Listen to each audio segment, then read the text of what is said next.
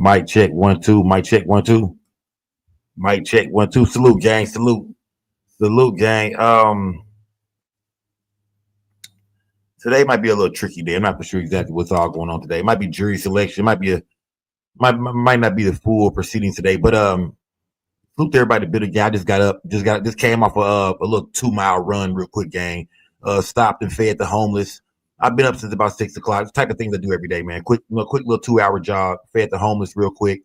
Stopped, got some breakfast. You know what I mean? Quick stuff. Salute to everybody. Bidding y'all long live Dolph. This is the trial of Hernandez. Govan. We're trying to see everything they're doing today, man. What's going on? Yeah, salute to everybody in the building. Y'all smash that like button, gang. Smash that like button. Let's go, gang. Smash that like button. Yeah. Yeah, I've been up for a couple of hours, probably about at least probably 2-3 hours. You know what I mean? Yeah. Yeah, type of stuff I do all the time, man. Salute, gang. Salute. Let's go. Salute, gang. Now I'm having some coffee real quick, gang.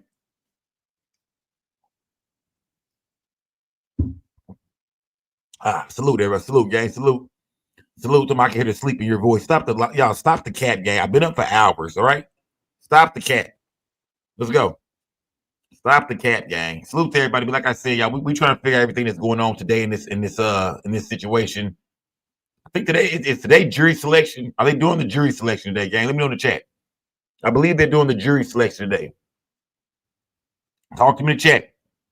That don't mean y'all can't do y'all thing. That don't mean y'all can't hang out in the chat and talk and let's just watch the proceedings, man. Let's see what's going on today, man. Like I say, I don't want to miss nothing. So I'm here, gang. I'm tuned in. I don't know about y'all, but I feel like some gas up and I'm tuned in, gang. Salute to everybody in the building, man. Shout out to my day 1, day 2s, day 3s.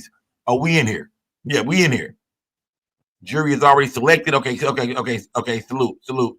Okay, so people that said the jury has already been selected. Okay, so today should be the actual day 1 then, right? We should be ready to go to work then. Yeah, we should be so they should be ready to work today then, right? They should be ready to work then today, right? We should be ready to go full blast today then, right?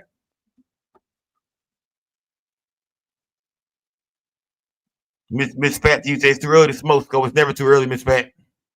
Smash that like button, man. Salute to everybody in the building, gang. Let's see exactly what's going on today, gang. Let's just hang out and see what's going on, man. Salute to everybody in the chat. Y'all donate to the platform, gang. Donate to the platform. What we got going on, man?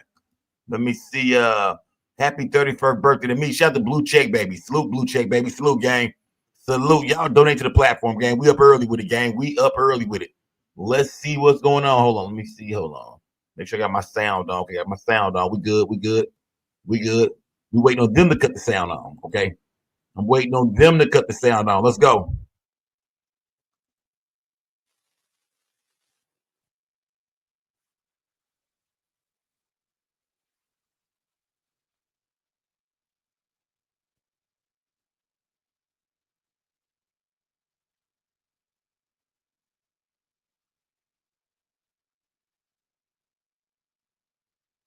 Alabama hitter, what's good, gang? Mouthpiece, what's good, fam? Shout out to Pin Corp in the building. Juice Box, Sip Slow, what's good? What's good, Cheryl Banks? Salute, gang. Shout out to Pre Forever. Salute, gang. Y'all turn up in this chat, man. Yeah, salute to Raven. And Raven, don't you even, man. Y'all, Raven just tried to ruin the show a while ago. Never she was let's get it. Raven. Hey, HCK, what's good? 937 Travel, what's good, gang? Salute. Know you. Mac Norris. Shout out to everybody in the chat, gang. If I missed you, salute, gang. Boo Johnson, salute. It is, salute. T Ski, what's good, gang? Salute. Renee Thompson, I see you. Voice box of the block. Salute, Big Perm. Let's go, man.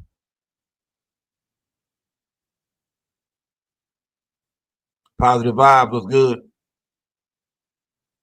Let's go, gang. Salute. Smash that like button, gang. Eric Kane, what's good? T-Topic, salute. Harp G's, what's good, gang? Salute. September Virgo, what's good, gang? Skodria, salute. Shout out to the whole chat, man. Shout out to the chat, man. I know a lot of y'all at work right now. Shout out to everybody at work. Shout out to the niggas that's not though. Shout out to everybody at work, man. Can't wait to hear what's going on in this trial, gang. Can't wait to hear what's going on, man. I can't wait to see what evidence they have, man. It's been what 3-4 years now. We've been breaking down young Dolph, the whole situation, the whole murder case. We've seen what happened in straight drop trial. We've seen how Cornelius Smith took the stand and really, really took it there, man. Really, really helped put the nail in that boy coffin, man. And we wonder who will take the stand in this trial. Who will the witnesses be? You did. Who will take the stand in the Hernandez Govan trial for the defense and for the prosecution? Who will take the stand? This is gonna be crazy, man. Like I said, when it came in straight drop, we didn't know they had all that evidence. So in this situation, I'm thinking it's gonna be the same way, man. I mean, I could be wrong, but I'm thinking there's a lot of things we finna hear about that we had no clue about, gang. Smash that like button and salute to everybody here, man. Quay starts, damn well niggas ain't got no jobs. Come on, gang, let's go. Let's go. Salute, gang. Let's go. We up early with it. Let's go. You need Desmond Brown. What's good, man? Salute to everybody in the chat, man. Yeah, Raven is in the chat, y'all. Raven and Makita's Cookies is in the chat. Salute to Raven. Nine Narcos, what's good? 901 King Deshaun, what's good? Oh yeah. Memphis in here for show, man. Shout out to everybody in here, man. But y'all know Memphis in here. Valerie, what's good, Valerie? You dig? T2 Cup, salute, gang, salute. Yeah, turn this thing up, man. Rest in peace to young Dolph. And we back again, y'all. We did this same thing last year with straight drop situation with his trial. We back again, goddamn it. We back. Oh yeah, we back. You didn't talk to me, I talk back. Salute, gang. Salute. What we doing, gang? What we doing? Shout out to Nika in the building. Oh yeah, I'm waiting to get it. I'm waiting to get started, man. Let's do this. You did Alabama hitter. Let's turn this thing up, bro. Let's turn up, fam. We've been waiting on this, brother. Let's go, man. You did. Let's go. Interstate Kiki, what's good, gang?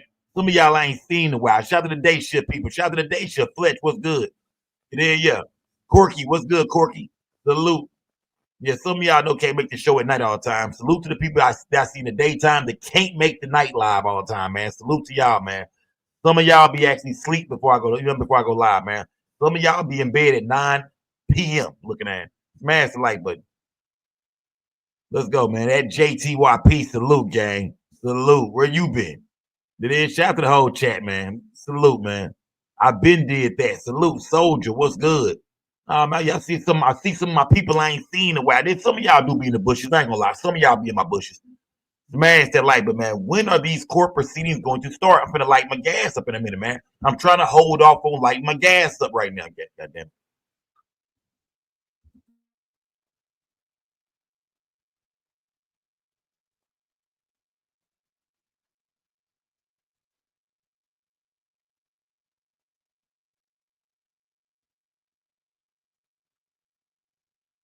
Let's go. Roll up. What's the hold up? Oh, Sophia Young. Don't you even do me like that. We ain't seen you in forever, Sophia Young.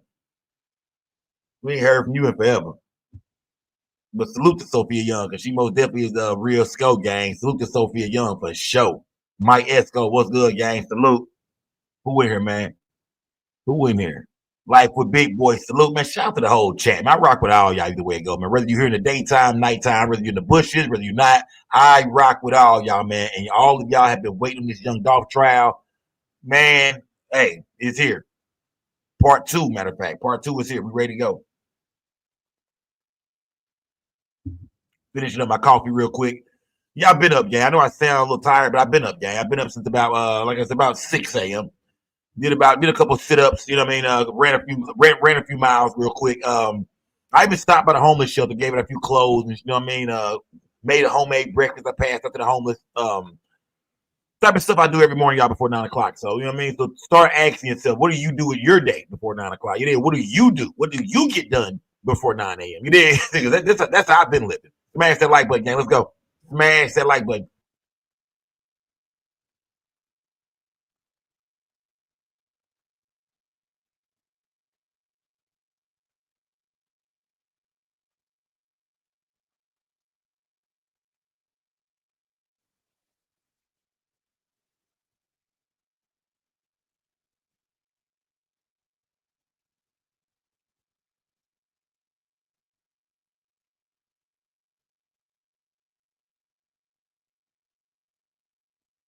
Hey, Mr. Clean Anthony. Oh, it's gonna happen, Mr. Clean Anthony. It's gonna happen. Yeah, yeah. So I pray you do as well as you did last year. Hey, look, who said that, man? I'm glad you said that. Valerie. Oh, Valerie. We did our thing last year, Valerie. Salute, gang. Salute. See, Valerie, everybody try to ignore my greatness. I'm glad you said that, Valerie. I covered that Dolph trial like no other last year, gang. Man, we covered that trial 3-4 days straight, man. We went in, gang, because that's what we do over here, gang. I was the first blogger, and I'm not from Memphis. 10 toes on the ground in Memphis at Makita's Cookies. You did holding it down, gang. Getting that exclusive content for y'all. Stop it, man. Stop it. Today is the first day of Alicia Andrews in the Julio trial as well. I forgot about that. Yeah, it's a lot going on today, gang. The Julio murder trial also starts today. It's a lot going on, man. Shout out to Slow Walking Guy, man. It's a lot going on. It is a lot going on today, man. Salute the Slow Walking Guy. Salute, gang. Hey, it's early in the morning. Y'all turn me up. Turn me up. I'm from DC. Go shout out to DC, man. Shout out to DC. Let's go.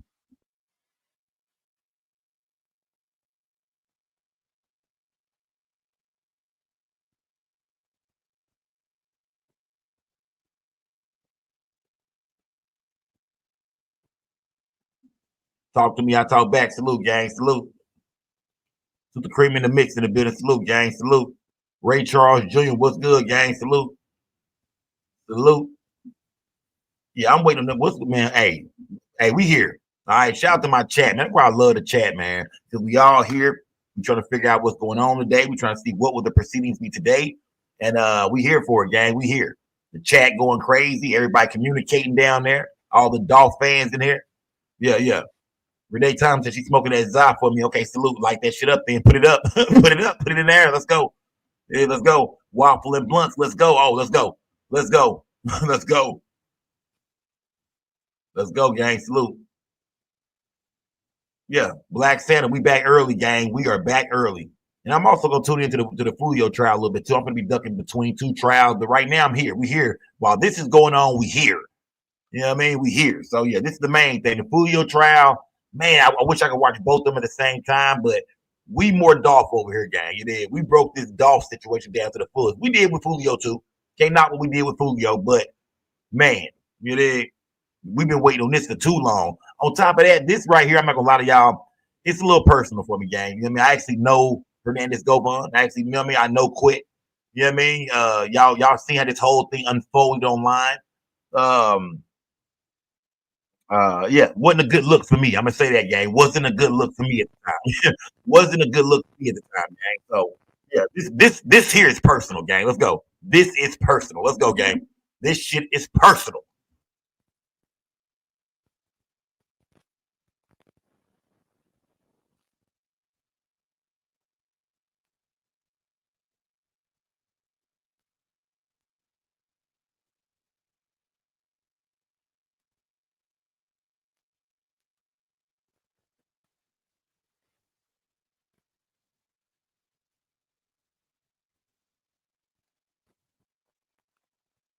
Let's go, gang. You Raven. Really?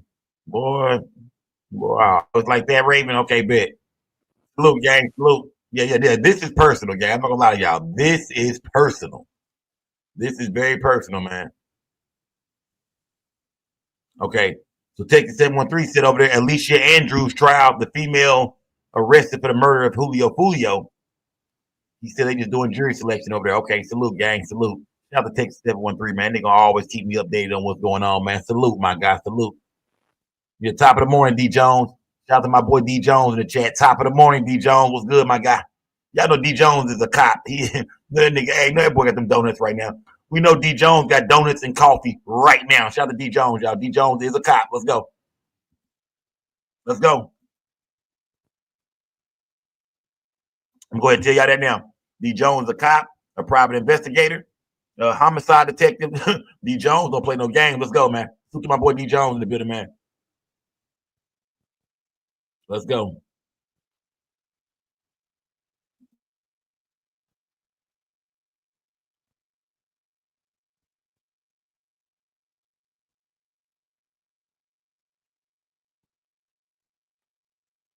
All right, let me see. Let me tell you, we got 700 people in here just on the watch. Come on, we got 700 people in here just, and we waiting. We just waiting to see what's going down, gang. This is I like this. I like this, gang. I'm digging this. I'm going to come out, and Govan is going to take a plea. Okay, okay. So you think, so you think this whole thing they'll come out and say, okay, well we've reached the plea deal. Who thinks that? Who think they're gonna come out and say, hey man, we've reached the deal? Govan say he'll take the 20. Hernandez Govan, aka Quit. He says he'll take the 20 piece. He says, hey man, if I'm Govan, I'm taking that 20 and I'm running with it, fam. Put a 1 in the chat if you would take a deal if you was Govan right now, gang. Put a 1 in the chat if you would take the deal. Kingpin, what's good, my guy? Salute to Mr. T. Shout out to Mr. T in the building too, man. Shout out to Creole Bella in the building. Salute, gang. Positive vibes was good. Put a 1 in the chat, y'all, if you would take a deal. If you was Hernandez Govan, remember, he's not a shooter. He was not on the murder scene. And to be honest with you, they call him the mastermind. I disagree a little bit. You know what I mean? I disagree. I believe Big Jook, from what Cornelius Smith testified, that Big Jook was the mastermind, and Hernandez Govan was actually the guy who brought people together, though. I wouldn't call him the mastermind. I'd say he most definitely orchestrated. I would say Hernandez Govan helped orchestrate the Dolph murder, but I wouldn't call him the mastermind. We got to get at the Big Jook, gang. Got to get at the Jook. You dig? Yeah, Jook is dead and gone. We know what happened to Big Jook. They haven't solved Big Jook murder yet, and I told y'all that. Remember that?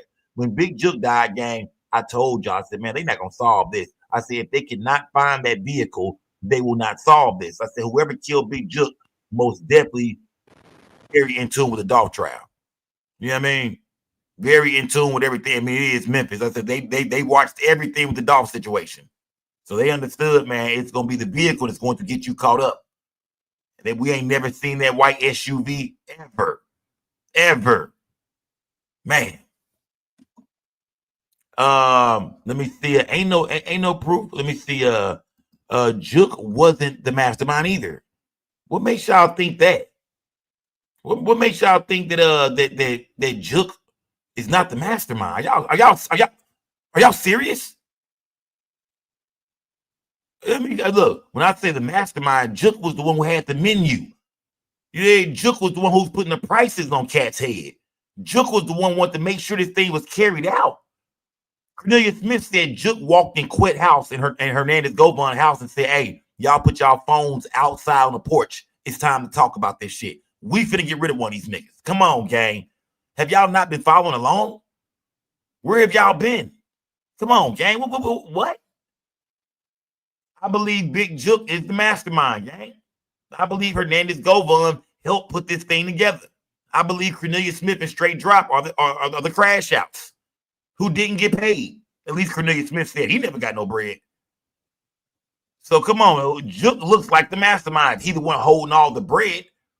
If he the one convinced niggas to do this, if he the one convinced Quit to gather niggas up or to speak on this or whatever, Jook is the mastermind, gang. Follow along with me, gang. Come on, man.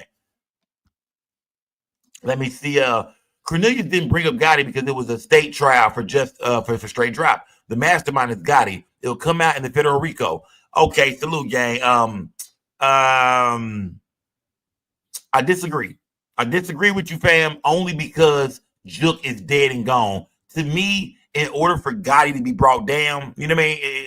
All allegedly, I'm not putting nobody name in it that Cornelius Smith didn't put in it. You know what I mean? And like I said, it could be higher ups. I'm not saying Gotti ain't got nothing to do with this. I'm not saying that. I'm saying as of right now, the only way I see Gotti really going down was this Straight Drop was to say, yeah, nigga, we knew Gotti was behind it. Straight Drop or Cornelius Smith or Quit will have to throw Gotti in there. Now, we know Big Jook is dead and gone. So who is going to throw Yo Gotti in this fire? Come on, gang. Who is going to throw Yo Gotti in the fire if Jook is gone? Jook was the only one I felt like could have really told on Gotti. Gotti is the boss, y'all. Gotti wasn't talking to none of them little niggas. Gotti ain't got nothing to do with Cornelius Smith or Straight Drop or Quit or none of them niggas. Gotti is a boss. The only person Gotti would have spoke to about this would have been his brother, y'all, if Gotti is involved, man. I'm not putting it on Gotti. I'm saying if Gotti is involved, the only person Gotti would have spoke to was his brother. His brother is the only one could have threw Yo Gotti in the fire, y'all. Come on, man. Stop playing, man. This too early for this, man. Come on, man. Gotti went live the day Dolph got killed. and deleted it after Skull. You remember? But what was the live about, man? Come on, gang. Come on, my investigators. Let's go. Skull, you just wait. Okay, salute. I'm gonna wait, gang. I hear you out. I hear you out too, gang. I'm not knocking nothing y'all saying right now about Yo Gotti. I'm not knocking nothing. Did this hit come from CMG? Yes, it came directly from CMG for sure. So I can't knock Gotti, but who's going to throw Gotti in there? Because Big Jook is the big brother, man. Jook calls some shots too. We know Gotti got the most money. We know Gotti became the famous brother, but Jook was the street brother. Jook was the one really in them streets. So how do we know that Gotti really pushed any buttons on this? I mean, Jook make his own decisions too, gang. Everybody looks at Big Jook like he's Gotti's younger little brother. No, he's the big brother. You dig? He calls shots too. Gotti don't got to push no buttons. Jook could push buttons as well, y'all. Jook was the older street brother, man. You dig? Now, I know Dolph and Gotti had to beef for show, but they was all beefing, man. This was Paper Route versus CMG. Come on, gang. Let's go.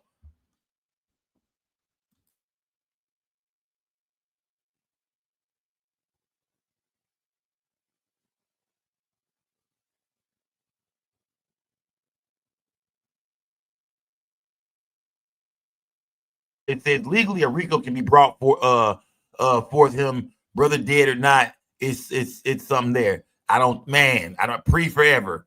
I don't know about that, man. You know what I mean? Now, when it comes to a federal RICO, I get what y'all saying. Y'all are saying, well, CMG is the label. Jook worked for CMG, and that right there is enough to bring Gotti down. Is knowing that these CMG funds, that CMG funded this situation. So I get what y'all saying. Trust me, gang. I'm not lost. I get what y'all are saying. Y'all are saying due to CMG being Yo Gotti's company, his brother working for CMG, they could tie those funds back to CMG, of course, and bring in Yo Gotti. But I think it's going to be hard to do that when they never indicted or prosecuted Big Jook. Come on, gang. Stay with me, gang. Come on, man. Let's go. Come on, gang. Come on. Let's go. Look at Dirk. It's possible, Skull. But come on now. Remember, y'all. Come on, T-Ray TV. Come on. Do not compare Lil Dirk to Yo Gotti. They got phone calls. They have actual evidence on Dirk. Remember? They have evidence on Dirk. They had Dirk on a private flight, I think, with one of the guys in LA that day. But they got more movement and more dirt on Lil Dirk than they do Yo Gotti, y'all. They cannot find one way to tie Yo Gotti to this situation right now besides his brother, who is dead and gone. You feel me? Like I said, could they still bring him in on the RICO case, maybe for like I said, the funds and this and that? But I don't know, gang. I think without Jook, they have no Gotti, gang. Like I said, I'm not saying Yo Gotti did this or had anything to do with it. It looks that way for sure. I'm sure that Gotti knew about this for sure. But do they have the evidence to bring him in? I don't know, gang. I don't know. I do not know, man. I don't know. Y'all talk to me, man. Hood Boss say he think Gotti had Jook knocked off. Put a one in the chat. Y'all think Yo Gotti had Jook knocked off. Oh, there my girl go. There my girl go. Y'all know that's my baby. There my baby go. Is now open for the transaction of business. All persons having business with my baby go. Let's go. Give attention, and ye shall be heard. The Honorable Judge Jennifer Johnson Mitchell presiding. You may be seated. Check your cell phone. Make sure all phones are off, please.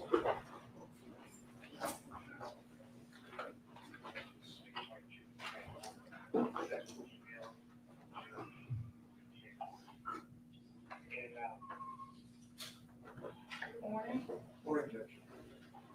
Are there any other pre-trial matters that we need to take up before we bring the jury in? No, Your Honor, but once they finish, we just need a few seconds to switch up the Elmo. You mean finish opening statement? Yeah, once the government does, because I'm sure they'll have slides, I'll have slides too. That's fine. That's fine. And if I don't remember that, just remind me. Can we just get a couple of minutes? Well, if you don't have any slides, then. And Your Honor, let's go. Look at nigga, look nervous. Let's go. Let's go.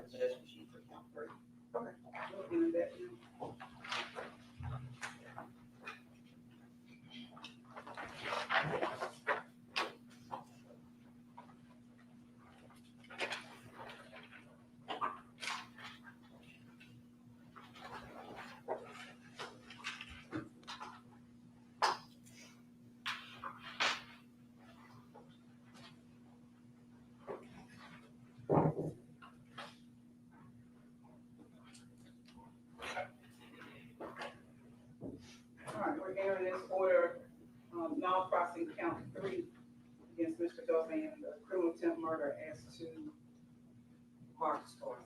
thank you, Marcus Thornton. Your Honor, one last request. May I have paralegals sit up here with us? Sure. No. If they help us with the declaration. Are they here? Are they here, Ms. Hill? Are they here? Not at the moment. So we ready to bring the jury in? Yes, Your Honor.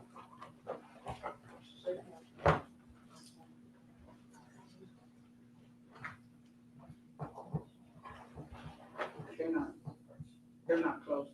That's how. I'll let you know when I hear them coming.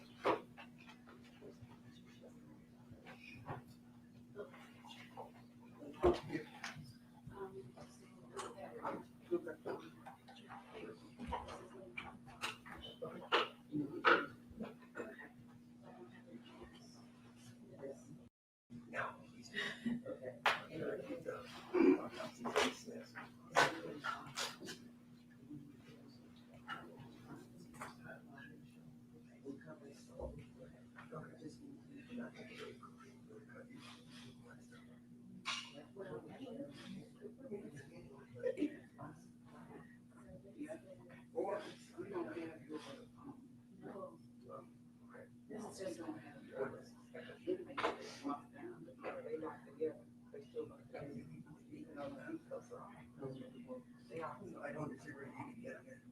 I don't know.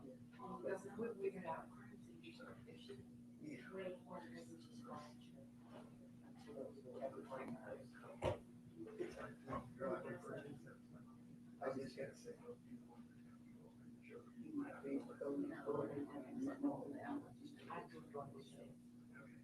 Is this the order you want to do this, or I think you will hopefully get to before today?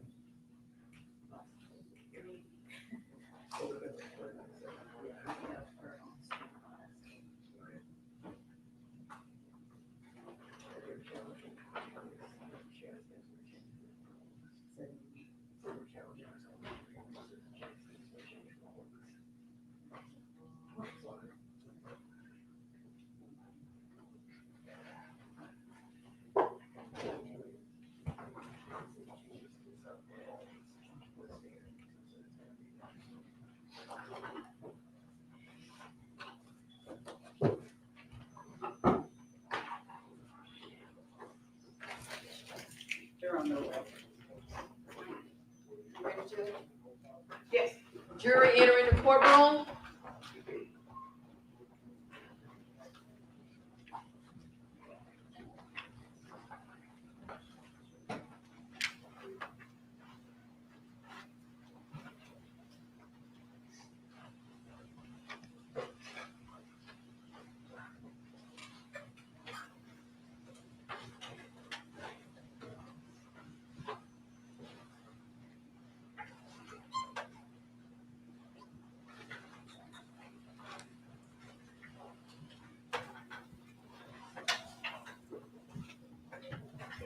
Good morning. Good morning. All right. If you would all stand, raise your right hand so I can administer the oath. When I finish reading this, if you will respond with I do or I will. Raise your hand. Do you solemnly swear or affirm to well and truly try the issues that traverse herein, joined between the state of Tennessee and the defendant Hernandez Govan, upon a true bill of indictment, charging him with the offenses of conspiracy to commit first-degree murder and first-degree murder, a true deliverance make, and a true verdict render, according to the law and evidence, so help you God. I do. Thank you. You may be seated.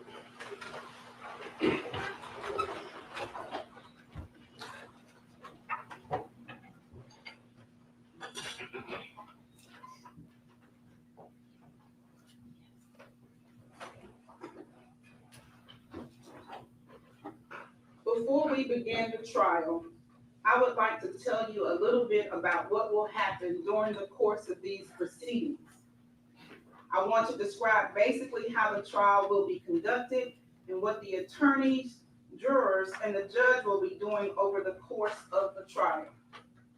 At the end of the trial, I will give you more detailed instructions on how you are to go about reaching your decision. But now I simply want to explain how the trial will proceed. The defendant has been charged by the state of Tennessee with a violation of state law. The document containing the charges is referred to as an indictment. An indictment is the formal accusation charging a defendant with a crime and is not evidence of anything. The defendant has pled not guilty to these charges. He is presumed innocent and may not be found guilty by you unless, after hearing all of the evidence, attorney's arguments, and instructions of the law, the 12 jurors seated in this case unanimously find that the state has proven its case beyond a reasonable doubt. The first step in the trial will be the attorney's opening statements. The state will tell you about the evidence it intends to present so that you will have an idea what the state's case is about. This opening statement is not evidence.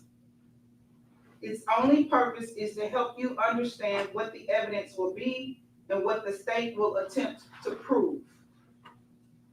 After the state's opening statement, the defense may make an opening statement if he so chooses. Again, statements of attorneys are not evidence. Next will be the state's case in chief, in which the state will present its evidence.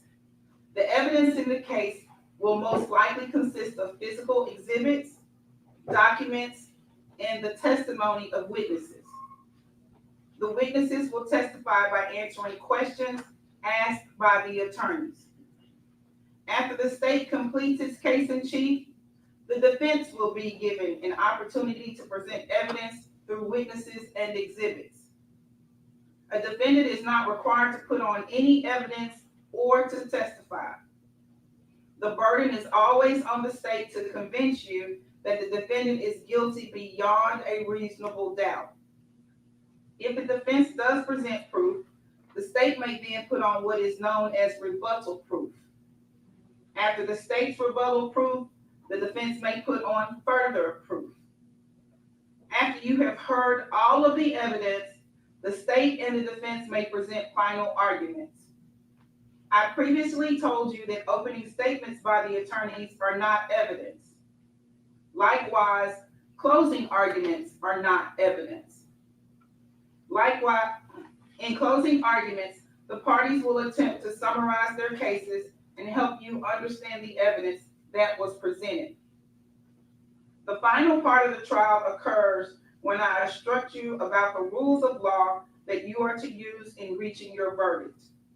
After you hear my instructions, I will excuse the alternate jurors, and the final 12 jurors will leave the courtroom together. You will then begin your deliberations to make a decision in the case. Your deliberations will be secret, and you will not be required to explain your verdict to anyone. Now that I have described to you in outline form the trial itself, let me explain the functions that you and I will perform during the trial. I will decide which rules of law apply to the case. My decisions will be reflected in my responses to questions and objections the attorneys raised during the trial, as well as in my final jury instructions. It is your job to determine what the facts are from the evidence. You must then apply the law in my instructions to the facts, and from that application, you will arrive at your verdict.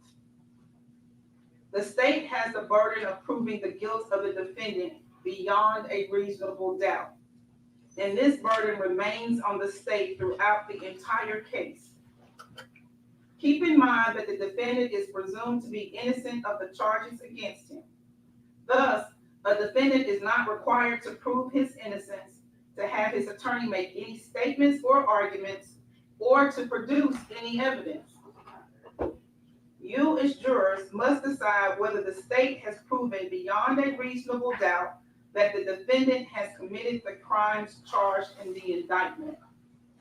You must base that decision only on the evidence in the case and my instructions about the law. An important part of your job will be making judgments about the testimony of the witnesses who testify. You should decide whether you believe what each person says and the importance of his or her testimony. In making that decision, I suggest that you ask yourself a few questions. Did the person impress you as honest? Did he or she have any particular reason not to tell the truth? Did he or she have a personal interest in the outcome of the case? Did the witness seem to have a memory of the events he or she testified about? Did the witness have the opportunity and ability to observe accurately the things he or she testified about? Did he or she appear to understand the questions clearly and answer them directly? Did a witness's testimony differ from the testimony of other witnesses? These are a few of the considerations that will help you determine the accuracy of each witness's testimony. In making up your mind and reaching a verdict, do not base any decision on the fact that there were more witnesses on one side than on the other. Likewise, do not reach a conclusion on a particular point just because more witnesses testify from one side on that point. Your job is to think about the testimony of each witness you heard and decide the facts. Some of you have probably heard the terms circumstantial evidence and direct evidence. These are the two basic types of evidence that exist in law. Direct evidence is direct proof of a fact, such as the testimony of an eyewitness. Circumstantial evidence is proof of facts from which you may infer or conclude that other facts exist. I will give you further instructions on these as well as other matters at the end of the case. Keep in mind that you may consider both kinds of evidence, which are considered to be of equal value in the law. The court will not provide you with a transcript of the testimony at the end of the trial. Therefore, you must listen very carefully to the testimony. Each of you will be allowed to take notes during the trial for your own understanding during your deliberations. You are not required to take notes. Independent memory can be as accurate as written notes. You will be provided paper and pen if you decide to take notes. During the course of the trial, you should not talk with any witness, defendant, or attorney involved in the case. Please do not talk with them about any subject matter whatsoever. If you see anybody in the hallway or at any other location, perhaps the best standing rule is to not say anything. You also should not discuss this case among yourselves until I instruct you on the law and you start deliberating at the end of the case. It is important that you wait until all of the evidence is received and you have heard all of my instructions on the rules of law before you deliberate among yourselves. During the course of the trial, you will receive all of the evidence you may properly consider to decide the case. Because of this, you should not attempt to do any research on your own or gather any information on your own that you think might be helpful. I do not know if there will be any media reports in the newspaper, on TV, or any radio about this particular case. I think there may be. If there are, you are not permitted to read, watch, or listen to these reports. You as jurors must base your decision solely on the evidence you hear in the courtroom. At times during the trial, an attorney may make an objection to a question that is asked by another attorney or to an answer that a witness gives. This simply means that the attorney is requesting that I make a decision on a particular rule of law. Do not draw any conclusions from the facts that an objection was made or from my ruling on that objection. My rulings only relate to the legal questions that I must determine and should not influence your thinking. If I sustain an objection for a question, the witness will not be permitted to answer the question. Do not attempt to guess what the answer might have been had the witness been permitted to give it.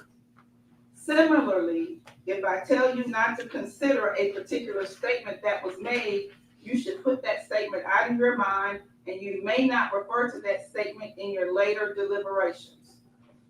You may not ask questions. It is the responsibility of the attorneys to present the evidence. You must decide the case on the evidence presented to you. Finally, during the course of the trial, I may have to interrupt the proceedings to confer with the attorneys about the rules of law that should apply. In some cases, we may have bench conferences in the courtroom outside of your hearing. And in some instances, I may ask you to retire to the jury room while we discuss a matter out of your presence. I will try to avoid as many of these interruptions as possible. We will try to resolve some of these things in the morning before we get started. I ask your patience because these interruptions are necessary points in the trial where we have to resolve legal issues. In the long run, they save time for us all. If after your deliberations, you find the defendant guilty of any offense, the court will set the punishment at a separate sentencing hearing. The jury will not be involved in setting the punishment. This completes my opening comments to you. We will now proceed with the reading of the indictment. Let's go. Y'all donate to the platform, gang. Donate to the platform. Let's go, gang. That boy looks stressed out. Let's go, So gang. if you do have note pens and papers, you're sitting on them. They should be under your cushion.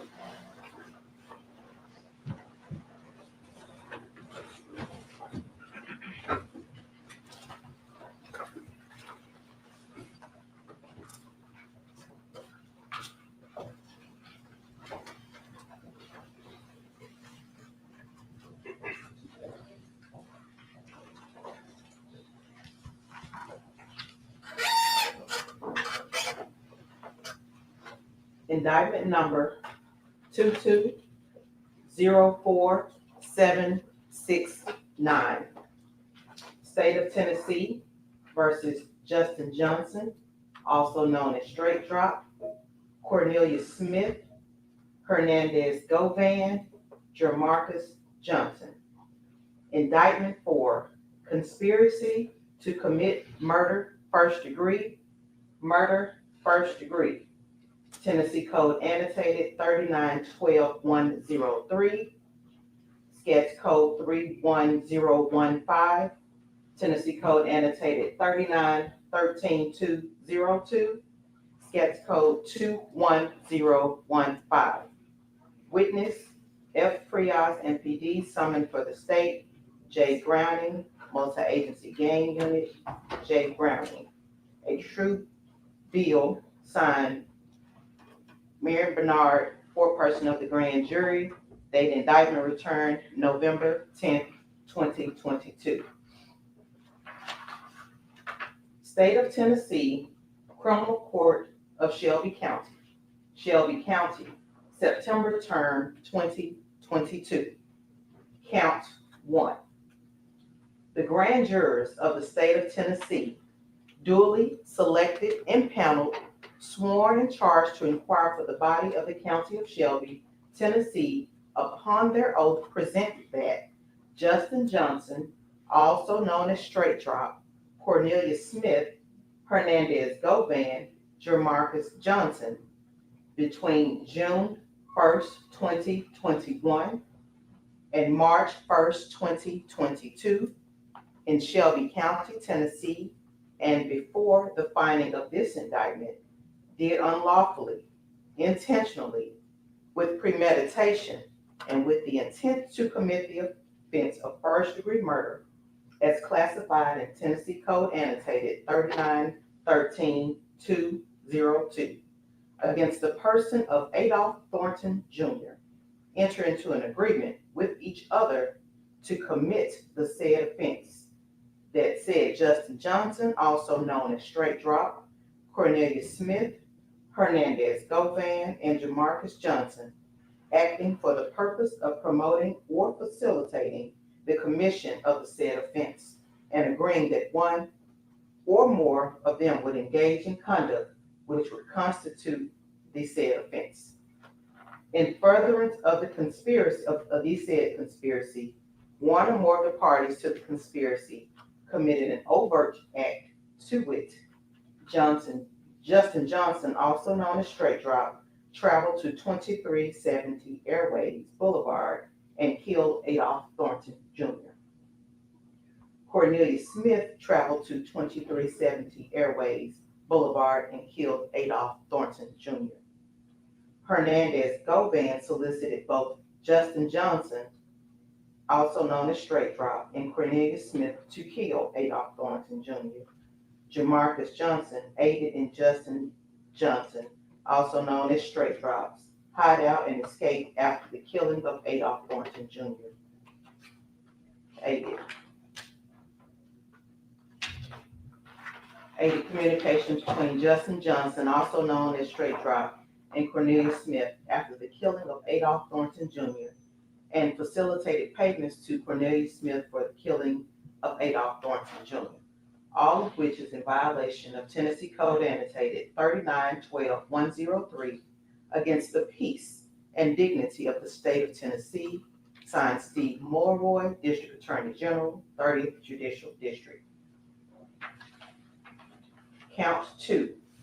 The grand jurors of the state of Tennessee, duly selected, impaneled, sworn, and charged to inquire for the body of the county of Shelby, Tennessee, upon their oath present that Justin Johnson, also known as Straight Drop, Cornelius Smith, Hernandez Govan, on November 17, 2021, in Shelby County, Tennessee, and before the finding of this indictment, did unlawfully, intentionally, and with premeditation kill Adolph Thornton Jr.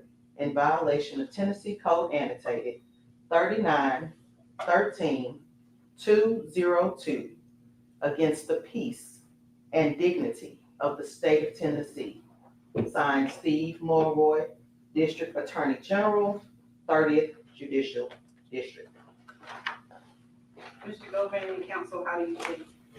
Not guilty to both counts, Your Honor. Thank you. Okay.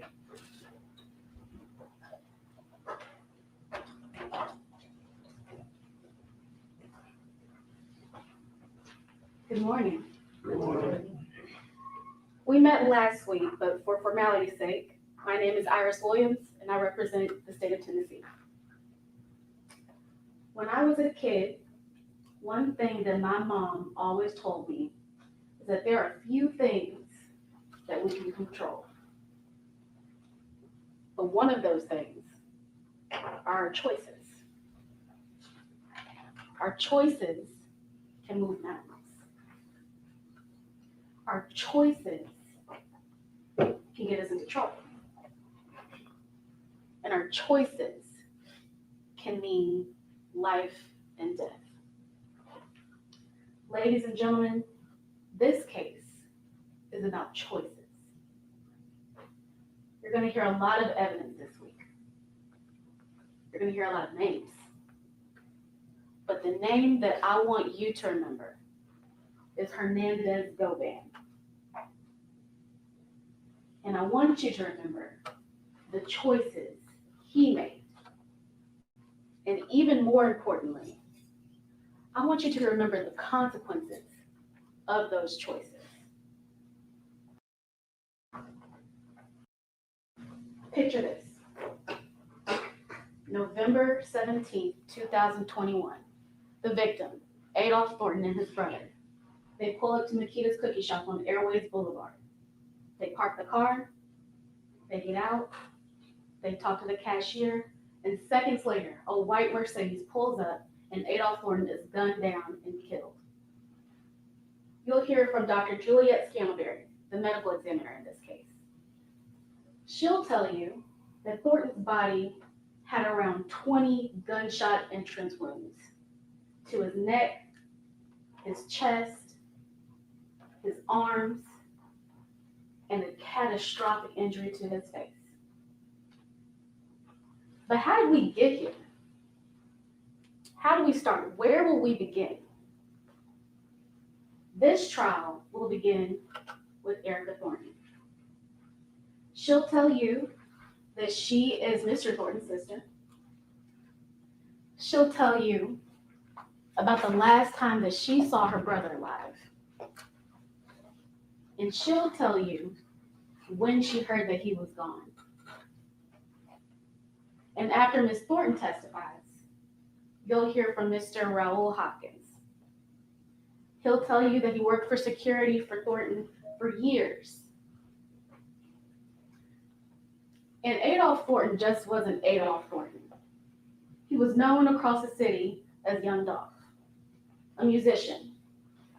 His music, his artistry, his journey, his ambition inspired and spoke to this city in ways that a lot of artists just couldn't do.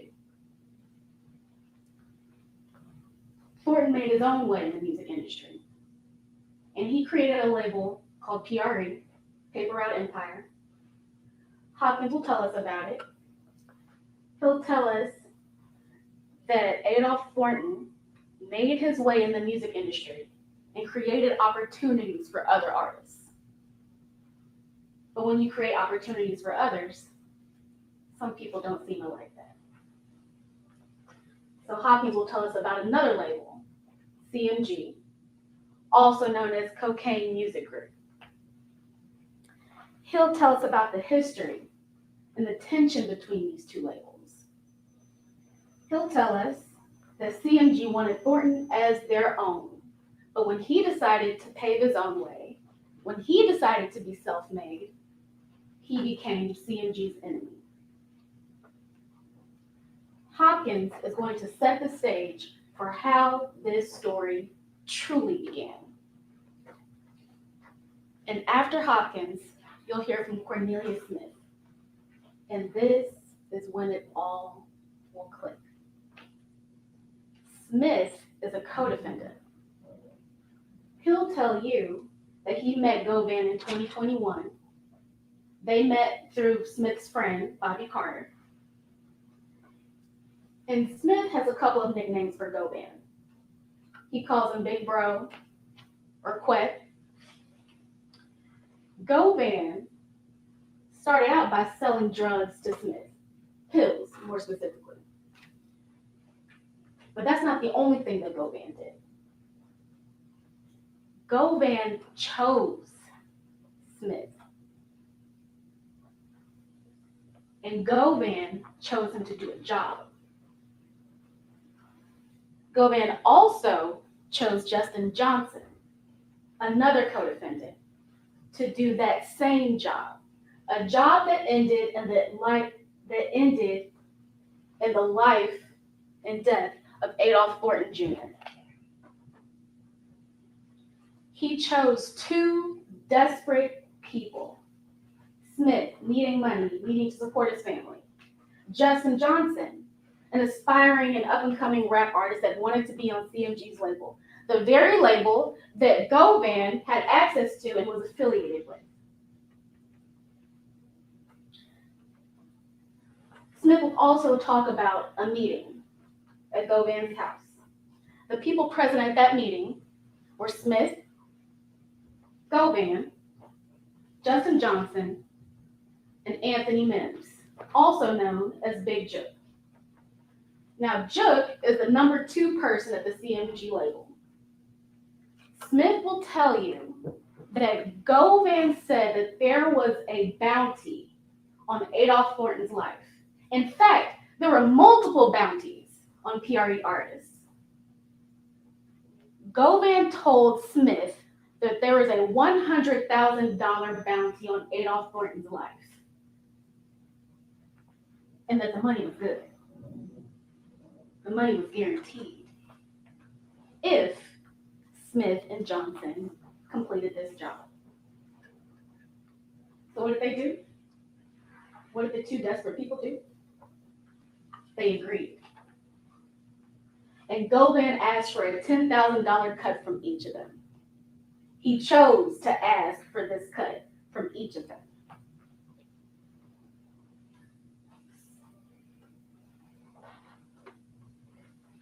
And one thing that is important to note is that Smith and Johnson didn't even really know each other, but they knew Govan.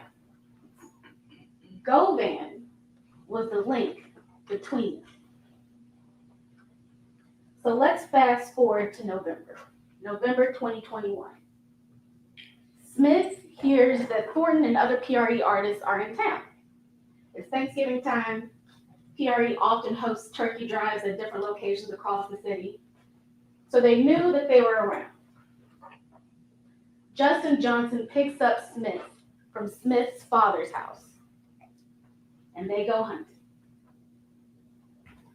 They get to a stoplight on Airways, and at that stoplight, they see a special car pass through. And what is that car? A blue camouflage Corvette. Most people in Memphis know that there's only one person in this city that drives that car in this region of town. Adolph Thornton. So what does Smith and what does Johnson do? They follow that car. They follow that car. The car parks at Nikita's cookie shop. And seconds later, Smith and Johnson pull up in a stolen white Mercedes, gun down, and kill Adolph Thornton Jr. in broad daylight. They get back in the car, speed off, but not before Thornton's brother, Marcus Thornton, fires shots and shoots Smith. So Smith and Johnson are in this stolen white Mercedes. But where do they go? They go to ditch the car. They ditch the car, and we'll hear from Sergeant Dabney that the car was left at 1174 Bradley Street, which they later found out is directly across the street from the defendant's home. After they ditch the car, Cornelius Smith and Justin Johnson go to an apartment complex to change clothes and clean up their rooms. Cornelius notices something. He doesn't have his phone. He realizes that he left his phone in the white Mercedes, the murder car that they left across the street from the defendant's house. So what does he do? He uses Justin Johnson's phone to contact his own girlfriend, Angela Arnold, and you will also hear from her. You'll hear from Angela Arnold, and you'll hear from Cornelius Smith that she picked him up from that apartment complex.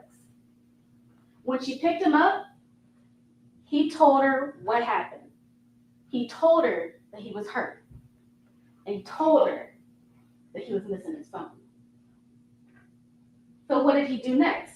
Smith contacted Govan from Angela Arnold's phone and asked to meet so he could get his phone back. Ladies and gentlemen, there are copious amounts of phone records, and Sergeant Browning will testify that these call detail records will support what Smith is saying. And if that's not enough, Angela Arnold will tell you that she and Smith met with Govan after the murder so that Smith could get his phone back.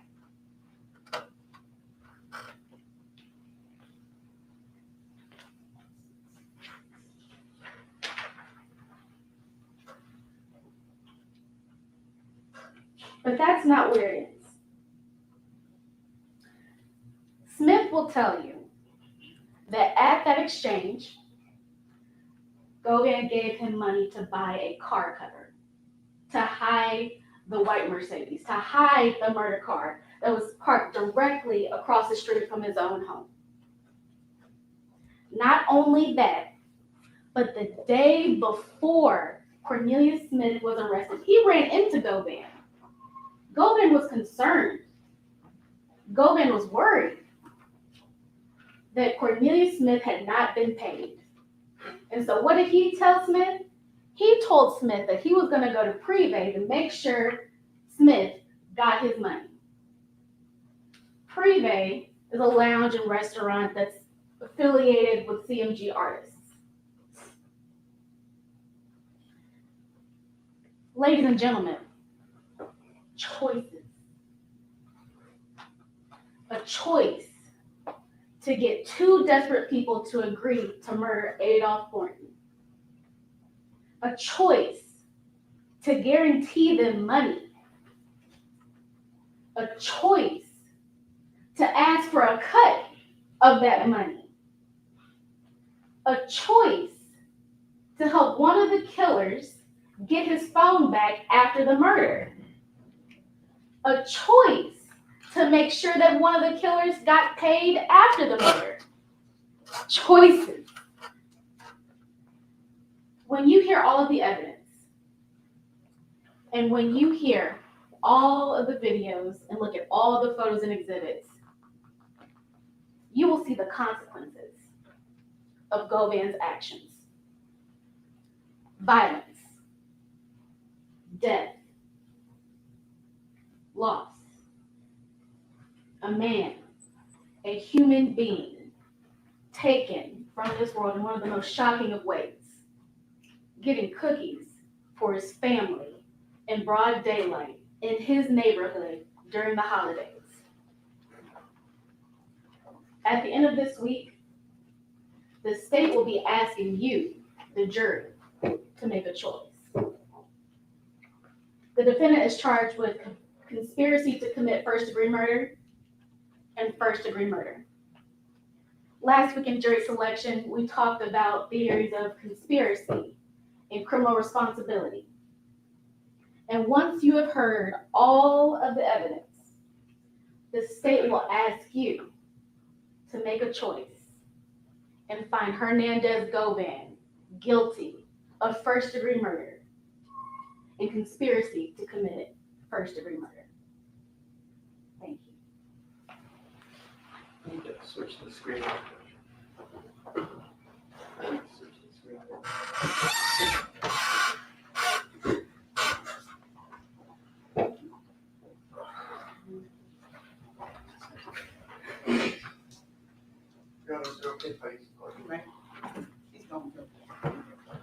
It's just gonna take a minute to switch it over.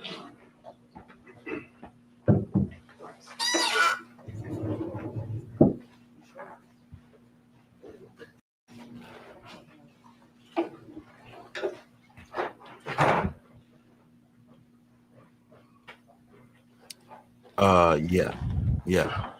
She cooked. She was cooking. Y'all see now that Cornelius Smith will be back. Cornelius Smith and his girlfriend will be taking the stand. Ooh, man. Nails in the coffin, gang. Nails in the coffin. Cornelius Smith did not get paid, but Govan did meet up with him to give him a couple dollars for a car cover. I be boy, you can't make this up, man. Y'all smash the like button. Donate to the chat, y'all. Put some color in the chat, gang. Donate to the platform. Salute to everybody in the building, man. Oh, this is crazy. Salute to Memphis, gang. Salute to Memphis. Oh, yeah, she cooking, man. Oh, yeah, Cornelius Smith is back, gang. He's back. Ooh.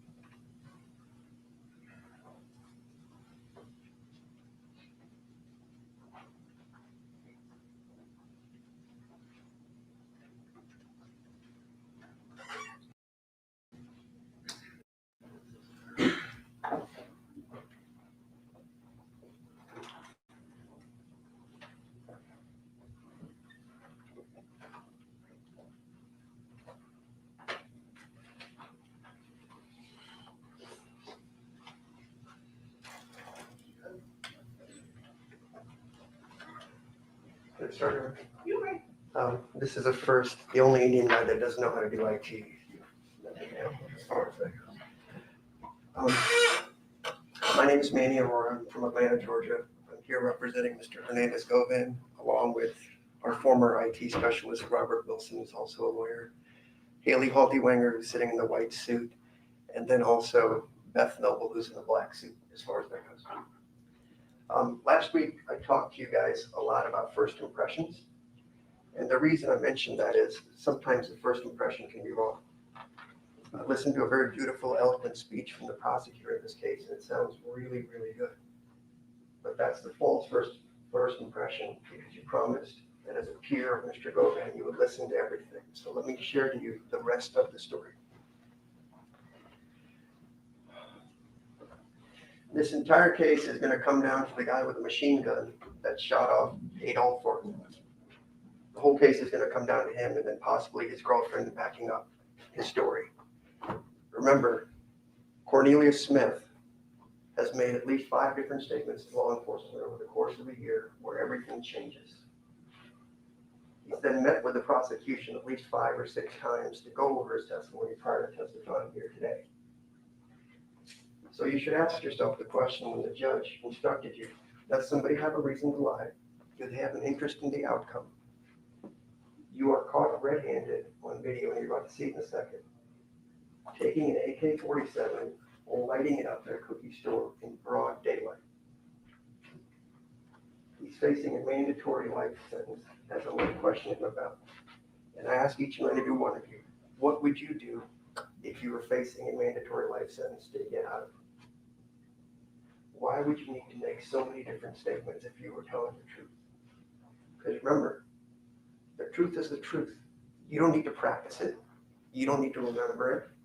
It's the truth. So let's see who the government has gotten in bed with to try to prove their case against Hernandez Govan. Robert?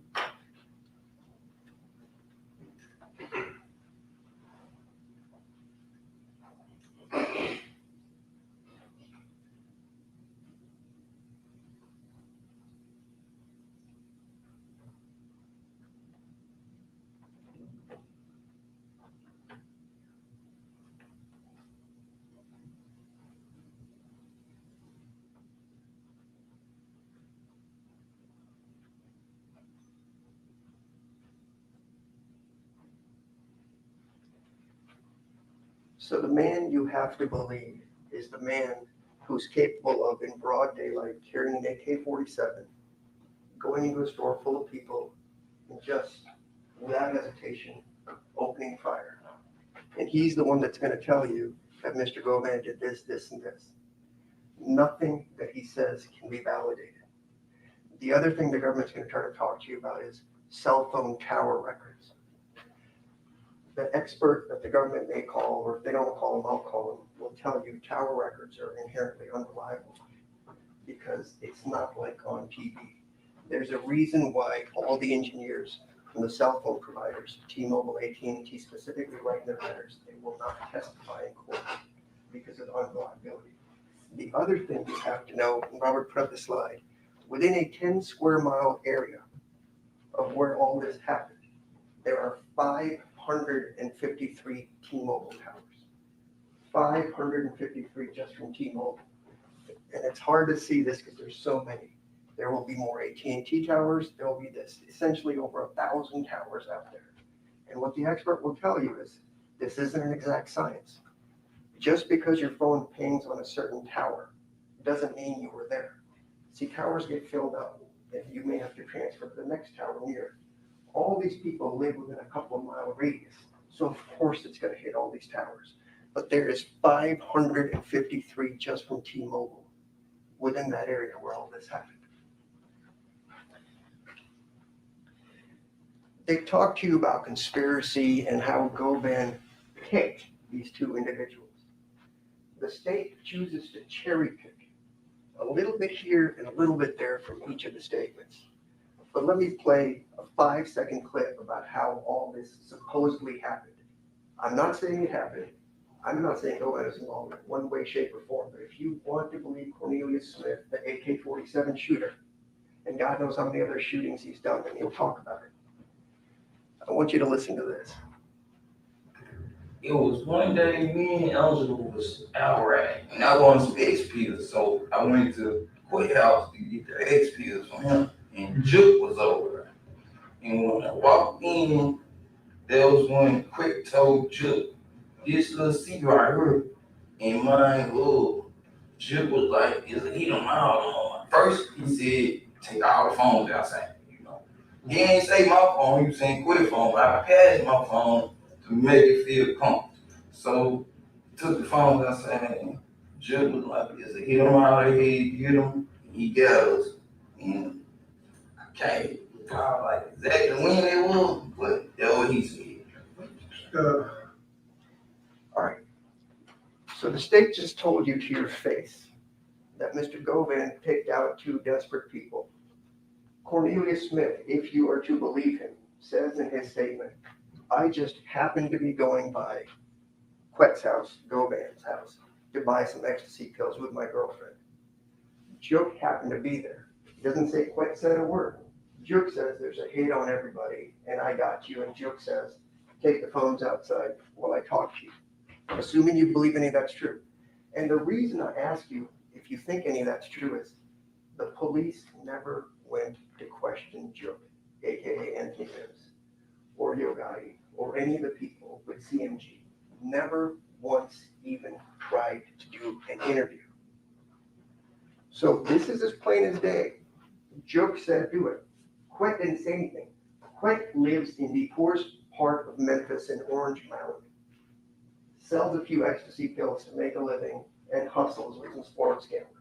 He's a nobody, and that's why I asked you about the peers. He's a throwaway that they can blame. Why did they not talk to Juke or anybody else with CMG? Ever. Now, Juke ended up getting killed in 2024, 2.5 years after the fact. Never arrested, never talked to, never interviewed, never pursued, never surveilled, nothing.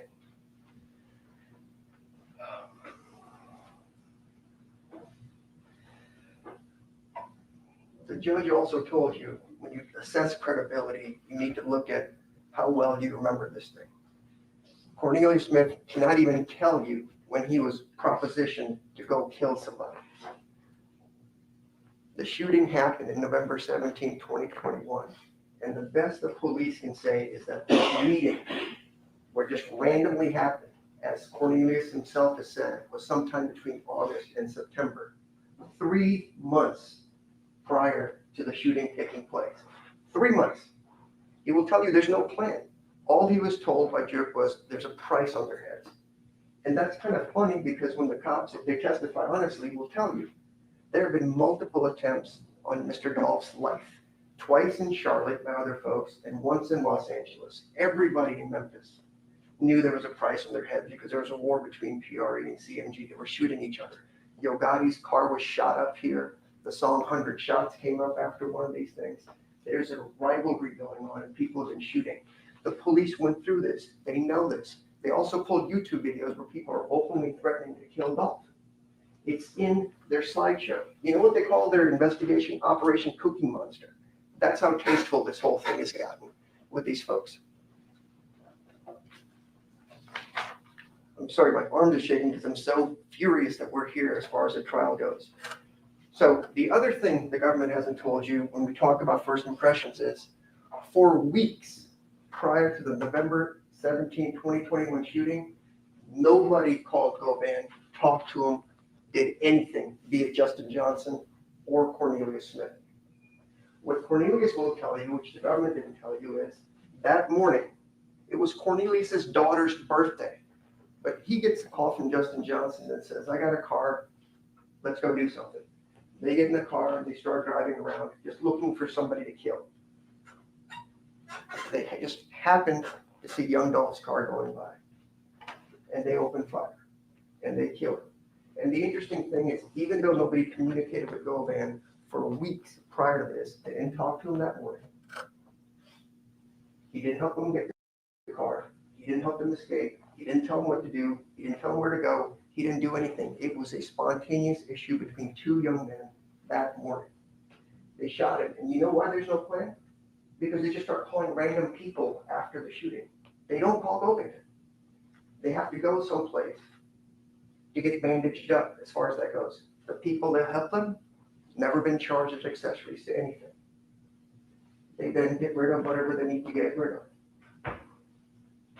They left the car across the street from Govan's house on the middle of the street, in front of the street. So if there's some master plan, that may be one of the dumbest plans you could possibly have if you're going to kill the most important person, the most famous person in Memphis, as far as that goes. Again, there were no phone contacts for weeks prior to the shooting, especially in the morning. Govan wouldn't know that the Mercedes was used. The only way anybody finds out is social media blows up right away, and multiple people start calling Justin Johnson, including Govan, who knows him, because the word's out that Justin may have done this. Trayon Ingram is another word you'll hear. He actually carjacked the white Mercedes and then gave it to these gentlemen to use in the shooting. He's not charged in this case. He's not even charged with carjacking. But he happened to pick up another murder right after this happened, and so now he's in custody for the other murder that he committed. Perhaps when making first impressions, you would have wanted to know that.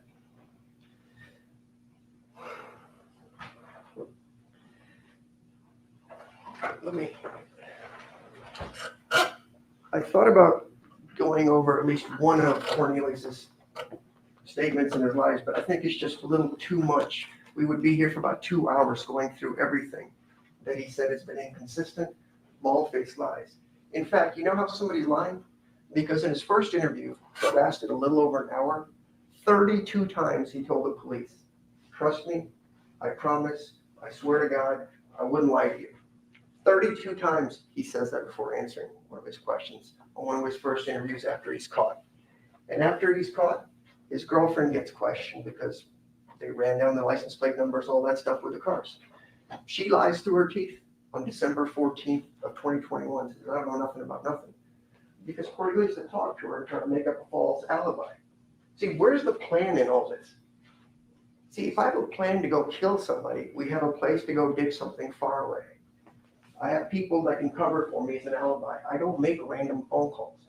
And so Angela, who knew nothing about this, according to her, picks them up at the location where they're getting bandaged up for being shot, drives them around town, helps them out. Of course, she's not charged.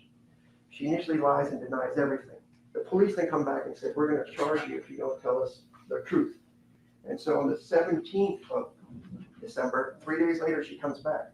But what the police don't know at that time is Mr. Cornelius Smith has called 4 of his family members to reach out to Angela to get the story straight.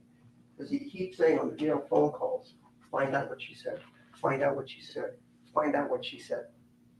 And then on the 17th, it comes back and they're talking to her. And she says, "Well, we went over to that house sometime in the past, just like we talked about."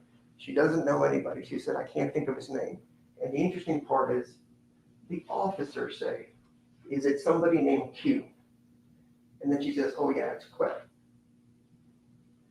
Remember the phrase Bobby Carter that they mentioned? Bobby Carter also lives on Bradley Avenue. They're good friends with Cornelius Smith. They buy pills together and do ecstasy pills together. And the other thing Angela Smith says is, Govan brought us the phone after the fact. How is that part of any plan or anything else? They called and said, "Give me a phone." The interesting thing about that is if it's true and you believe her, there would be fingerprints on the car. The police fingerprinted it, DNA'd it, did everything. Cornelius' fingerprints are there. Trayon Ingram's fingerprints are there. Kirsten Garner, the other guy that worked with Trayon to steal the car, his fingerprints are there. There's DNA in there. There's blood in there. But nothing with regards to Govan. They found the car 3 days after the shooting took place across the street from Mr. Govan's house. Has nothing to do with him, didn't touch it. So if he didn't do that, how does he open the door? And frankly, how do you get the keys to open the door? See, Cornelius doesn't give you the details. Did they lock the car after we left? Where were the keys? He doesn't know about any of that stuff. So tell me how Mr. Govan got into the car and how he did it so beautifully, being dumb enough to take the murder car of one of the most famous people and say, "Let's just park it across the street," and then somehow magically wiped his prints, DNA, hair, anything out of that car while he's looking for the phone. You know why that is? Because he didn't do it. What you're gonna hear from Trayon Ingram is Trayon Ingram, when he stole the car, left his backpack, his wallet, and some other things in the car, and he had Justin Johnson go get them. You will hear that from Trayon Ingram's own statement with regards to that car. This is why I talk about first impressions, because they always could be misleading, and in this case, patently false. When you cherry pick the evidence that you want to tell you, and then have the cameras rolling on a high-profile case to pressure you to commit a verdict of guilty, is patently unfair. And just because he's a nobody and doesn't have money like Gotti or Joke, his brother, who was never even questioned or charged, he's the fall guy on all this stuff. He didn't do anything. Even if you believe Cornelius, all he says is, I just happened to show up there, and he said, hey, it's little C. Joke took over and started doing all the talking. Do you think that man could pay somebody $100,000 and you'd say, yeah, he's good for it. I don't need any validation. He's good for it. And interestingly enough, Cornelius' story also changes along with Angela's, because initially we were supposed to be paid $1.5 million. Then after another interview, it became $1 million. Then it became $500,000. Then it became $100,000. Then it became, we're going to split $100,000 between me and Justin Johnson. Then it became, somebody gave me $50,000 in a brown paper bag.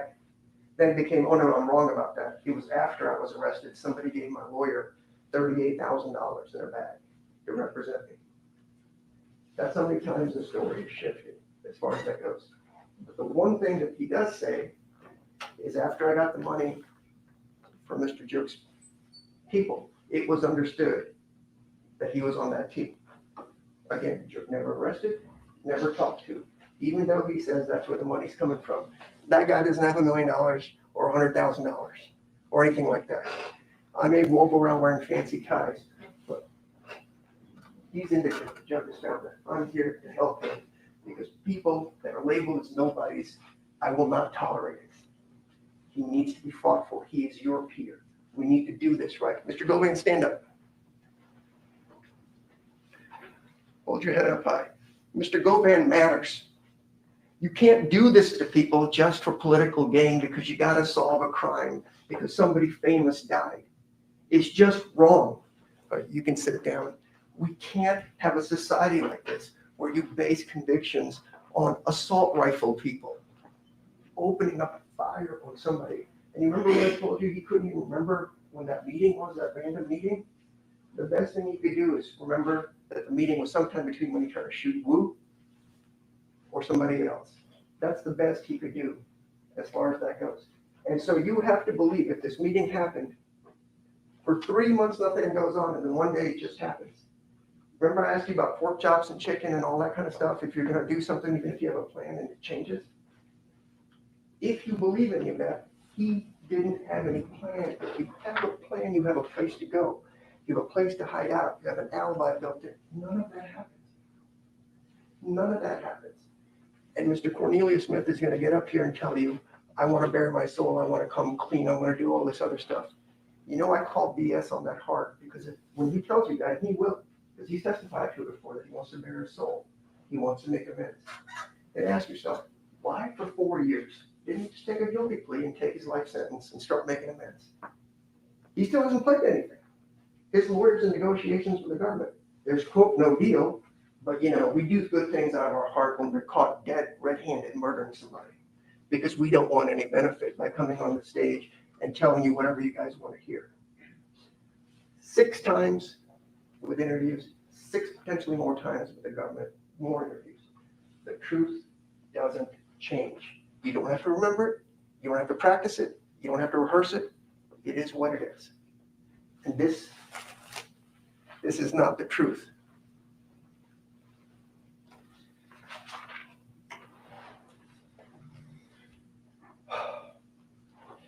I think I mentioned it in jury selection, but responsibility for your actions goes both ways. There's going to be a lot lacking in this case. For example, you'll hear about a lot of cell phone records and who may have called who, but the full-on analysis was never, well, I'll just leave that for the expert. It's all call coming down to Cornelius and possibly where somebody's phone might have been. You don't know what they said, if they even talked, or if as a friend, you're calling somebody after a shooting, because everybody starts calling everybody within minutes after this, because social media blew up after this happened. You all know it. You all heard it. Everybody knew about it. Govan is your peer. He deserves better. We shouldn't be here. High profile TV cameras or not.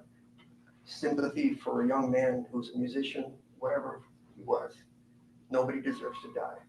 But you don't compound the problem by blaming innocent people for it. And even if you don't want to believe he's innocent, you want to believe Cornelius, they sure as heck didn't prove the case beyond reasonable doubt. I talked to you guys about that, like the British system. It's either guilty or they didn't prove it. So I'm asking you to at least at a minimum say he didn't prove it in about 3 or 4 days from now. Thank you.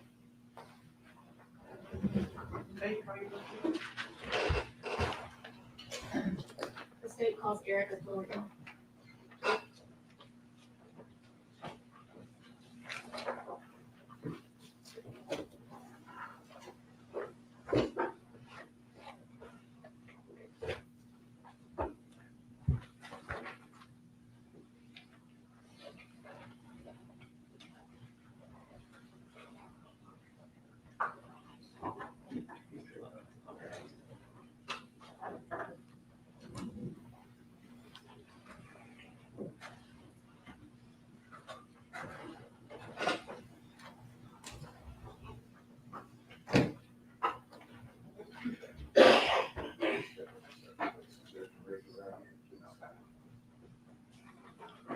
Can you swear or affirm to tell the truth? Yes. Have a seat, watch your step, please.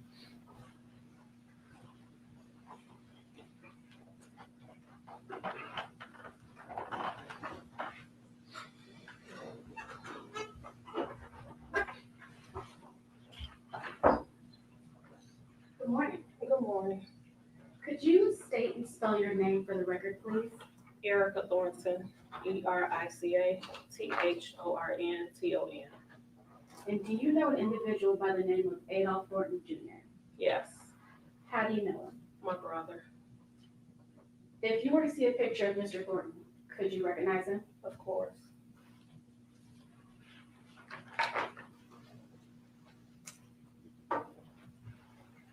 Okay.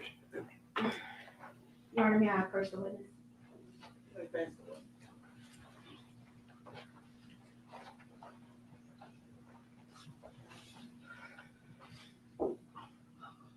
Ms. Thornton, is that a photo of him?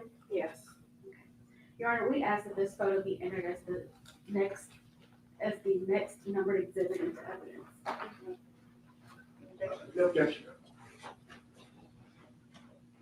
This is a photo of a young man in with glasses, black leather jacket, headphones, and has been identified as Adolph Thornton Jr. Will mark this as exhibit 1 of his unit. Thank you, Your Honor. And may I have permission to publish to the jury? You may. Thank you.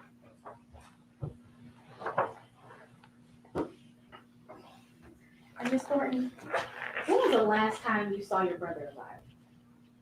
the last time that I seen him alive was Labor Day of 2021. And after that, you didn't see him alive anytime else? Face to face, we had like FaceTime calls prior to, well, after Labor Day, but just we had FaceTime calls pretty much every day. So the last time I communicated with him was the day before he was killed, November 16th. Okay. And on the day that he was killed, do you remember how you found out? Yes, How did you find out? my sister called me. Give me one moment.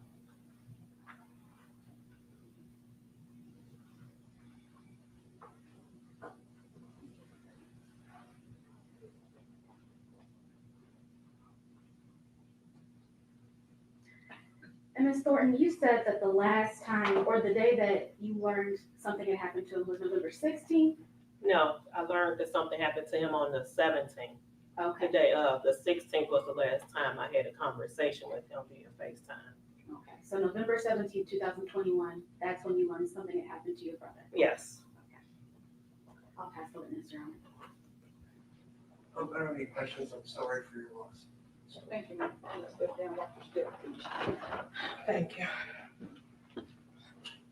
All right, Ms. Williams?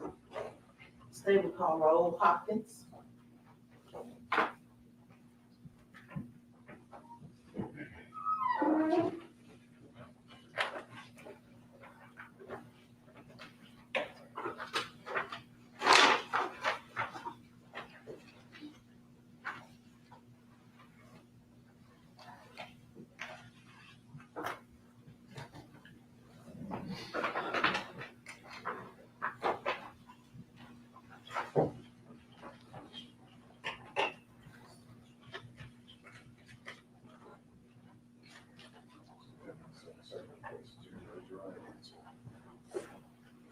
Do you swear or affirm to tell the truth?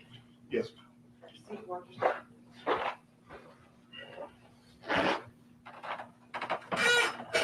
Good morning, Mr. Hopkins. Good morning.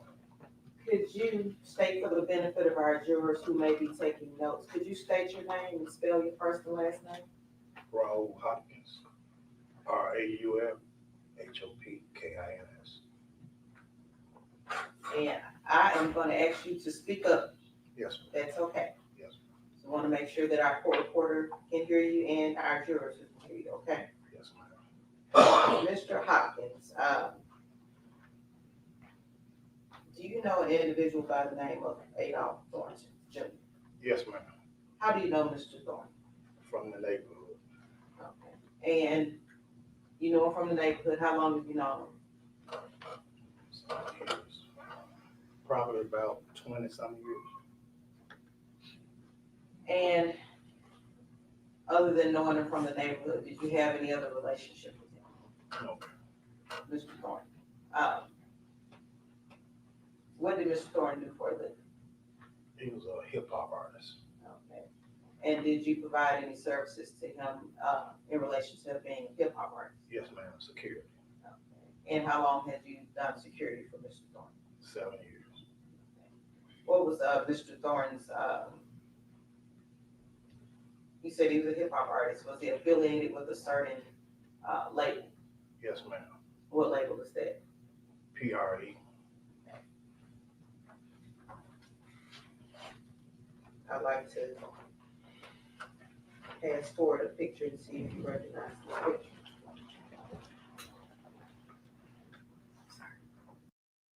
No objection.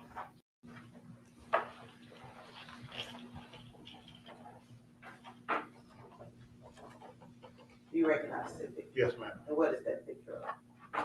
Picture of the chain, his label, PRE. Ern, if we could have that entered into evidence as the next. No objection, Your Honor. This is a charm that's the three letters PRE. Will mark this as exhibit 2 to the trial.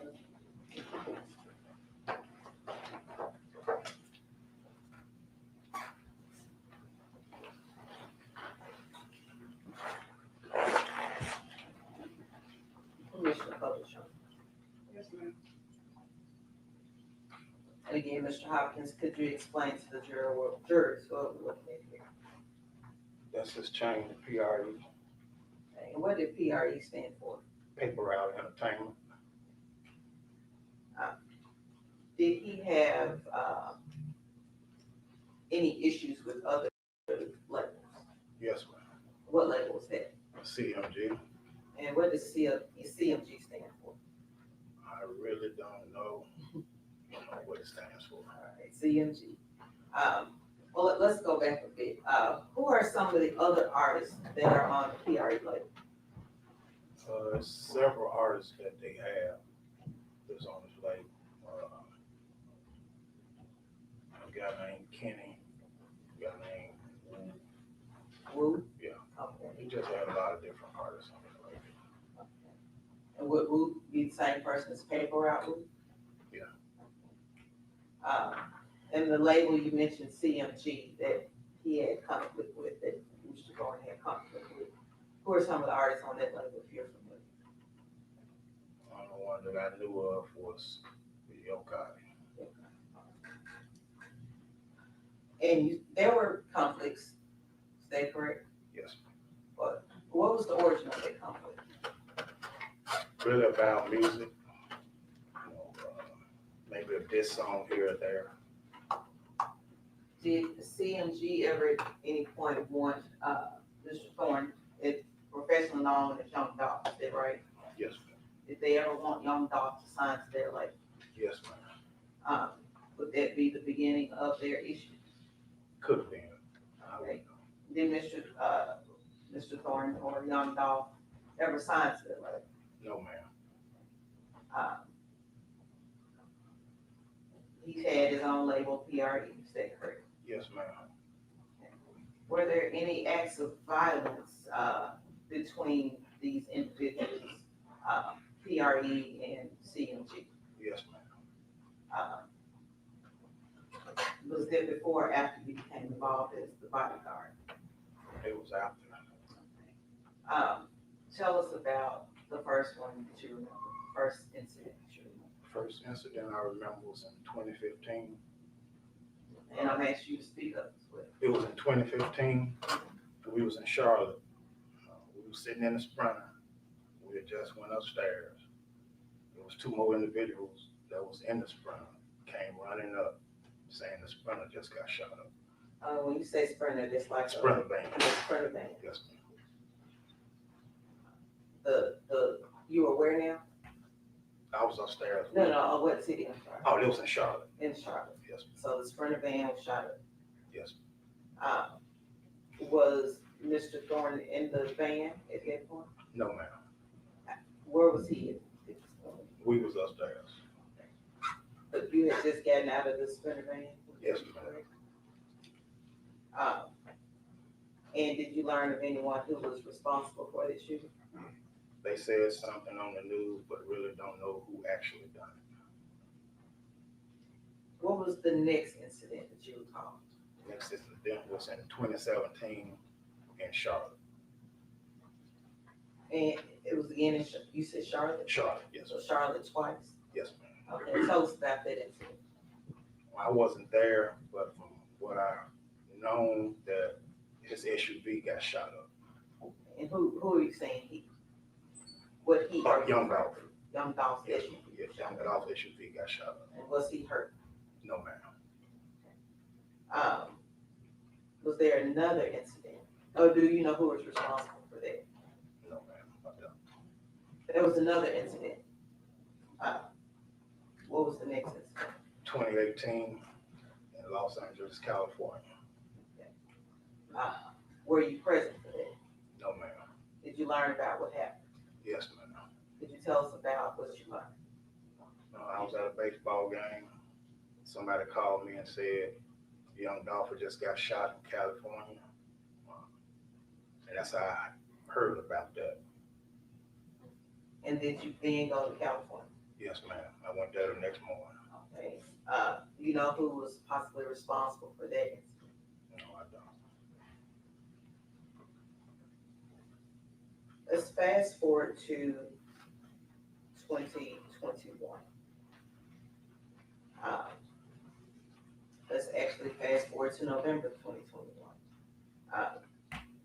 Did Young Dolph have an event or something big going on during November 2021? Yes, ma'am. Every November, he would do a turkey drive for the community. And explain us what you mean by turkey drive. He would go to several communities and give out turkeys. And would he do this personally? Yes, Did he also have members of his label there as well? yes, ma'am. In November of 2021, was he in Memphis doing that? He was in Memphis, but he didn't participate in the turkey drives. Is there any particular reason why he did not participate in the turkey drive? He just told me he had other stuff he had to do. He wanted to make sure his artists was doing what they supposed to do. And so how many of these different turkey drives would there be? Before, yes, Would they be all on one day or would they be spread out? they be spread out. It was Monday, Tuesday, Wednesday, and Friday. And is this around a certain time? Is it, I mean, you mentioned turkeys, I always think of turkeys and Thanksgiving. Was this around Thanksgiving? It was the week before Thanksgiving. So you mentioned about him being in town. Did he live in Memphis? The young Dolph live? No, ma'am. Okay. So was he visiting that week? And he came in because of the turkey drive. When did you last hear from young Dolph? I last heard from young Dolph, it was that Tuesday, about 7 o'clock, I seen him. 7 o'clock a.m. or p.m.? PM, You saw him? yes.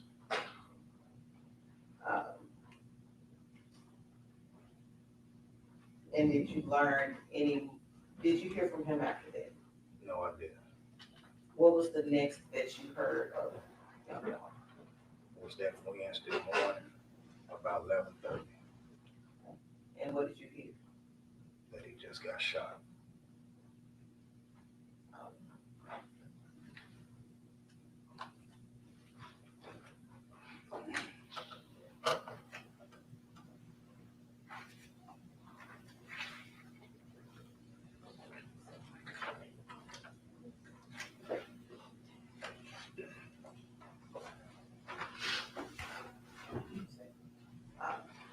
Have you previously reviewed video from that incident? Yes, ma'am. If I could pass forward a flash drive.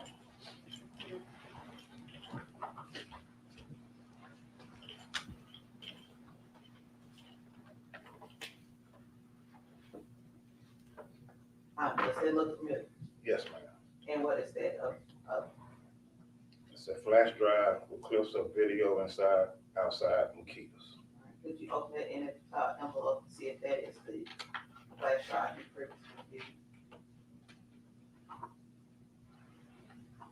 Yes, ma'am. And what did that flash drive, how do you know that was a flash drive? Because I got my initials on here, RH. And the video that you viewed, what is it a video of? A video of young Dolph at Makitas. Your Honor, if we could have that enter into evidence as the next one. No objection. This is an envelope with the flash drive on the inside. Envelope is labeled flash drive with clips of video inside, outside, and keys. We'll mark this as exhibit 3 to this trial.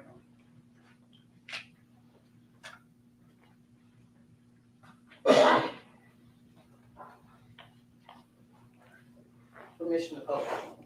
Okay?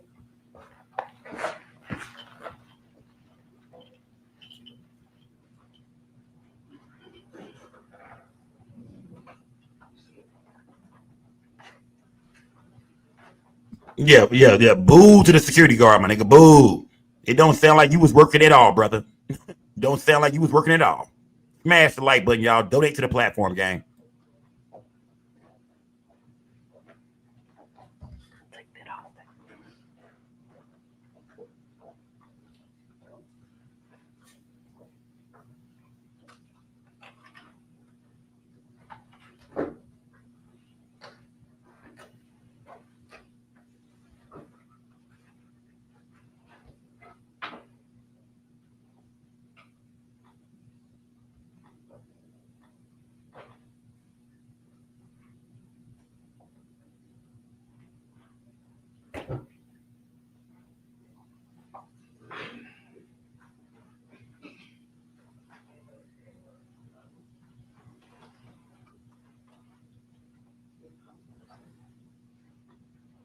Mr. Hopkins, can you read the date at the top of this video? November 17th.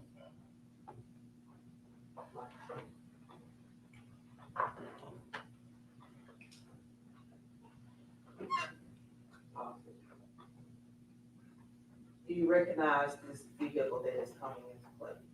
Yes, ma'am. And whose vehicle is it? That's young Dolph's.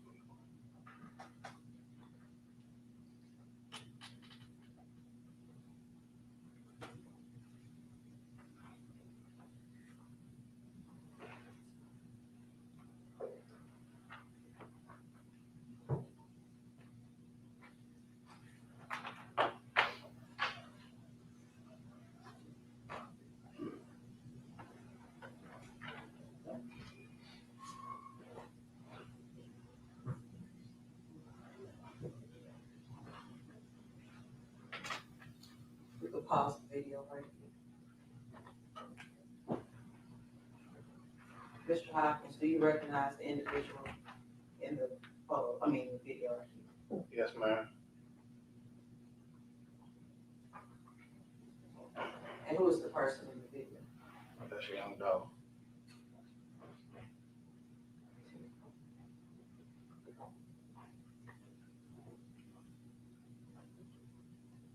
We see a second individual coming out of the vehicle. Who is that? That's his brother Marcus.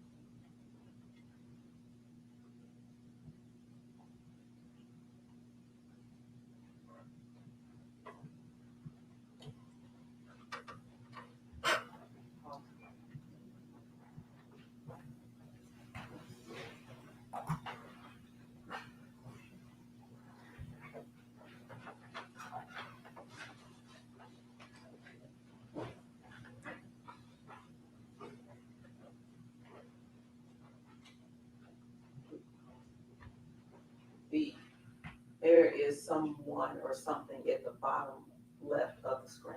I apologize, our laser pointer is having technical difficulties at this point. But who is, or what is that at the bottom left of the screen? That's young Dolph. I think that's his arm hanging out.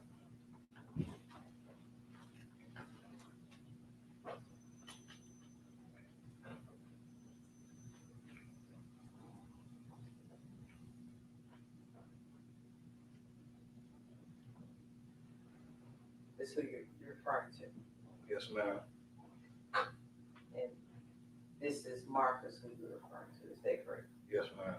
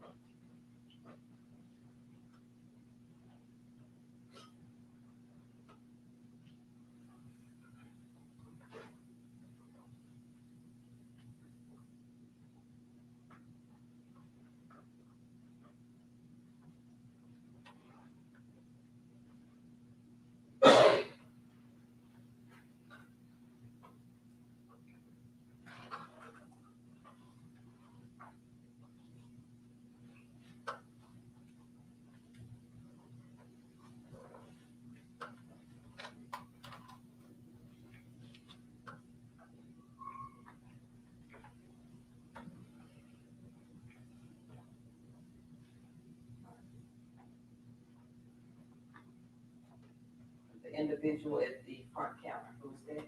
That's young Dolph. And there's an individual behind him. Who's that? That's his brother Marcus.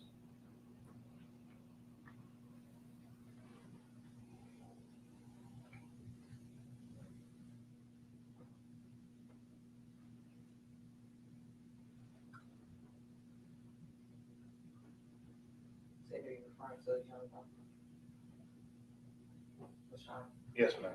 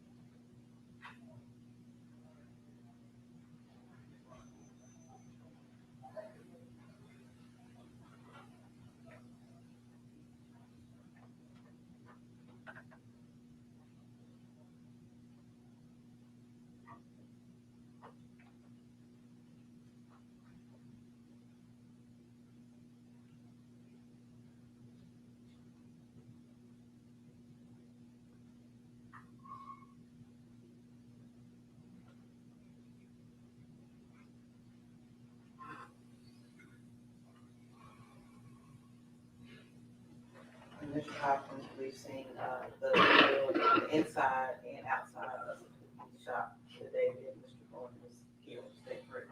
Yes, ma'am. You were not with him that day. No, ma'am. Why were you not with him that day? He had me doing other things. He wanted me to be with the other artists.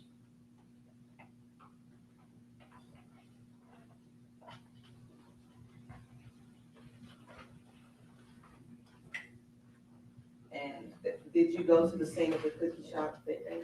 Yes, ma'am. Is their location here in Shelby County? Yes, ma'am. Okay.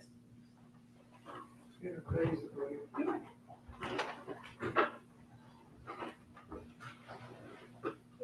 So Deputy, where you want it? I'll just put it here so the court reporter can hear me. Thank you. Can you all see okay? Okay. Mr. Hopkins, my name is Manny Aurora. How are you doing this morning? Fine, sir. I'm sorry for your loss. Obviously, this is very troubling. No one should ever have to be killed violently like that. So I sympathize with you. We spoke on the phone when you were coming in from the airport this past weekend. Is that right? Yes, sir. And you worked as the bodyguard for Mr. Dolph. Yes, sir. Was it you and other people as part of the team? It was, but it was mainly me. Okay, so you were the boss. You mentioned to the prosecutor that there was a history of violence between PRE and CMG. Is that correct? And as I saw from this, and not trying to be negative anyway, but Mr. Dolph travels with an assault rifle in his car, as we saw his brother pull that out from the driver's side. I don't know if he traveled with it, but he had it that day. Okay, and have you seen him with other weapons in the past? I haven't, no, sir. Okay. And his brother had his handgun and he was shooting at the other people, as we saw in the video. Yes, sir. And then he pulled out the assault rifle from the, I guess, the driver's side and shot some more of the people. Yes, sir. With regards to the violence that goes back and forth between these two music groups, you personally know of at least 3 attempts on Dolph's life: 2016, 2015, 2017, and 2018. Is that right? Yes, sir. Okay. And so he needed security, obviously. I mean, there's lots of problems going on here. Yes, sir. And with regards to coming to Memphis on the week before Thanksgiving, Mr. Dolph didn't live in Memphis anymore, right? No, sir. How long before this incident had he moved away from Memphis? As maybe 4 or 5 years. Right. And was that, a lot of it, I think we talked about is for safety reasons, because it's pretty violent here as far as between the PRE and the CMG. Yes. So it's known that his life is in danger when he's here and he needs bodyguards, things like that. Yes. One of the phrases I've heard, have you ever heard of the phrase spin the block? No, I haven't. And with regards to him coming here the week before Thanksgiving, he wasn't going to participate in the turkey drive. He was here to help out his artists. Yes. Okay.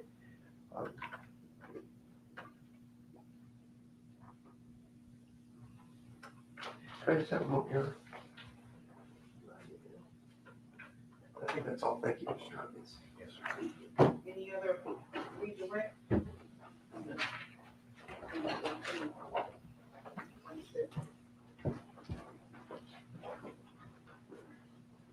What is changing approach?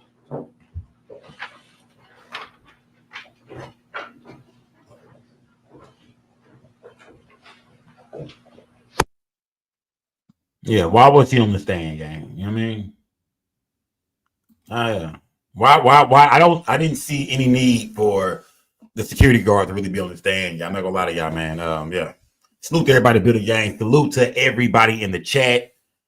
Man, it was hard watching that video again, man. You did like I remember seeing it for the first time last year during straight drop trial, and that was crazy to see it all over again, man. And they do a good job, you know, keeping Dolph off the camera for the most part, because that's something y'all don't want to see. But yeah, you don't want to see all that, I'm sure. You know what I mean? Yeah, that's crazy. But yeah, I didn't see no need for the security guard to take the stand. Sound like he was never around. You know what I mean? Yeah. Where was the security that day? You know what I mean? When two dudes pull up and just jump out, I mean, with a stick like that, it's really hard for anybody to do anything, gang. I want to say it, man. I want to say it. Go, yeah.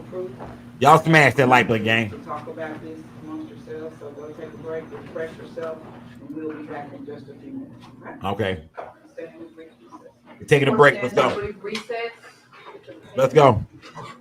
Yeah, you got everything. Follow me, please. Salute to the judge, man. Salute to the judge. All right. Oh.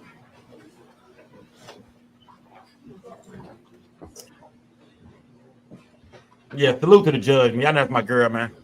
I ever bump into her, I'm shooting my shot. I ever run into her. Man, yeah, it's crazy looking at this all over again, man. No, they're not. We all waiting on Cornelius Smith to take a stand. Um, That's gonna be the kicker, man. Cornelius Smith's girlfriend taking a stand. Cameraman, you're not supposed to be photographing any of this family. Uh-oh. You Uh-oh. understand that? I'm speaking to all of you. You should not be photographing any of the Mr. Goff's family. Not at all. Or Mr. Govan. Or Mr. Govan's family. Okay? We already seen Govan family. We already seen them. I seen the whole family. I think I seen the nigga mama sitting back there in the back. I quit. I seen your whole family, nigga. I think I seen your mama sitting back there, nigga. Let's go. Yeah, they already showed his family. They didn't show Dolph family, but I for sure saw Quit family for sure. Smash that like button, gang. Smash that like button. Yeah, I don't think the judge meant for us to hear that either, gang. I think we just got an exclusive. You did. Yeah, I think we just got an exclusive. I don't think the judge wanted us to hear none of that, man. She got that little cameo fade, just like Candy. Ow. Smash that like button, man. Rest in peace to young Dolph. Hernandez Govan, a.k.a. Quit, a.k.a. I know him, Clover G Quit. On the stand, man. I mean, not on the stand. In trial today, man. I want to say it's going to get hot. It is. I'm waiting on it to get hot. Everything is cool right now. You know what I mean? The prosecution, not the prosecution, but the defense team, his defense is, Cornelius Smith is a liar. You can't trust them, this, that, and the other. Man, wait till that boy come out and get the drop of them gems. But I can't wait to see them cross-examine Cornelius Smith as well. You know what I mean? I can't wait to see this. But if that's the only leg they standing on, man, I don't know, gang. Y'all smash that like button, man. Put some color in my chat. Y'all donate to the platform. They at recess right now. They'll be back in a few minutes. Shout out to the judge, man. Salute to the judge. Salute to the judge. I mean, I look at this case is almost no different than straight drop case, except for straight drop is somebody they could put on the scene with Cornelius Smith. You cannot put Hernandez Govan on the scene, y'all. You dig? Like, so we got to really see how they going to put this together as far as the state, how they going to really put it together, how they really going to drag them in here. Now, we know Cornelius Smith is the star witness, the superstar witness once again, because Cornelius Smith is coming to tell a story about his dude, you know, hooked him up with Juke, how, you know, even talk about the conversation they had with Big Juke, speaks on Hernandez Govan going to Privé, Yo Gotti's restaurant, to find out why Cornelius Smith did get paid. And that's why Cornelius Smith has turned on everybody. When you commit a crime like that against young Dolph, not to mention he was shot. Remember, y'all, Cornelius Smith and Straight Drop got hit in this situation. They got grazed, somebody got shot in the shoulder, something like that. Them boys was injured. Them boys had to get their stuff together. Them boys had to go get first aid kits. Yeah, them boys had to go get some medical treatment. So when you don't get paid for a crime like that, oh, you're telling, I'm giving everybody up, nigga. It's a rat. Number rats in the chat. I'm giving up everybody, man. We giving up everybody, man. Yeah, we giving up everybody, gang. Everybody. Smash that like button, gang. Salute to everybody in the building, man. They should be back soon, man. They should be back soon. Yeah. The trial will take up to 4 or 5 days. Yeah. I mean, it shouldn't take, I don't think it's going to take too long, man. I don't think it's going to take too long. I think maybe 3 days at the most, maybe. How long did they say? Did they say how long it would take? I think maybe 3 days at the most, man. And I'm not saying what the outcome is going to be, but I don't expect too much cooking from Govan's attorney, man. I don't, you know what I mean? I don't see it, man. I don't see it. I don't see it. They're not trying to say it was there. They're trying to say he linked Straight Drop and Cornelius Smith up with Big Juke. And did they say that Juke, did Cornelius Smith say that Juke said or Quet said this is one of my shooters? I wonder has Cornelius Smith shot down some more shit. Yeah, I thought Cornelius was a rookie to this. I ain't gonna lie to y'all. You see what he was shooting at that little Draco. You see what he was shooting that gun, man. I felt like Cornelius was new to this. He wasn't true to this. It turns out Cornelius Smith might have been the real deal. He might have been a real deal stepper. We know Straight Drop was. I mean, I don't know, but I'm just going off what's being said online, gang. That's it. Yeah. Look at my chat, man. Let me see. I don't understand what his defense is. The attorney was all over the place. Man, you know, it's just his job to go in there and just, you know what I mean, point out different things that really don't mean too much, but just kind of show that, you know, maybe Cornelius Smith is not honest. You know what I mean? When can you believe him? He told so many stories, Quet's defense team is saying. He told so many different stories. When can you believe him, man? This is a high-profile case. He was involved, and now he's trying to throw anybody else under the bus, including CMG, including Big Juke, including Quet. I believe that's the defense, is that Cornelius Smith is a liar, and he is just trying to throw this man under the bus, you know what I mean, for some kind of fame. It is. Salute, gang. Sip Finest. Who's the Sip Finest, man? Sippy Finest. Who's the Sippy Finest in the building, man? Salute to everybody in the building, gang. Salute to everybody in my chat. Y'all not subscribed to the channel, gang. Subscribe to the channel, man. We are on a recess. They will be back soon. I can't wait to hear more, gang. I've just been sitting back just listening, man. I don't understand why the security guard took the stand. Everybody who's taking the stand so far is just like a warm-up to me. You know what I mean? This is the shoot-around. Yeah, this is just the shoot-around, gang, because I didn't see the need for nobody who's taking the stand to take the stand. So right now, they just warming up, gang. This is the shoot-around. Let's get ready for the big fish in a minute. Maybe today, maybe tomorrow. You know what I mean? Maybe Wednesday. Oh, but when Cornelius Smith takes the stand, man, start screen recording, gang. Yeah. Make sure you catch your clips, man. Get your clips, go put them on the ground, man. Salute to everybody. A bit of slow walking, y'all. What's good, man? They all on video together. Govan dead. Let me see. CEO TV dead and Govan chilling. Man, I seen some people in the chat saying, "Do y'all think that Big Juke got hit for not paying?" Nah, I think Big Juke got murdered for the murder of young Dolph. You know what I mean? And I'm not saying who did it. I don't know who did it. I have no clue. But you know what I mean? And no telling. I mean, Juke could have had some other beef in the streets, but 9 times out of 10, Juke got hit for the murder of young Dolph. You know, once they found out about that funeral that was happening, once they found out they was burying, I think that was his uncle, right? Man, that was hey, you know how people do it, man. When they can verify your whereabouts, they are there. They own you. You did, and I think they pulled up and man, got him in a funeral, man, a passing. I said, wow, man, the streets of Memphis ain't no joke, bro. The streets of Memphis ain't no joke, man. Salute the Jello shots, man. Salute Jello shots. Salute, gang. Brand new membership. Salute, man. It is. Let me see. Skoka Hunter said, I think Gotti killed Jook. Man, Skoka said, I think that, Gotti felt like Jook was hot. Gotti felt like the people that been, talking to Jook maybe. And yeah, the jig was not up. Got big bro on up out of here. Somebody can Skoka Hunter over the timeout for that. No, I'm joking. Super Skoka Hunter. Hey, Skoka, a lot of people have said that. That is a theory that a lot of people have said. I'm not gonna lie to you. Yeah. It is. That is the theory a lot of people have said.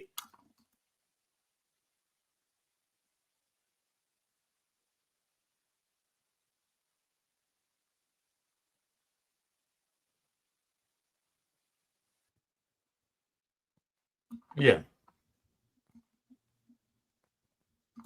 That ain't how that wins go. Hip hop score. That ain't how what went. Let me know, gang. Let me know. We talking about the dog try here, nigga. So let me know. You know what I mean? Inform me, fam. Yeah. Inform me, brother. Whatever it is, I don't know. Let me know.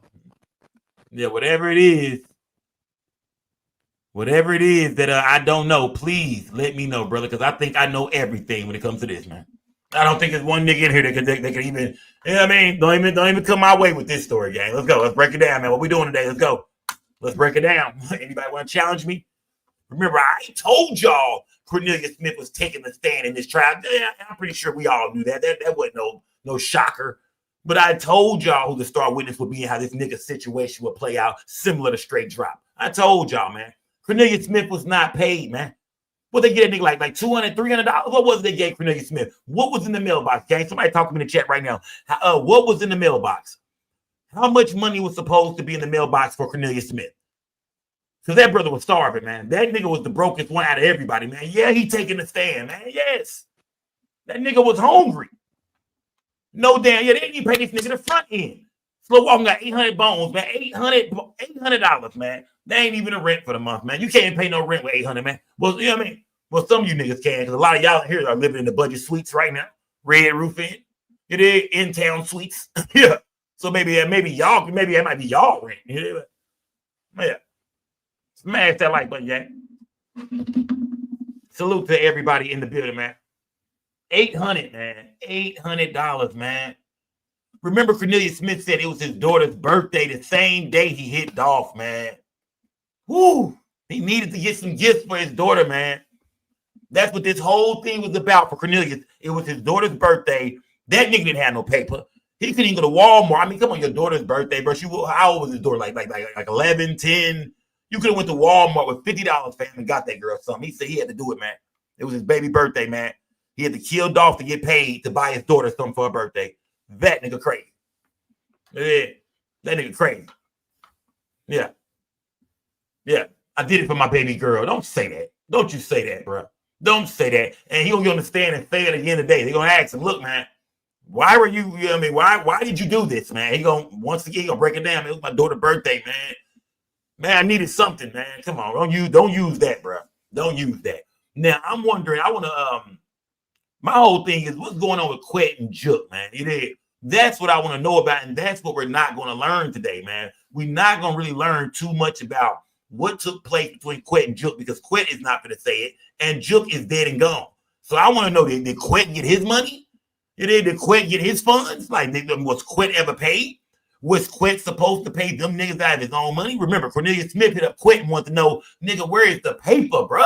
I haven't ate, nigga. Stomach touching my back, bro. My daughter's birthday is come and gone. You niggas gonna hit me with 800? I haven't ate, my nigga. I have not ate yet.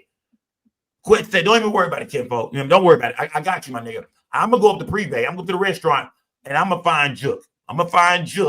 And I'm gonna see what's going on. And when you say going to Privé, that makes everybody in the chat say, yo, Gotti, CMG. I get it. They feel like, who is he going up to the talking scope? Was it Jook? We haven't heard Gotti name come up, but like I said, man, and I'm not here to put no cases on nobody, but like I said, if Gotti was involved, y'all, the only person that could possibly tie Gotti back to this situation, like really, really, really tie him to it, would be Jook, man. And Jook is no longer here. Now, if y'all want to speak on a RICO and maybe saying, well, the money could have came from CMG, the label, and all that kind of stuff. Okay, cool. Y'all right. You know what I mean? Cool. Maybe. But yeah. I mean, everybody keeps saying Gotti. Gotti is the OG, man. Gotti, and Jookie is too, but Gotti is the Jay-Z of this situation, man. Ain't nobody making Gotti go down. And like I said, I'm not putting a case on Gotti. Cornelius Smith said Jook paid him. That's where I'm leaving it right there. I'm not saying, Gotti did this. I know people say, nah, so of course he knew about it, fam. This is brother, man. You think them niggas didn't tap champagne glasses? You think them boys didn't light up no fat-ass cigars like they just won the NBA championship after that nigga Young Dolph died? Of course they did, nigga. I mean, of course they did. Of course they did. But did Gotti, was it his button to push? Did Gotti say this has to happen, my nigga? Or did Jook, like the older brother, the street nigga, say, hey, don't even worry about this, nigga. I got it. Yeah, you leave this shit alone, fam. You focus on the business. You focus on CMG. You go sign some artists, fam. You handle all that, man. You got money bag. Yo, we got work over here. You handle that, fam. I handle this. I handle this nigga Young Dolph and these paper route niggas. Matter of fact, I'm gonna put a menu together. You did, yeah. I got 50,000 for this nigga. I got 20,000 for this nigga. Oh, throw Key Glock ass on the grill too. He can get it too, man. What we got for that nigga? He start putting the menu together. Jook start putting that menu together, man. Jook wasn't playing no games, man. Some niggas ain't playing, man. And I don't think nobody in Memphis is playing. I think all this shit, we gotta always remember this game. We don't know what happened on Dolph's side. Y'all think Dolph and them ain't never slid on no niggas? This had to have been some back and forth slide, like we all know. They had been going on for years. Whether niggas was just getting beat up, whether niggas was getting ran down on. We knew what happened to Dolph in LA. Man, I think they was getting at each other, man. I think bodies was dropping. The niggas was, just because the nigga, is not famous. Just because we didn't hear about it don't mean it didn't happen. We don't know about somebody from CMG getting knocked off, back in 2020, 2019, 18, 17. We don't know. We don't know how many bodies hit the floor on both sides of this. But this shit was personal. This was more than just some rap gang beef, man. This was more than just the rap gang. Niggas was actually getting shot, especially Young Dolph. They tried to kill Dolph in Charlotte. We see who the police snatched up for that. Yeah, we see, some more CMG shit. Dolph get hits in LA. Some more CMG shit. Dolph gets hit at Makita's Cookies. Some more CMG shit. CMG was going directly for Dolph. See, Dolph should have been put up like Gotti was, man. That's how I feel. I feel like Dolph was, he was a big dog. Dolph was just more down to earth than Gotti. Gotti want to be like Jay-Z. Gotti try to stay out the way. He don't want to be seen too much, say too much. Gotti wants to be Jay-Z. Dolph is more like a Master P. Would y'all agree with me? Yes or no in the chat right now. Dolph is more like a Master P, hands-on with the people, outside, going back home, shooting. Gotti is more like Jay-Z. He want to be more like Jay-Z. He want to, he want to be mysterious and stay out the way and he only pop out from time to time. Would y'all agree? Would y'all agree? Yeah. Dolph was more outside, man. But when I look at Young Dolph, I say, Dolph, nigga, you shouldn't have been out there like that, man. Now, the bulletproof, the whip was bulletproof. I seen it. I seen the whip for myself. I had a chance to look inside the car. They brought the Dolph Museum. They brought the Dolph Museum to Dallas. I had a chance to go out there and really peep game. On a lot of Dolph things. And, man, I wish I had some videos pulled up, man. But, the car was bulletproof, man. I think somebody here earlier say Makita should have had a drive-through. Man, that wouldn't have stopped him from following the nigga, man. Once they seen him, man. You feel me? Like the Mo3 situation. Once they see you, they see you. Now the car is bulletproof, so they might not have been able to hit him at Makita's. You know what I mean? But they was just gonna follow that loud ass. What was it? A Corvette? Camouflage? Come on, man. He finna stop and get them cookies. He finna stop and snatch up them goddamn them strawberries. What was he getting? Some strawberries? And them strawberries be hitting too. That was my favorite, to them strawberries. But they were just gonna follow the car, man. They would have just followed him somewhere else, man. The Dolph Dolph was gonna die that day. Just like Mo 3 was gonna die that day. Yeah, them niggas was gonna die that day. Just like what's the boy named Lil Pad? What's the boy name who got murdered in L.A.? The guy they locked up dirt for. He was gonna die that day. When niggas spot him, they got him. Y'all smash that like button, gang.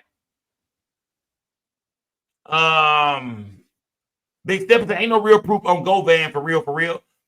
Yeah, I mean, besides the testimony of Cornelius Smith, to be honest with you, gang, because if Straight Drop is not testifying, which they said Justin Johnson could testify in this case, but I didn't hear them say anything about that.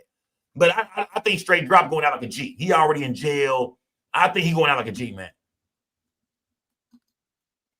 Yeah, from what I believe, from what I know, the Corvette was bulletproof. What I believe, the car he was in was bulletproof. That's why they had to wait for him to stop and get out. I'm thinking. Yeah. From what I know, it was bulletproof. Let me see. What the hell is going on? Did they turn the court proceedings off on that channel? I'm not for sure. Let me see what's going on, gang. Let me see what's going on. I'll jump over here. I'll jump over here then, gang. Let me jump over here real quick, gang. Hold on. Let me jump over here. Y'all know, man, I ain't playing no game. Let's jump on over here then. Let's jump on over here. Smash that like button, gang. Smash that like button. Okay, I done flip channels. Court TV, just I'm not for sure what they got going on over here on Court TV. I'm not for sure what they got going on. Let me see.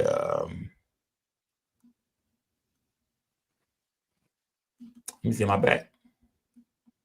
Hold on, they back over there. Let me see. Hold on. Let me get back on court. I'm going back to Court TV, gang. I'm going back to Court TV. All right. Watch how I move, gang. Watch how. Look, I'm gonna show you how to do this, gang. Watch how I move with this. Watch how I move with this, gang. Pay attention to how I'm such a cold blogger. Watch how I jump from channel to channel, man. Watch how I figure out what's going on, man. Smash that like button. Salute to everybody in the building, gang. Salute, man. We are back, y'all. Man, Hernandez Govan, aka Quit. He on trial, man. We've been waiting on this for a long time, gang. Of course, y'all know this guy was supposed that came on my show. His daughter, Lana Cass Desto, was murdered. And, me and him got in contact with each other. He said, Sco, I'm going to come on your show, man. I'm going to come on the platform. I want to speak on my daughter. You know what I mean? I want to speak on my daughter. He said, but I want to ask you something, though, my nigga. I said, what's good, fam? He said, what's up with that blogger, bro? I said, what you talking about, bro?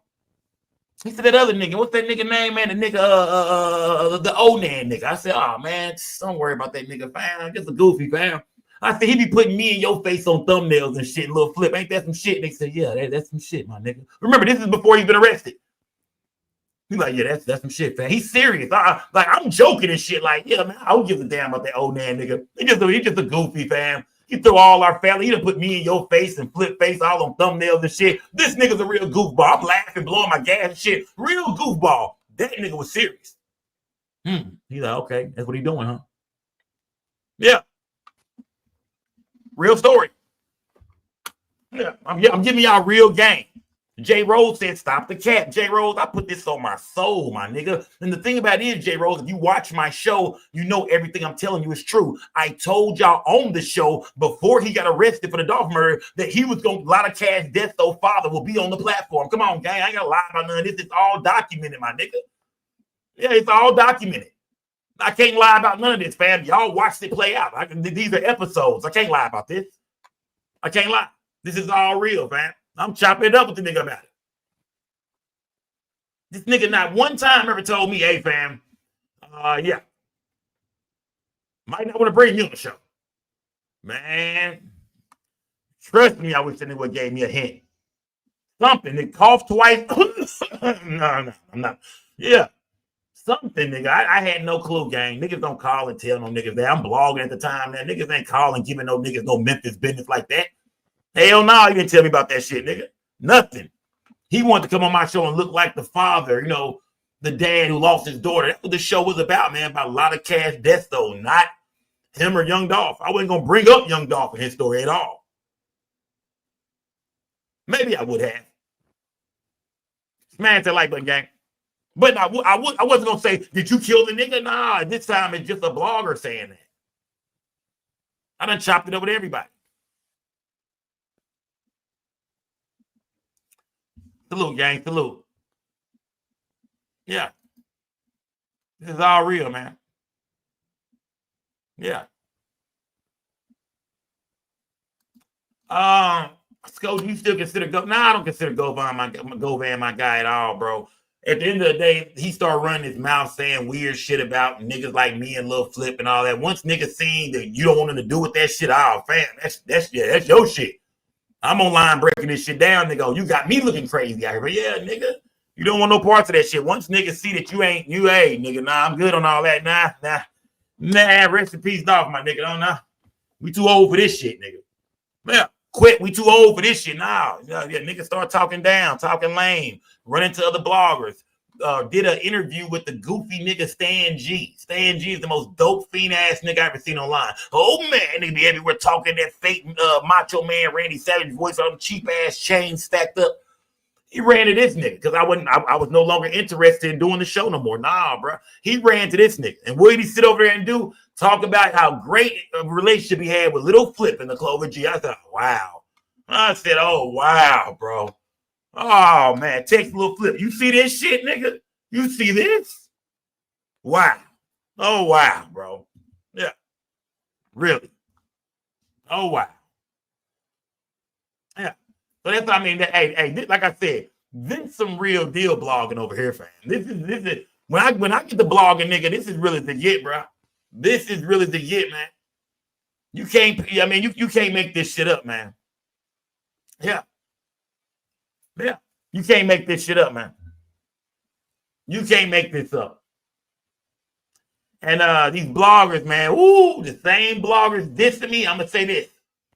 The same bloggers dissing me. I actually saved one of them niggas' lives, and I'm gonna leave it like that. Shh, I ain't gonna say nothing else. You did to a blogger that was dissing me all the time. He's now locked up in Atlanta for a shooting at Cascade Skate Ring. For a blogger that was dissing me the whole time, that nigga don't even know I saved his life on the low. He don't even know it. He don't even know it. Never told him. He locked up now. Never got a chance. Nigga, I'm not gonna say how I saved your life. No, I'm not gonna get into that. But just know, nigga. Yeah, somebody, I never wanted to tell him that. Oh, man, just know, nigga. Just know, nigga. Just know, nigga. You better know it, nigga. You better know it. You better know it, nigga. You better know I saved your life, buddy. You better know it, man. Yeah. Yeah. Smash that like button, gang. Salute to everybody in the building, man. Smash that like button, gang. Let me see what we doing, man. I think they were taking a quick recess, man. What we doing? Yeah, what we doing? But they were taking a quick recess. Salute. Let me see. Yeah, now Onan. Think about picture Onan, man. Onan. Onan is down there pissed off right now, man. Because I give it to Onan when it came to the Dolph sector. I would say me and Onan were the two cats going live, talking about it the most, really breaking it down. Even though I was keeping it 100, he was lying to y'all about mostly everything. And nigga did roll the dice and get lucky once. But that nigga's somewhere mad right now. You know what I mean? Yeah, he's somewhere in the day room in jail right now, watching the whole situation, telling niggas, yeah, man, I was breaking this whole thing down, man. I broke it down. I solved this case, man. I sent Memphis police everything, man. I did this, man. You know what I mean? That's why I'm locked up now, man. This is a conspiracy, man. I solved the Dolph case, and they put this shooting on me. I did not shoot those people. You know, Onan are lying like a motherfucker, man. This is a conspiracy, man. I didn't shoot those people. I solved the Dolph murder, and they're putting this on me, man. Yeah, right, nigga. We don't want to hear that shit. Smash the like button, man. We don't want to hear that shit, Onan. That nigga in jail right now, man, is hell, man. Ain't it crazy, though? Ain't it crazy how shit worked out, though, man? That nigga trying to put everybody in jail, and then that nigga in jail. Nigga was out here, nigga put me in jail 1 million episodes, and he ends up in jail. Ain't that, boy? I'm telling y'all, that's how life works. Nigga put me in jail, Raven in jail, everybody in jail. They put Lil Flip in jail. They put everybody in jail. All y'all are going down. He has $1 million cookie deal. And look at that nigga now. God damn it. boy. Life is funny, man. You know? Smash that like button, gang. Man, we still waiting him to come back, gang. I'm watching 2 channels right now, gang. Yeah, call me 2 channel Skull right now. Call me 2-channel Skull right now. I'm flipping between 2 channels. And then, yeah. Man, that's why the Dolph case has meant so much to me, gang. It's real personal, man. You know what I mean? It shit got out of nowhere. It got personal, man. It got personal, man. Trust me. Out of nowhere, I was like, wow. Once again, man. Just like with the Mo3 situation. You know what I mean? I look up and niggas who didn't like Mo3, they don't like me now. I'm like, oh, shit, man. I gotta stop blogging so good, bro. And I don't even I don't break stories. They're like, oh, I know who did it. We just follow the news, break it down, give our opinions, chop it up with everybody, bring people on the platform. Man, they don't like that, gang. Yeah, they don't like that's not even no police work. That's just entertainment, what I'm doing. Yeah, I'm not solving the case, nigga. We just going along with I'm listening to y'all. Then I'm taking everything into consideration. We just sitting there chopping up like people at the barbershop and the beauty salon, gang. That's it. And motherfuckers be mad at us, gang. Oh, and a nigga be outside. And I grew up in that rap gang. So yeah, it's gonna be stories, y'all. It's gonna be always some niggas I know, some niggas you can put me in the mix with all the time. But nah, we really broke the Dolph case down for real, man. Y'all smash that like button, gang. We really broke this Dolph case down for real, man, when it came to just keeping up with what was really going on. You know what I mean? And I told y'all from the start, I said, Makita's cookies ain't got nothing to do with this, man. I don't believe that. People were saying, nah, Sko, you wrong, Sko. You are wrong, my nigga. They play a part in it. I jumped my ass on the first thing smoking, and I go down to Memphis, and I go meet these people, man. And when I met Raven, man, she was the biggest square of all time. I knew off the rip she had nothing to do with it. When I met Raven, she was so square. I was like, it's no way this girl right here had nothing to do. I knew she was not a killer, a murderer. I met her dad. I met her mom. I met everybody, man. You know what I mean? I went and met her family, and I said, Raven is a square, man. This girl ain't got nothing to do no damn murder. They ain't did nothing like this, man. Yes, Raven was a square. Smash that like button, gang. Smash that like button. But the whole internet was saying, nah, man, the Makita Cookie family plays a role in this shit. I told y'all they didn't. Here we are today, gang. Here we are today. Everybody that wrote against the nigga, it's cool. It's cool. But here we are today. Just like in the Mo3 case. Everybody blamed Rainwater. I was the only nigga sitting on an island all by myself saying, I don't think so, gang. I think y'all wrong about this. And here we are today. Now everybody waiting on trial. And everybody big Mo3 sector. Everybody, all right. Now everybody cool with Rain. All right, come on. Let's go. Yeah, let's go, man. Yeah. I'm the only nigga that be on point with this shit, gang, when it comes to just keeping up with the real news. You know what I mean? Throwing a lot of conspiracies out the window, man. That don't even make sense, man. You know what I mean? And I be on some street shit, too. I be thinking to myself, like, if this was some street shit, would this play out like this? I'm like, nah, I don't see that. Now, some conspiracies can be real. It's sometimes where people hit the nail on the head. I ain't gonna lie, but yeah, with some of this shit, man, that was going on in this dog trail, I don't think so, man. Let me see. Raven said, hold up, Sko. I'm not a fucking square. F you. Nah. You know what I mean, Raven. I'm not dissing you, gang. I'm just saying when I met you, come on, man. I mean, you were just a regular person. You most definitely was a, like I said, a square. You feel me? Baking cookies and shit. You know what I mean? Yeah, come on, gang. Come on. Stop the madness. Yeah, I wasn't a square. Yeah. I mean, Converse on. Yeah, she wear a lot of Chuck Taylors. She had a Converse on, I think. I had an ugly dog. Bacon cookie. Yeah, Raven was a square. I mean, yeah, Raven was a straight square. Smash it like that, man. Yeah. Raven was a square. That's all I'm gonna say, man. Yeah. Raven was a square. That girl hadn't do no damn murder, man. I knew that off the rip, gang. That's why I jumped on that flight and went down there. I was like, let me just go meet these people, man. Y'all was scared and shit. Oh, the killer cookie lady. I was like, killer cookie lady? Who, her? Get y'all. This girl, she ain't lined nothing up, nigga. Yeah. She ain't lined up nothing. Smash that like button, fam. She ain't lined up nothing. Scary ass Raven. Smash that like button, gang. Salute to everybody in the building, gang. Salute, man. But yeah. Raven said, I'm not a square, I'm not a killer, though. You know, yeah, but y'all get what I'm saying, gang. Either way, I went down there, gang. Went down there. It was cold outside. I went down there, and them people showed me nothing but hospitality, man. Them people was good people, man. That's what I really want to say. They was good. Makita's Cookie family, or Raven mom, dad, they Trigger Trey, everybody went down there and met in Memphis.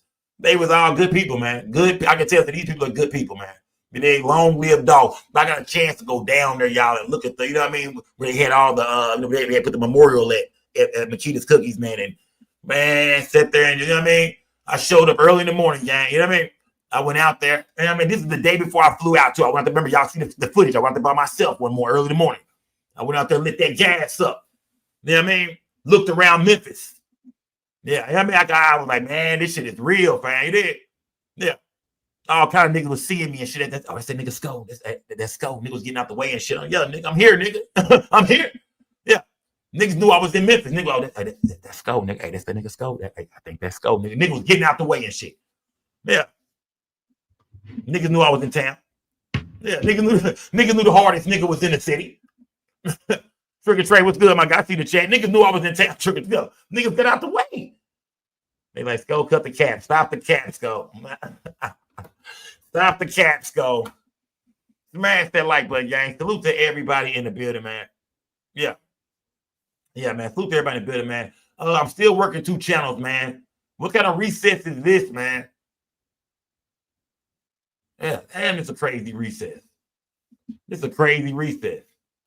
Let me see. What we talking about in the chat, man? What we talking about in the chat? Yeah. But Hernandez, Govan, it's your time, my buddy. Y'all see Govan there, man. Nigga look stressed out, man. Govan look a little stressed out right now. A lot of y'all. Govan look stressed out, man. And if I was that nigga, I would be too, man. You dig? If you played a role in this, like your co-conspirator, your co-defendant, Cornelius Smith is getting ready to take the stand and say, if he busts that same story down and he busts that straight drop, aka Justin Johnson's trial, woo, it's gonna get hot, nigga.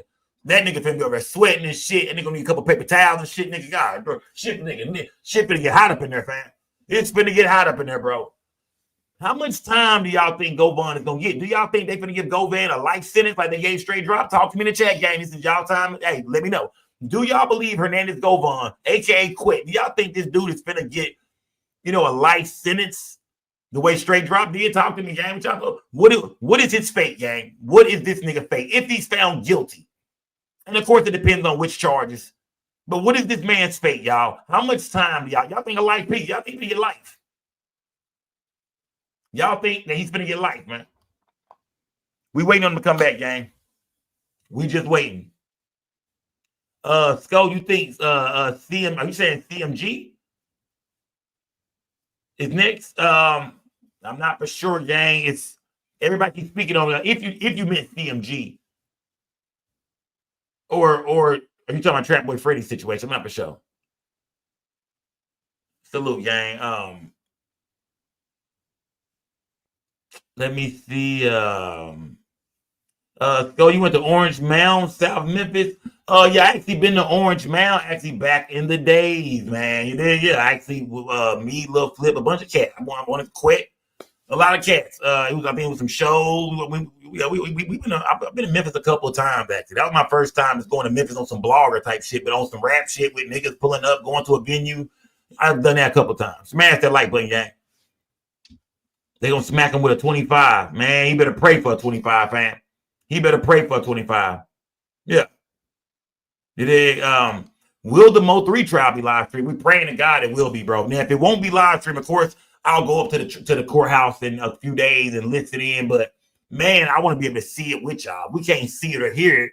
Oh, picture me just having to come back and describe it to y'all every day. Oh, that's gonna be horrible, gang. I want the cameras in that courtroom so we can sit down just like we're doing now and break it down, gang.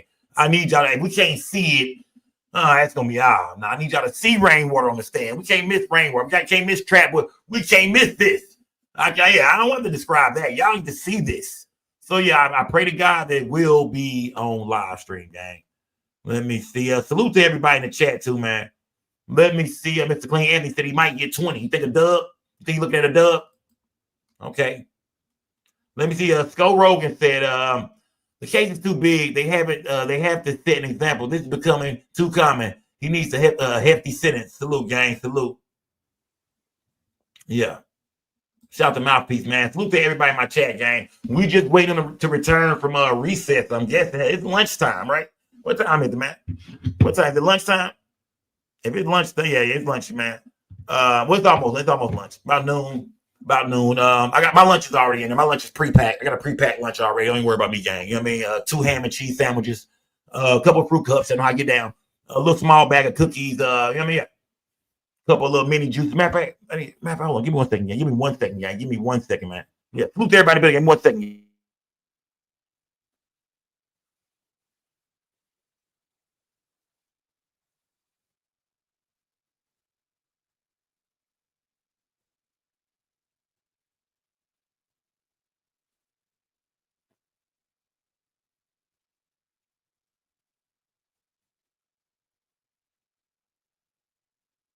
I'm back. I'm back. All right, I'm back. I'm back.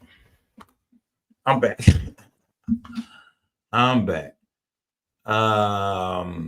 Raven said drop the link. Are you sure, Raven? You sure you want, you know what I mean? You sure you want to tangle with this? I'm not sure what you're up to, gang, but yeah. When she say that, that's not usually a great thing for me. Smash that like button, gang. Man, they still on recess, man. Come on, gang. What we doing? Right. Come on, gang. What we doing? What we doing, gang? That might be too loud. Let me see. All right, the link is in the chat. The link is in the chat. Let me pin that thing. What the hell just happened, man?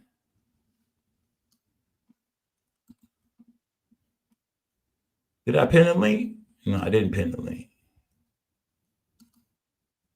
Let's see. All right, I put the link in the chat. There's a link here. The link is in the chat. Let me mute this down. Let me mute this stuff. I got to mute it. I'm good. I'm good. I'm good. Smash that like button, gang. We are waiting to return from recess, man. They didn't say they was going on lunch, did they? Salute, gang. Salute the Raven. Salute the Raven. Raven, what's good, gang? I'm not a square.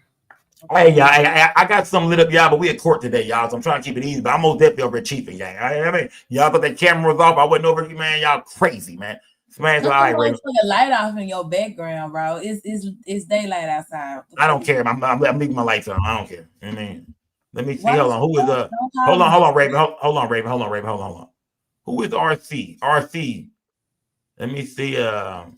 Who's the Skokahannes, man? Salute to everybody, bit of gang. Skokahannes, what's good, gang? Hey, y'all. Hey. What's good? Hey, Raven. What's up, Skokahannes? But yo, you know you a killer, girl. You was in Dallas with the sneakers tied up with the AK in the truck. Stop. Now, Scott, what if you would have got to Memphis and they would have killed you? Why you talking about some, yeah, I went down there. I rolled the dice. You're right.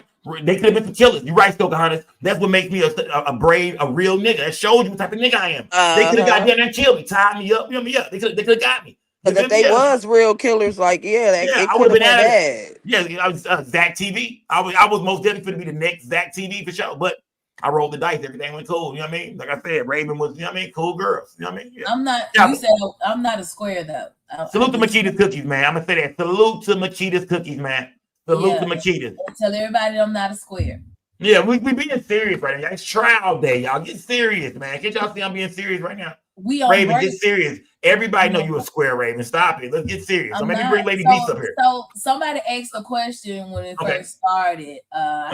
What are your feelings on Govan being the one on trial right now, knowing that you knew this young man for quite some time? Oh man, I told you how I felt, man. I said, you know, this is it's very personal. You know what I mean? Because of the way it all played out. Because of me talking to him and him, he was supposed to come on my show, and I jump up here and say I'm gonna bring him on the platform. Meanwhile, the other blog over there going in, making crazy accusations. I'm like, oh man, this nigga gotta be rolling the dice. He just throwing, you know, he's throwing spaghetti at the wall. He's trying to see what's gonna stick. And boy, everything fell except for quit. I said, I'll be damned. I said, man, so yeah, this is personal, man. Watching this, and I'm not mad at nobody. I'm just saying, you know, it brought me into the story a lot. You know what I mean? Yeah, crazy shit, man, crazy, just crazy. Yeah, he did. You did go down there, and it was a snowstorm down there when you went down there, wasn't it? No, it was not. It wasn't. It was snow on the ground. No, nah, it wasn't. But it was cold though. It was cold or something. But it wasn't snowing. It didn't snow. Oh, I remember. Yeah, it didn't snow though. No, it didn't. I know it was cold. I mean, if it would have snowed, I would have brought my mink out. You know what I mean? I would have brought my mink out. You know what I mean? You ain't even never seen snow, probably. I would have. Yeah, nigga, we done had snowstorms in Dallas, man. Right that little ass snow. Y'all, she said little snow in that. Hey, look, no, we talking about big snowstorm. Shut the whole city down. No light, no power. But they shut the city down in Houston because I'm forgetting. Y'all, hold on. Yeah, she's from Milwaukee, y'all. My bad. I forgot. Yeah, she's from Milwaukee. So snowstorms to her ain't shit. They see real snow. That's what she meant. Yeah, that wasn't no snowstorm that y'all had. That was just like a drizzle. But yeah, I'm telling y'all, she's from Milwaukee. I was thinking, like, why would you say that? Now that was some real snow to us. But if you're from Milwaukee, then you're right. You done seen some snow. We had snow up to our knees. No, real talk. Real talk. Man, what's up, man? How long we going? It's gonna be 1 o'clock. It's gonna be one. What time is y'all? It's gonna be 1 o'clock. Oh, we 7 minutes away. Then we good. We said 1 o'clock. Hold on. It's 12 it's 12. It's about to be 12 o'clock, Scott. Yeah. So that's what I'm saying. So what she's saying is it's 1 o'clock for her, right? For you, Raven, right? Yeah, I'm in Atlanta. So exactly. So for me, it would be noon. So we got 7 minutes. Oh yeah, we got 7 minutes up here too. Yeah, we good. I mean, that's what I would say because that's what I was saying. I think they're gonna get a couple of like they did last time. You remember they had like a couple of people hit the stand, then they went to lunch. Then they gonna come back. And somebody said, but we still had lights. No, we do during the snow, but we just didn't have lights when we had that rainstorm up here. But Skoka, you tripping on our storm though. It really. When I lived in Houston, and they had that little snowstorm, and they shut everything down. The gas. Listen, it wasn't even enough to cover the ground. You could still see the ground. I was like, this is ridiculous. I'm going home, man. Who's my nigga Pimp McCann, man? Who's the Pimp McCann? So he told me the same story like that. You know what I mean? Did you see what Mia J said before the trial started? Yeah, we're talking about Govan, right? Yeah. You see what I mean? She spoke on how, just because he wasn't a shooter, people thinking he gonna get less time, or he think he gonna get less time, but nah, they want justice. They want that same justice, you know what I mean? They want the same straight drop outcome, basically.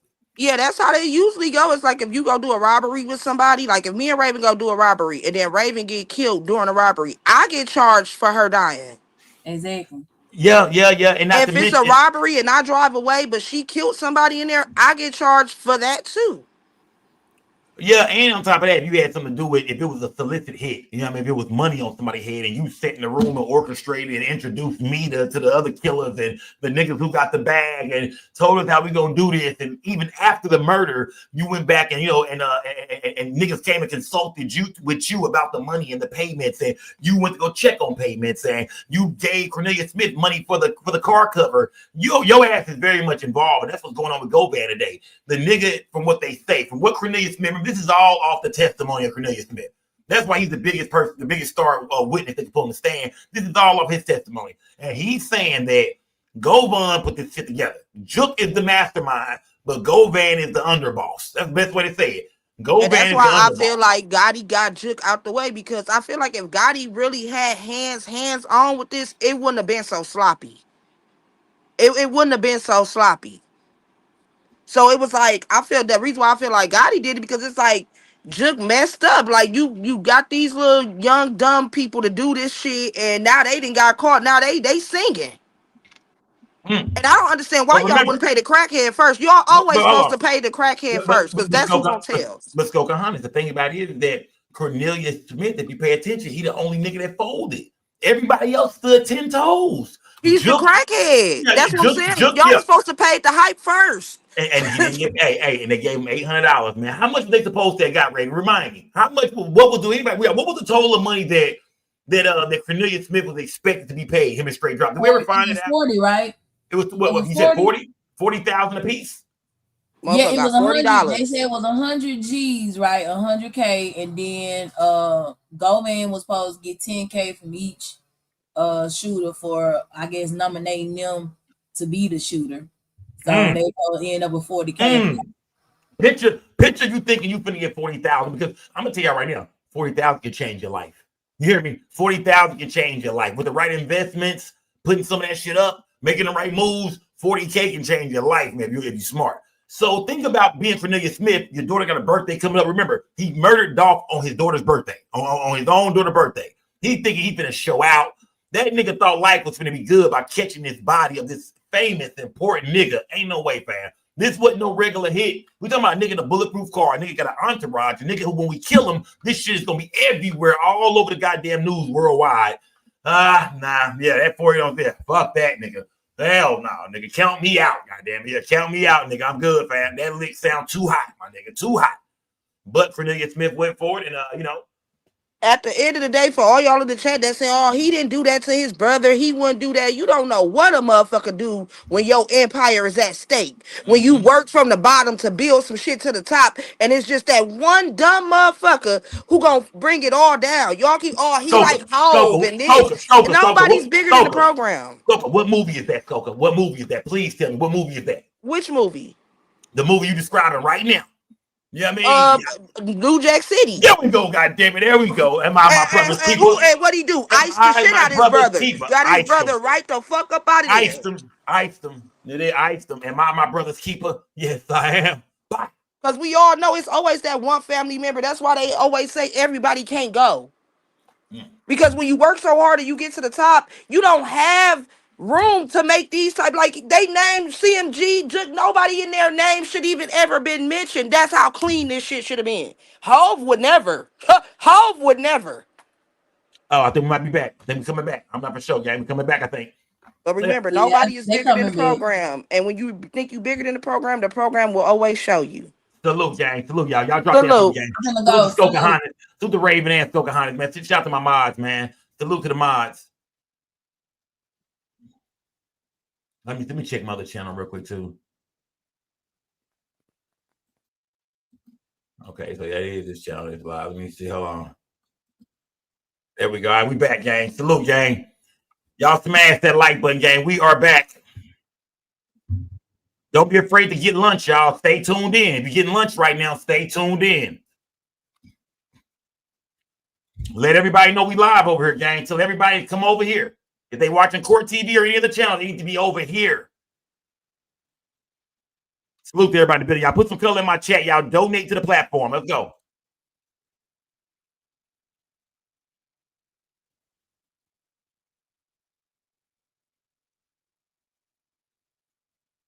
And salute to Valerie for that cash app. Salute to Valerie for the cash app. Salute, gang.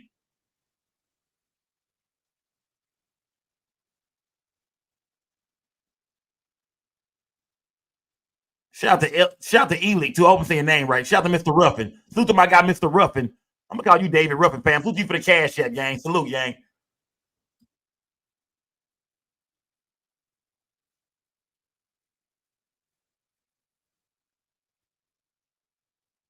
Salute to Slab for that cash app. Salute to Slab for that cash app. Salute, gang.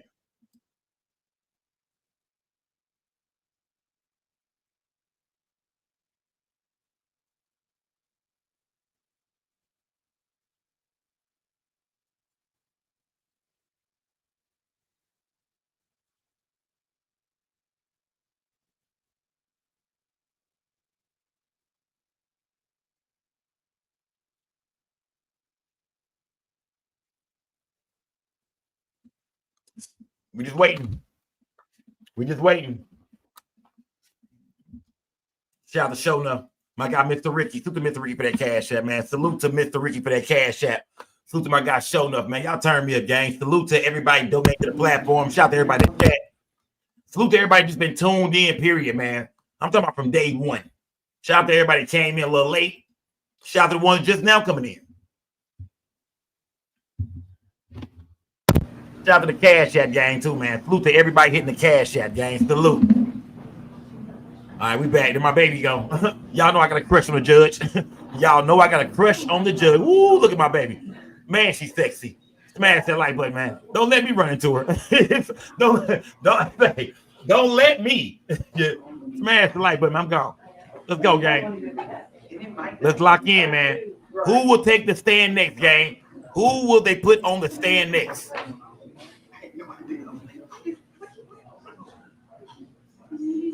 Could Cornelius Smith walk out today? Could Cornelius Smith walk out today? Could we hear from Cornelius' girlfriend? Let's go. Oh, yeah, I'm digging her, y'all. I got a little crush. I got a little crush. I got a little crush on her. Oh, look at them lips on her. Oh, okay. Salute to the judge. Man, salute to the judge. Y'all crazy, man. Y'all crazy. What's back in session? Let's go.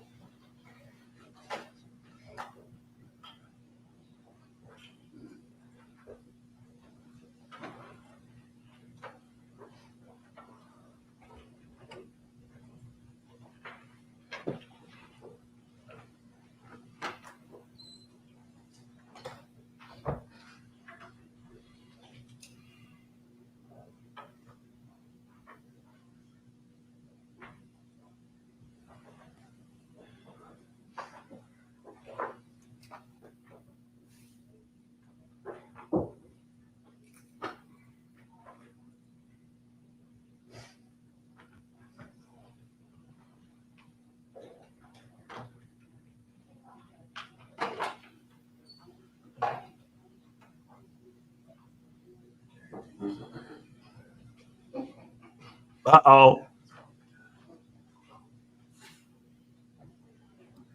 Did I hear Cornelius Smith? Did I hear Cornelius Smith name? Did I hear Cornelius Smith? Let's go. Let's go. I think I heard him say Cornelius Smith, man. Oh, we getting into it. We getting to it early. We finna get to it a little early, I think, gang. Let's go. I think I heard them say Cornelius Smith. I could be wrong, gang. I might be wrong. If I'm wrong, I'm wrong.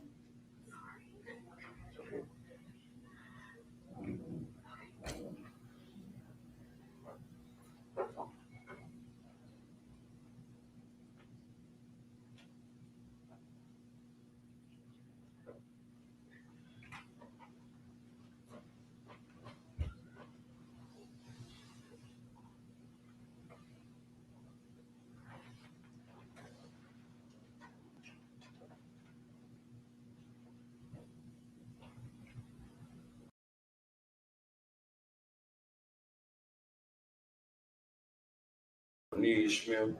And for the benefit of our jurors who may be taking notes and our court reporter, could you spell your first and last name? Cornelius.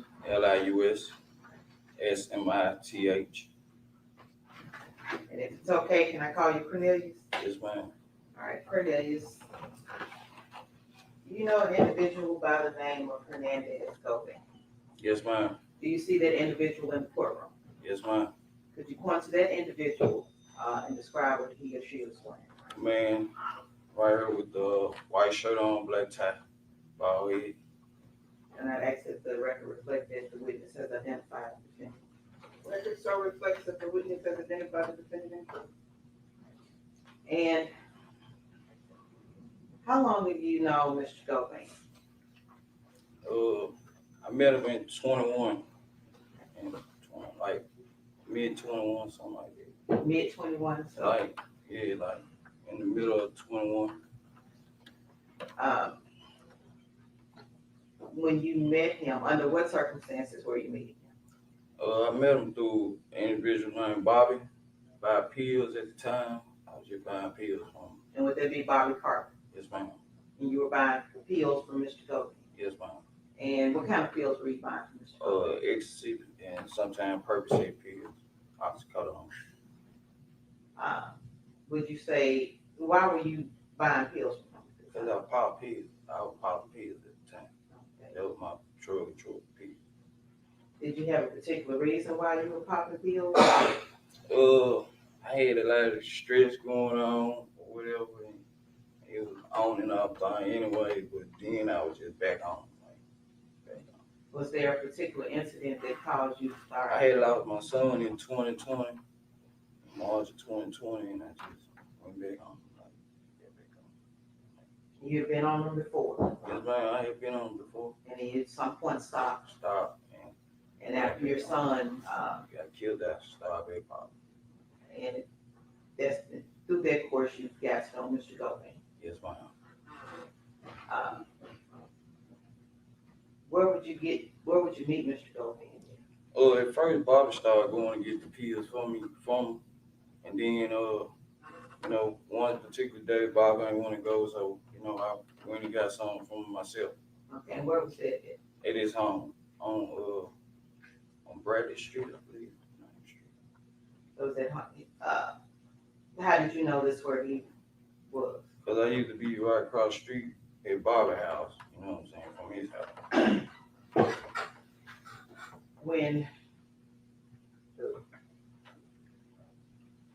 So you've always gone to Bobby's house? Yeah, I used to hang out with Bobby.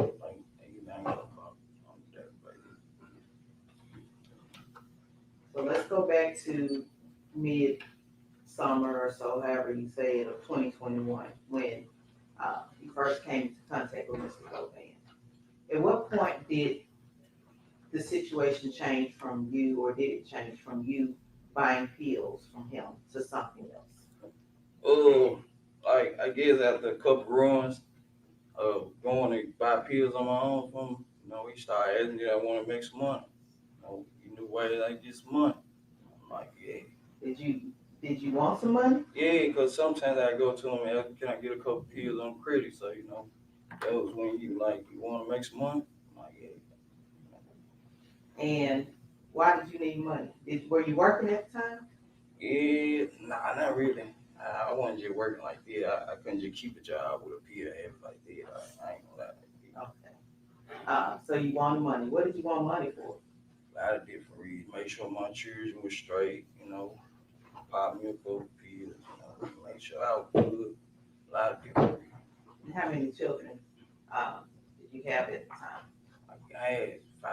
I got 5 now, but I had 6. 6 altogether. Yeah, it was after my son got killed. I had 5. And who is the mother of those kids? Letitia Jackson. So you wanted money to make sure your kids were okay. You popped a few pills, and you'd be all right. Yes, Did you have a girlfriend at the time? yes, ma'am. What's your girlfriend name? Miss Angela. Miss Angela. Does Angela have a last name? Arnold? Yes, ma'am. Okay. So, yeah, 5 kids, a girlfriend, Yes, and a ma'am. pill head. Yes, ma'am. All right. So at some point, Mr. Govan asked you if you wanted to make some extra money. Make some money. And how were you supposed to make extra money? Well, he told me that, it was a little bounty on a couple paper I had. Okay, I ain't understand nothing you said. It was a hit on, it was a hit at the time on a couple guys in paper I had on paper I had. Okay, and what were some of those individuals' names, if you can recall? Paper Route Woo, Young Dolph. I don't know all the names because I ain't know who they were.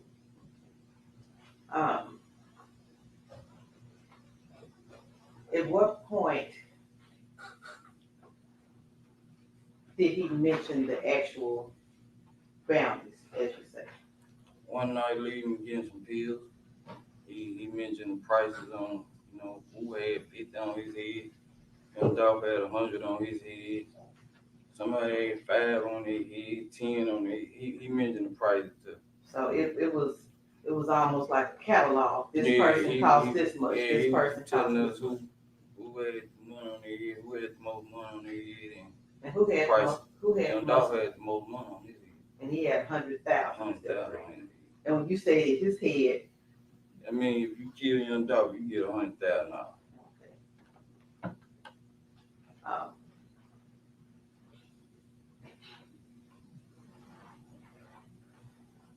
at some point you will testify that about the shooting of Young Dolph. Is that correct?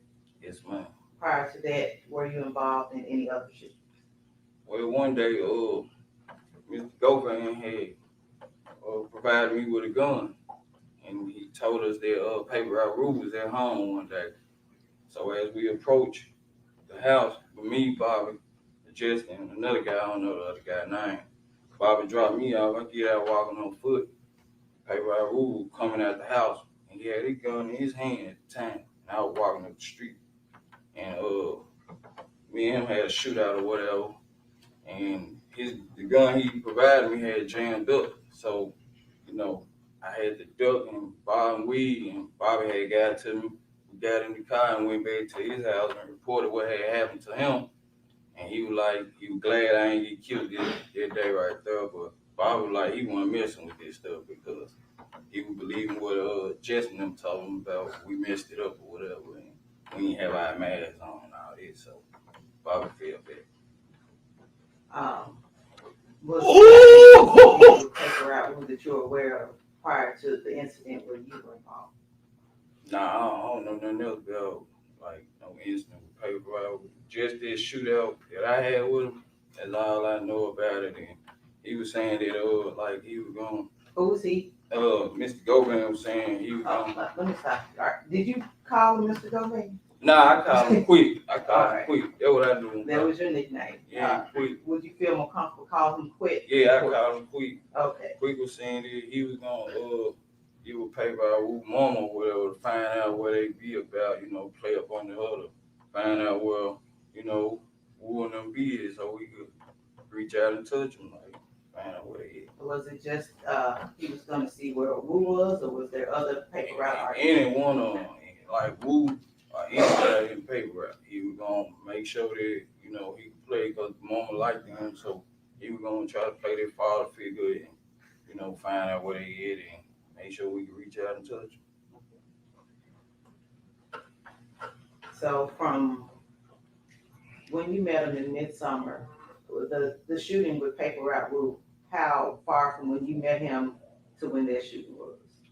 I just can't recall, but it wasn't long after I met him though.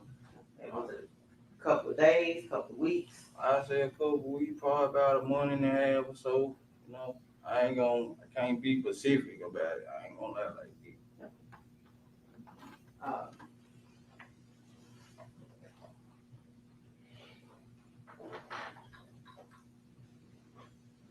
Were you all looking for specific paper route empire artists? Yeah, we were looking for whoever we could find. So, at the time on certain days or what, we were doing whatever we can. You know what I'm saying?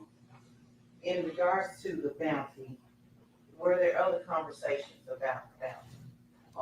Well, after that incident with paper route Wu or whatever, and the gun jammed up, I think probably the next day I pulled up old Quick House or whatever and buy some pills.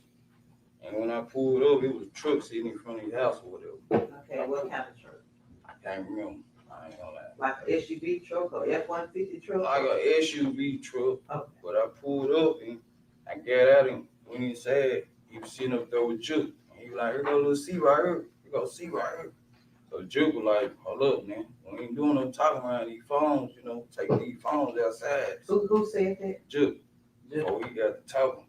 He was telling him, we ain't talking around no phone, take the phones outside. Who was he telling to take the He phones? was telling Quick that. Okay. Take the phones outside. And then Quick take y'all's phones outside? Yeah, I gave him my phone. He set them outside on the chair or whatever. And came back in and was like, yeah, this little C right here, this was the one that, you know what I'm saying, shot your woo. And hold on, you did a whole lot of whoop. Well, basically saying this the one that shot it, woo. And this one of the ones that I got the, you know what I'm saying, that I got on the business too. And Juke basically like nodding his head like, y'all gonna get y'all money, y'all handle y'all business, you know what I'm saying? Y'all gonna get y'all money. What was person you described as Quick? What was Quick saying? He was just letting him know that, I was one of the ones that he got on the business, that he had to put the work in or whatever. Okay. That he hired for the heat. Because I'm gonna need you to slow that down. He the one that hired on the business to do what now? To make one of these, get a hit, do the hit. I'd like to pass you a photograph.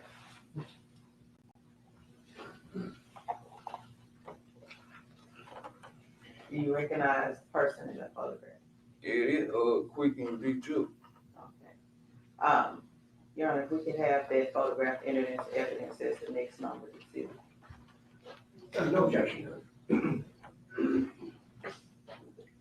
This is a picture of two gentlemen, with white shirts, t-shirts on that's been described by the witness as Quet and Big Joe. We'll mark this as exhibit. Your Honor, before we publish, I would simply just ask if you have a time frame with this photo as far as authentication goes. So let me mark it first. Mark this as exhibit 4 to this hearing.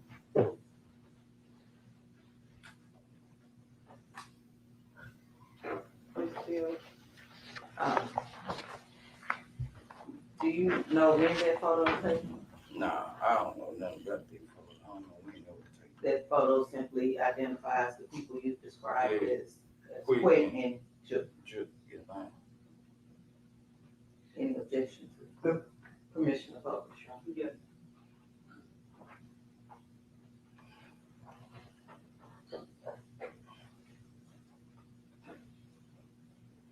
Yeah, I would say that if it doesn't work. But the individual you described as Juke, is he on the left or right of this photo? From my end, he's on the right, the big guy, right on the right. He's on the right. And the individual on the left, who is that? That's Quick. And Juke is the person, do you know his government name? No, now since I've been locked up, Anthony Mills, since I've been locked up. And Quet, you know it's Hernandez Govan, is that correct? Hernandez Govan. At some point, I'm sure you all exchange phone numbers. Me and Quick, I Okay, never and had Juke number. you never had Juke's number? No, I never had no contact with Juke, like how to get into the Juke. So any conversation about bounties went through Govan, is that And correct? Govan the one that did all the talking. What name was Quet's saved into your phone? I hit it up on the bro. Bro? Okay. And how many different phone numbers did you get? Yeah, 2 different numbers. But they were both on your phone as bro. Bro. All right, so at some point, there was more information given, I guess, about the bounties, is that correct? Yeah, about the balance, it was coming close to Thanksgiving or whatever. All right, well, let's back up, let's get back to sometime before it starts to get cool. Go back. Was there another individual that was brought into this? Justin who? Johnson. Okay, and how did you meet Justin Johnson? I met him through Quick as well. At what point did you meet him through Quick? Like around the time we did that, they hit on paper at Woo. When we went and shot at him, like that was like my first initial meet with him around that time. And you said you met him through Quick or Mr. Govan. How did you meet him? Describe it. When they found out that Woo was at the house or whatever, me and Bobby would call, and he called Justin up too, and we all met up at his house. And who was he? Quick House. We all met up at Quick House, and me and Bobby jumped in one vehicle, and Justin and another guy jumped in another vehicle. But he was putting you all together. Yeah, Quick put all of us together. Okay, you didn't know Justin before this day? No man. Never seen him? Never seen him. Never met him. I knew nothing about him. All right, so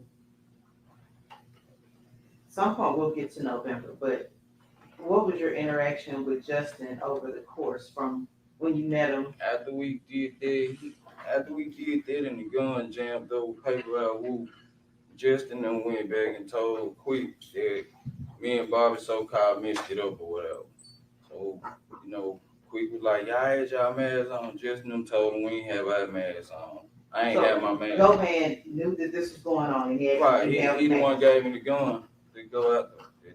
He asked if you have a mask. Right. He asked me. And he was saying like Justin was telling him that we messed it up or whatever, and that's when Bob was like he ain't doing nothing with nobody, he ain't getting involved in it or whatever, because quick believe everything Justin them say, and you know at that time, Quick basically telling me like get with Johnson and get with Justin them, and you know what I'm saying, handle the bid, you want to get this money. Since Bobby acting like he acting, you know what I'm saying. I don't know what you said. Since Bobby acting like he acting, he told me to get with Justin and them, you know, since Bobby had pulled out of it. Oh, Govan told you to get with Justin? Yeah, Quick told me to get with Justin. Okay. And what reason was he telling you to get with Justin? So we go find one of the around any artists to get this money, you know. And so, what would Govan gain out of you all getting a bounty or a hit on one of the paper route? he was getting a cut out of it. You know, he supposed to got $10,000 for me. No matter who you hit or if it was. Young Dolph, he supposed to get 10,000. I did 100,000. I did 50,000 out again. He was getting 10,000. So throughout the summer, going into the fall, did you and Justin and Govan ever meet? Yeah, we'll meet up over Quick House. Like we'll go over Quick House, and that's what we always met up at, over Quick House. And then what was the purpose of meeting there? Really, like we'll meet up over Quick House to talk about a lot of things. Basically, you know, about a ban on somebody, finding somebody. You know, sometimes we'll watch the games over there. You know, we'll be over there about a lot of things, basically. But for Govan, you wouldn't have met Justin? Nah, I wouldn't have met Justin if it wasn't for Quick. Prior to Mr. Govan telling you about bounties on these PRE individuals or rappers, artists, were you aware that there were bounties? No, ma'am. I had no idea about it. Were you aware of who the PRE artists were? I knew about Young Dolph, but I didn't know about none of these other artists or nothing like that. I had to Google them. And to actually Google them. Once he told me, I had to really Google them to find out. So there would be, like throughout the summer, you all would meet and he would talk about the bounty. Talk about the bounty on them. And first we like, man, I was thinking to myself, it's impossible to get Young Dolph, you know what I'm saying? Like, nobody can get no Young Dolph. But, you know, I was thinking to myself that was impossible. So, you know, I had to Google the other guys to see who they were. Oh, fast forward. Let's get to November. Look, it's the week before Thanksgiving. What was going on there? He was telling us, you know, they got turkey. Who was he? Quick, Govan, quit. I mean, he was telling us that, you know, they had turkey drive. Each artist had a different day where they were doing turkey drive or whatever, and you know, that's our opportunity. We can make some shaking. Okay. You said make some shake. What's shaking? Like try to catch them and, you know, get the money. Do what he don't want to. Were you aware about this turkey drive prior to Govan telling you that? Nah, cause I don't know nothing about what paper route do. So nah, I probably wasn't. Did you listen to their music before, or did you? I listen to Young Dolph, but I ain't listen to his artist. I ain't know who his artist was. I listen to Dolph. So, Govan was telling you about the turkey drive. Right. And I'm sorry. He was telling me and just. Were y'all together when he was telling you? Right, at his house. At his house. Did he mention the bounty again? Did he mention the money? Well, we had already knew the prices on majority of their heads, basically. On everybody else doing the turkey drive, we had already knew the prices already. Including Dolph. Including Dolph. And let's go to November the 16th of 2021. What were you and Justin doing that day? Well, he had called me up. He came and picked me up. We had went because they had a turkey drive in South Memphis. And me and him was out. We were riding, trying to get one of the artists that day that was doing the drive down there. And as we was out there, I got out on foot.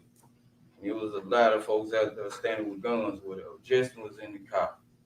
And he called me and told me that he had got a call that young Dolph was at a gas station up the street from where we was at. So I ran back to the truck and I jumped back in the truck. When we got to the gas station, Dolph was gone. So we rode around for a minute, then he dropped me back off at the house. And I laid down that night, and he was like, tomorrow we go back out and see what's up. So on the 16th, at any point, did you think, okay, maybe we have a shot at getting Dolph? Yeah, because we knew he was in town. We knew Dolph was in the city then, and we knew that tomorrow we were full-fledged then. We know we anything in shape right now. We gonna get somebody. We gonna strike. Tomorrow is our day. We gonna strike somebody. We gonna get lucky tomorrow. And at any point, did you all have this conversation with Mr. Govan? Yeah, we were telling him like we really getting close. We getting fed up playing. We finna get somebody basically. And he was like, y'all do y'all thing. Handle y'all business. And in return, you all were supposed to, you expected to be getting money, so. Right.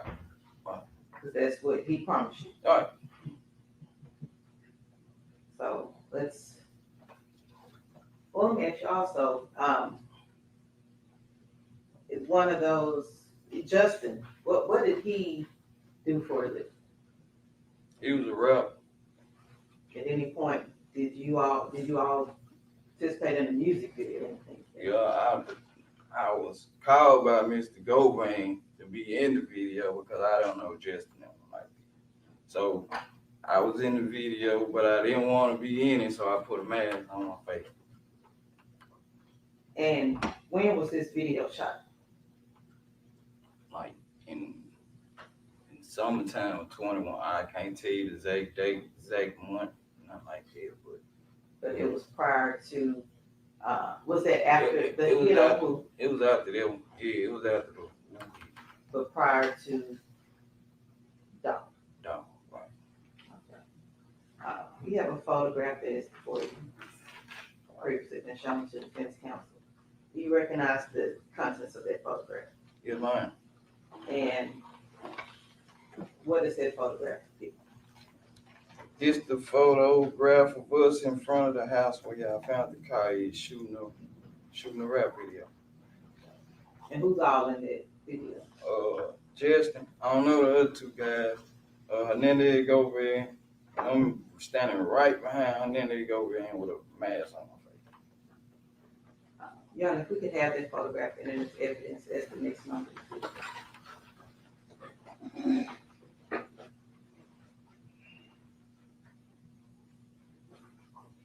So this is a photograph with 5 individuals in the picture. Mr. Govan with the cap on. The witness described himself standing behind Govan with a mask on.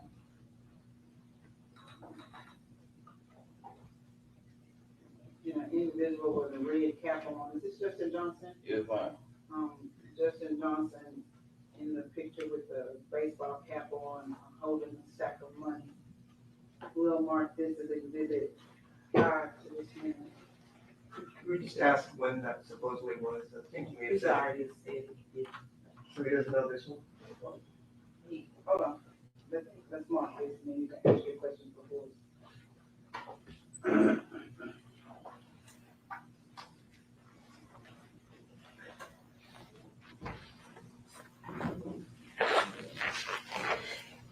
You want to ask questions? I ask you again, do you recall when this was taken? Or the video, excuse me, the photograph that you were just looking at, not this one, but the one you just handed to me. That was the video. I don't know what month it was. I don't know like exact time it was, but I know it was sometime. It was after the paper movie. Yeah, that's all I can say. Like, And Your Honor, who published the picture? Yes. Could you describe for the jury what we're looking at here? There's the video shoot of us at the house across the street from Quick House, across the street from Govan house. Who is this individual? I don't know him. Who is this? That's Justin Johnson. Who is this individual? I don't know who that is. Who is this? That's a Govan. And who is this individual? That's me right there. Why did you have a mask on? Because I wasn't part of their little crew, and I ain't want to bring no little beef upon myself. He asked me to be quick, and then they go and ask me to be in the video. That's why I'm standing like right behind him, because I ain't know nothing about that. So we're gonna, I know I'm doing some time warping. But this was sometime, we're gonna go back to November, at this point, November 17th, right?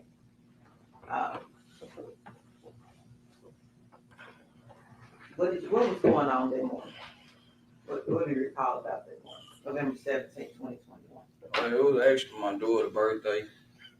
I woke up, I had a missed call from Justin Johnson. So I don't know if I called him back or he called me back, but somehow he got on the phone. We was on the phone, and he was telling me that he was finna pull up on me. And did you plan to meet him that day? Yeah, we had been out the day before, on the turkey drive or whatnot. That's when they told us Dolph was at the gas station, but he was gone. So the next day we knew another turkey drive. So we were gonna get up that day and, try to get to that turkey drive. So this was Wednesday, would you say? If you recall? I can't recall. It was November 17th, 17th. my daughter's birthday. All right. So how long from when you received a call from Justin to when he came to get you? He was close by, so it was like a couple minutes. He was close by. It wasn't long. He was close by. And I don't know if I asked you before, but how far from Mr. Govan's house to your house? How was that far? Nah, it wasn't far. A couple minutes. It wasn't far. So he wasn't far because he came pretty quickly once He came fast. Okay. And when he arrived, what type of vehicle was he? He was in a white Mercedes Benz. Had you ever seen him in that white Mercedes Nah, I Benz? ain't never seen that car before. What car would you normally see him In an SUV, like a white truck or something. in? And did you ask him why he had this? I ain't asked no questions. I ain't gonna lie. I ain't asked no questions. I just jumped on in there because I knew we was on a mission. At this point, had your mission changed to Dolph knowing that he was in town? Yeah, anybody, at this point, anybody, like in paper, right? Anybody. So he picks you up. He picked me up. And where did he pick you up from? He picked me up from my pop's house. Once he picked me up, we went back to right in front of Govan, and then the Govan house. And stayed on Bradley Street. On Bradley Street. And when you went back to Govan's house on Bradley Street, what did you do then? He jumped out the car and grabbed somebody in his suburban truck. Could I ask, we identify who the he's are? It's getting very confusing with the hearsay. I think Ms. Taylor was going to do it. She's been doing a pretty good job at it. We've got a lot of theys and he's, and it's very confusing. That's why I asked. So the he that jumped out the car, who is the he? Justin Johnson jumped out the car, and he jumped out the white Mercedes Benz and grabbed some out of his SUV that he had parked by across the street from where his house is, right? And I didn't ask you, where is this house? Across the street from the Govan house, where we'll park it or hang out at. We'll park in front of his house and go to his house, hang out. Go to Govan house. Go to he, all right. You park in front of Govan's house. We park at their house and to go over Mr. Hernandez Govan house and hang out. All right. So Justin got out of the car, opened the door or something to the SUV, got something out. Right. Did he get back in? Yes, ma'am. He got back in and we we took off. Okay, do you know what he got out of the car? No, man, I can't remember. All right. You previously mentioned that you all were kind of on a hunt. Right. When you go hunting, you have guns. Right. Did you have a gun? Justin Johnson already had the guns in the car. Prior to me getting in, they was already in the car. Did you all have masks? Yes, man, I had my own mask, my own gloves, and Justin Johnson had his own mask and gloves. At some point, did you put these masks and gloves on? Yes, ma'am. We once Justin grabbed something out of the white SUV, we proceeded on heading towards Westwood area. And as we got to Lamar Airways at the light, young Dolph come driving by. They come driving across the light. And we spotted the car. We were like, there they go. And we proceeded to trail them. Trail. Young Dolph. And what did you do then? Oh, let me ask you, did you make any phone calls? I didn't make any phone calls at the time. I didn't. Did Justin make any phone calls once you all spotted that? No? No, ma'am. I don't recall. Spot Dolph, what did you all do then? We proceeded to follow them. We followed them. They pulled inside the cookie store. We made the block. And when we made the loop, I jumped out. I spotted Dolph inside the store at first. I jumped out. Just proceeded to shoot inside the restaurant. I'd like to show you what has previously been marked as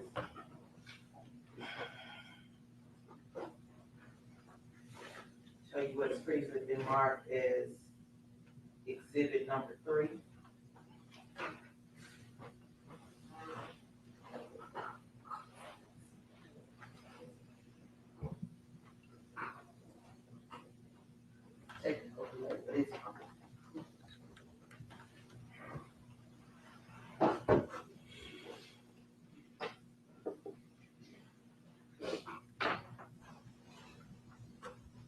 What are we looking at here? It's the Makita Cookie Show shop where young Dolph and them pull it in. Is that the vehicle that you saw previously? Yes, ma'am. And where were you all? By the time we had already, like we was at the light, we had went down to the light to make the block. You gesturing this way, so you're at the light coming this way? Yes, ma'am.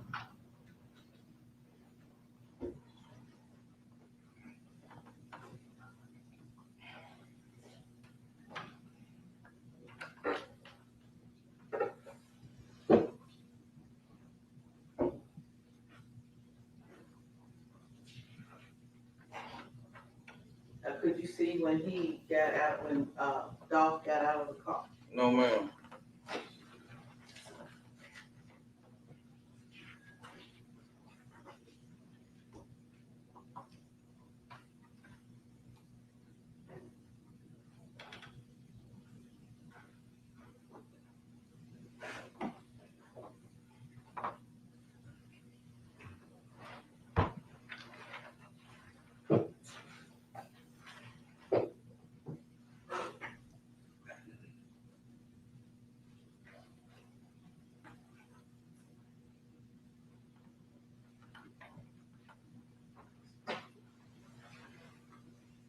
You see a vehicle coming to the frame. What are we looking at here? That's the white Mercedes Benz we was in. And were you the passenger or were you the driver? I was the passenger.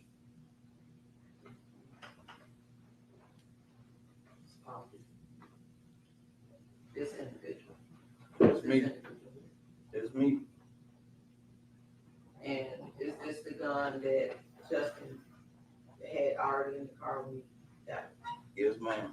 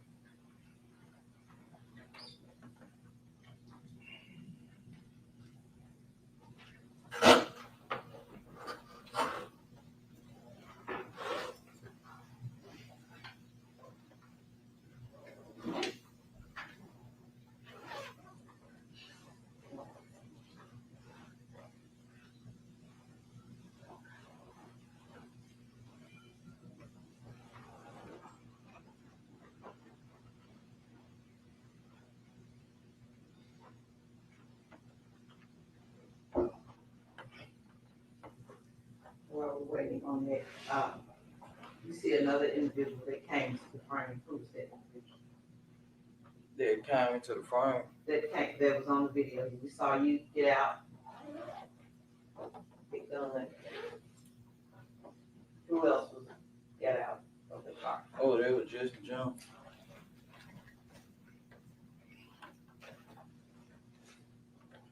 What were you all planning to do that day?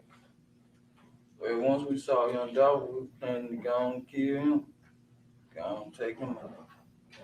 So how far from when you sawed off on, was it Airways? Yes, ma'am. How far from when you saw, how long did it take from once you sawed off on Airways to once you actually got out the car and started shooting? Couple minutes. It wasn't even a good 10 minutes. It wasn't 5. It was about 5 at the most. Red lights.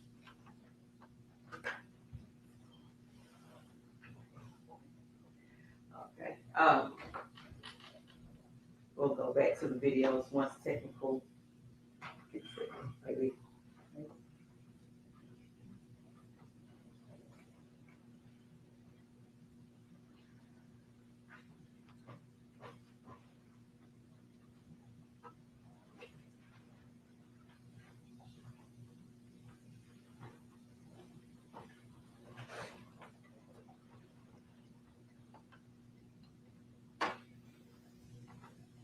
So in the 5 minutes or so from when you all spotted Dolph's vehicle to when you all started shooting, what did you and Justin say to each other? We didn't say nothing. It was just like, once we saw him, we didn't say nothing. We knew it was go time. I knew it was go time. Like, might as well go on get it over with now. That's why I jumped out. Did you have a phone on you on that day? Yes, man. I had put my phone in the glove compartment of the car. Why did you do that? So I wouldn't drop it when I jumped out the car or nothing like that. So did you put it in the glove compartment when you first got in the car or after you saw Dolph? When I first got in the car, I put it in the glove compartment.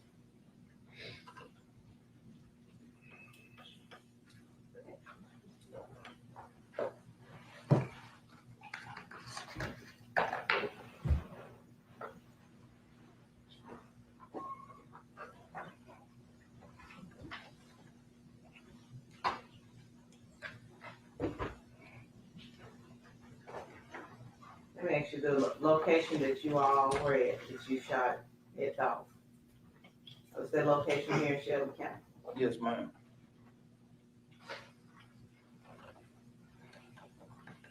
Get there.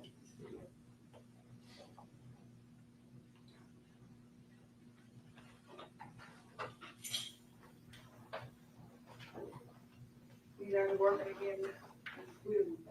Yes, sir.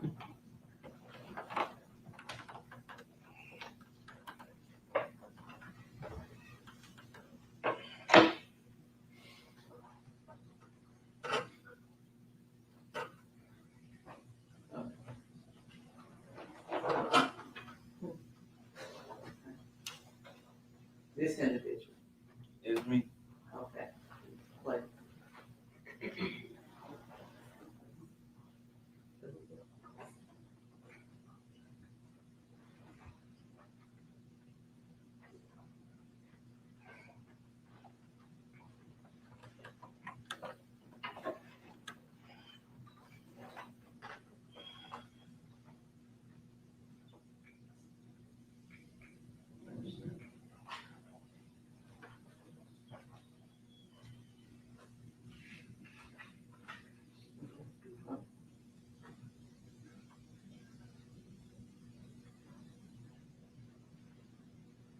we could back up.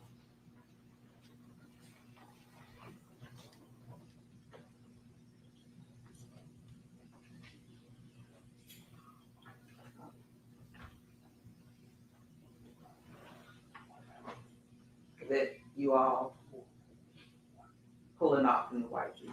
Yes, ma'am. You see someone in the frame in the shot coming out and shooting as well. Yes, man. He had shot back at us, and I actually got hit twice. Where did you get hit? Got hit in my arm, on my leg. Did Justin sustain any injury? He got scraped on his back. Alright, after you leave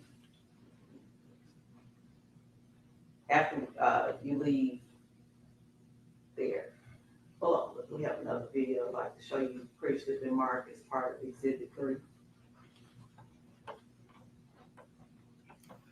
The videos are working with us today.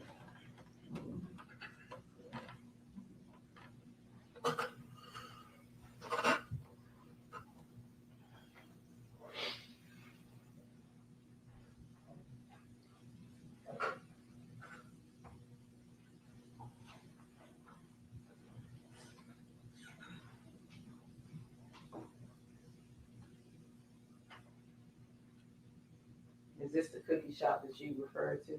Yes, ma'am.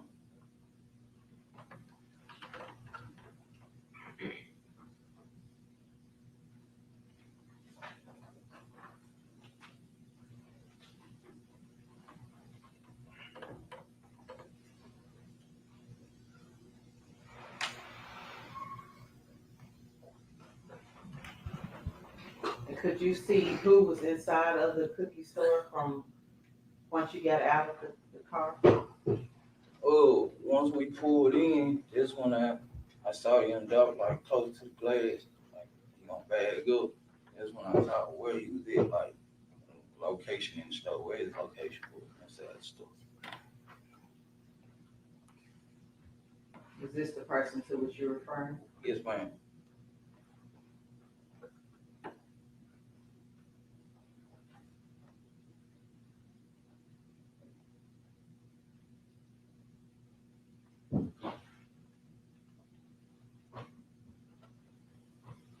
Was that you?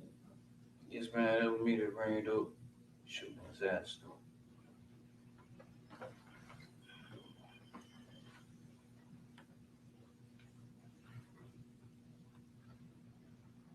After the shooting happened, you're shot. Could you show the jury where you're shot at? Got hit in my arm, right here. Now it hit in my leg, right, scraped on my We're leg. not gonna ask you to show them it. Yeah. What did you all do once you were there? Once we left the cookie shop, I was telling Justin I was hit. He like, I'm hit too. He was driving. Justin was driving at the time, so I was asking him, is he okay? So we won't crash or anything, run into nothing. We went back to the house in front of Mr. Hernandez Govan house, and I jumped out the Mercedes Benz and jumped into a Suburban truck and moved on out the way. Mr. Justin parked. Let me stop you for a minute. When you all were planning to get hits on any of the PRA like this, and then even once you saw Dolph, did you have a plan as to what you were gonna do after? Not necessarily. We was going back because we didn't know we were gonna get shot. Ain't nobody know we were gonna get shot. You didn't plan on getting shot. No man, that wasn't part of the plan.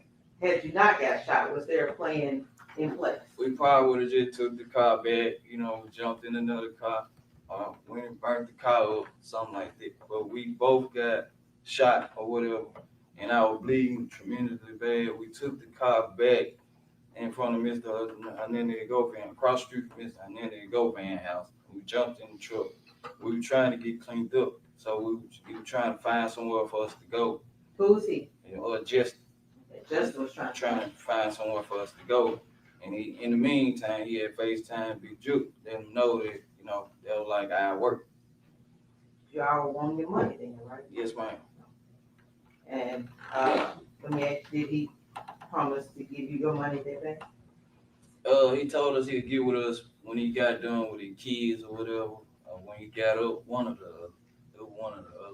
But you didn't have Juke's number. No, ma'am. So he couldn't get with you directly. No, ma'am. He couldn't get with me directly. So how would he have been able to get with you? I would have had to go through Mr. Hernandez Govan or Justin trying to get with me. All right, so no plan as to what y'all were gonna do after whoever y'all hit that day. If you happen to hit Dolph. Yes, ma'am. Hit Dolph. You go back where? You go to the. We go across the street from Mr. Hernandez Govan house. We swap vehicles. And now that's when I had went too fast. This when Justin was trying to find somewhere for us to go. But he had FaceTime Juke first and then let him know he was spelling out Dolph. And then When you said he was spelling out Dolph, like was he going jailhouse, D, jailhouse spit. in American Sign Language he was doing that? Nah, it's different. It's different. Okay, some more. He was telling him that that was at work basically pretty much. And he like he'd give it up when he get up.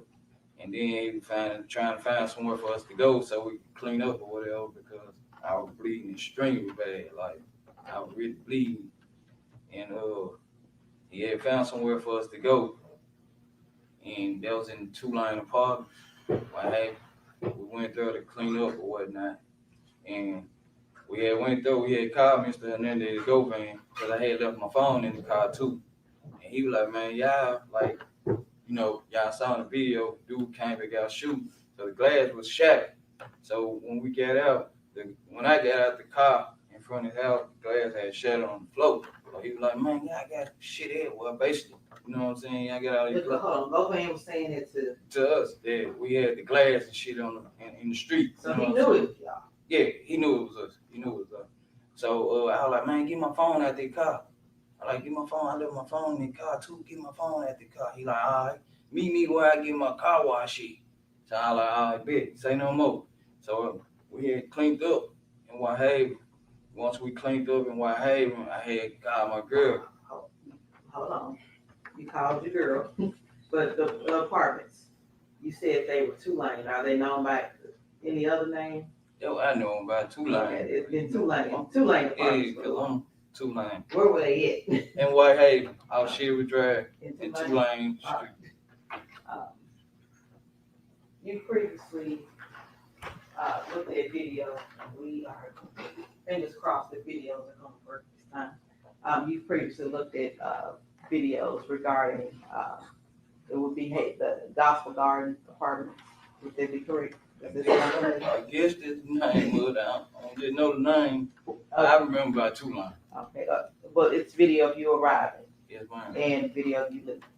Yes, all right, if I could pass forward.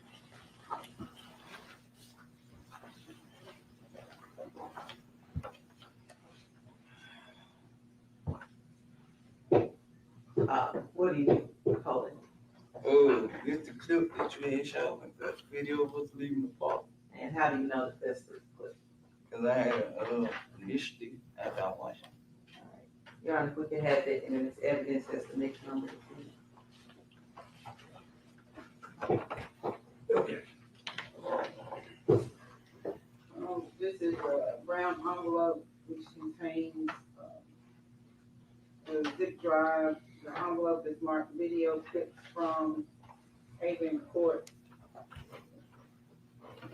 arriving and leaving. We'll mark this as exhibit 6.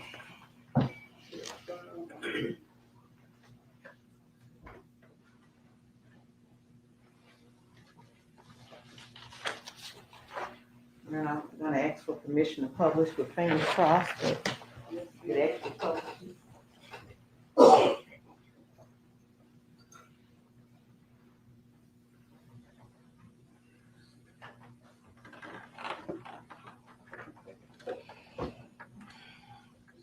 Is this where you all went to? Yes, ma'am. I say you all, I mean you and Justin. Me and Justin. Yes, ma'am.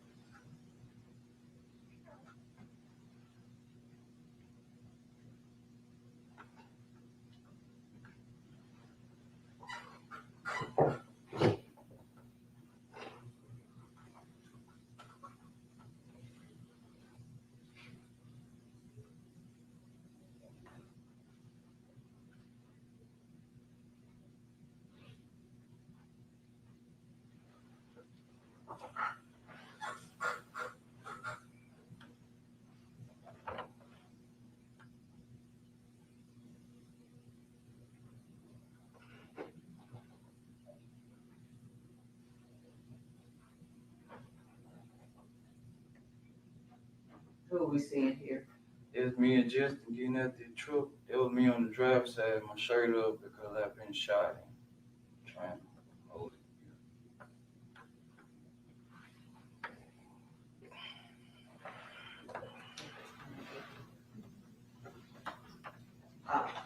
Once you're inside, what do you all do? He had called somebody. Who's he? Justin had called somebody to bring a wound kit or A whatever. wound? A wound kit from Walgreens, so I could clean up. We both could clean up or whatnot. Like I said, I had called my girl to come get me. Who's your girl? I had called my girl to come get me, and we also contacted Mr. Hernandez Govan, and I was telling him to get my phone and my car, and that's when he was telling me. Out of the car? Out their car, yeah. The white Mercedes. And that's when he was telling me to beat him where he get a car wash. And where did he normally get his car wash? Pressure work. And how did you know that's where he gets his car wash? Because I had been up there with him before getting car wash. And at some point, you leave their apartment. Yes, ma'am. How did you leave? My girl kind of picked me up. And your girl? Does the girl have a name? Miss Angela kind of picked me up. You produced the Miss Shelton's video, is that correct? Yes, ma'am.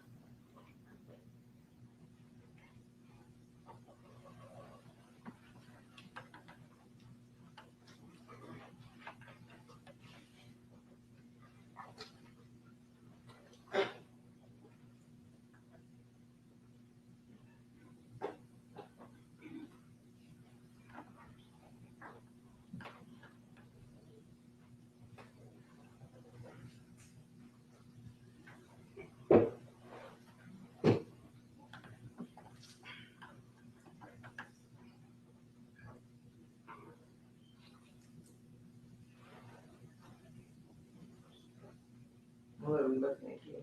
That's me and Justin walking out. He getting in the white SUV, and I'm walking to Miss Angela's truck. Getting. Can you call your girl, Miss Ann? Nah. What did you call her? Oh, baby. Okay. Got in your baby truck.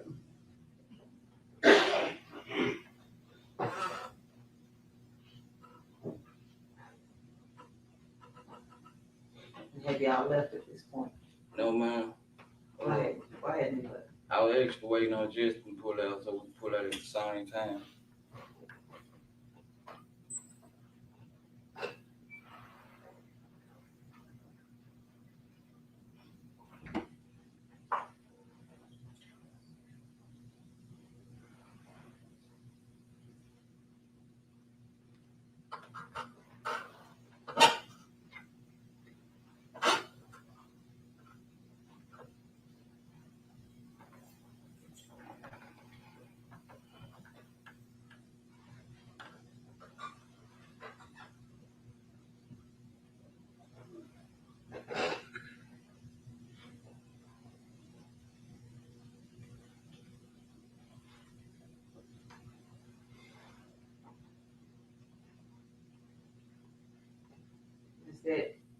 It's Justin walking up to the truck with me and Angela was in. I was waiting on him. I told her not to pull off until he pulled off. Why didn't you want to pull off before you pulled? Because I know we just did a hit, so it was really like, looking out for him at the time. And then we both were shot. Well, he was straight, but I was shot. So I just really made sure you pulled out.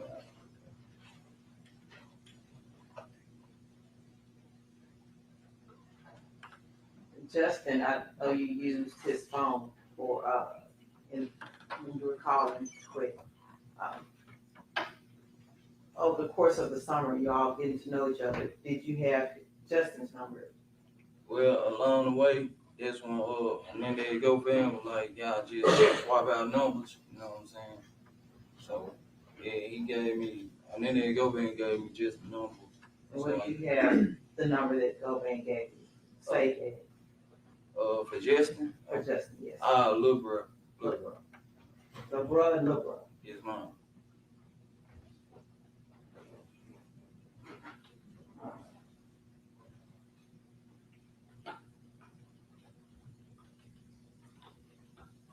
Did Justin have more than one number? I believe so. Yes, ma'am.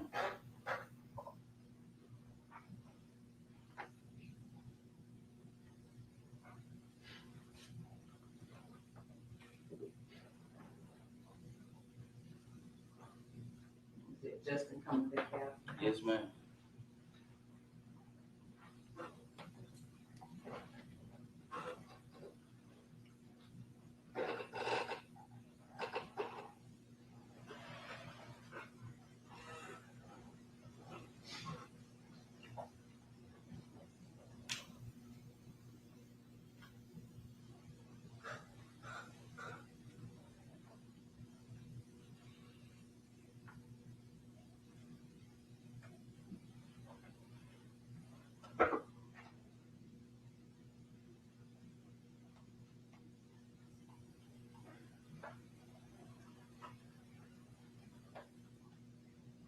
So we see the vehicle Justin leaving, is that correct? Yes, ma'am. That white vehicle, and this is me and Angela leaving right here. And it's Angela driving. Yes, ma'am. All right, Ms. Taylor, I think this is a good place for us to stop for lunch. Ladies and gentlemen, as I always say, don't speak to each other about the poop you've heard thus far. We've got a little ways to go. Eat your lunch, enjoy your lunch, enjoy your break. And we are going to start back up at 2:15. Okay. All right. Let's break for 2:15. Board stands on recess to 2:15.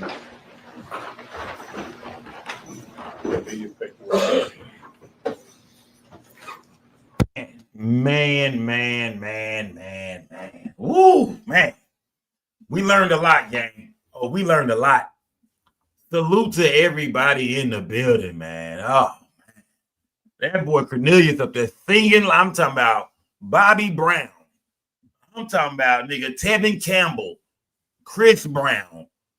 I mean, that nigga up there singing, ain't he, boy? I mean, giving it all up like he did in the straight drop trial. Man, bro. I mean, man.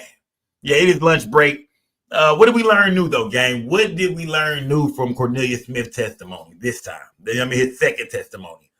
To hear about Paper Route Woo, nigga, I jumped on Instagram and went to Paper Route Woo page so fast. Look at that nigga's story to see if he said anything. He ain't said nothing. He keeping it gangster. You know, niggas ain't really doing too much talking. But, yeah, it's crazy to know that Paper Route Woo was supposed to be the nigga. Yeah, they really almost got that money for Woo. They might not even went for Dolph. Now, I ain't going to say that because I think niggas would have caught multiple niggas if they could, as long as that bread was on the table.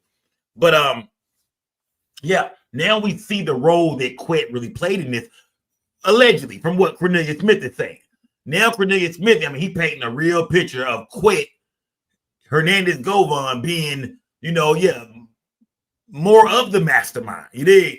Juke is soliciting the whole thing, but Quet is gathering up the soldiers.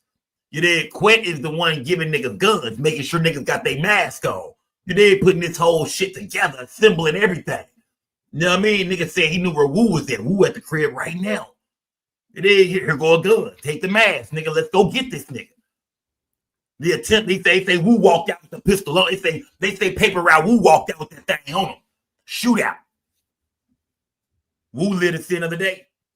Meanwhile, them boys still hungry, man. Oh, they still hungry. That's when he go ahead and introduces Cornelius Smith to Juke and say, hey, this is the nigga who just got down on yo. This is the nigga who just shot at Paper Route Woo the other day. This nigga with it. Yeah, he official. He really with the, yeah, he a shooter. Juke told him, all right, bitch. All right. Y'all catch something, nigga. I'ma pay y'all. Y'all can't put them phones outside. Y'all catch something. I'ma pay you niggas. That's crazy. That's crazy, man. Yeah. Why did they want all these people gone? Said Joe So Blessed. It was a war going on in the streets, man. A Memphis war, man. Music. The same thing we see with all the rest of these rappers and street niggas, man. It be some shit that's in the streets, but in the music business as well, because these days niggas, they take the beef to the music. So, I mean, That's how it play out for the public. We know mostly about it because these guys are rappers. At least Dolph, you know what I mean? And Gotti, and he did. And that's how we know this whole thing to start between Yo Gotti and Young Dolph. Then Black Youngster, somebody unlocked a new character. Here comes Black Youngster. Like, we done seen so many characters unlocked in this story over the years. It's crazy, gang. But I think the craziest part of his testimony was really breaking down how Hernandez Govan was really putting this together, man. Like, he put that nigga with straight drop. Who was that? CEO Bobby was involved as well, but that nigga threw his hands up. Who was that? Who else they say was involved? I thought I heard him say CEO Bobby's name, real name. I think CEO Bobby was like, nah, nigga, I'm out. Yeah, I'm out, man. I'm good, my nigga. Yeah, I'm good. If that nigga can't shoot, some of Cornelius Smith. I ain't working with straight drop, none of it. Them niggas can't shoot, man. I'm out. Yeah, I bet CEO Bobby sitting back now looking like, ooh, shit. I was almost in that.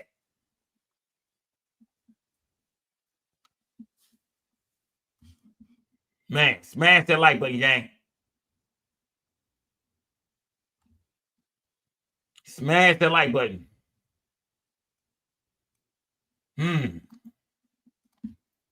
told everything, man. Damn. God damn, man. I mean, but like I said, man. Yeah. Govan sitting over there looking like, man. But this is the jury has to believe Cornelius Smith, man. If the jury does not believe Cornelius Smith, they don't have too much. And remember, Cornelius Smith's girlfriend taking the stand. She's just another, she's just a branch of him. So, I mean, could they be lying together? But what the defense has to explain is why the hell would Cornelius Smith just make this shit up on this man? Why would he just throw you in there, bro? He's not getting no time. Remember, Cornelius Smith is doing a free job. Far as we know, the state has not offered Cornelius Smith nothing. This is all free work. Yeah, this is all free work, gang. They ain't offer Cornelius Smith nothing, so it's crazy. Oh, there my baby go. There my girl go. All right, don't do that, girl. Yeah, sit down. Look at her. Look at her. She got attitude, too. Look at her. Yeah. She got me blushing and shit. Shout out to the judge. Salute to the judge. Yeah. I was in Memphis, man. If only I would have knew, girl. I didn't know you back then. Smash that like, but yeah, I think that, if the jury believes him, because this is the same man that helped them convict straight drop. So if the jury believes this cat, who they know also testified in straight drop trial and said the exact same shit, now he doing life. If they believed it enough to lock straight drop up, which they had a lot more evidence on straight drop that they don't have on Govan. I get it. They have a lot more evidence they have, but we did hear about new evidence though too. Yeah, we did hear about far as Cornelius Smith saying that he was gonna pay for the car cover, as far as Govan going up to Privé to talk about his money. I think we heard some of that last time, but if the jury don't believe Cornelius Smith, then Govan got a chance, man. I'm gonna say that right now. If the jury does not believe Cornelius Smith's testimony, then Govan got a good chance. But something tells me, like I said, with this same nigga taking a stand in straight drop trial, him getting life, I don't see Govan walking, man. Oh, bro. This ain't looking too good for Hernandez Govan, man. AKA quit. It ain't looking too good, gang. Yeah, it ain't looking too good. Yeah, it ain't looking too good, man. Yeah, the nigga did get paid, y'all. And Cornelius Smith did get paid. He got $800, man. Yeah, nigga, you got $800. That's enough to pay that car note, that car insurance, get a few groceries, and you might be to squeeze the lights in there too. Yeah, you might, depending on what kind of whip you got. Might be to squeeze the light bill in there. But that was it, fam. Cornelius Smith said he needed that paper, man. It was his daughter's birthday, man. Cornelius Smith talked about how let's talk about Young Dolph real quick, gang. Can we agree right now that Young Dolph had the same outfit on 2 days in a row? Yes or no in the chat? Yes or no in the chat? Can we agree that Young Dolph had the same outfit on from one night to the next morning? So we agree on that? Yes or no? I just want to see where we at with this game. Can we agree that Young Dolph had that same outfit on the day before that next day? Can we? Come on, gang, y'all stick with me. I'm looking for y'all in the chat to answer this. Can we now say the young Dolph had the same outfit on, that same yellow shirt and them same jeans? Can we admit the young Dolph, you know what I mean, or is it a yes or no? The young Dolph have the same outfit on.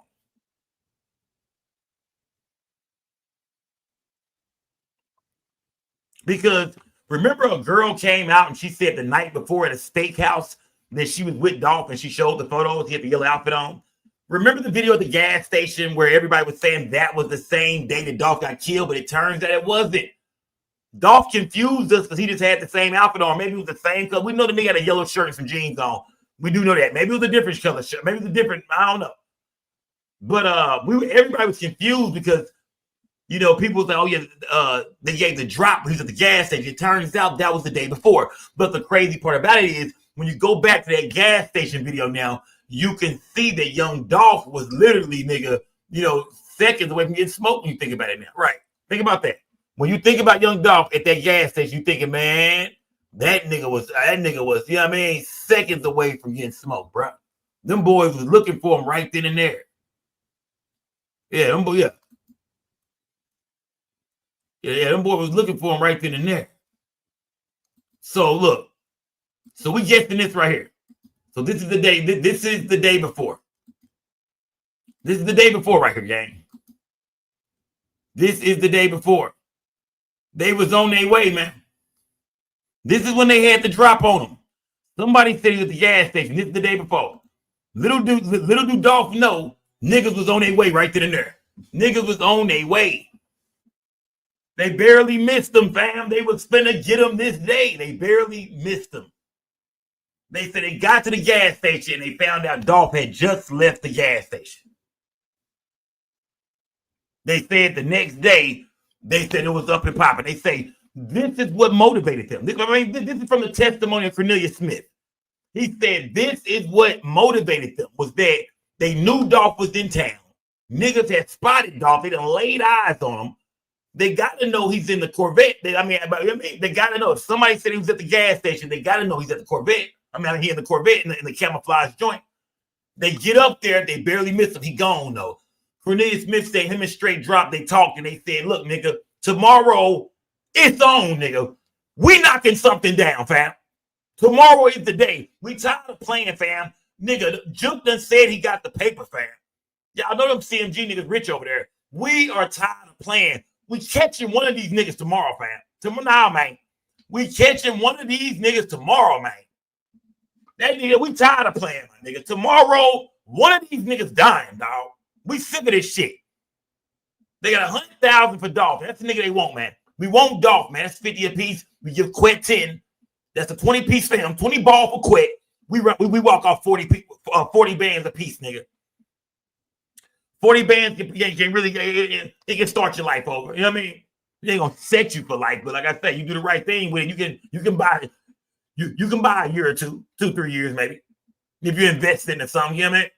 Them niggas was thinking about that bread, dog. That's all they cared about, man.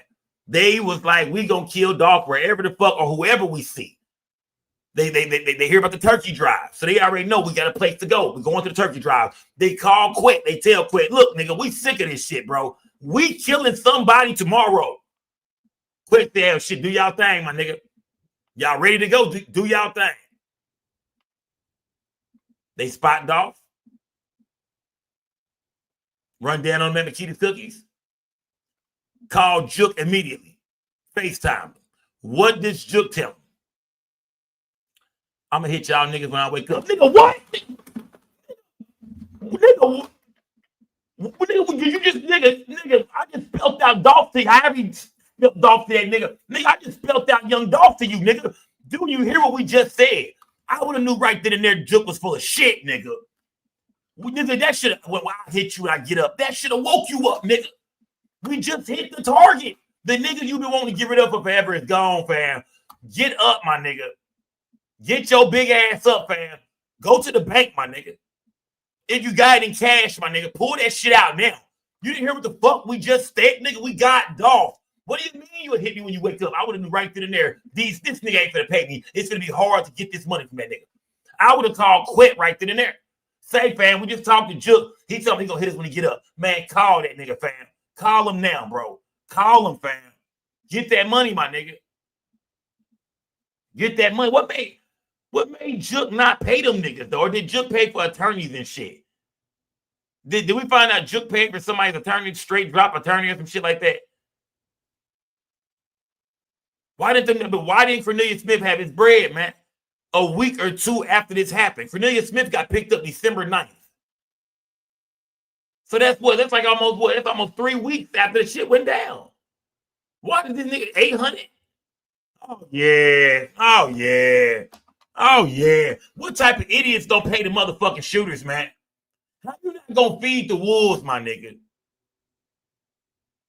How you not gonna feed the wolves, my nigga? That shit is crazy, bro. How you gonna not feed the wolves, bro? The wolves was out lurking, fam. Yeah, the wolves was out lurking. How you gonna not feed the wolves, man?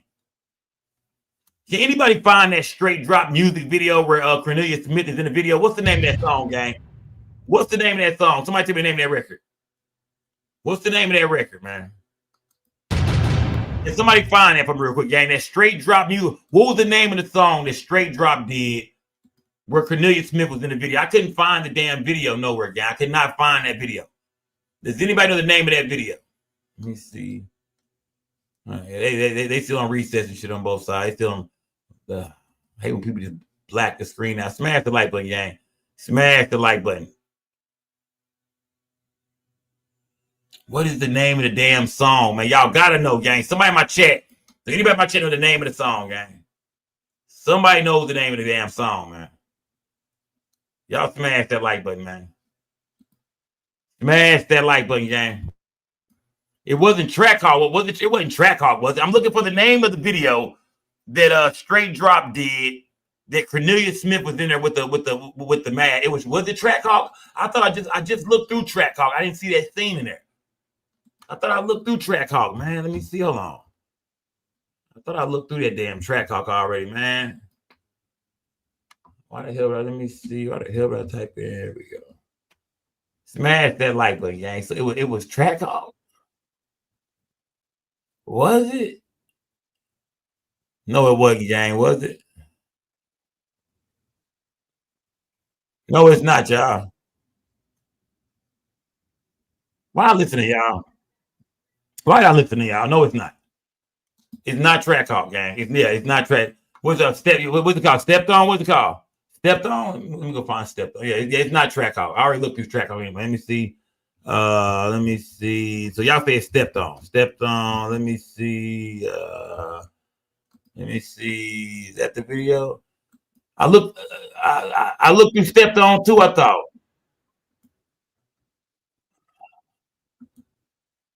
I swear I looked through this video too, man. Nah, gang.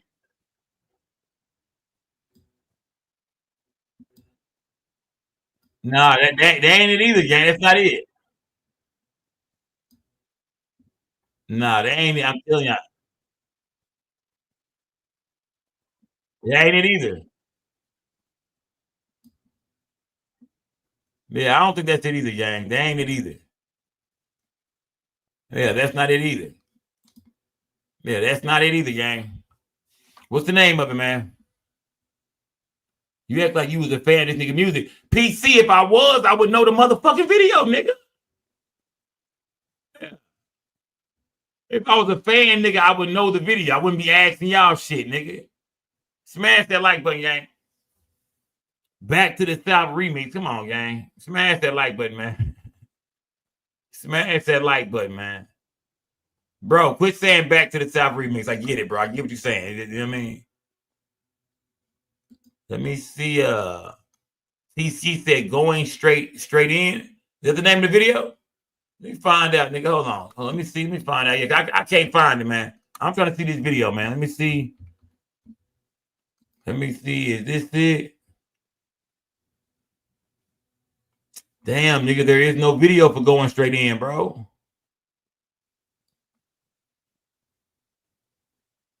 Yeah, the video is gone, gang. If y'all find a link to the video, put it in my Facebook inbox. That video is gone, man. Yeah. That video gone, man. That video is gone. They took that shit down. I guess maybe it was evidence. I don't know.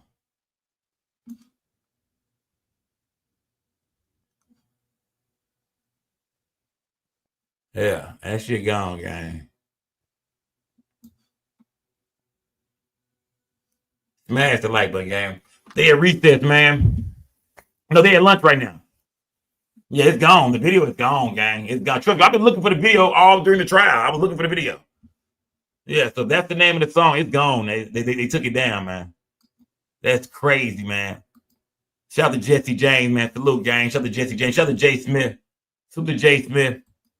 Shout out to everybody donating, gang. Is y'all eating lunch in this motherfucker? I am kind of hungry, man. I said I ate a bowl of Apple Jacks talking to you niggas. Smash that like button, gang. Smash the like button, man. Smash the like button. Let me see.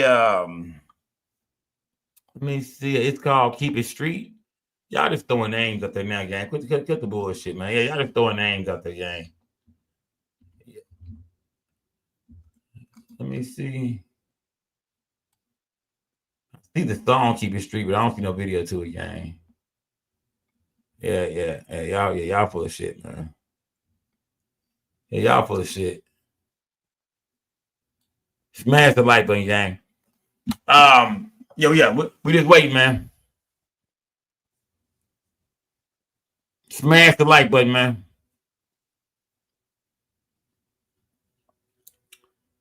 Let me see. Yeah, they took the video down, man. But either way it go, Cornelius Smith got on the stand, man, and he even pointed that out, man. The music video he was in, he say Govan put him in the video. That's crazy, man. Hernandez, Govan called this nigga up. I don't know Hernandez, Govan trying to make this nigga a part of straight dropping them crew. What was your question, Sco? Tell it John Dope. I don't got no question, man. I forgot what it was. I don't know, but yeah. Why do niggas want real shooters to be in the video? Because think about it. After Cornelius Smith shot at Paper Route Woo, then Quet was fucking with him. Yeah, Quet. I think Quet looked at him like a little peel head at first. When he found out the boy was a shooter, he started fucking with him, hitting him up. Hey, come to the video shoot. Cornelius Smith, dumbass, standing back there with a mask on. He said, man, I am not down with these niggas at all. These niggas finna get locked the fuck up. Little did he know he was going down with him, nigga. But that was a smart move wearing that mask, my nigga. You did. That was a smart move, my boy. That was a smart. I mean, even though your ass in jail now, I mean, really don't matter. But yeah, I wouldn't want to be seen with them niggas either, fam. These niggas are hot. Yeah, these niggas are hot, my nigga. Fuck that, nigga. Yeah, I wouldn't want to be seen with them niggas either. Put this money, and that was a dumb looking ass mask on. So niggas better look like a ninja and shit, man. But every video I see with straight drop, it's a few niggas with a mask on. It's a few niggas don't want to be seen with that nigga. Hell, he should have shot every video with a mask on. Goofy ass nigga. Rest in peace to young Dolph, man. What do y'all think it's looking like for Govan, man? What do y'all think the cross-examination is going to be like, man? Do y'all think we finna see the defense team eat, man? Because I ain't going to lie. I mean, the prosecution did what they did in the straight drop case. The same thing. He delivered the same thing, but he added a little bit more. This is all about Govan now. So he painted the picture of Govan a little more clear as far as the role he played. Now, he basically was the puppet master, telling niggas this, telling niggas that. He be speaking for Jook. So Jook came to him about killing anybody in Paper Route. That's how he came to quit, allegedly. This is all what Cornelius Smith is saying. Cornelius Smith testified that, shit, Jook went to quit because he was to get rid of any of these niggas. It was about anybody. Quit telling other niggas in the streets, hey, fam, it's a bag on them niggas. It's a bag.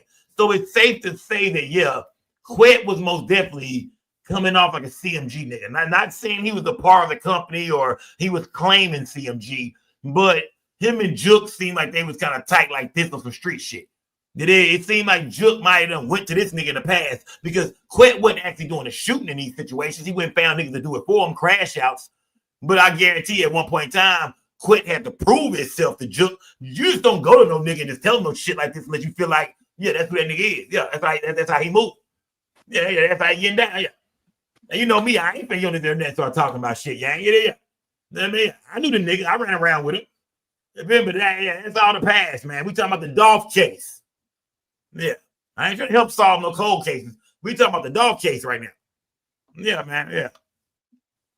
I mean, that's how the streets be. You know who with it and you know who not. And obviously, Juke felt like that nigga was with it. You did. Smash that like button, gang. Smash that like button. Yeah.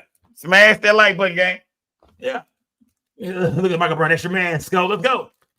Let's go. Smash that like button. Let's go. Shit, nigga. Sometimes shit be real outside, man. Yeah. Is court over today? No, court is not over today, gang. It is not over by far, but both channels are just kind of doing their own thing right now. Let me see. Let me take this shit right here. Looks crazy. Let me get this off my screen, man. That shit looks crazy. Let me see. At least put this on there for now, gang. Smash that like button, gang. Y'all donate to the platform, man. It is. Shout out to Nate said it, man. Salute to Nate said it. It is. Salute to Nate said it, man. What do y'all think so far today, man? I think, like I said, I think today has been a hell of a start. I didn't expect Cornelius Smith to jump on the stand this early. You feel me? I thought they was gonna wait till tomorrow for a show. Gonna do a little shoot around today, a little warm up. I didn't think that boy Cornelius Smith was gonna take the stand today, but they got right to it. I told y'all he is their star witness, and I do believe that that's the only nigga that this whole case is riding on. Strictly Cornelius Smith testifying. This is what it's all riding on. I think they said Cornelius Smith's girlfriend also will take the stand. So yeah, it's gonna get crazy, man. Yeah. They worked that nigga ass out early, gang. They didn't waste no time, fam. No time at all. Yeah, they didn't waste no time to get right to it. Yeah, I thought it was gonna take maybe like I said, maybe at least by tomorrow. Tomorrow afternoon, Cornelius Smith takes the stand, but now, gang, they walked in that motherfucker. They threw the security guard up there. I don't know why he was up there. They threw who was that? Who else they threw up there? They threw Dolph's sister-in-law. Who else? I think it was like his sister-in-law or somebody threw up there too. I didn't understand why those people were brought out. Why they were brought to testify. I was confused. I was like, why did they put them on the stand? I didn't really hear nothing from them too much. Just a few things, just a few clarifications, I guess, about little things. Security guard made itself sound bad.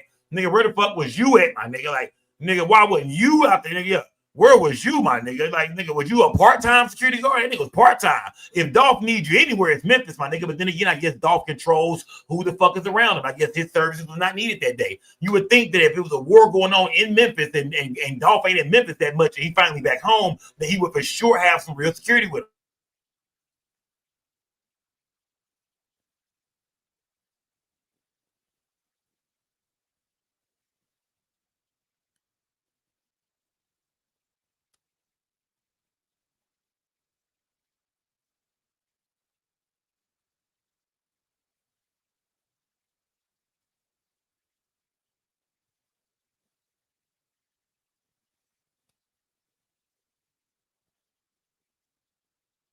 I thought I found the video. I see another video. I thought I found the video. Yeah, Stick on Me is not it, I don't think, Yang. Or is that the video they took down? I can't remember.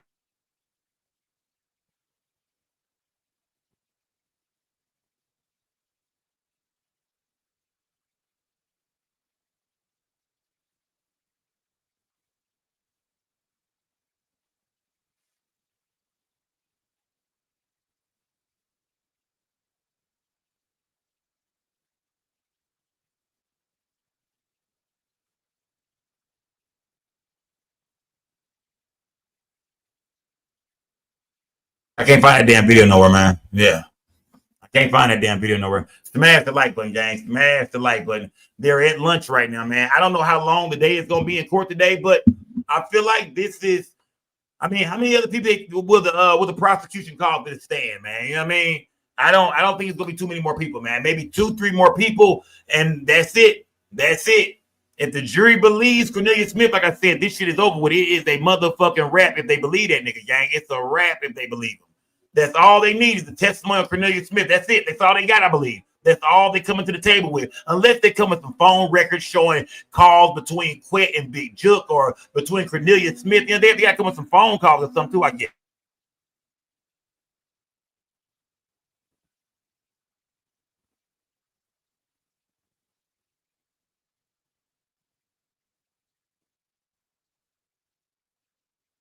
Yeah, I done looked up every straight drop video. I don't see it, y'all. Y'all can say part 2. This video that I don't see. I'm gonna look one more time. I don't see it nowhere, gang.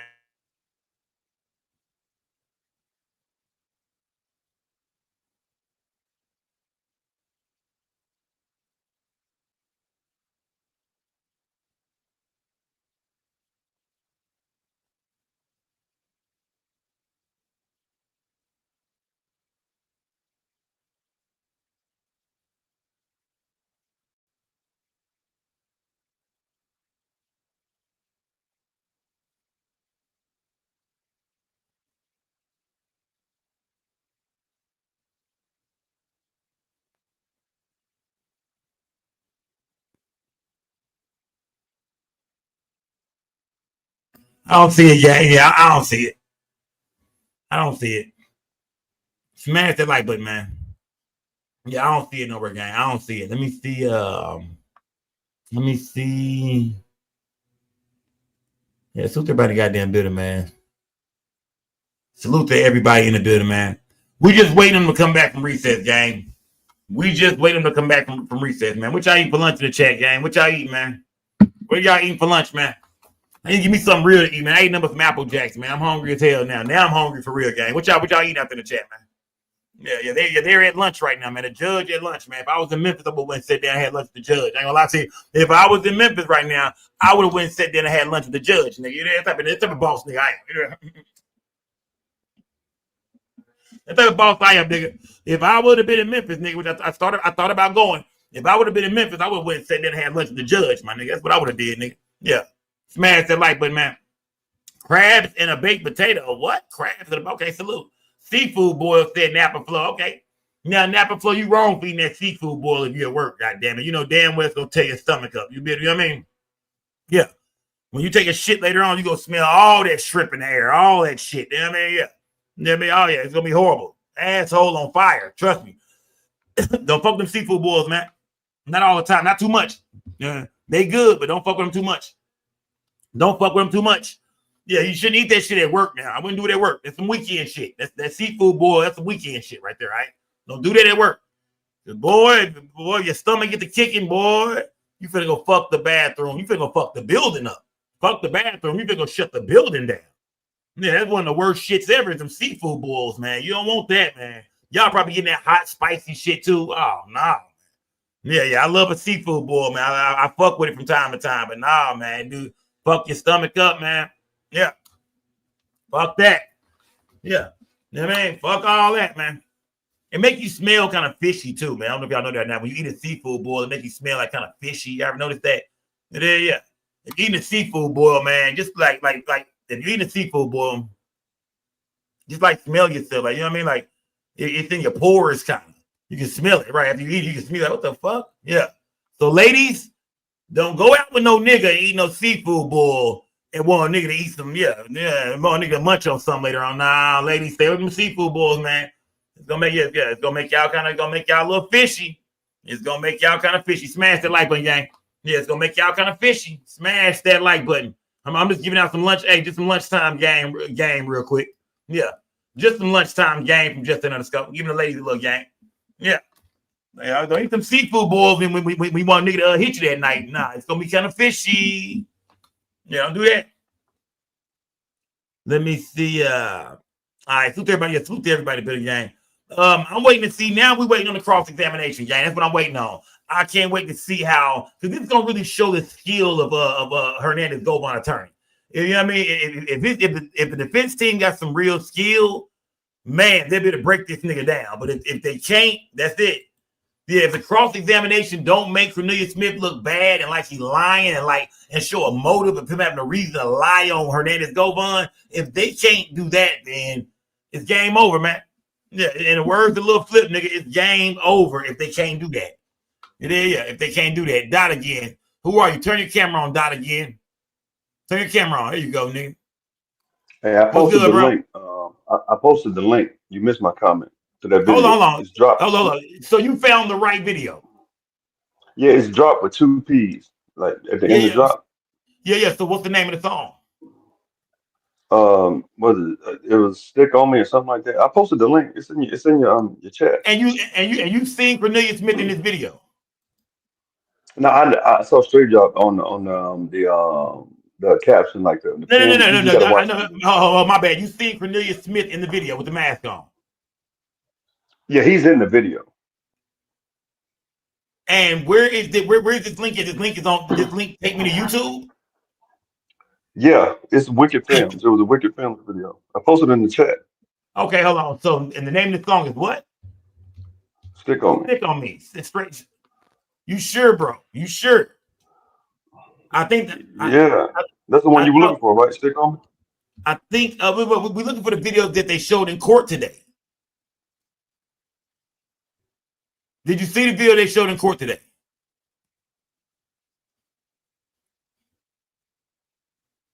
I can't hear you, bro. I can't hear you. You hear me now? I hear you now. Yeah. The feds, I think the feds or somebody scrubbed the internet of some of those videos, some of those songs. So how did you put the link in the chat? Where did you find the link at? I mean, all you gotta do is go to YouTube, hit share, or copy link, and then I put it in your chat. No. I'm asking you, how did you find the video on YouTube? What did you type in on YouTube to find the video? Google. Just Stick on Me, Straight Drop, and it took me right to it. With 2 P's, put Straight Drop with 2 P's. Look, and it took you to YouTube though, right? Yeah, it took me to YouTube. It said Wicked Films. Like it was 2021. Wicked Films. Yeah, 4 years ago, right? Yeah. And you said that's the video? See, I watched this video, fam. I'm not for sure if that's the right video or not. Is it? Is that the right video? I looked at this video, but the video they showing is a different video. The video they showing is a totally different video, fam. Let me see. Hold on, real quick. Hold on, real quick, gang. Hold on. Yeah, this is. I don't think this is the same video, gang. Okay. Well, somebody said they sent it to your IG. Somebody said they sent it to your IG. Because look, you see this right here? Look, you see this right here? This is what I was looking for right here. This is what I was looking for. I was looking for Cornelius Smith in the mask, but I don't think that's gonna be him. He ain't in that video. The one he was in the mask, they were outside. Yeah, see, this nigga got his mask raised up. See what I'm saying?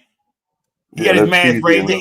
Even though he put his mask back down later on, that's not him, gang. That's gonna be a different video. The video they outside somewhere. Straight Drop got a hat on. He counting money and shit. They all quit standing around. I ain't seen that video, gang. I ain't seen that. Yeah, I haven't seen that. Y'all saying it's Stick on Me. Y'all, this is what we watching right now. This is Stick on Me right here, right? Yeah, that's Stick on Me. Some people are saying it's going straight in. I mean, I know whatever video it was, the feds took it off the internet. They took it off. That's why. Yeah, it's gone. Yeah, it's gone, bro. That video is gone, man. That video is gone. Right. But you see CEO Teezy is in every video, right or wrong. Yeah, Teezy right there with him. Teezy is in every Teezy right there again, nigga. Teezy was in there, and that nigga too is dead. Think about it, bro. These niggas fell off, bro. Teezy dead. Straight Drop in prison for life. Goddamn me, you see what I mean? Damn, Jook dead. Man. Fucking with Dolph, man. Shit. Right, so niggas laid Teezy down too. Check my inbox for y'all. And do they mean on Instagram or Facebook, y'all? What do you mean? Facebook or Instagram? I think Instagram. No. Y'all send it to me.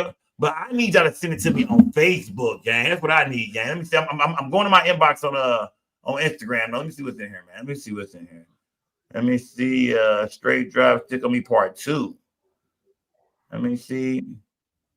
Where did you get this from, though? Let me see. That's the video we're looking at now. That's the video we're looking at right now, right? Yeah. That's the video we're looking at now. Babyface, what's good? Babyface, what's good?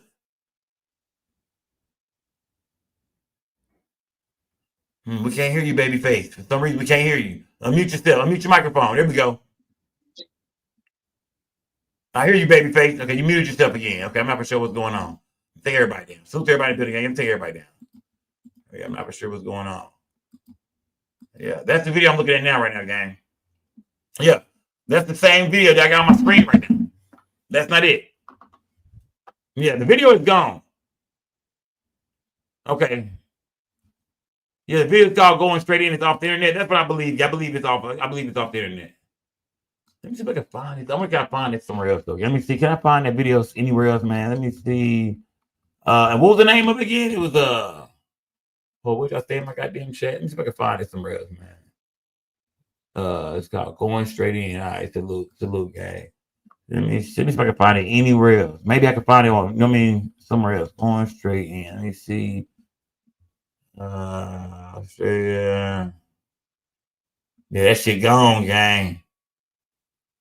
Oh, it's gone, man. That video does not exist on. Let me see if somebody posted somewhere else, maybe. Yeah, it's gone, man. Yeah, it's gone. Yeah, it's gone, gang. Don't exist. Don't exist, gang. It's gone. Don't exist. I guess that shit became evidence. You hear me? Yeah. That shit became evidence. That shit became evidence, gang. They took the video down. It became evidence. But I wanted to see the video because Straight Drop was in the video looking crazy as hell with that mask on standing back there. But it told a story, though. It's showing you that he ain't bullshit when you see him standing there with Straight Drop, standing there with goddamn Quit. Everything, shit seemed to be checking out from what he's saying. He's saying that, yeah, they invited me to a video shoot. He's saying this was right after they tried to kill, or him and Quit. Quit had him try to kill. Who was that? Paper Route. That's right after Quit tried to get him to kill Paper Route. Told him where the nigga was, gave him a gun, made sure he had his mask on, told him exactly where Wu was at. They say Wu came out with the banger on him. They get into a shootout. But he earned stripes with Quit, he say. All hearsay coming from Cornelius Smith's testimony. I'm not saying what happened. We talking about Cornelius Smith's testimony. Cornelius Smith testified that after that, Quit looked at him like he was the real nigga. Told Jook, this is one of the shooters right here. This the bull. Let me go to my Philly niggas. This the bull right here who shot at Paper Route. Oh yeah, he got pissy on that nigga, fat. He missed him. But he won't miss again. Yeah. Give him that yapper next time. Say, yeah, little handgun and shit. Yeah. You more of a Draco type nigga. Yeah. You more of a Draco type. I got you, fam. We seen Cornelius Smith out there with that goddamn man, nigga, all over the place. Look like he gonna shoot like he had a water hose in his hand. But he hit Dolph though. You know what I mean? Yeah, he got Dolph, man. But yeah, he was all over the place. He was holding the top of Makita's cookie sign and shit. Man, but them boys was hungry, man. Remember, they promised themselves today was the day. Cornelius Smith testified that after they found out young Dolph was at the gas station the day before that, they barely missed him. They said, nah, nigga, today is the day. Or tomorrow is the day. They probably seen Paper Route Wu, Key Glock, a few niggas when they seen Dolph getting ready to pull off. They was like, man, nah, fuck them niggas. We want that 100 bands, my G. Yeah, fuck what them niggas talking about, fam. Nigga, follow the 100 bands. We don't give a fuck where he go. We always wonder, like, why did they shoot into the cookie shop like that? Why was they so desperate to hit that nigga? Just like in the Mo3 case, gang. Let's be honest, man. All this shit looks exactly the same. Niggas getting offered some paper to clip a nigga, and we'll get them anywhere, fam. Wherever we got to get them, because we got to get our money, fam. If we don't get this nigga again, we don't get paid. We've been trying to get this nigga, man. That's what hits look like, gang. You know when it's some normal shit. What happened to C Money, man, out there in Memphis, man? Then was some niggas into it. Now, was that a setup? Nah, it was a bunch of niggas pulled up, probably a bunch of other niggas down there. This was a war. Was somebody probably led or the niggas pull up, maybe not knowing it's gonna go that far that fast, maybe so. But now this right here was a set. This was a lick, man. This right here was murder for hire, man. Yeah, the Mo3 case looked like murder for hire. I'm not saying it is, but it looks that way like a motherfucker right now. That's how it's looking. That's what it looks like. That's what it's looking like. Somebody threw Yellow Beezy name in this shit. It wasn't us. Somebody did. And we talking about the real world, not the internet. We talking about the real world, nigga. Yeah, smash that like button, gang. Smash the like button, man. Yeah, the video is gone, gang. That video is gone. But either way it go, man. Let me see. They back from lunch. Yeah, how long? Oh, let me see. What time is it now? It's let me see. It's almost 2:00. Yeah, they should be. What time are they coming back from lunch? Do anybody know that, gang? I didn't catch that part. What time are these motherfuckers coming back from lunch, man? Yeah. What time are they coming back from lunch? Do anybody know? Yeah, does anybody know when they're coming back from lunch? I be the one. Yeah, I be the one made me a goddamn. What am I for to eat, man? What would I eat right now? I be made me a goddamn. I'm going old school, you niggas, man. Yeah, I'm going old school. I be went and got me some goddamn. What would I eat right now, gang? I be done made a ham and cheese grilled cheese sandwich on you niggas, right? Stop playing with me, my nigga. I be done when on lunch break and went made a ham and cheese grilled cheese sandwich on you niggas. I'm old school with it. Yeah, I be the one old school, you niggas, man. I ain't got time for all that shit, y'all. That Chick-fil-A and shit, going out, ordering shit, man. I'm old school, man. I don't even eat fast food. I eat groceries, nigga. I eat groceries. Yeah. That's different between me and y'all, nigga. I eat groceries. Yeah. I be the one old school, you niggas. Straight ham and cheese, grilled cheese, nigga. Yeah, I don't eat fast food no more. I eat straight groceries, man. Smash that like button, man. Oh, y'all niggas tripping, man. Oh, y'all tripping. Like y'all, oh, okay. That's how y'all getting down. That's how y'all coming. Raven, that you? Yeah.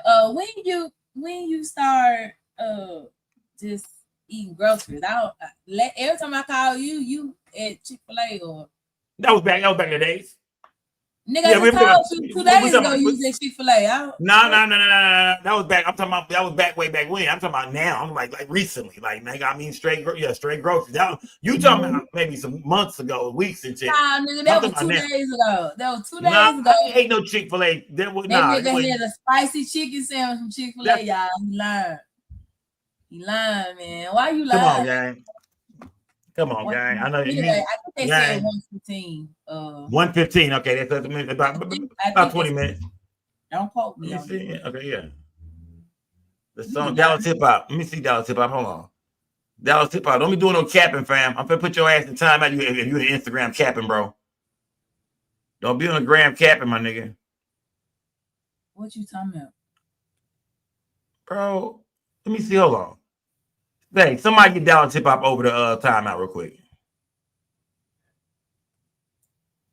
Yeah, nigga gonna send me a picture of the shit. They gonna send me you get that nigga ass over the timeout, man. Nigga send me a photo of the shit, man. It took me to a SoundCloud. How you feel about the trial so far? What's your take? What you think? You thinking Govan got a chance or what? What we looking like? It's all about the jury. You know what I mean? It's about the jury. Shout out to Rick Thomas. Salute, gang, for that brand new membership. It's all about what the jury believe, Raven, because the only thing they have, all the prosecution has, really, be honest, is Cornelius Smith, right? So far, that's all we see. And we know they dropped he's the biggest bomb they got. So it looks like he is their whole case. But remember, he's a co-defendant, right or wrong, Raven? A co-defendant testifying against you is always the worst shit that can happen.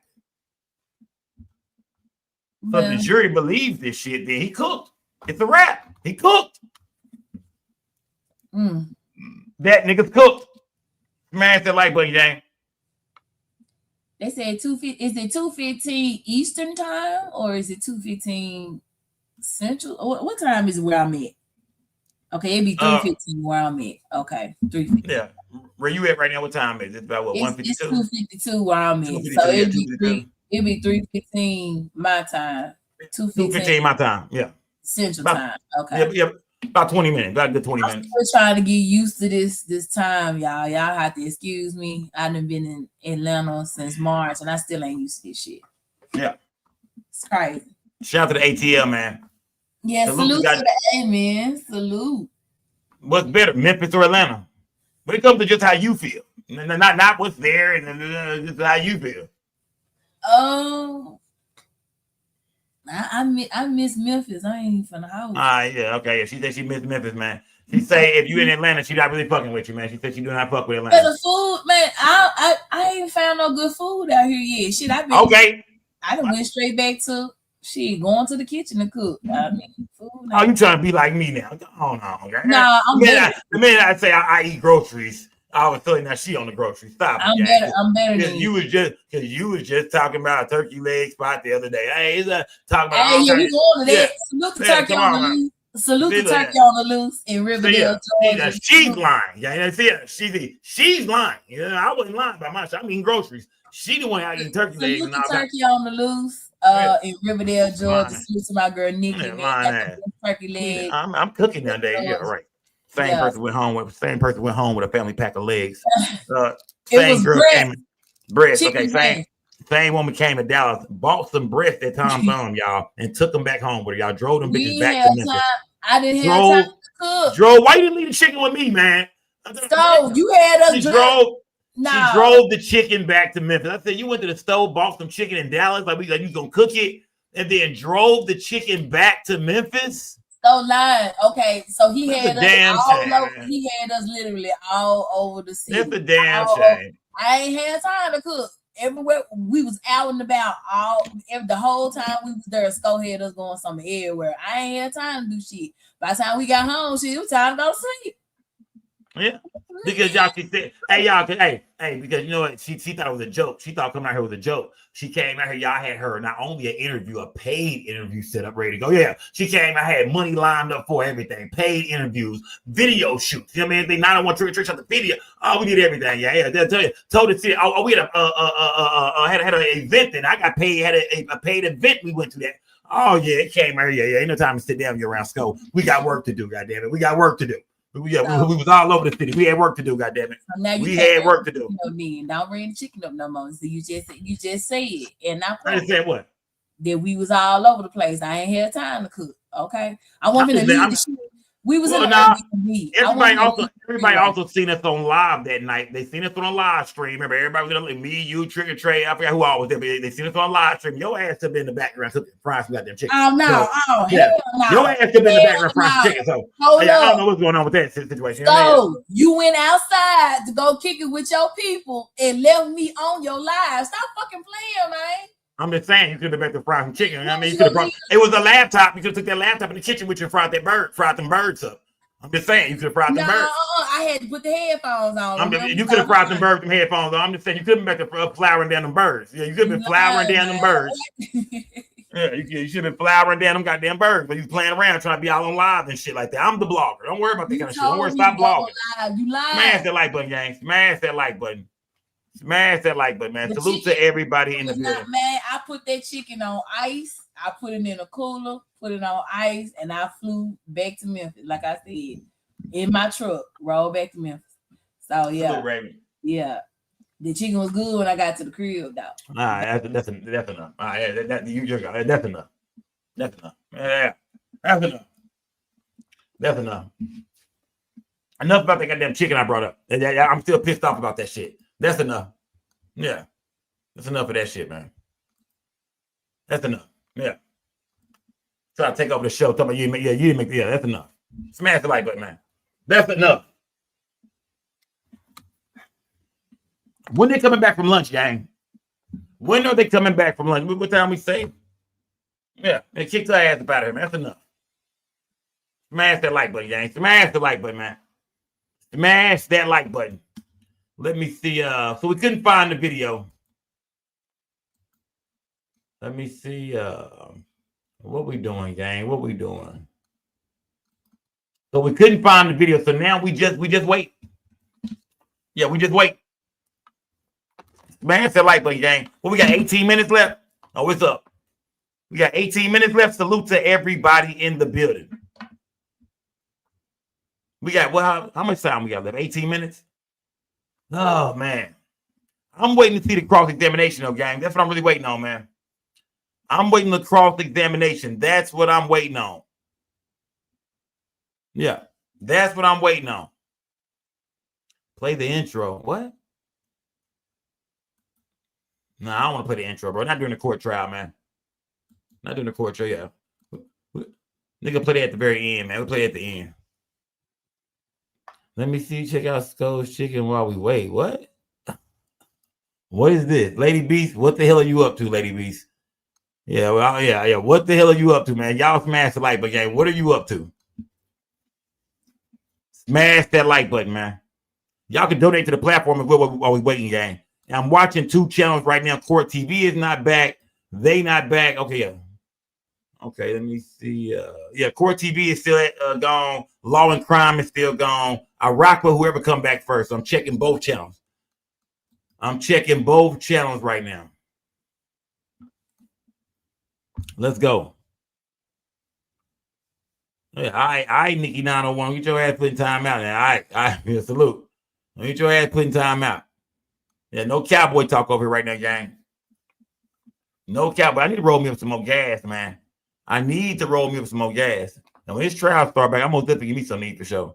I need them to come back first. I don't like to go. I like to eat while they talking. You did. I'm one of them niggas. I gotta do something while I'm eating. I gotta look at TV. I gotta read the back of the cereal box. I'm one of them niggas.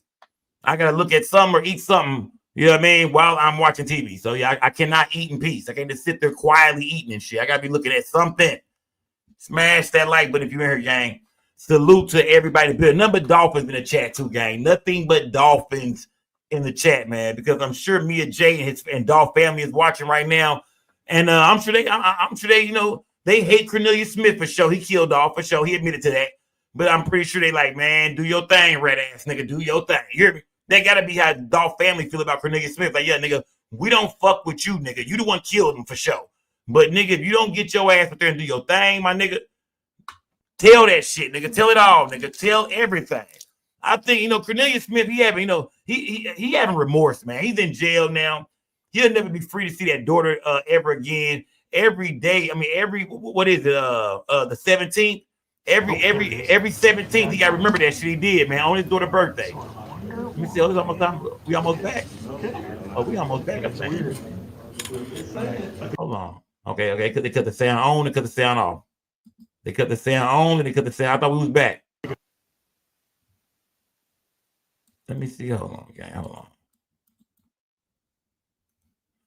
I don't want to do that. Let me see some, gang. Hold on. Let me see. All right. Let me see. All right. Yeah, we ain't got too much longer, gang. We got too much longer, man. We ain't got too much longer. I'm waiting on the cross-examination, man. That's right. I'm waiting on the cross-examination. We waiting on the cross, gang. We are waiting for the cross. We are waiting for the cross. And I wonder will they open when they come back. I'm thinking that Quit's attorney will take the flow, man. I'm thinking Quit's attorney will take the flow and start cross-examining Cornelius Smith, man. So that's what we're waiting on, man. That's what we are waiting on. I gotta, you know what I mean? Because they whole goal is to make this cat look like a complete fucking liar. This nigga just in here telling some bullshit, but it's not to save itself though. So that's the crazy part. Cornelius Smith has not taken any kind of plea deal, gang. He is not getting any, like his sentence is not being lessened by him cooperating, gang. He is not getting any time off. He's not getting a deal, nothing. We've seen the prosecution say that in the straight drop trial. They said, no, Cornelius Smith is doing this on his own. We haven't offered to give this nigga nothing. On top of that, when you look at the case, I mean, we look at the video, he the shooter. He the one jump out and really murked Dolph. He the one hit Dolph. They say Dolph was hit like, what, 20 times, 22 times? We know most of at least 16, 17 of them shots came from Cornelius Smith. So that's the last nigga they offering a deal to, man. We got enough to lock your black ass up, nigga. And we don't, and you already cooperated. You already told us what's happening. So, yeah, ain't no deal for you, nigga. So why would he be lying on Hernandez Govan like this? I'm trying to think like the jury right now. If I'm the jury, I'm trying to think to myself, what is the motive for this guy throwing this man in there? Him and Straight Drop did it. He admitted to that. He said Big Jook was the guy who was going to pay for it. Why would he just throw Quit in there if this man does not exist in his story whatsoever? Why would he just make up this lie on you, Straight Drop, and Jook? For what? On top of that, he tells a story about a shootout that they had with you know what I mean, with Paper Route. I bet Paper Route watching right now like, you bitch ass nigga. Like, you did. So that was you hoe ass niggas that day, nigga. You know what I mean? That was you niggas and them shikes jumped out shooting that nigga when I came out the house. You hoe ass niggas, man. Yeah. Paper Route know this shit real. Yeah. Well, if anybody know it's real right now, them paper route niggas like, yeah, he ain't lying. There's some shit they saying. They like, yeah, that nigga ain't lying. Niggas did, yeah. Niggas tried that shit. Niggas most definitely tried that. Yeah, I think Paper Route Wu had about 20 on his head. Damn. Nigga Jook a wild. Nigga Jook cooked up a menu. That nigga Jook a wild boy. Yeah. Yeah, Jook is a wild boy, man. Jook had a whole menu. Jook said, I want everybody, fam. If y'all can get all these niggas in one day, fam, I want everybody. But I'm trying to understand this, man. This is how you know straight drop, Cornelius Smith, and you even got to throw Govan in there too, man. I ain't gonna lie. You got to throw Govan in there somewhere, man. Because you niggas didn't get no down payment, nothing up front. Nigga, if you gonna catch a body, man, nah, bro. God, you got to throw me something up front, bro. How do I know I'm gonna make it out this situation, fam? I might get locked up tonight, my nigga. You dig? I might get locked up tonight, my nigga. Hell nah, bro. I might just get locked up tonight. Let me see. Oh,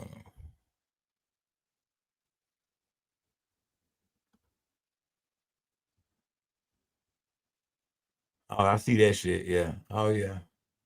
Let me see. Oh, is that what the nigga look like right now? Oh, hold on, Raven. Let me see. What is this shit? Raven sent me the photo of what this nigga look like right now. Because we can't really see his face in the courtroom right now, for real. For real. It is. Nigga said, I would have never met Justin if it wasn't for Govan. Man. Goddamn, number rats in the chat. It is number rat. But look, ain't it crazy how people say they hate rats, right? Everybody, but then you got a bunch of Dolph fans who like, yeah, man, y'all wouldn't be able, if it wasn't for a rat drop. Dolph wouldn't get no justice. Think about that right now. To everybody who say they hate rats so much, we hate niggas that snitch. We don't fuck with it, but then y'all in here rooting this nigga on, man, cheering this nigga on like a motherfucker, gang, because you want justice for young Dolph, right or wrong. You want justice for young Dolph. I don't know these niggas, man. So yeah, well, I do know Quit. I did know Quit, but that ain't got shit to do with me. That's Memphis business. That ain't got nothing to do with no niggas in Texas at all. Nothing. This is all Memphis business. Yeah, yeah. All that street shit is dumb. If it wasn't for this nigga right here, shit, all Dolph killers would be walking right now. Oh yeah, that nigga look like he ready to tell. Hair in a bun. Yeah, hair in a bun. That nigga look like he ready to tell, goddammit. That nigga look like he ready to tell. Yeah, they should be back from recess in a minute. Let me see how much time we got left. We got about 10 minutes left, I want to say, gang. We got about 10 minutes left. We got about 10 minutes left, gang.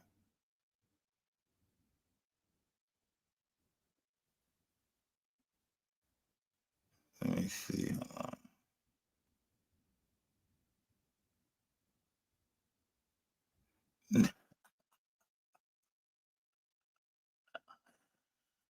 Dallas hip hop, why you always hating, fam? Go on, nigga. If I put your ass in time out, nigga, go on. Stay out my inbox, nigga. If you got something good to say, nigga. This is some good. You better be something good, fam.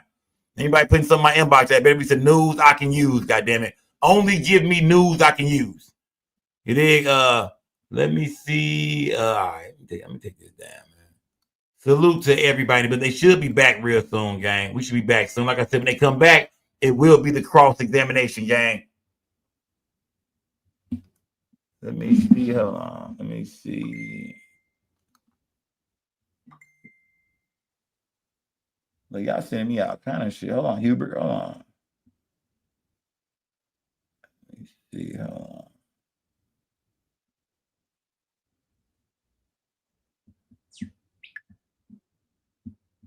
For some reason, I can't see that shit.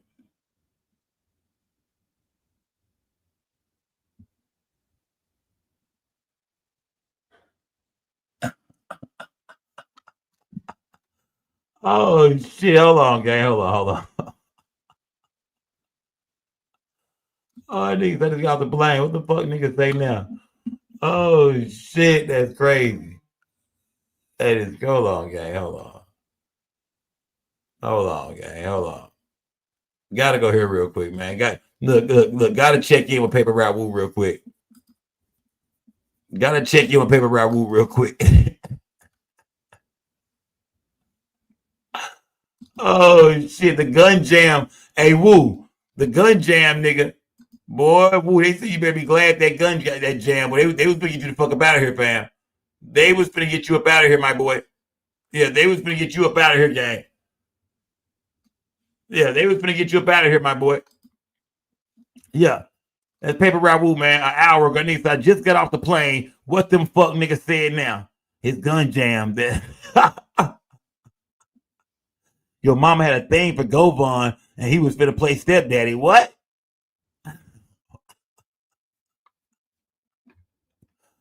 Oh, shit. Hold on, let me go through some of these comments real quick.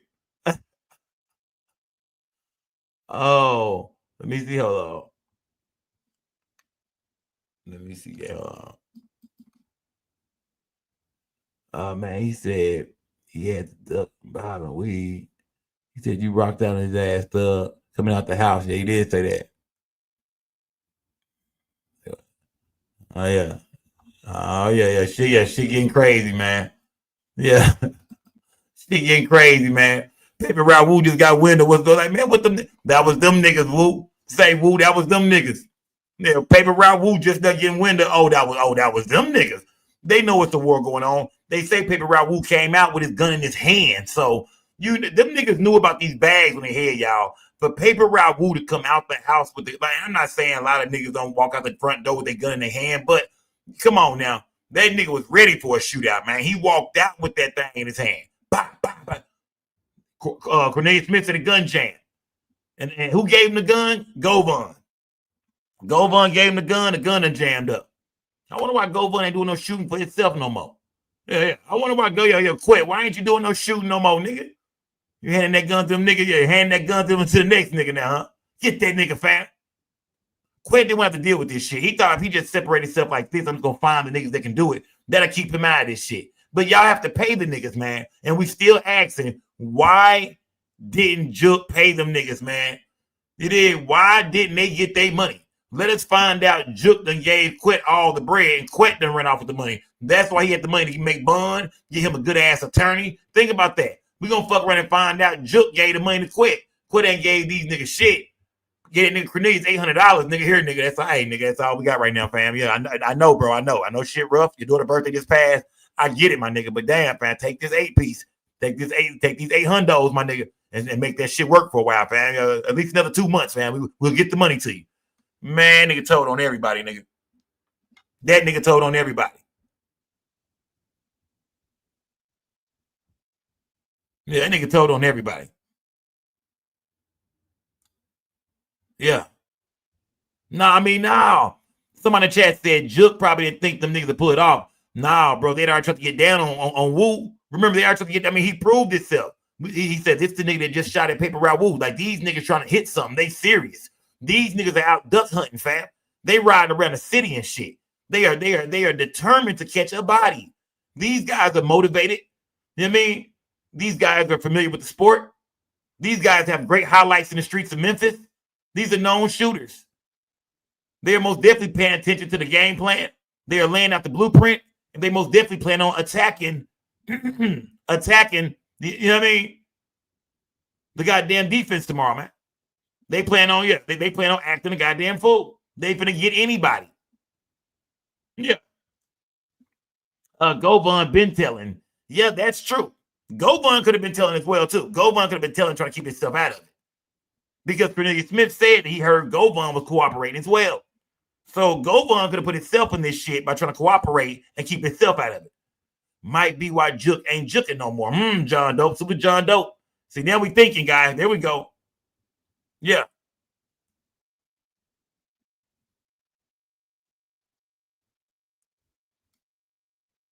Yeah.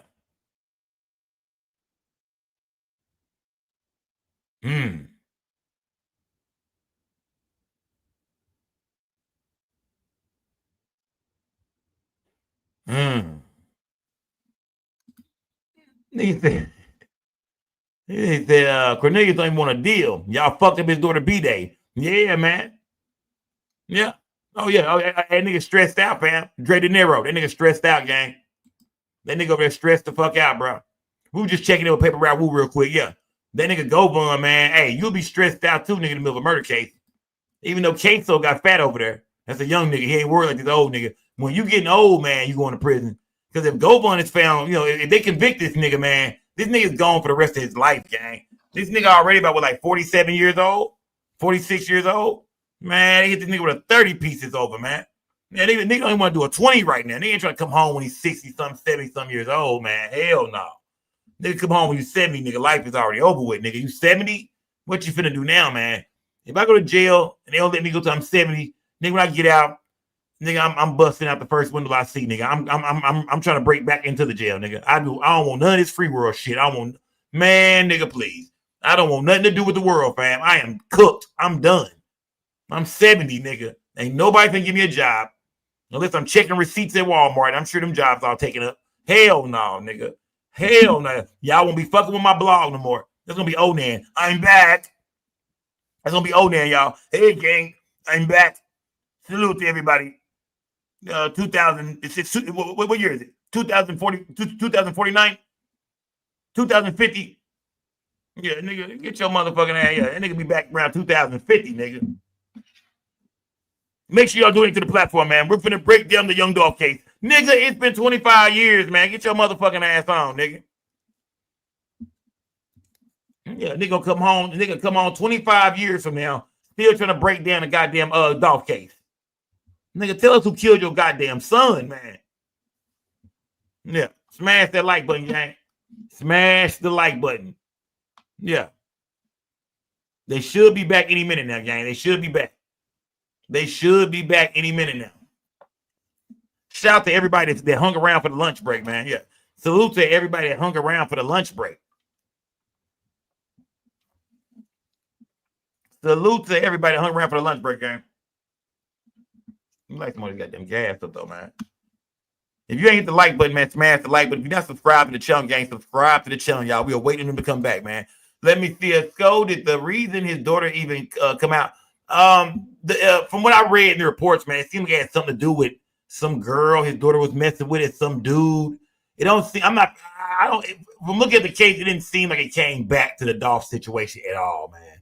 That was some shit that was going on right then and there with them in Houston. I don't think it had nothing to do with the young Dolph situation, but hey, I mean, I think he felt like it did because before he found out what was going on, before they laid out what happened, he jumped online and said, we talking about Govan when Govan's daughter was murdered, a lot of cash deaths though. He jumped online and said, man, I feel like my daughter was murdered due to my lifestyle.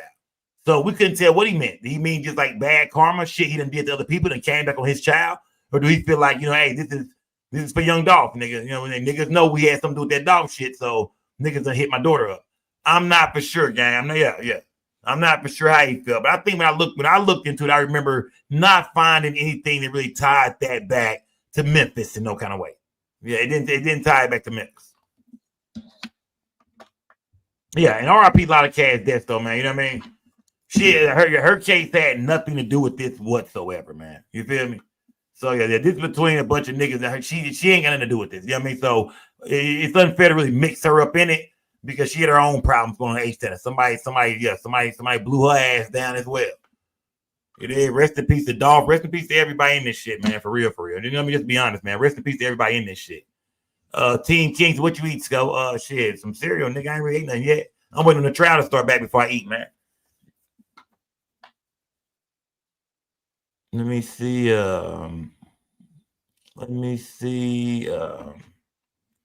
Go smoking that Godfather OG. Nigga, yeah, nigga. Sound like some shit I'll be smoking though, man. Yeah. It is. Let me see. Damn, Skull, if you did this shit night and day, these motherfuckers wouldn't have a chance, homie. Real nigga shit. I've been watching the whole 7.5 years. You really do shit. Nigga, I ain't been on here for 7.5 years. My nigga, I got on here about 4 years ago, bro. I got on here in 2021, fam. I've been watching the whole 7.5 years. So nigga, salute, man. That nigga was watching me. That nigga was watching me before I had a show. You must be talking about that Clover G shit or cheaters or something like that. Niggas, I've been watching for 7.5 years, nigga. Okay, bet I had a show for about 4.5 years. Think about 4 years. 4.5 years. Smash that like button. That nigga was with me. Hey, that nigga was Skull Gang before me, nigga. Say, nigga, he the real track. That nigga leader of Skull Gang, nigga. Oh, yeah. That nigga's the leader of Skull Gang, nigga. He was Skull Gang before me. Salute to my nigga, man. Yeah, that nigga, you had the crown is yours, nigga. If you was Skull Gang 7.5 years ago, nigga, the crown is yours, my brother. Shit, nigga. Yeah. Ain't nobody ripping this shit like you did, nigga. Y'all smash that goddamn like button, man. Let's go. Let's go.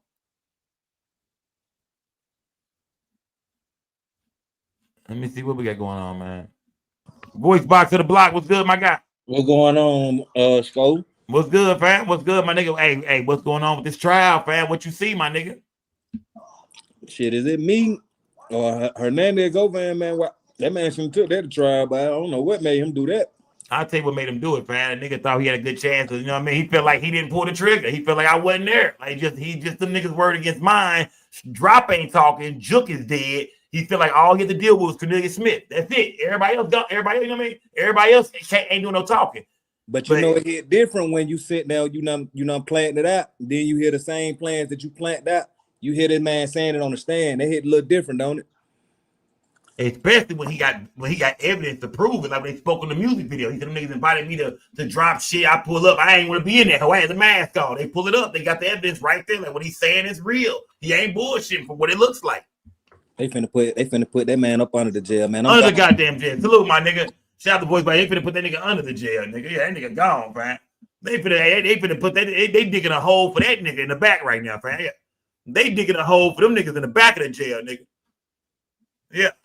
And like I said, I ain't here to wish jail on no niggas or nothing like that. This is just what we watching. This is how it's playing out. Yeah, this is that. Yeah, we ain't here to wish jail on nobody. We watching real life shit play out. This ain't got nothing to do with the internet. This is some real beef that went down between niggas for the last shit. I don't even know how many years in Memphis. This shit been going on, gang. Man. All right, why these bastards ain't back from lunch yet, man? What we doing, man? What them niggas doing? All sitting there eating together and shit? Yeah. No Govan out there trembling right now, eating his motherfucking chicken, his Popeyes and shit. Yeah, nigga Govan out there trembling like a motherfucker eating that Popeyes right now, nigga.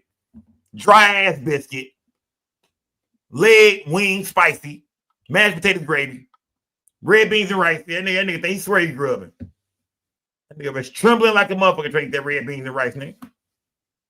Shit done got real. Yeah. Shit done got real, nigga. Shit done got real, man. Yeah. They done got real, man.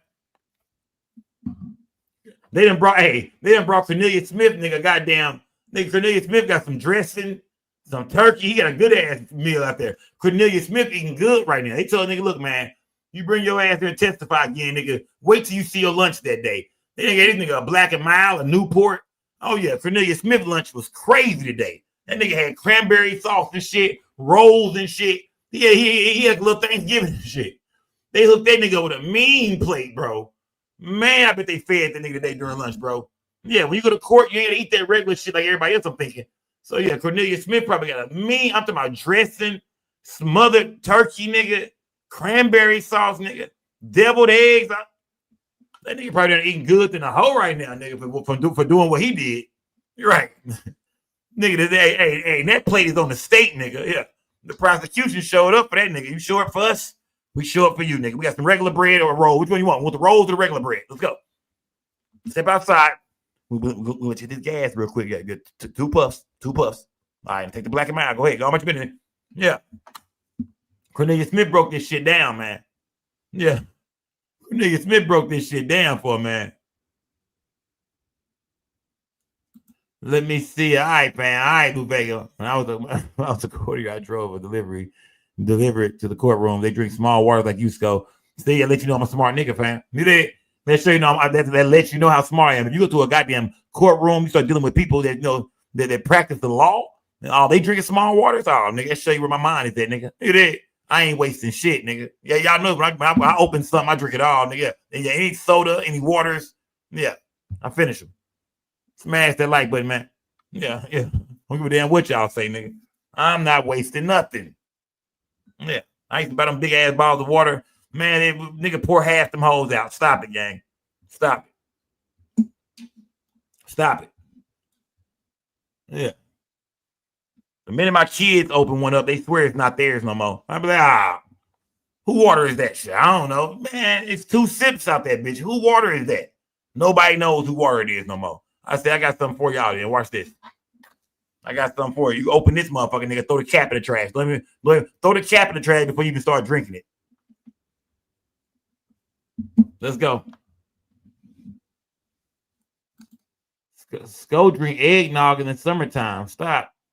King Kong community. Come on, bro. You gotta come better than that, dog. Come on. That shit ain't even funny, dog. Come on, bro.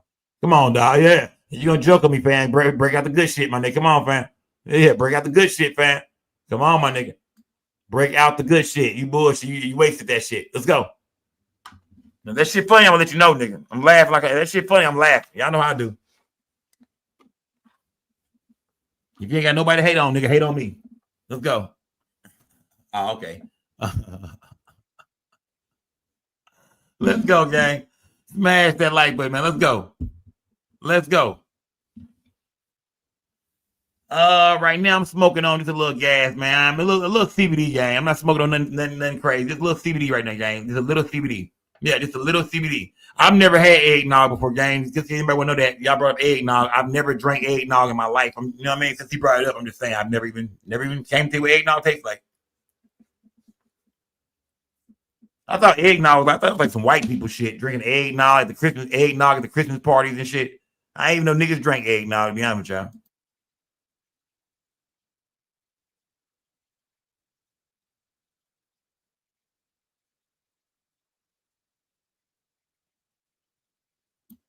Let's go.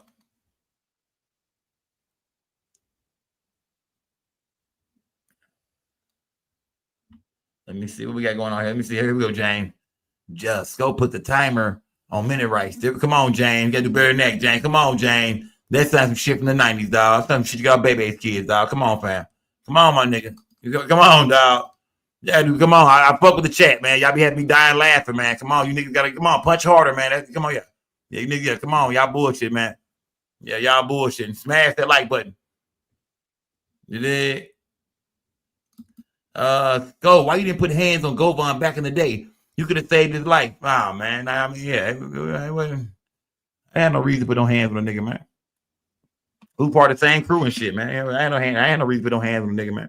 He was a quiet nigga anyway. He didn't say very much. Govan was not a man of words. He barely talked, y'all. I'm telling you. This nigga I've been on the road with this nigga. This nigga didn't say very much. He was a quiet ass Memphis nigga. When he did, you could barely understand what it say, man. I like that music. What? What nigga? Huh? We in the jump, man. Shit, I fuck with that music. Huh? All right. Yeah, all right. Yeah, I can barely understand the fuck he was talking about when he did talk. Smash the like button, gang. Yeah, when Govan did speak, I can barely understand the fuck he was talking about. He didn't say too much. Let's go. Man, let me see. All right. Okay, they still out right now, y'all. They still out. What time is it, man? God damn, it's 2:30. I thought Raven said 2:15, 3:15. Raven, get your lying ass on, man. Yeah. Shout out to Lady Beast in the chat, too, man. Salute to Memphis in the building, gang. Shout out to, hey, look, if you are not subscribed to the channel, y'all, make sure y'all subscribe to the channel, gang. Subscribe. Yeah, subscribe. Put a little color in the nigga chat, too, man. Salute to Cream, man. Look at Cream is going to speak up for me. Members Live coming soon. I ain't said shit like that, Cream. I just made that shit up. I ain't even said that. I ain't got shit for these niggas. I'm not bullshit. I'm bullshit. I will come with some members only shit for real. For real, gang. Salute to everybody in the building. Yeah. For real. Man, it's starting to get hot in this motherfucker, man. It's about that time of day, man. Texas, it get hotter in this goddamn time, man. In Texas, it gets hot. Yeah, it's getting hot, man. Let me see. What is the chat talking about, man? What is the chat saying? Let me see. Let me see.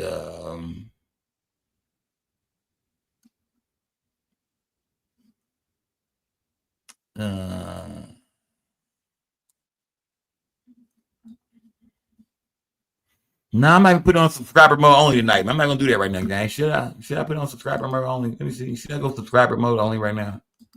And kick a few of these weirdo ass niggas out my chat. Should I do that, gang, or what? Should I do that? Yeah, I'm doing it. We're going subscriber mode only, gang. Y'all might want to subscribe right now if you're not subscribed, gang, or you really kick the fuck out the chat, man. We're going subscriber mode only, gang. We are going subscriber mode only. Let's go. So if you ain't subscribed yet, gang, you won't be able to be in the chat, man. So subscribe to the channel, gang. Subscribe. There we go. It's a wrap. We coming back in court too, gang. So if you ain't subscribed, gang, subscribe to the channel right now if you're not subscribed. No more goddamn freeloading and shit hanging around and shit. Donate to the platform too, gang. Y'all smash that like button. They should be back soon. I see the other camera moving. I see the camera moving. Yeah, when that camera start moving, we know it's almost time to come back. That camera is moving. Let's go. Yeah, make sure y'all sub to the channel. Shout out to Peach. Peach just me. Super Peach just me, man. Yeah, y'all subscribe, gang. Subscribe. Let's go. Come on, Kenny Horn. Get that membership, my nigga. Stop bullshitting, fam. Come on, bro. Get that membership, bro. You talk a lot of shit in my chat, fam. You should be green, nigga. Let's go. If you're a known shit talker in this chat, you better be green. Let's go. What time is it? Let me see, 2:30. Yeah, they should be back. We should, yeah. Come on, we got one more minute, gang. It should be 1 minute. They gotta be back. It is 2:30. Let's go. It gotta be about that time. I see the camera shaking. I'm checking out both. I'm looking at two different channels right now, too. I'm on Court TV and Law and Crime. We on Court TV and Law and Crime. Yo, y'all cut the lights off right now, y'all got to cut the lights off. I cut the lights off right now. So, all right, we back. All right, we back. There my girl go. There my girl go. We back. There my girl go. We back. Put that sound on, girl. Stop playing around. Let's go.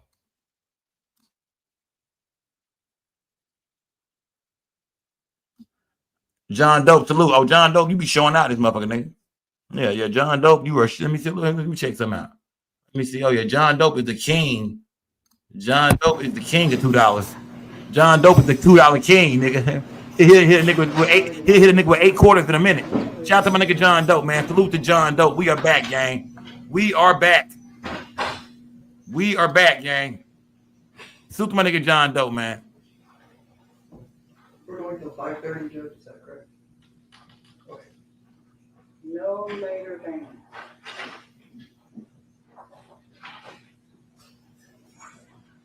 You can come on back a week. You're still under oath. Yeah, that's fine.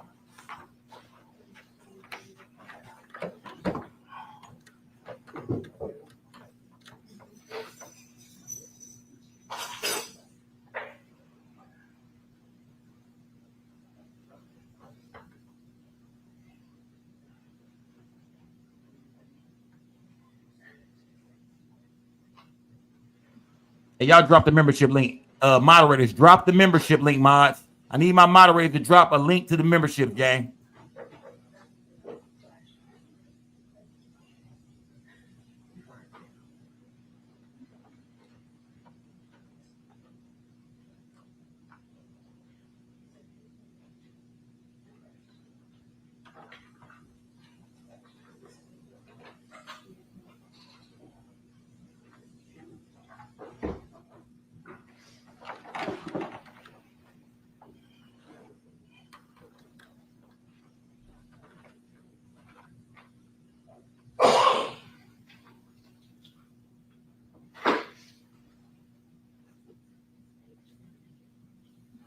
Who's my guy, Kenny Horn, man? Salute, Kenny Horn. You found that membership. Y'all get your memberships, gang. Get your memberships. Subscribe to the channel, gang.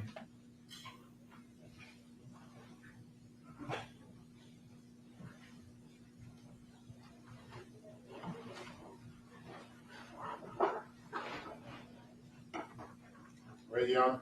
Yeah. Jurors now entering into the courtroom.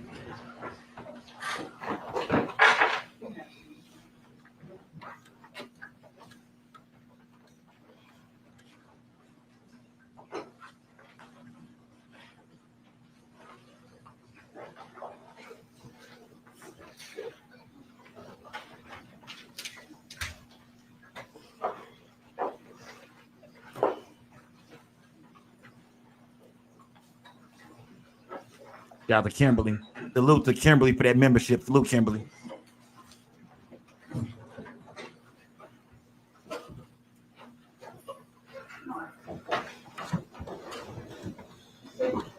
Cornelius, where we ended up, you and Justin were leaving Haven Court Apartments or 2 Lane Apartments. Yes, ma'am. It some point as you were leaving, did you contact Mr. Govan? Yes, ma'am. Before we left the apartment, I actually contacted him about getting my phone at the car. That's when he told me to meet him where he get a car wash at. He also mentioned that, Please turn cell phones off.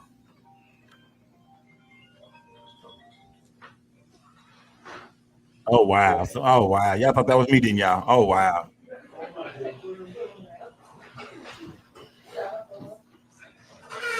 he also mentioned, I'm sorry, that, he mentioned something about cleaning. About the glass there, at the window, had got shot, had shattered in the street by the house, by his house. But you all hadn't contacted him to let him know that you had had the hit, right? That you made the hit on call? No, we told him that when we talked to him at the apartment, you know what I'm saying, he knew that we had just handled the hit on Dolph. He knew that? Yes, ma'am. Okay. And what did he say to that?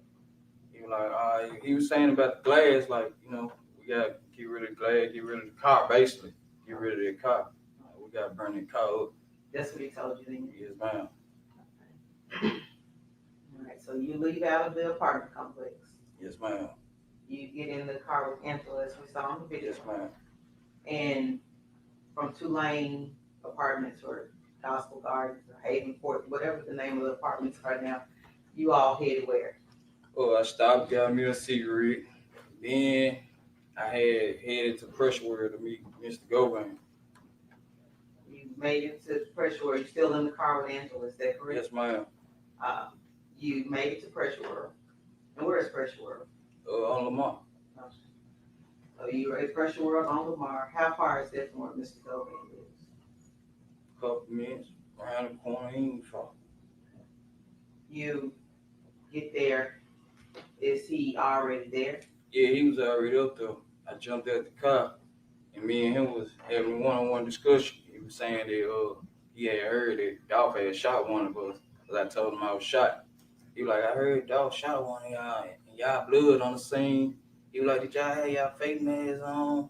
Like, yeah, we had our face masks on, stuff like that. And I got my phone from, because I had to go take my dad to work or whatever. Me and Angela had splurred off after that and went to pick my dad up. He called me back again. I'm like, man. Oh, no, hold on, son. I know you got a lot you need to get out.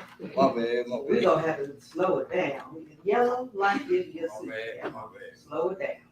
All right, so who was he that called you? Mr. Govan. Okay, he called you back. Yeah, he called you back to Pressure World, or he called you back on the phone? Nah, he called me back on the phone and telling me to slow up before I leave from my dad's house, because he wanted to meet me over there or whatever. He was finna pull back up and ask me a question. At any point, did he mention paying you your money?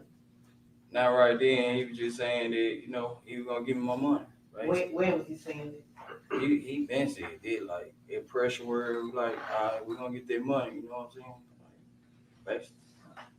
And I'm not sure if we mentioned this before, was Mr. Govan to get a cut of the money? Yes, ma'am. I supposed to gave him 10,000 at my cut.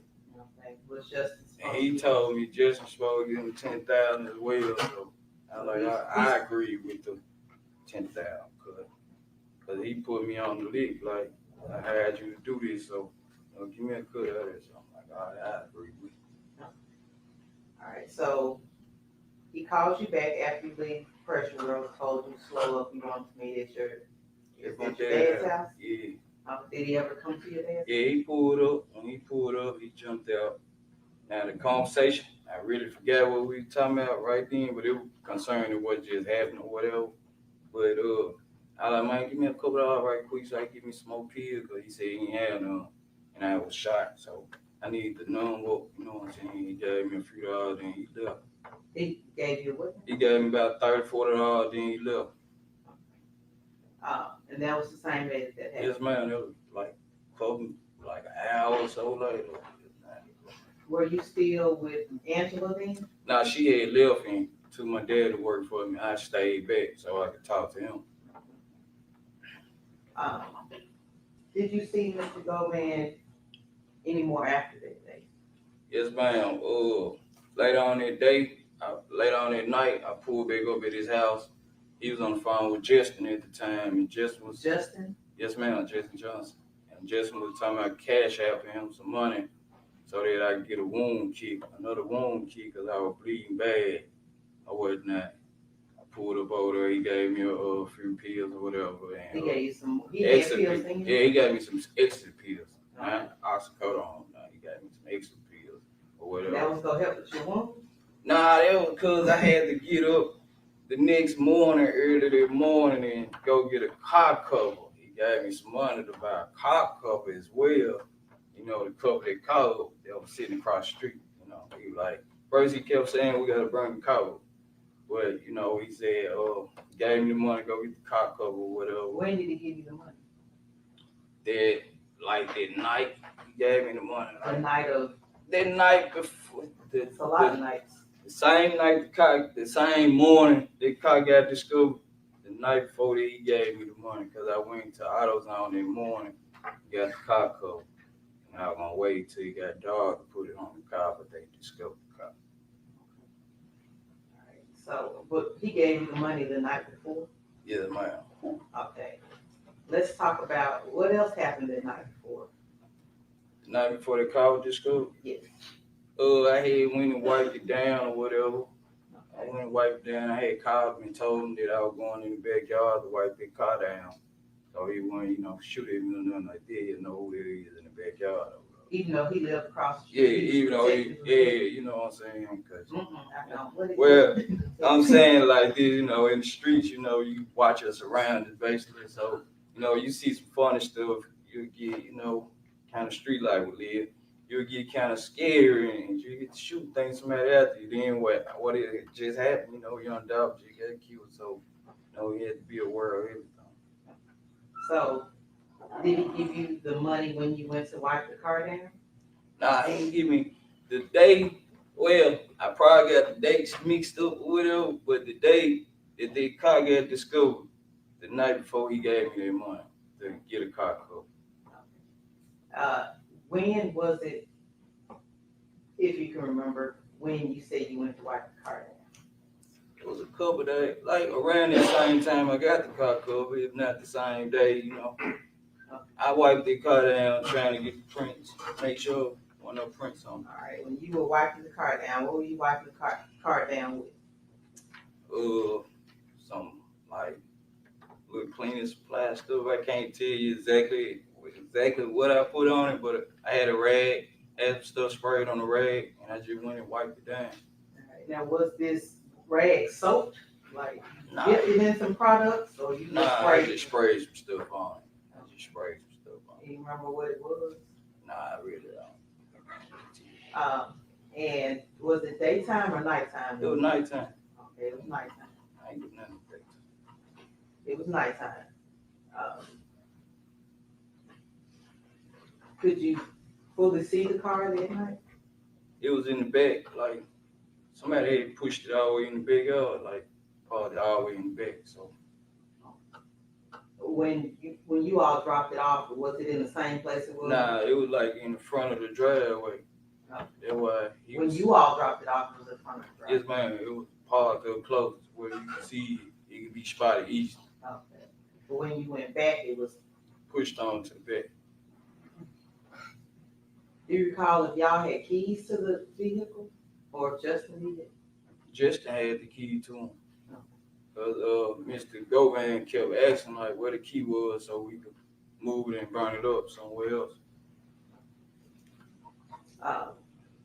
So it was nighttime, the car was pushed towards the back and you were wiping it down.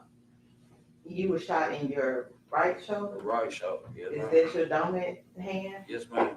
Okay. So did it present any problems wiping down? Thing?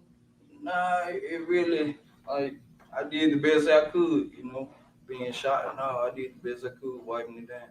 Now you do know your prints when you eventually found on the car. Yo, I didn't do a good job, so. Okay. All right. Did you let Mr. Govan know that you had wiped the car down? Yeah, I called him when I was walking in the backyard to let him know that, I was gonna go back there and wipe the car down. And what did he say? He said, all right, bro.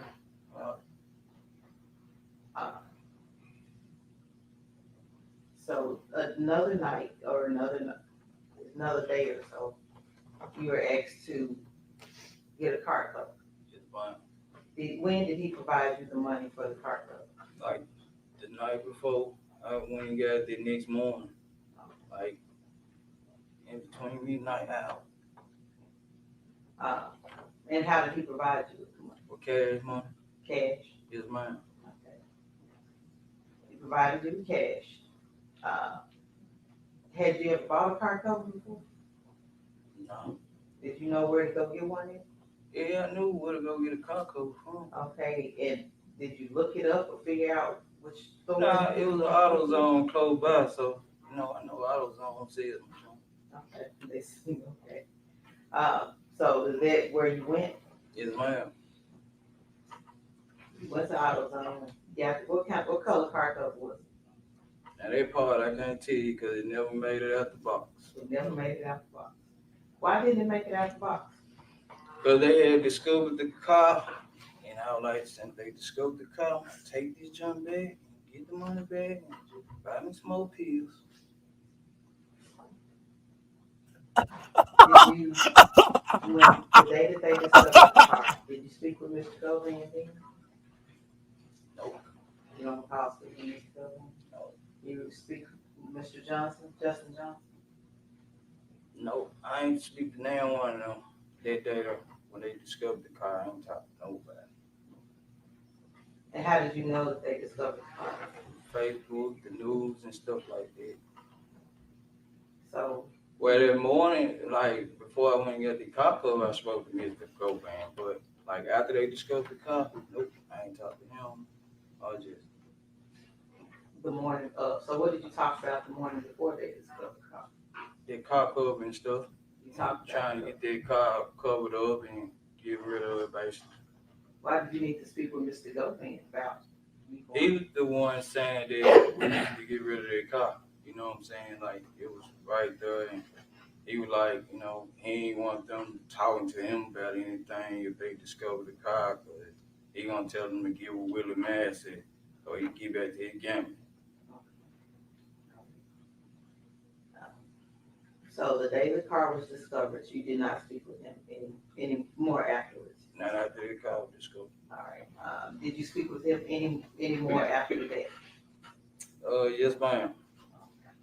December the 8th, 2021. I was going to give me some pills, going one way, and he was coming up another way, and he looked through the window mirror, his windshield, and blew the horn. And I pulled over, he pulled over, and he got out the car. He was like, thank God. He was telling me that he been getting shot at and stuff. And he asked me, have I spoke to Mr. Justin Johnson? Because they had ran in Justin Johnson's house the night before, or whatever. He showed me some things on his phone. And he was asking me, did I have a number he get in touch with me on? He told me I need to get rid of my phone. I need to get rid of that phone, is all he was saying. And he was like, he was gonna go to private that night and get my money. And he was gonna call me. He asked me for a number. And he was gonna call me. Did he ever call? Now the U.S. Marshal was on me the next day. I was in jail. He didn't have a chance. Nope. Okay. So you said the next day, so there will be December 9th of 2021? Yes, ma'am. December 9th. What else sticks out about that day? December 9th. It was my daughter's birthday. All right, it's a different daughter's birthday that was on Yes, the day? ma'am. Yes, ma'am. It was my daughter's birthday. I had took her some cake and ice cream to school, and the U.S. Marshal was trailing me the whole morning. And you were eventually arrested? Yes, ma'am. I was arrested. Did you have your phone on you that Mr. Govan told you to get rid of? Yes, ma'am. I had that phone on me. Okay. Did you have more than one phone? Yes, ma'am. I had Ms. Angela phone on me as well.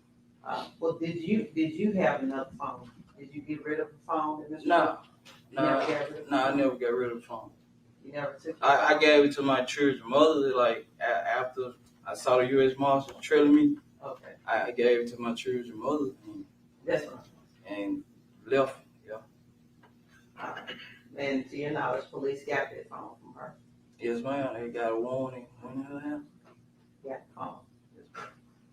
How did they know she had the phone? Or do you know?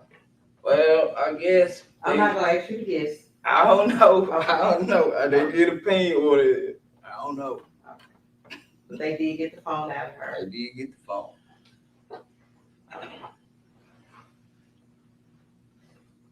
And you didn't speak to Mr. Govan anymore after that.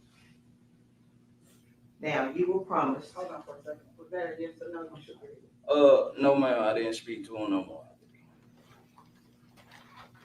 So as part of this, you were promised that you would receive $50,000, is that correct? Yes, ma'am. Did you ever receive that money in your hand? No, ma'am. Once you were arrested, was the money ever gifted to you or? Not directed to me, but it was provided for lawyer fees. And do you know about when that was? I just can't. No, ma'am, I can't recall. But it was after I was locked up at 201. To your knowledge, was Mr. Govan locked up at that time? No, ma'am, he wasn't locked up at the time.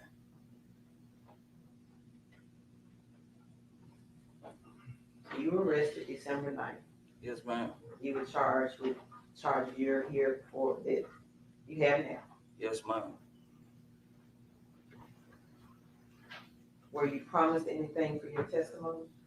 No, ma'am. Do you hope to receive something from the testimony? I'm praying for it, but I wasn't promised. Like, I've been asking for a bond. I wasn't promised nothing. And you've spoken to prosecutors. Yes, ma'am. You've spoken to me a few times, right? About two, 3 times.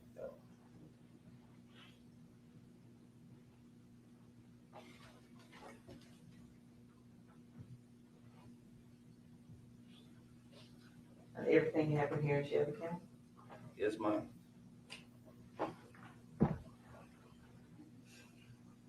I'll pass the witness.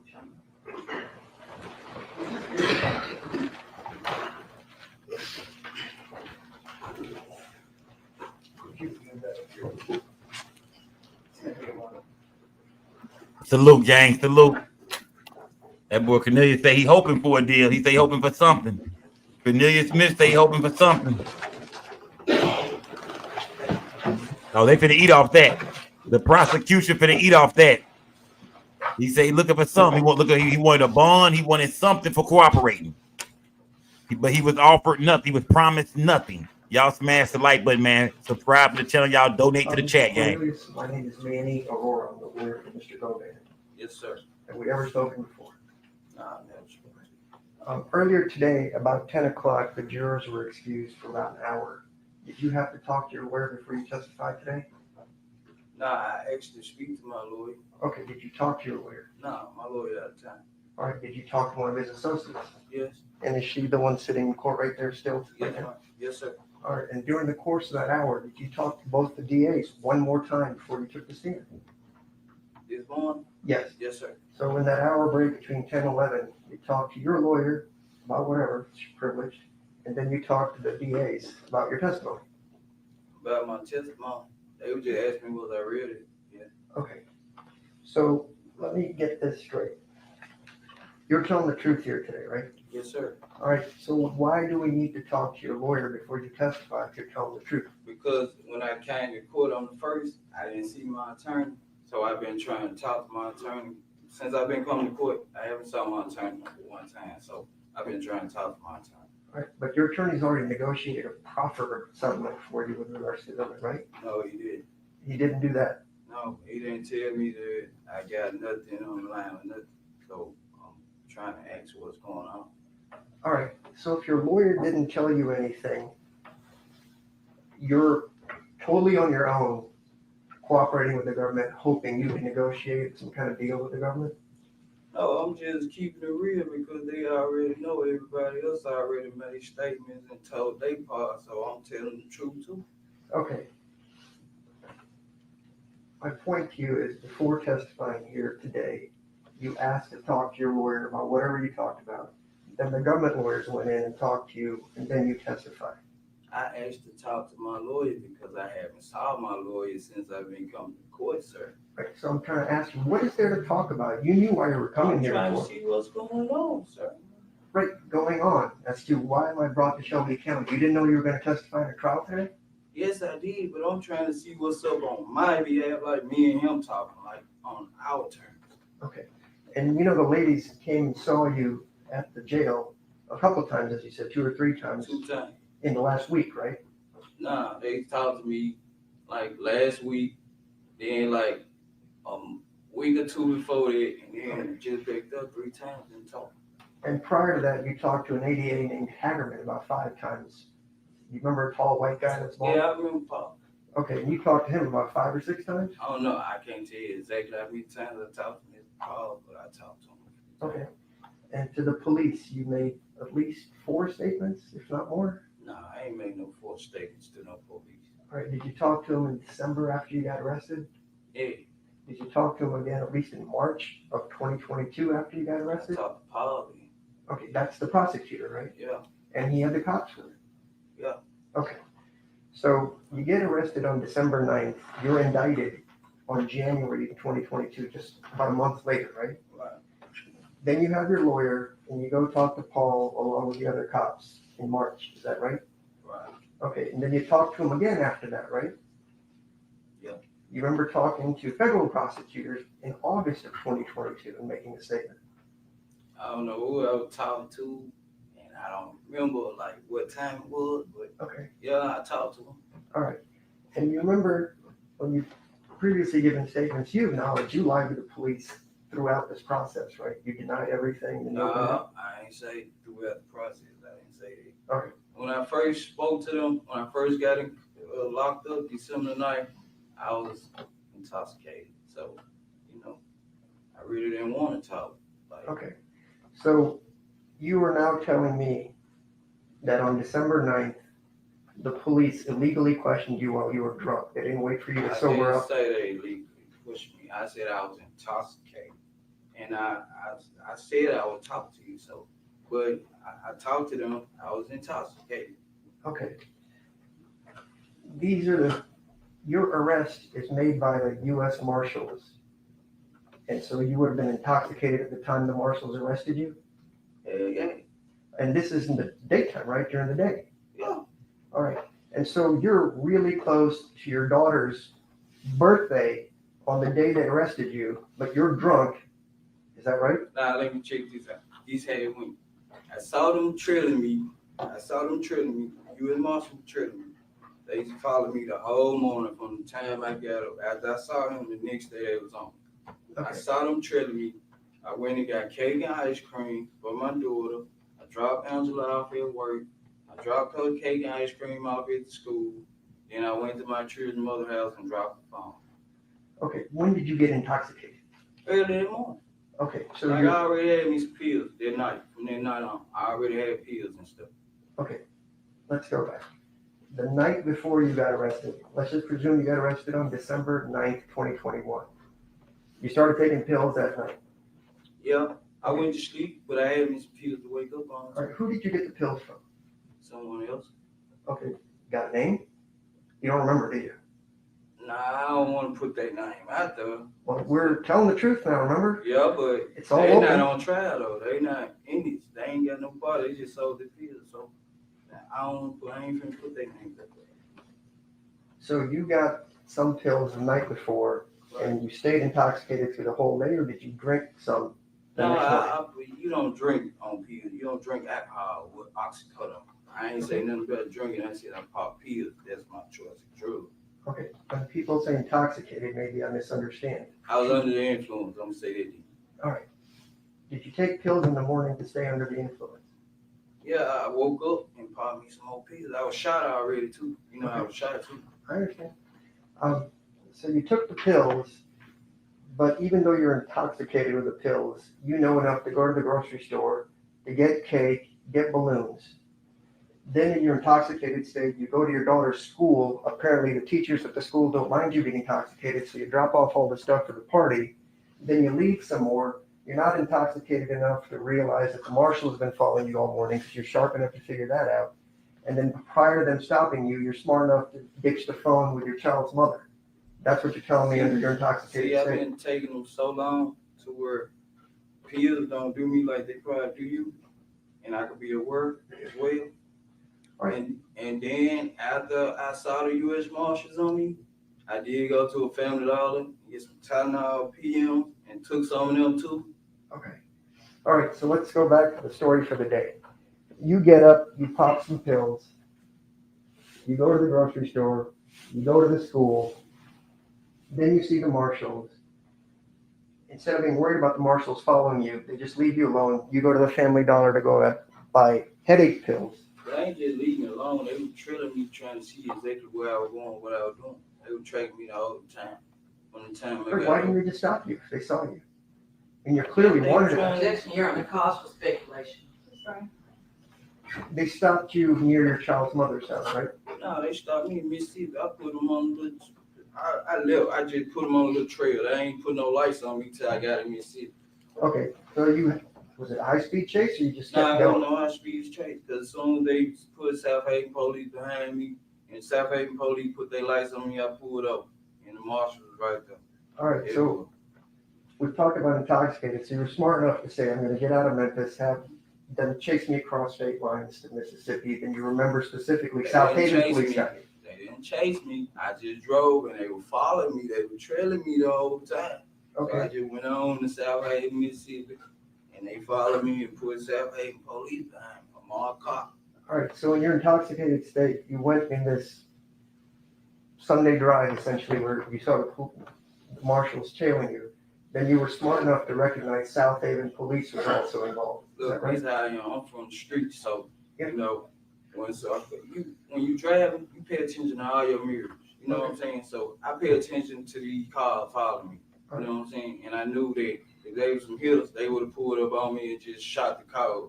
You know what I'm saying? So I went ahead and went on to Mississippi. When I was in my baby mama's apartment, matter of fact, they pulled up 5-seat car deep, number 10 and 1. So I knew that was police. What kind of cars were following you? Jeeps, all kind. You know how the marshals ride, you know. Well, marshals usually have those big SUVs and Suburbans, but you're saying like a Jeep Wrangler? They had Jeeps, they had all kind of cars. Okay. They was in unmarked cars, tinted out. All right. So I'm going to try to go this slowly. If there's anything you don't understand, just ask me to repeat myself, okay? Yes, sir. I have no quarrel with you. I respect what you're trying to do. I just want to ask some questions. I ain't got no problem. I respect what you're trying to do too. When we first started this morning, you had mentioned you'd been shot twice and you were losing a lot of blood. Is that a guess? Yes, sir. And you said it was gushing everywhere out of your arm. You had to get medical care. No, I got a wound kit. I never went to the hospital. Understood. But you used the word a lot of blood everywhere. Is that fair? Yes, that's what I said. Okay. So as you're bleeding with blood everywhere, you got into the Mercedes to make your getaway. Yeah. I didn't even recognize I was shot at the time. When I was in like when I got in the car, I didn't recognize I was shot. But you saw you were bleeding. No. Once we pulled out and he shot the window, that's when I know I had a hole in my. I wasn't bleeding. Okay. When the car left, as it's leaving, Makita's Cookies, you get shot in the arm. I don't know when they got shot. I see the air. I don't know when exactly. What point I was shot at, I don't know. But once we pulled out, we was driving crazy. That's when Jesse said he was straight, and I looked. I'm like, dang, I'm hit too. And I kept asking him, was he okay? So obviously, at some point when you're shooting your AK-47 into the Makitas and backing up, the other guy comes out, and then at some point he grabs an AK-47 and shoots at you. You had to have been hit somewhere along that point, right? Yeah, it was so bad. I don't know when I got hit right here. Anyway, I can't tell you when. I didn't feel it. Okay. Can we agree that after you got shot twice in this part of your leg, which is a heavy bleeding part, I was straight right here. So straight. So that shot didn't bother you. And the bullet went in me right here and was in my back. Okay. Because when you were walking, you didn't look like you were limping into the apartment. So that's what I was asking you. Did you get shot in the leg? Straight right there. Straight right there. It's just a straight. All right. The one that lodged in your body, that blood is just gushing, right? You've got an open wound Not in your throat. rushing, but you know, cause I've been shot before, so I know not to panic. Long, long bleed out of my mouth, I ain't gonna panic. So I know how to control it. Mr. Cornelius, I'm not trying to ask you difficult questions. Were you bleeding heavily from the gunshot wound in your arm? Yeah, you gonna bleed heavy. You gonna bleed. That's all I'm asking. Yes, sir. And as you're bleeding, you're sitting in the car going to Bradley Street where you dropped off the car. Yes?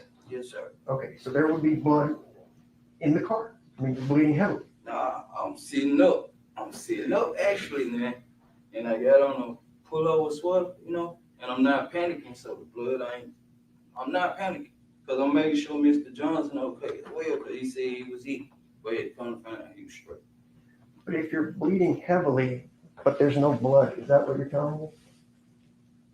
Your Honor, I'm gonna object. He's actually, he's answered this about 5-6 times. I just want a simple answer to a simple question. And he's answered it to the best of his ability. Was there blood in the car once you got out? Nah, I wasn't looking to check. I wasn't trying to see whether no blood. I'm moving fast, trying to, you know what I'm saying? Okay. All right, we'll go with that.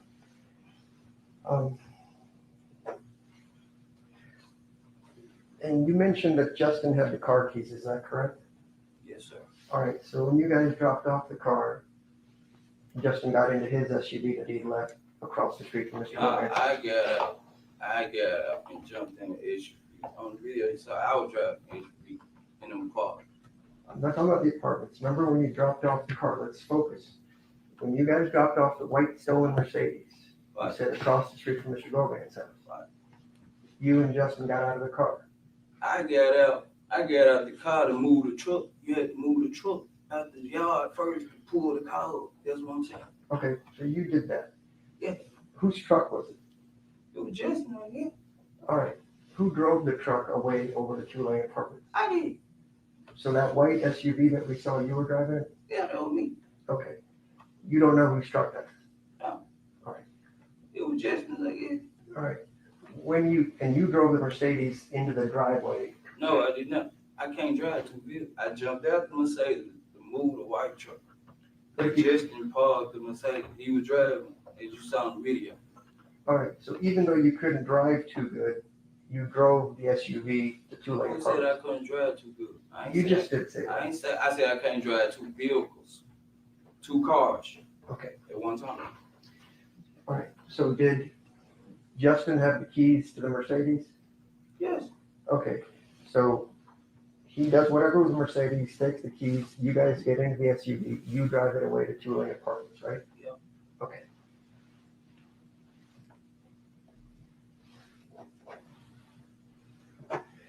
I want to get into the AutoZone.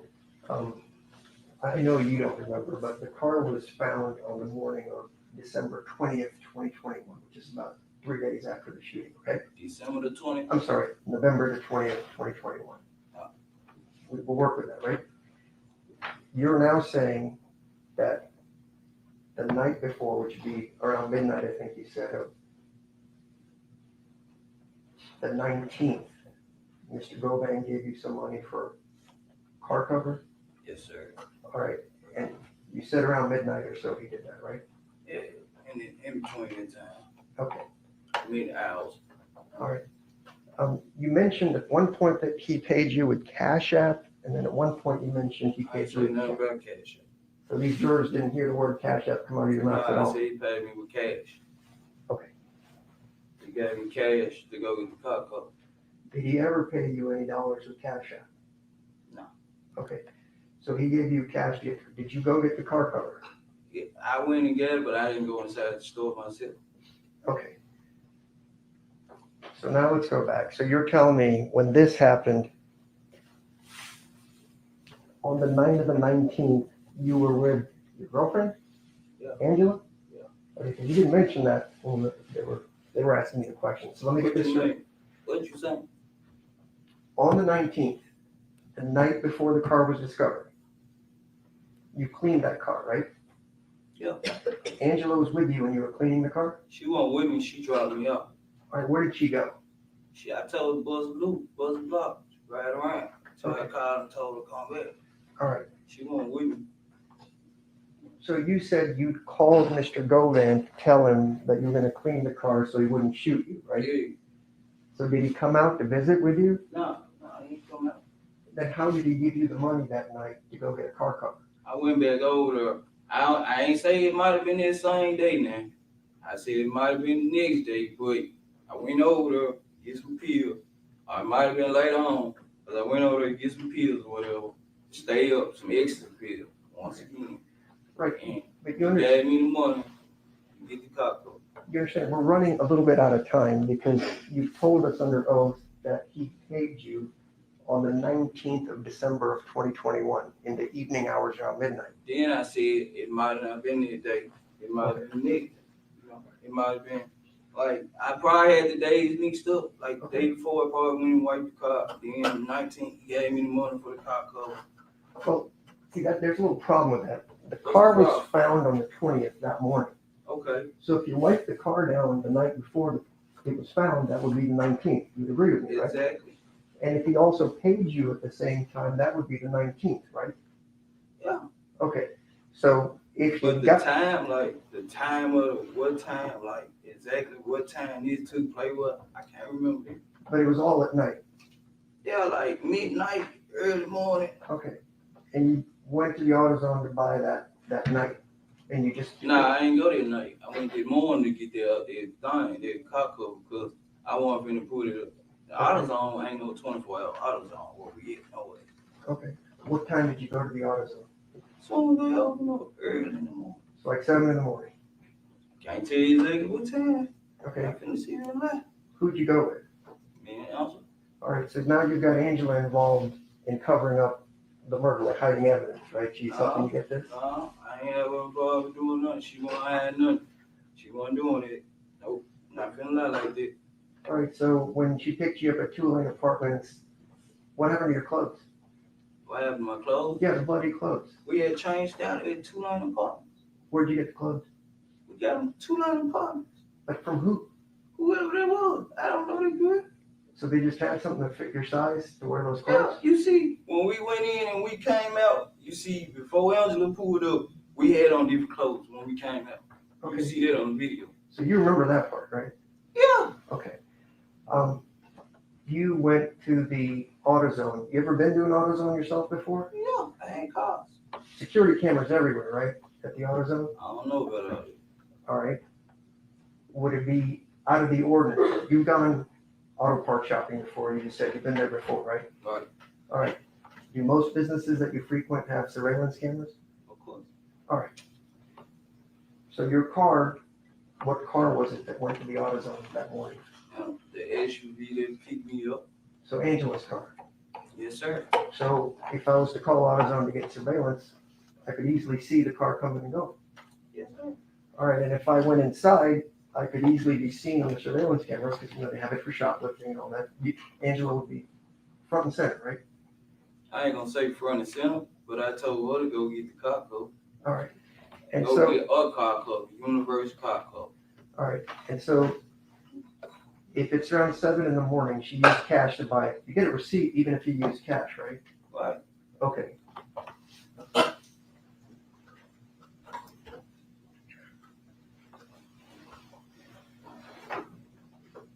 So if I wanted to double check, say I'm a really good detective and I want to figure out what's happened, I could easily go to AutoZone, pull the footage, ask them for just their receipts from between 7 and 8 that morning, who bought a car cover. I could very easily validate what you're saying, right? Of course. Okay.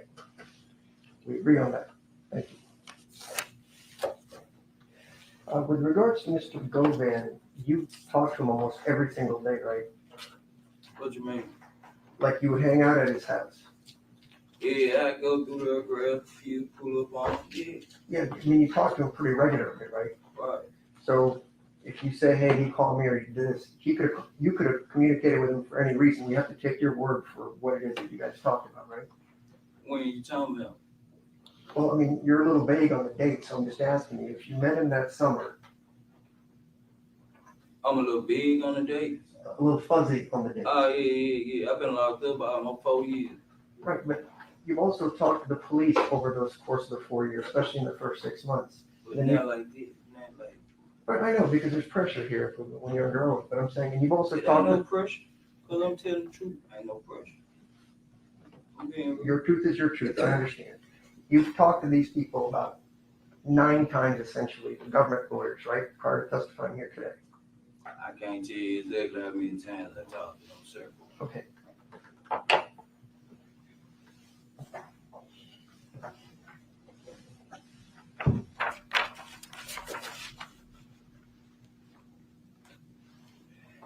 You mentioned during your testimony that you actually never communicated with Joe, is that right?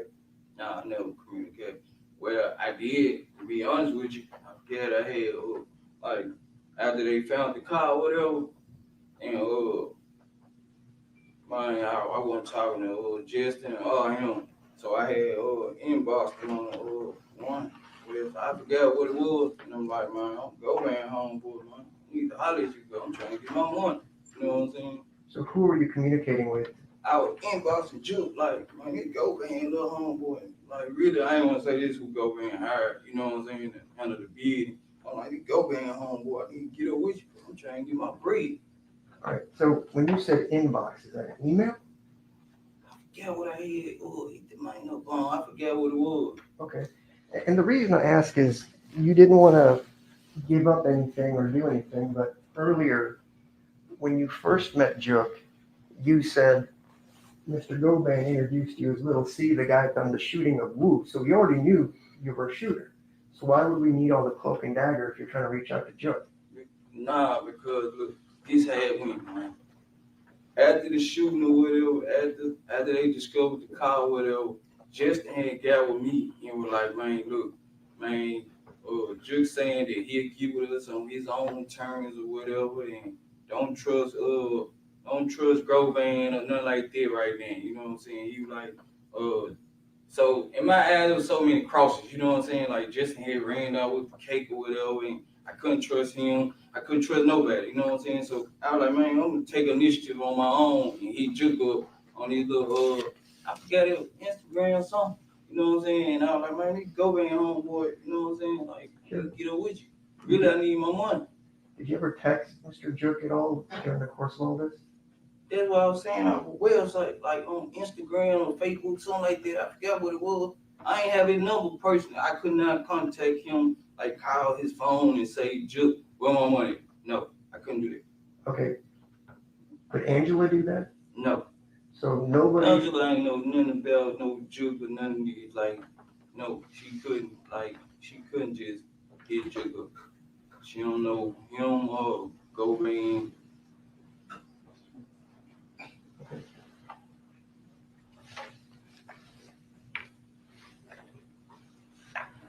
Just have it 1 second, Your Honor.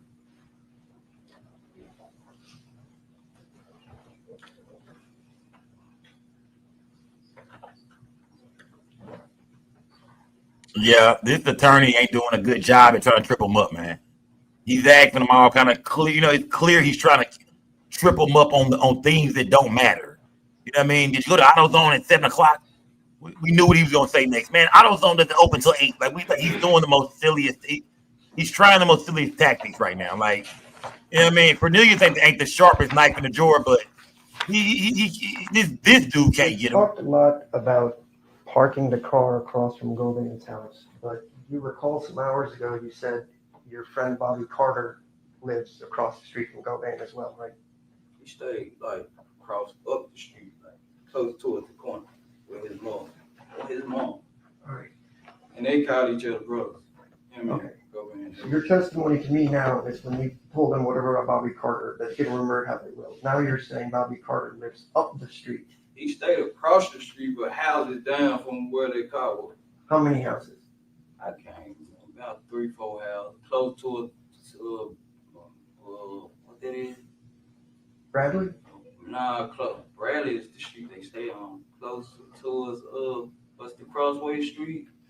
I'm not from Memphis, I don't know. It's been a long time. I ain't been out there. I can't tell you. Right. The reason I ask is you also mentioned you just lived a couple minutes from Mr. Govan's house, right? Okay. So you live a couple minutes from Mr. Govan's house. Bobby lives across the street, some 3 houses down. And you and Bobby did the first shooting of Wu when you guys had a shootout with Mr. Wu. Is that correct? Yeah, me, Bob, just, and we got, Mr. Govan gave me his gun. Okay. Gun. So now Govan gave you the gun. I understand that. Was Treon Ingram also there for that shooting? I don't know none of them folks. I don't know none of them. How many people were there all together at the first shooting of Wu? At the shooting, or At the shooting. the house, at Mr. Govan house.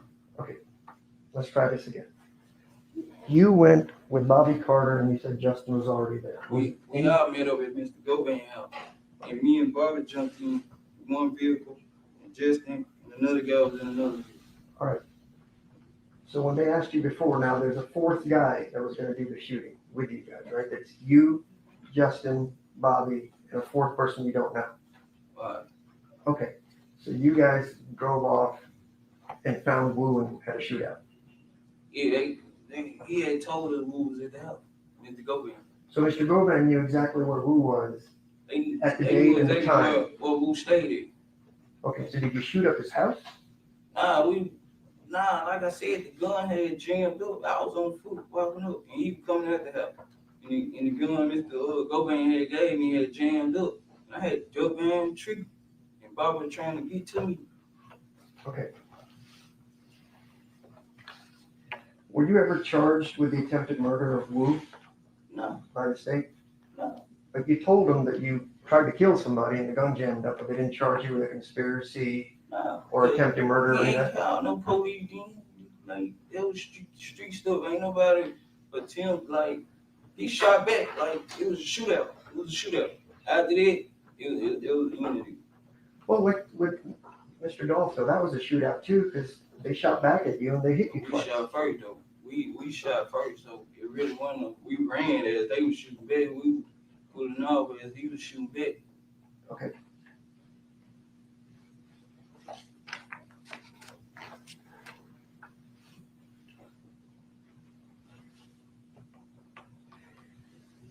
In your statement to the police in March of 2022 and Mr. Hagerman, do you remember telling them that 2 masked men met you prior to your arrest and gave you $50,000 in cash inside a brown paper bag? No, I ain't telling them like that. All right. Did you tell them about? Okay, you didn't tell them. Got it. At some point, money showed up for your lawyer after you got arrested. Is that right? Yeah.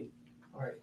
And then you were talking to the police, and they asked you what did the money mean, and you said it was understood that you were on Jook's team. Is that correct? No, I ain't saying nothing like that. You sure? Because I got it on video. So I'm Yeah, just gonna ask you again. team. Yeah, they said, is it understood what you were going to be doing that they paid for your lawyer? Nah, I wanted my money. The hit already been done. You're in prison, and $38,000 or $50,000 or whatever just shows up to pay your lawyer. Is that correct? Yeah, the money came. All right, and that came from Mr. Jook's I don't know CMG. who it came from. So it just magically appeared. I don't know who it came from. Like I said, I couldn't call nobody. I don't know who it came from. Do you remember talking to the police on August 10th of 2022? Probably did. We'll see. Well, I'm going to show you what was said, and we're going to go through it.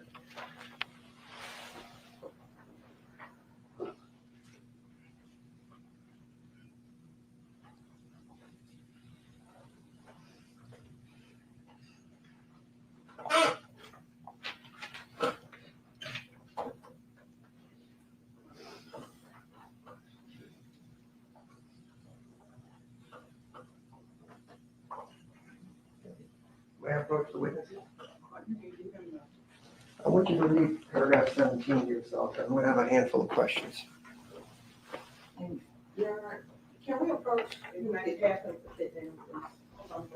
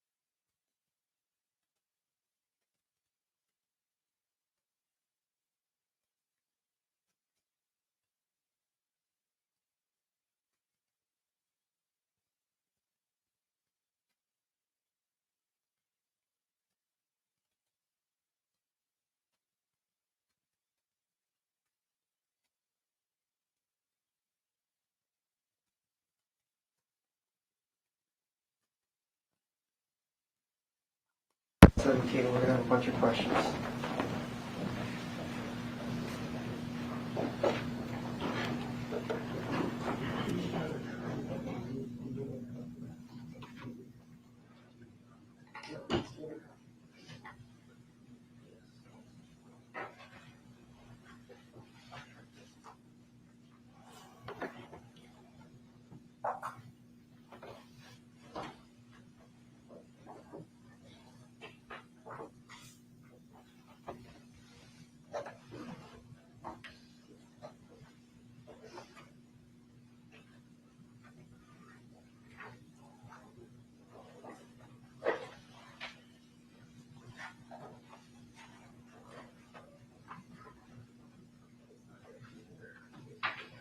Okay.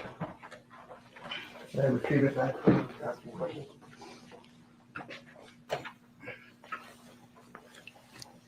You remember talking to agents back in August of 2022? We've established that, right? Right. All right. Who is Vanessa Covington? My sister. All right. And you stated to the police on August 10th of 2022 that you had Vanessa Covington, I guess her married name is Holmes, try to reach out to a lawyer for you, right?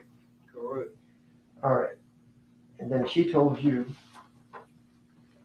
that we don't have any money, right? Correct. Her husband contacted a lawyer named Torres Bailey, is that right? Correct.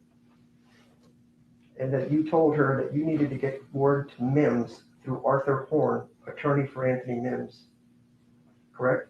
Correct. So you told your sister to reach out to Jook's lawyer, Arthur Horn. No, I did not tell my sister that. I told the lawyer that. Okay, so you told your lawyer, reach out to Jook's lawyer, Arthur Horn. To get his money. Okay. But he didn't represent me. All right. And so the lawyer did get some money from Arthur Horn. Yeah. And Arthur Horn is Jook's lawyer, right?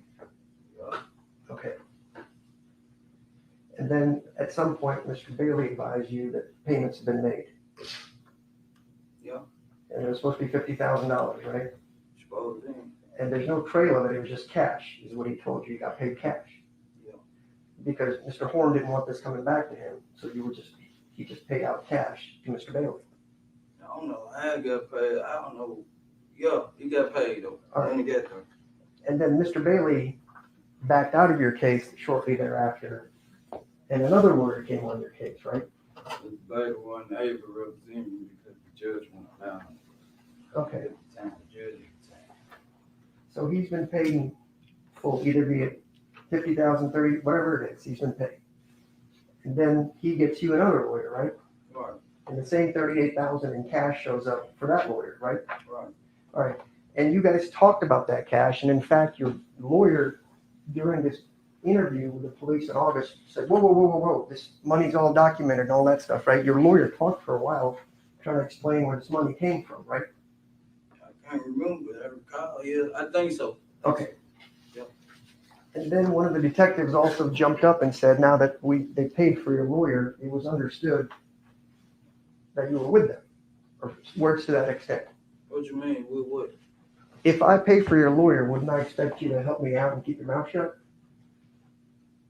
No, not necessarily, because if you bring me a part of this, and then you know what I'm saying, like you make your statement to the police, and you hire me to do this and make a statement and turn me in, then right, wrong. I might as well go with the same person that hired me and made a statement on me. I might as well just keep it real and tell the truth. This is who hired me, right? And then there it goes. This is who brought me in. Okay. When you tried, they asked you again. I don't know Juke and them like that. I don't know Juke. Okay. So I'm not with them. When they gave you the money. They didn't give me the money. I was locked up. When they gave the lawyer the money, you think Mr. Govan came up with $50,000 in cash to pay the lawyer? Objection, Your Honor, calls for speculation. All right, we've already answered this. You said you know it can't be done. The lawyer told you. I got it. So let's move from that to, was Mr. Juke ever interviewed by the police in this case? I don't know. You read the discovery in your case, did you not? I ain't read all that. I ain't had the whole 1,000-some pages. All right. So in here, when you said I looked at the discovery after your March interview, and that's how. I saw my part. My part was short. Okay. Your part was short, even though you're the one with the AK-47 committing a murder, telling them about AutoZone, telling them about I went here, I went there. Let's go back. All right. You talked about pressure wool. You know pressure wool, right? Yeah. You know what it looks like. You've been there before. Yeah. Sometimes people sell drugs there. I don't know, but I don't know what go on in prison word like that. I can't say all that. All right. I can't say all that. You said you've been to pressure. What did you go to pressure wool for? I went up there with him to get it, Mr. Govan to get his car washed before. And then I went the day of the shooting and I met Mr. Govan up there. All right, so is it your testimony now, after I just asked you, you've been there before and you know what it looks like? You've only been there twice. Is that your testimony? I can't tell you how many times I've been to get a car washed, sir. Okay. You live in the same neighborhood as Mr. Govan, just a couple minutes away. Yes, sir. The pressure roll is just a couple minutes away from both you guys. Yes, sir. And you know what it looks like. Yes, sir. And you've been there. Yes, sir. You've been there without Mr. Govan. No, sir. Okay, so is it fair to say then you're saying you've only been there twice in your life? I can't tell you because I've probably been there 2-3 times with him. I don't know. I just can't tell you, sir. Okay, so it was, I went there to get my car, he got his car Objection, Your washed. Honor. Ask the answer. Why don't they, well, I'm sorry, Your Honor, I apologize. You went there one time with Mr. Govan so he could wash his car. Get his car washed. Okay. And the next time you mentioned it was to pick up your phone. If you want to say that, yes, sir. I went back to pick my phone up from him at the car wash. He told me to meet him where he get his car washed because I already knew. So, I went there and met him. And then there may have been other times you went to the car wash with Mr. Govan. No, I'm not saying all that, sir. Okay. I'm not saying that. When you go to pressure wool, you do notice there's cameras all around the building and there's only one way in and I out. don't notice all that, but it might be. Okay. So if I'm a good detective and you say I went to pressure wool, certainly they would have gone to pressure wool, seen the cameras and asked for the surveillance footage, right? I don't know what they did, sir. I can't do their job. Well, I don't know. I can't tell you. I don't know what they did, sir. All right.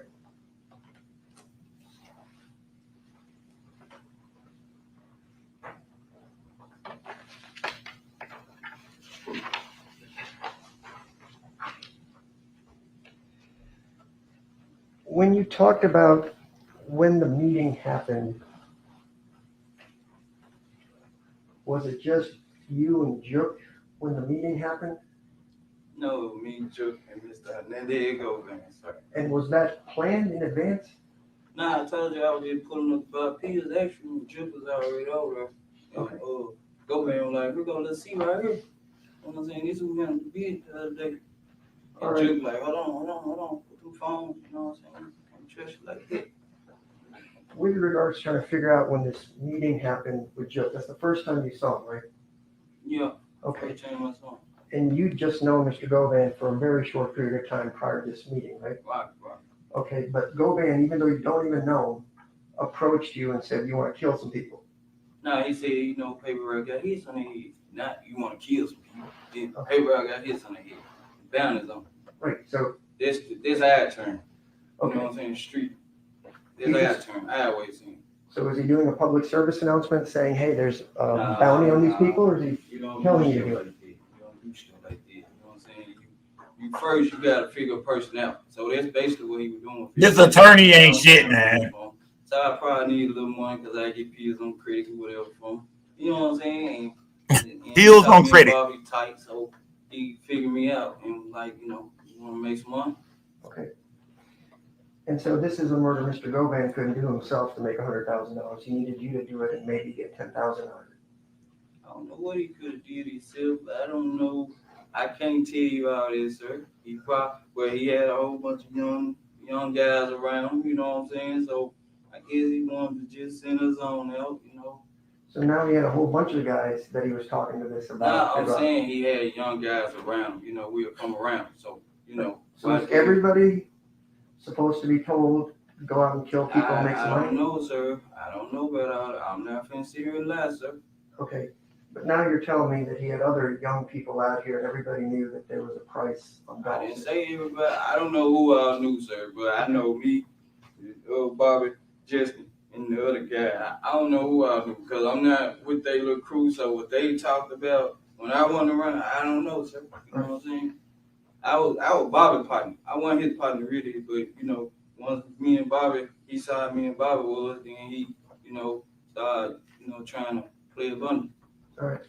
So a gentleman that you've just recently met decides he's going to trust you enough to tell you that there's a price on people's head. And just like that, you trust some guy living in Orange Mound to be able to come through with the money based on his representation. Nah, it wasn't even representation. It's just, when you hungry for some money, you would get out there and get your hand dirty, you know what I'm saying? And then, like I said, I had already saw Juke, like after he told us, and we went on one mission, and Bob clarified that, his brother good for, and Juke was over there when I met, and Juke clarified that our money was gonna be good. It's go time. Right, but remember, We done been to the club together and everything. I get it, but And Juke was at the club too. right, I understand Joe told you the money was good, but the problem with that statement is you'd already shot at Mr. Wu, you said close to a month or so before meeting Nah, with I Joe. didn't say no month or so before meeting no Jew. I didn't say that. It was a couple days later. When I pulled up and got them pills, it probably was the next day or 2-3 days later. I can't remember the timeline, but it wasn't no couple months. So when you said 2 weeks, maybe a month, Nah, that was incorrect. I didn't say that, sir. I didn't say that. It was like probably the next day I pulled up over there, bought the pills from the next day or two. I don't know exactly when. And he was like, here go, let's see right here. It's who put their work in, who shot it Woo. All right, so if all this is already known and understood, why would Mr. Jook need you to take your phones out and then walk you through how much everybody's worth? You already knew all that. If you want to be honest with you, I can be honest with you. Because they were saying that Mr. Govan was like one straight or nothing like that, was like informing and stuff like that. And, they were saying that he was police. So Okay. that's why all the phones got to go outside, talk around. So let me back this up.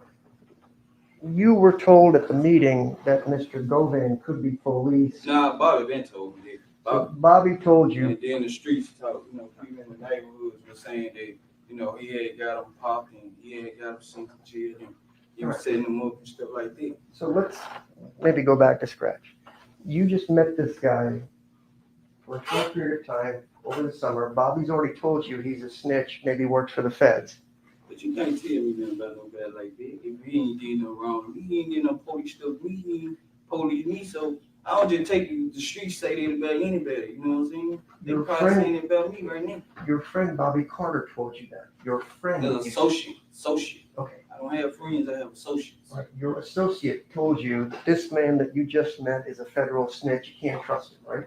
Yeah, but people say that about anybody, man. You know what I'm saying? So, no, you ain't did no police stuff to me. Like, I ain't got no bad to say about you. You know what I mean? All right. You cool. He did.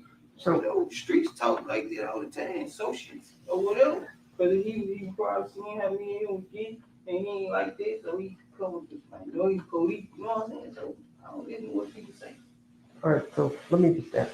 It's just like proving guilty until proven innocent, you know what I'm saying? Yeah, that's the problem we're having. So let me ask you Innocent some until questions. proven guilty, however you get.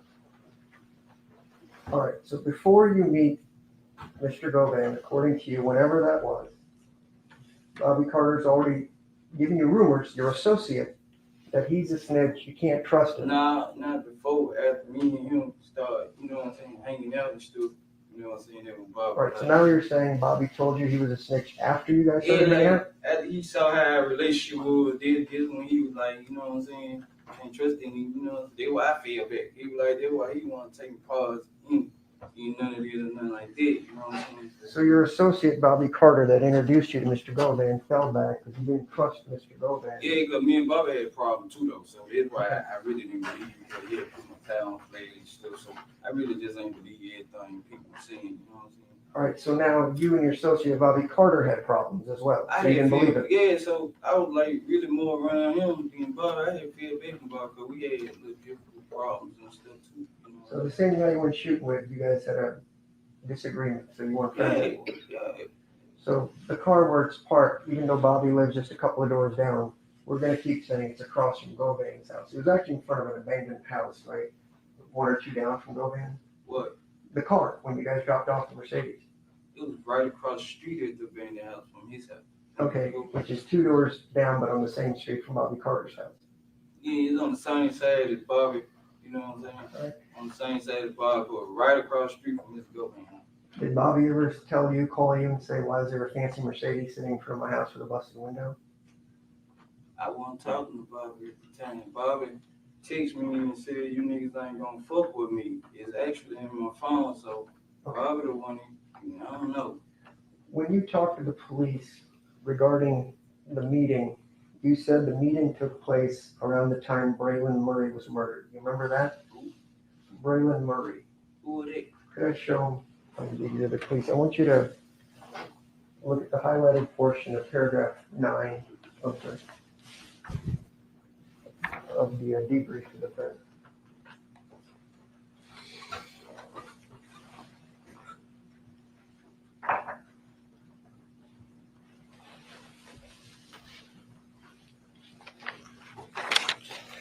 You mentioned you've seen the discovery about you, so this is about you. You agree that the feds wrote up a long 6-page summary about your interview, right?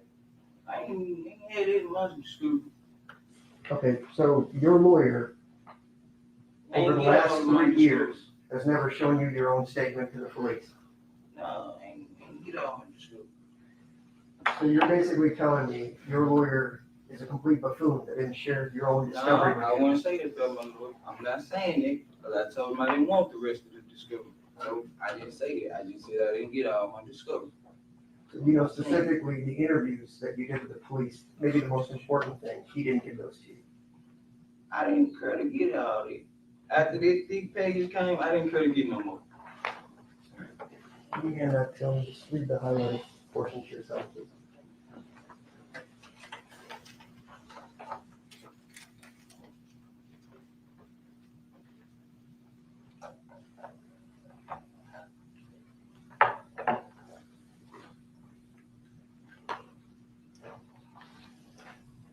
I don't know who that is. What's the nickname?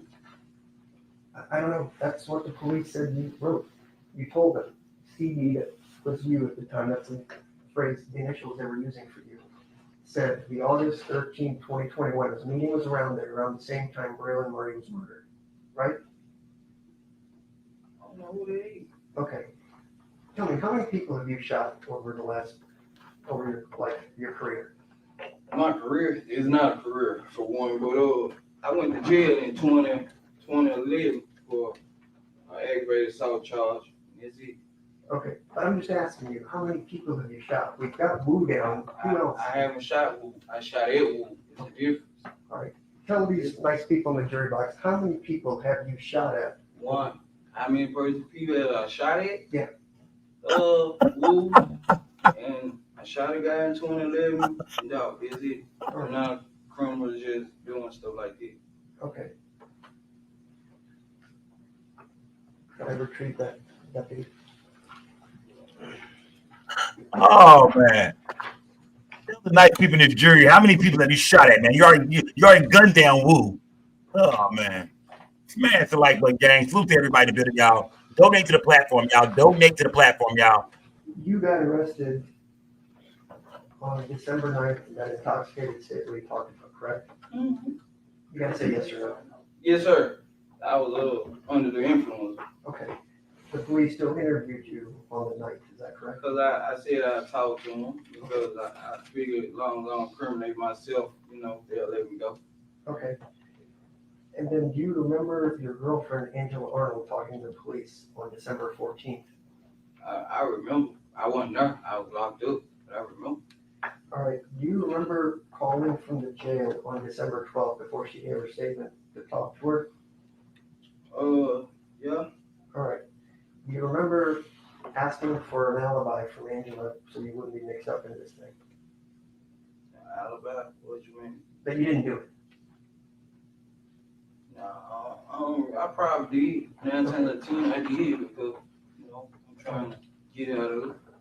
And then you also called Shay. Is that Letitia Jackson? Yes, sir.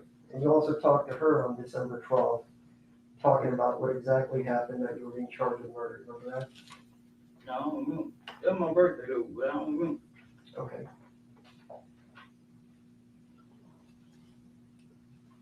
Do you remember being told that Angela went and talked to the police on the 14th of Yeah, December? I remember. All right. After that call, do you remember calling Uncle Ron and asking him, find out what Angela said to the police? Yeah, I remember. Okay. And aside from Uncle Ron, you also called your brother Quez to find out what Angela said to the police on the 14th, right? Probably. All right. And aside from Uncle Ron and your brother Quez, you also called Shay about it, right, to contact Angela. Probably. And then you, aside from Uncle Ron, your brother Quez, Shay, your child's mother, you also asked Kiana, your sister, to find out what Angela told the police.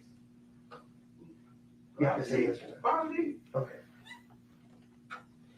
And do you remember your family telling Angela, do not go down to the police station to make a second statement? What you mean, my family? Who is my family? Like, Shay. Nah, Shay my kid's mama. All my others don't even get along. So I know. Right. I don't remember that.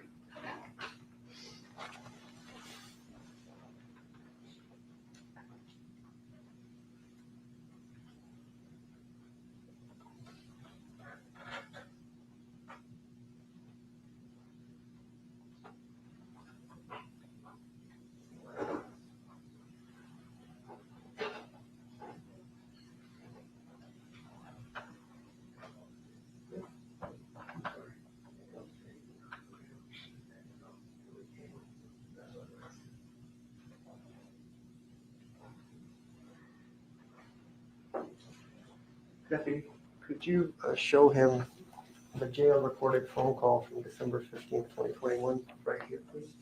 Please read it out to yourself. Just read it to yourself. December what? 15th, 2021, I've highlighted it for you, where it says Smith said.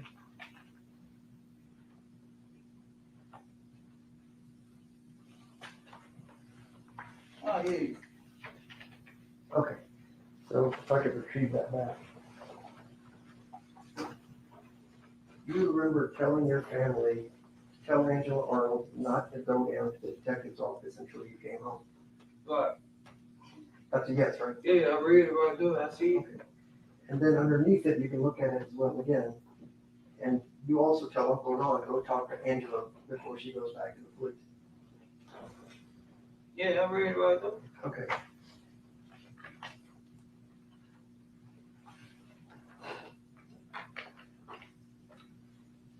And then did you yourself on the 15th talk to Angela Arnold at 8:27 p.m.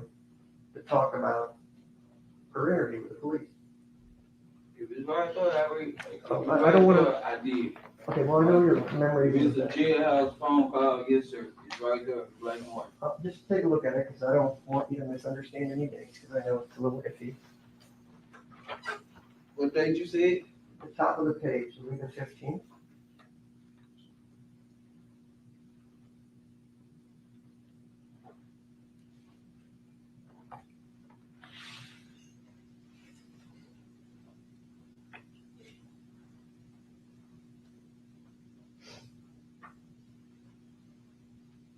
Mm-hmm.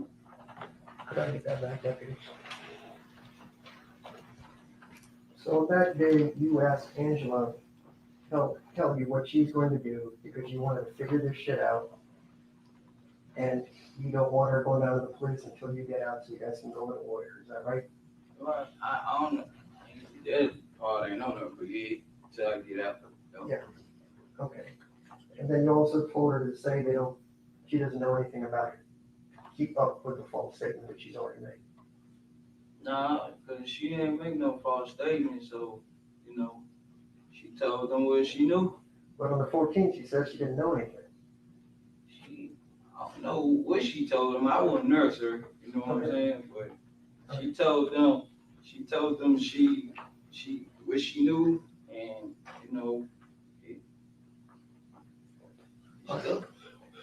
So she had no idea that this was gonna go down before it went down on November 17th, right?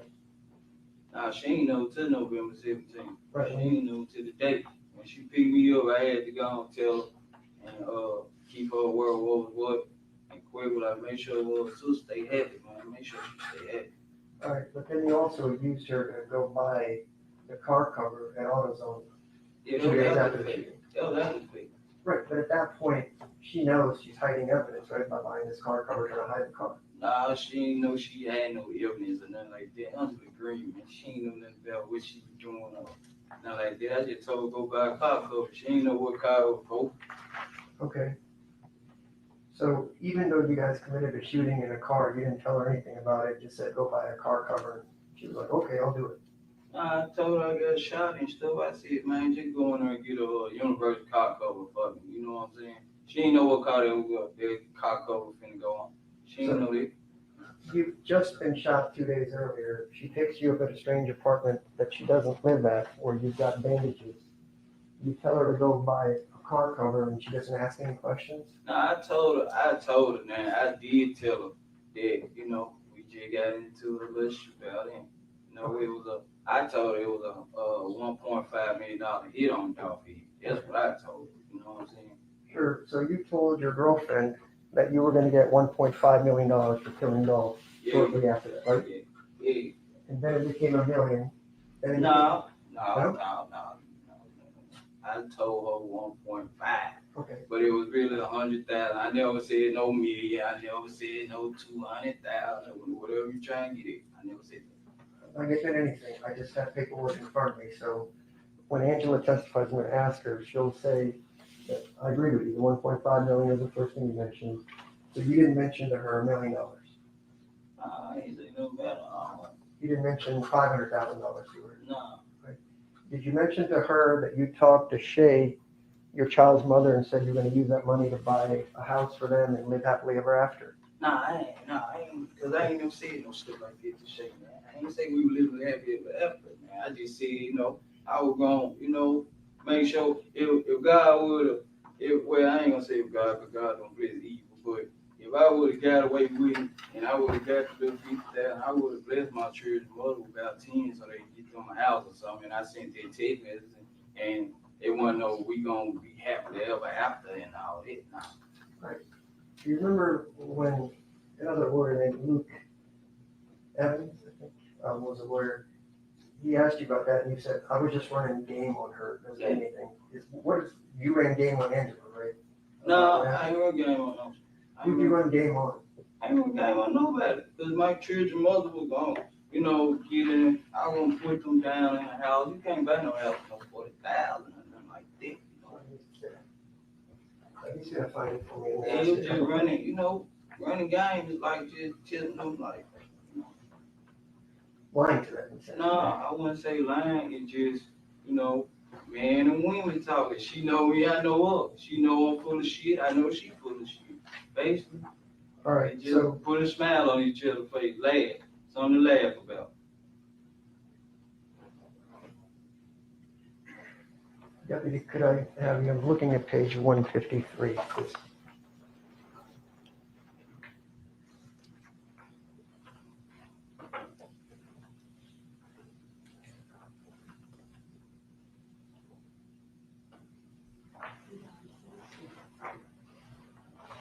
Could you read that page, please?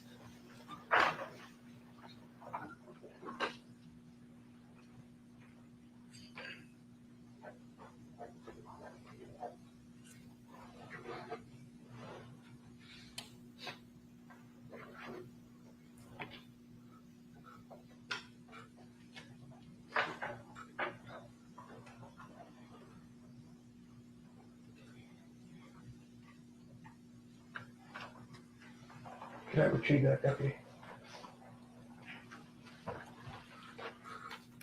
All right. So the question was asked by Mr. Evans, but you're telling her you're going to buy her a house. Answer, I said that the day before. I said that the day before. Question, the day before. Answer, yeah. I tell a female a lie. You know what I'm saying? Like that, my baby mama. I was just trying to get back with her or whatever. I ain't just like, it's just game. You know what I'm saying? It's just game. It ain't about all, it's just game. So when I asked you that you were trying to get back with your baby's mother, and you said that to this other lawyer, that's a lie. Well, no, because if it's right there, you know what I'm saying? If I said it then, you know, how I feel now about her and how I feel then, different time. All right. Been 44 months, man. No, I understand. And you don't want to spend the rest of your life in prison, do you?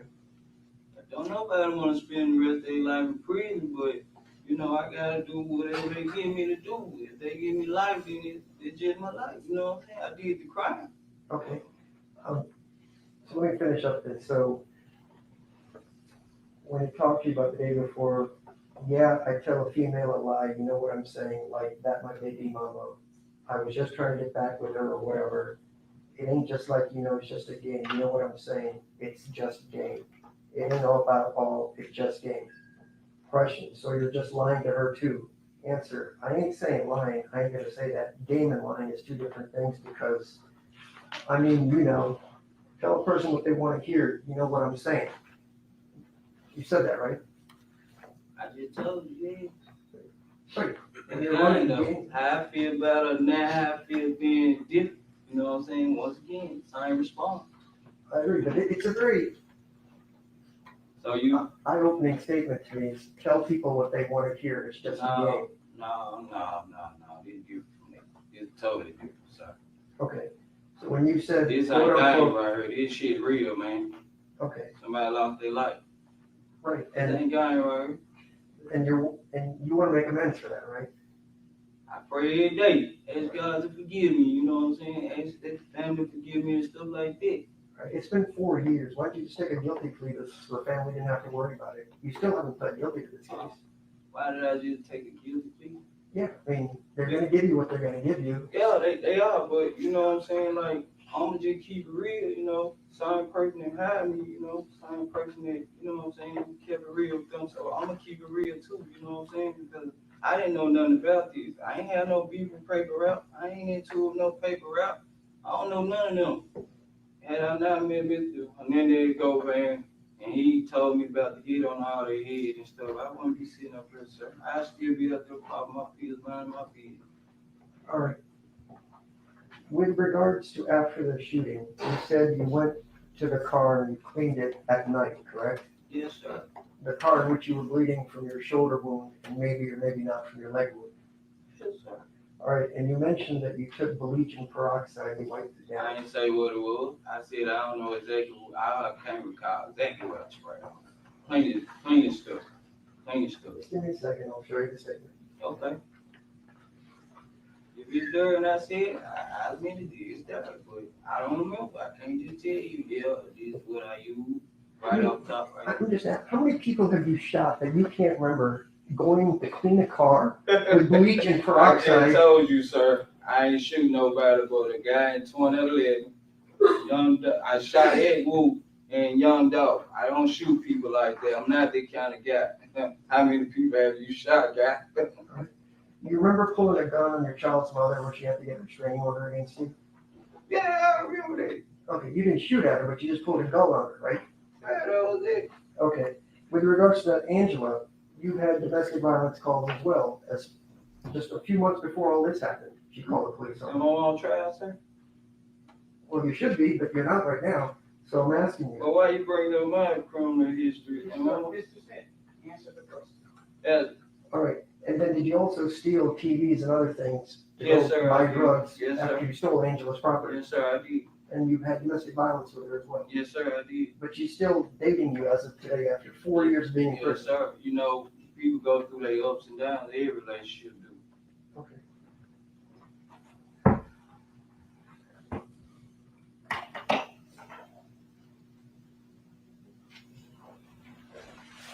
I'm going to refer the state to page 158 and 159.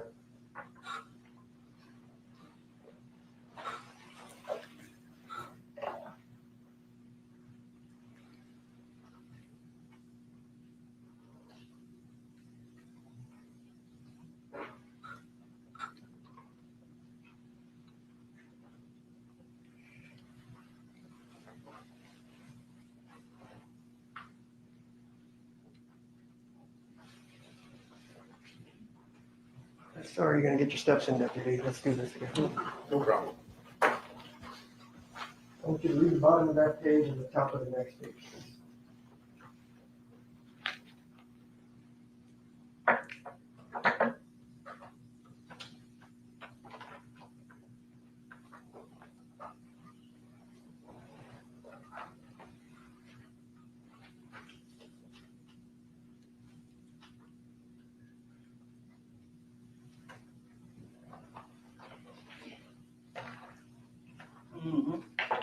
Could I have it back, Deputy?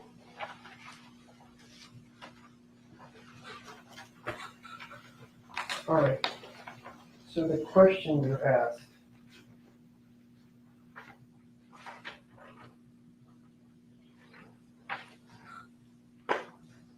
Just trying to see who asked you the question. Luke Evans asked you the question. It was actually twice. It was also asked on page 153. Question, all right. Now you said you wiped down this car. How did you wipe down this car? Like, what did you do? Answer, what you mean? Question, how did you wipe down the car? What did you do? You walked through the backyard, walked up to the car. What did you do next? Answer, I took a towel and, I had like peroxide and bleach and stuff, and I wiped the car down. Question, peroxide and bleach? Answer, yeah. Question, and so you walked back through this yard and you had big things of peroxide and bleach in your hands? Answer, yeah.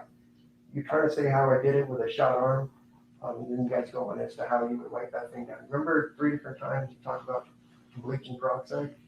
Yep. And carrying big things of bleach and peroxide to the car? I didn't say I cared.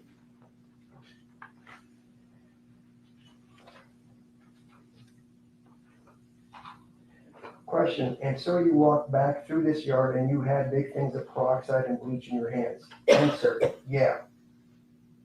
I had it on towel. I didn't say I carried no beat because I remember him asking me, now you shot and you holding all this. No, I didn't do all Let's that. do it again.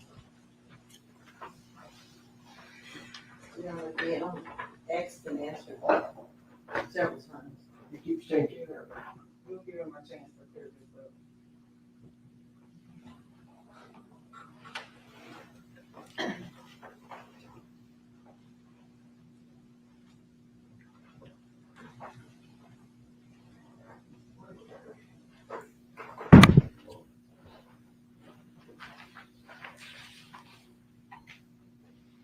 Like you said.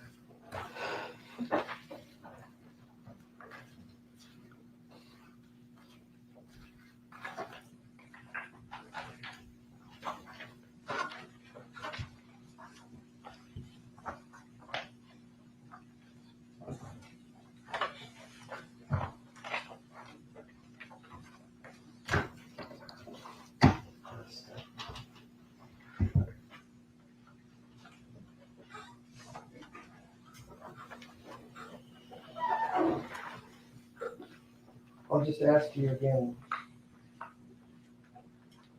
Question, and so you walked back through this yard and you had big things of peroxide and bleach in your hands?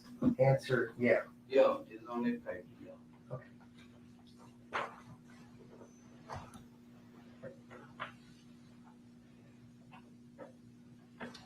At some point in one of your interviews, you mentioned that Justin Johnson gave $500 to the neighbor next to your father's house along with a letter. You remember that? Yeah.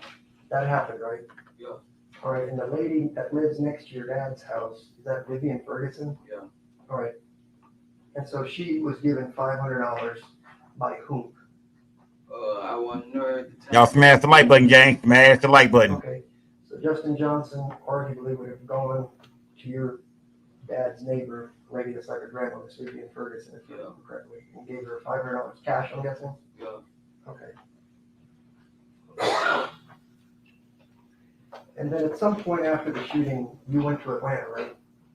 I was coming back from another one. He had took that 500 as well. Okay. I'm not gonna ask if you know when the 500 went there because I'm certain it's gonna be blurry for you, but after the shooting, you went to Atlanta. Yeah. All right. And then arguably when things cooled down, you came back and there should have been $500 waiting for you with Mrs. Vivian Ferguson, right? Nah, I was on my way back from Atlanta when he gave her the 500. I was already en route back to me.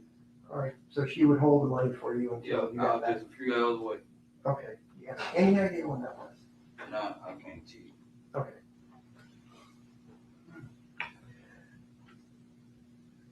With regards to when you met Justin, you told us repeatedly to the government that you met him through Mr. Govan. Is that fair? Yes, sir. All right.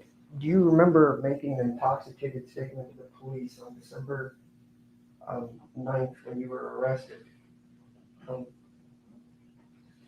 That you met Mr. Johnson through another rapper that you knew as miscellaneous. It's like $MISC. You remember saying that? No, I don't recall it. Okay. I was under the influence, sir, so I don't recall none of that interview at all. I'm just gonna be honest with you. On December 9th, the day I got locked up, I was high. My mugshot stayed out. I don't remember that. Okay, so let me back up that day that you got locked up. You were high, but you went to the grocery store, knowing enough it was your daughter's birthday to buy cake and balloons. You went to the school to drop it off. You then were alert enough to notice that. Nah, I did say I went by Family Dollar, got to tell them how to be. I'm getting there. You were alert enough to notice that you were being followed by law enforcement, but instead of whatever, you decided to go to the Family Dollar to get some headache pills. You then drive through Mississippi or to Mississippi, and then you're alert enough to know that suddenly not just the unmarked cars, the Jeeps, the Stoughton County Police was also following you, right? And then they stopped Nah, you. they pulled me over. They pulled you over. Follow me. They come behind me. That's what initially made This nigga playing hangman by himself and shit. All right. Was this on the side of the road? Yeah, they pulled me over on the side of the road. Okay. And so, was this near your child's mother's house? Nah, it was in Mississippi on Irway. All right. Because when we talked, State line. okay, when you talked to the government, you said you were able to get your phone to your child's mother, so you gave her some evidence, and the police figured it out. Was that before or after the police were following you?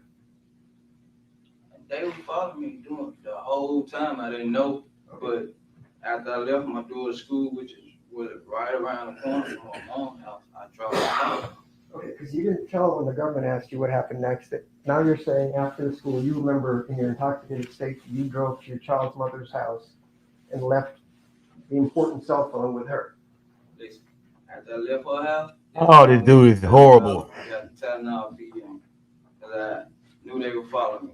When I was in her apartment, they pulled a 5-car deep. I was able to get on out of there. I went to Family Dollar, got the Tylenol PM, and then I just shot on out. Okay, so let me get it straight now. So when you went to your child's mother's house, so I have it, it is now your testimony that they were there 5 deep. They pulled up 5-car deep. As I was out there talking to her, they were pulling in the apartments, and I told her to move, and I pulled on up. Okay. So as you're at the apartment, you see the cops, they somehow just let you get away? They was on Mall, you in Marshall. They was on Mall. I guess they were waiting on me to meet somebody, maybe move, I don't know. Why they ain't give me right then?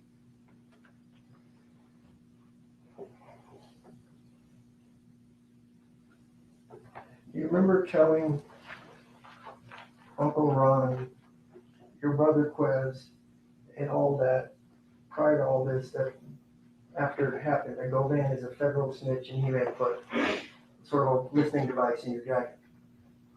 Oh yeah, I remember saying. Okay. You remember at one of your many interviews, they showed you photos of weapons that could have been used at the time of the shooting. You remember that? You had to identify photos if they were showing you of guns? Probably, I can't get. Okay. Yeah. All right. I think this was one of the non-intoxicated interviews. Okay. One of the guns that they showed you, you said was Justin's and it's old. You remember saying that? He was on a picture with it? No, it was just a gun. They sort of did a gun lineup, I guess, if you were. You remember that? I don't remember. All right. You remember being shown an AK and some other handguns, and you said those were Angela's guns. You remember that? No, I don't remember that. Okay. I remember being shown some guns, but I don't remember that. All right. And it's your testimony under oath, even though you told the police that you met Justin sometime in the past through miscellaneous. You were too intoxicated, and you have no idea how that name came into your mind to say, I met Justin with miscellaneous, right? This is random thought I was here. under the influence, dude.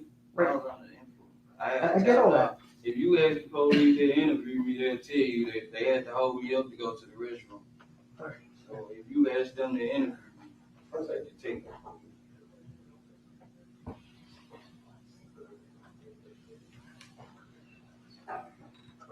And so the first interview where you said miscellaneous did this, and you had a long interview with police.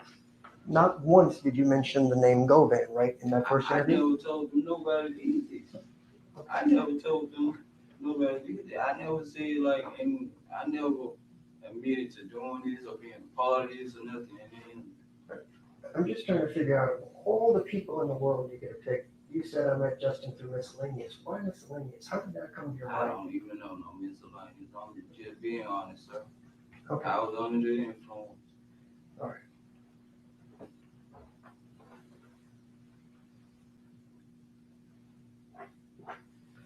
Do you remember writing letters to your sisters, Yes, sir. Kiana Smith and Vanessa Holmes? Yes, sir. All right. With regards to your letter to Kiana Smith, I guess you didn't think it was going to get seized. That was dated 3/3/22. That would be March 3rd, 22. You remember that? Yes, yes. Yes, sir. Okay. You're basically saying that Angela's lying, LMAO. Angela said she was scared, well, LMAO, she's fucking with my life with her lies. You remember all that? I wrote. All right. If you want to see it, I'll show it to you. No, I know what y'all's confidence schedule. Right, and you go on and on about her lying ass and all that other stuff.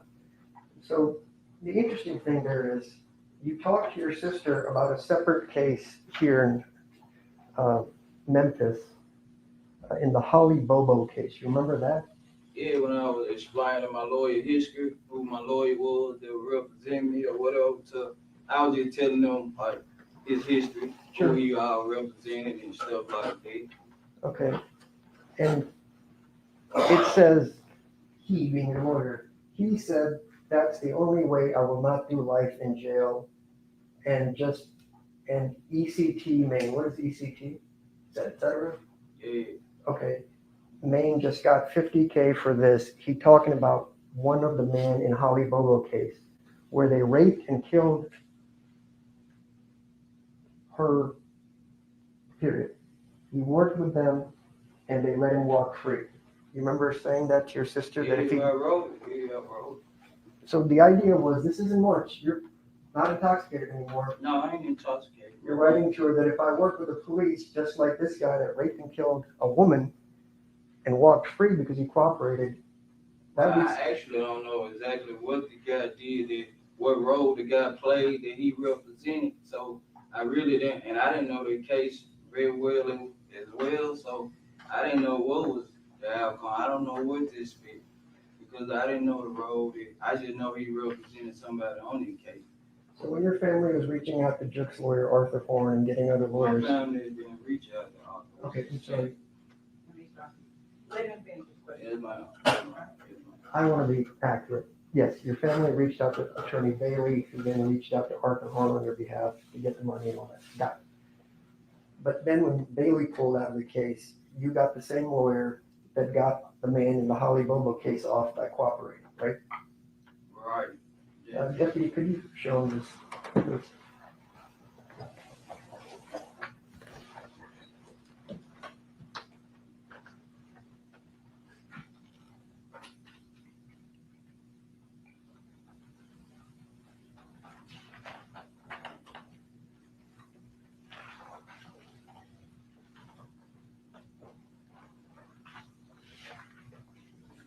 Yeah, I see. Okay, if I could have it back, Deputy. And this is your handwriting, right? Yeah, that's mine. Okay. So again, I'll read it. He said that's the only way I will not do life in jail. And then you said he talking about one of the men in Hollywood Bobo case where they raped and killed her, worked with them, and they let him walk free. That's what you said to your sister about what you were going to do and what you expected to have happen, right? That was your expectation. Yeah, I was saying what my lawyer had, what my lawyer had did for their client, which I don't know that man role in the Hollywood Bobo case. I don't know what role he played in that case. Okay. So I don't know how he had to walk free. I don't know what he did. You know what I'm saying? Like what role he played in that woman killed or whatever. I was just telling them what his history was. Right, but you chose the one lawyer that you're talking about that said his guy to cooperate and he walked free on murder, and we're here on a murder, right? Well, you got somebody to walk free before, so I didn't know exactly what my lawyer did. Like I was just telling them his history. Okay, well, how do you know that I've gotten somebody to walk free before? I heard about you. You're a good lawyer. Okay. I'm not sure how. We've never met, right? No, we never met, but I did ask to talk to you. TV. Okay, and I have talked to you. I did ask to talk to you through the jail and stuff several times, right? Did you ask to talk to me? Yeah. Did your lawyer tell you that I called multiple times to try to talk to you before trial and they said, no, I couldn't talk to you? Do you remember that? No, I don't. Your lawyer didn't tell you that? Objection, Your Honor, relevance. It's okay, I'll withdraw the question. Can I just have a moment, Your Honor?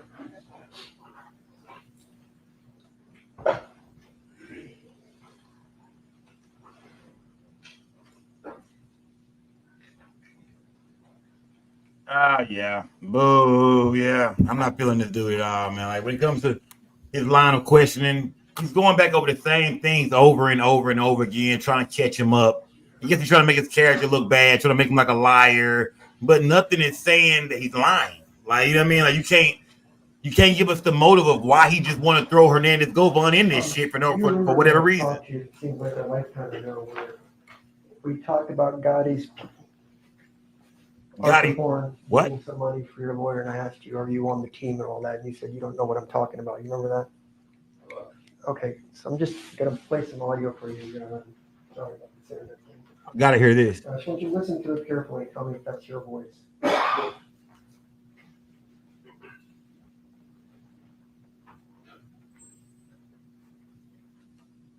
That this was like, was a message given to you that like this is for you to be on their team and not talk?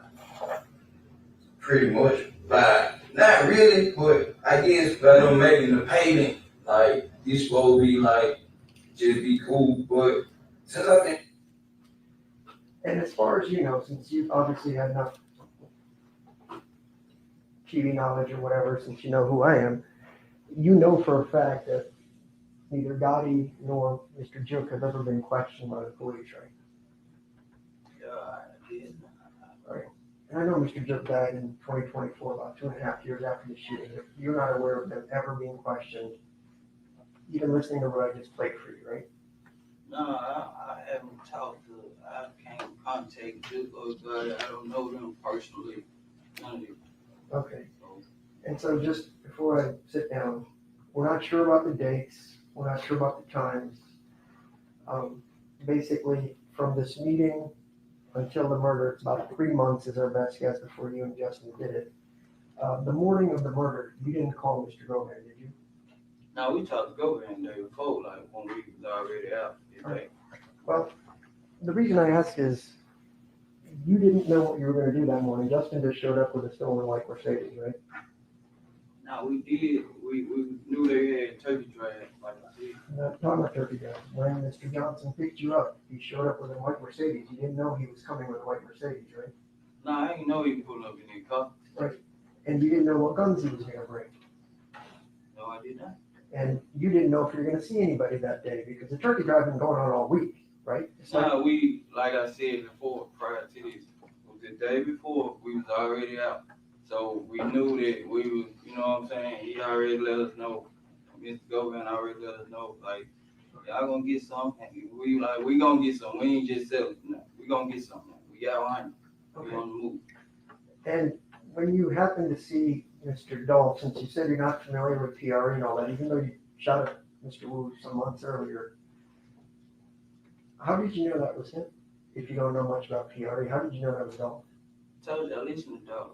I knew Dolph, that's the only one I knew of. I used to listen to. Well, the car that we saw is very dark tinted windows. Everybody knows Dolph cars, all on the sign. Okay, so he's got a G-Wagon? Yes? If you know everything, then all his cars is. Nah, like, all of them got like little military stuff on, but he was in there the day before at the gas station. But you said when you got there, you didn't see him. He was Nah, already but it gone. was on the internet. It was on the internet. Okay, so when you now say that Govan told you about these turkey drives, you have access to the internet where you live, right? And you can see all the Instagram blowing up that he's doing all these turkey drives on your own. You knew that, right? You didn't. Yeah, we all knew that they were doing turkey drives. Right, because it almost sounds like we're being a child, right? You commit a murder and you're like, Govan told me to get rid of the gun, or Govan told me to get rid of the phone, or Govan said hide your car. You've been a pretty good criminal until then. You know you're supposed to do these things, right? You don't need it spoon-fed from that guy to say, hey, maybe hide the evidence from the murder, right? Actually, I didn't know anything about the hit until Mr. Govan brought me in. He the one hired me to do the hits. I didn't know anything about paper route having no hit. I didn't know anything about Justin Johnson. I met all that to Mr. Hernandez, who seemed right there. And Juke was supposed to give you the money. And you met him and he told you he would. No, Juke wasn't doing all the talking. Mr. Hernandez Govan was doing all the talking, like I said. Juke was like, put them phones outside, and he was just like shaking his head, like whatever he was saying, like the money gonna be good. That was Mr. Hernandez was talking. He was like, you know what I'm saying? This little C right here. This Right. what he. So the guy that you just met, that Bobby Carter Associates said might be a snitch, that's your listening to. Can we play this clip that you told the police? Sorry, we have to switch computers, everybody.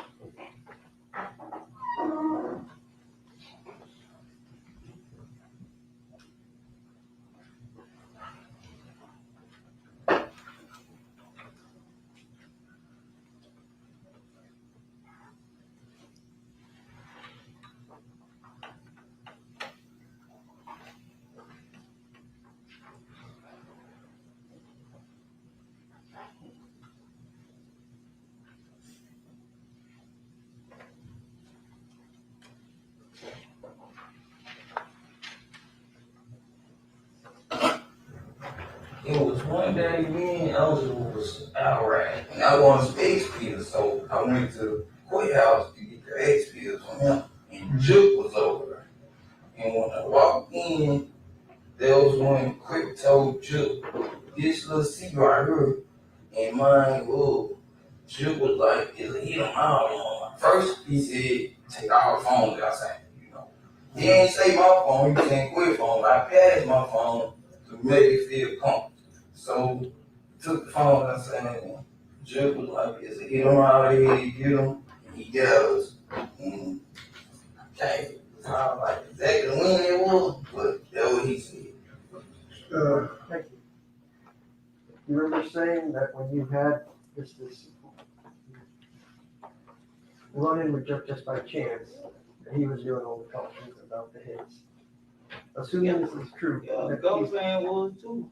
Mr. Hernandez Govan was. So what I'm hearing, when you say it was just, right, and Juke also knew that Govan could have been a federal snitch, that's why he made you move the phones I out. don't know nothing about that because I don't know Juke like that. I don't know what Juke knew about Mr. Hernandez Govan, but that was what I had heard, that he was a federal snitch, and every time somebody said he'd shoot at him, so that's why I ain't believe him. So. But you said earlier, about an hour or so ago, that even Juke knew about him being law enforcement, and that's why he made you take the phones outside. That's what they said, but I don't know what Juke knew about him. because I don't know Juke like that, you know what I'm saying? But that's what I was assuming, you know what I'm saying? Like, that's why he tell us to take the phone. That's what I was And you're familiar with CMG, right? I know the artists, yeah. Okay. I don't know them personally. With regards to knowing Dolph and his music, you've heard of the song 100 Shots, right? Yeah. All right, so you know people have been trying to kill Dolph for 3 to 4 years prior to you doing it. Yeah. All right, and you know that CMG had people all over the country trying to kill him. Los Angeles, Charlotte, etc.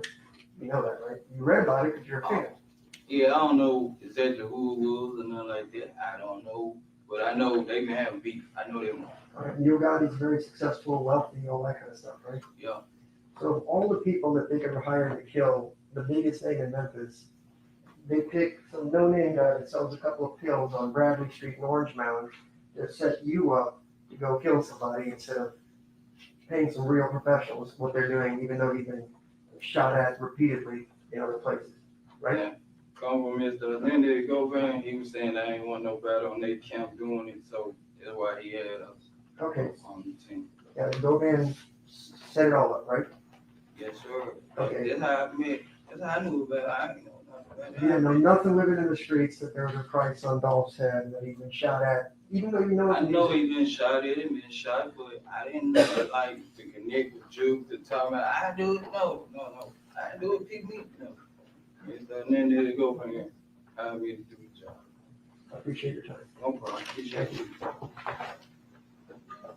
Darren, you have it, like, I need to check on something. I may have a couple more questions for, we need a break.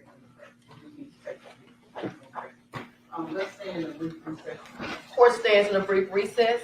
Jury following. What y'all think, man? What y'all think? How y'all feeling, gang?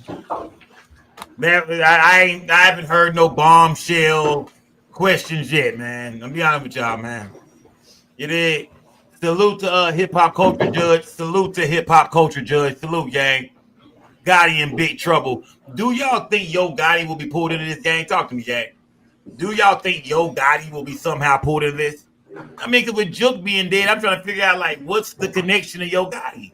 We don't hear Cornelius Smith saying anything about Yo Gotti. We don't hear Straight Drop screaming nothing about Yo Gotti. Who brings Gotti in this? I think Gotti keep his hands clean, man. I think Gotti stays the fuck out the way. Not saying Gotti don't know about shit, but I think Gotti keeps his hand clean. I told y'all, Gotti moves like a motherfucking boss. Quit playing stupid, gang. Goddamn. I mean, I'm not saying who's guilty or who's innocent, but Yo Gotti not moving sloppy like these niggas. Look at these crash dummies they went and got to hit this lick, man. These niggas with some goddamn crash dummies, gang. I'm talking about Cornelius Smith is a goddamn crash dummy. Man. I mean, goddamn, man. Them niggas didn't think to put a car cover on the car until the vehicle had been over there for maybe like, what, 2, 3, 4 days? Why did y'all hide the damn car right on Govan Street? Did Govan say do that? You mean to tell me, Cornelius Smith, you heard that Govan was a rat and you still fuck with this nigga on a murder? And there's no way that Juke knew that Govan was a known rat. Hell, I didn't know Govan was a known rat. What year did Govan rat? I seen some paperwork on Govan. I'm not sure what year that was. It wasn't back when I knew the nigga. I have no idea. I didn't know the nigga was a confidential informant either at first. I didn't know. Hey, I'm sure Lil Flip didn't know that. Nigga, you don't be knowing who these niggas is. You know what I mean? You ain't doing paperwork. We ain't pulling up paperwork on niggas back in the days like that. That's some new school shit. Run every nigga background. You don't know.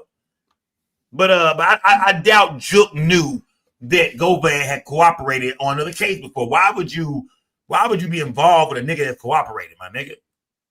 You know what I mean? Let me see. It's the same situation with Yellow Beezy as far as Juke go. In this case, I guess you would call Juke the Yellow Beezy, but Yellow Beezy's still alive. Juke dead to the bitch. So that's the difference. Yellow Beezy was eventually picked up. If Juke would have never died, Juke would have eventually been picked up too. Yeah, y'all better believe that Juke did not get murdered. If somebody didn't spill Juke brains all over the goddamn place, Juke ass would have been picked up one day too. With the story Cornelius Smith is there telling, the testimony from Cornelius Smith that got Straight Drop put away, that's getting ready to put Govan ass up for life. I think eventually they would have brought Big Juke in. Y'all stop thinking Juke was never gonna get picked up, gang. Something tells me when I look at the trial, look at Lil Durk, Look at Yellow Beezy. Eventually, it takes some time, but eventually you get the nigga who was paying the money, gang. You did. Eventually, you get the nigga who allegedly paid the money. Now I'm thinking this, gang. Do y'all think Big Jook tricked them niggas? Do y'all think Big Jook felt like, well, as long as we don't pay these niggas, that's not murder for hire? Who thinks that, man? Who thinks Jook used all these niggas? Maybe Quet cost the money on the back end. Maybe Jook feel like Quet a real killer. Maybe he might have threw Quet something. But who think that Jook felt like, as long as we don't really pay these niggas, it's not murder for hire? We didn't give them shit. They cannot testify and say we gave them a dime. We finna get rid of these niggas for the free. Yeah, we finna get rid of these niggas for the free. We ain't paying them niggas shit. That way they cannot tie us into this.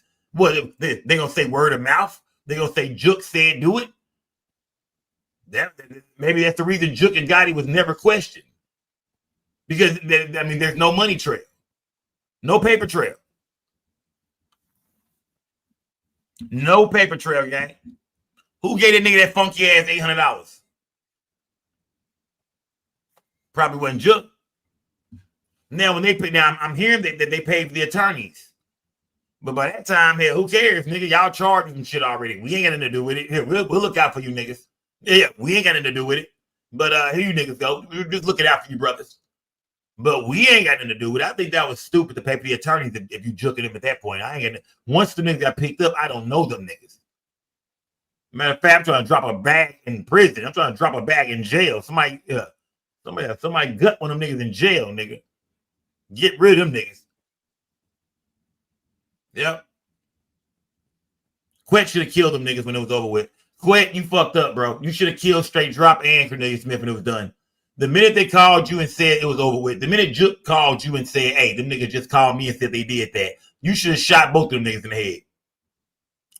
You wouldn't be in court today. I'm not saying I wish he would have did. I'm just saying that's what he should have did. Yeah, you should have shot both of them niggas in the head. The minute they say, hey man, where our money at? Hey, come get it. Y'all meet me at the house tonight, man. Come get the money. Well, it had a hole in the backyard for both of them niggas. Smash that like button, yeah. Let's go. I'm just saying. I'm not trying to say I'm gangster. I'm not saying that's what I would do. I'm not saying what I'm just saying if you don't want to be here today, y'all should have got rid of them niggas. Or better yet, y'all should get some out of town shooters, man. You know what I mean? Y'all should get some out of town shooters that wouldn't connect to nobody. Burn the damn car. Why didn't y'all burn the car, man? I would have put so much gas. I would have drenched that car in gas the same night. Lit that bitch up, fam. What do y'all think happened to the car that killed Big Jook in? Man, they lit that bitch up, man. That car burned to the ground somewhere. They probably, whoever killed Jook probably already had like a junkyard. You know what I mean? Somewhere, nigga, a field somewhere. Drive that hoe out to the country, man.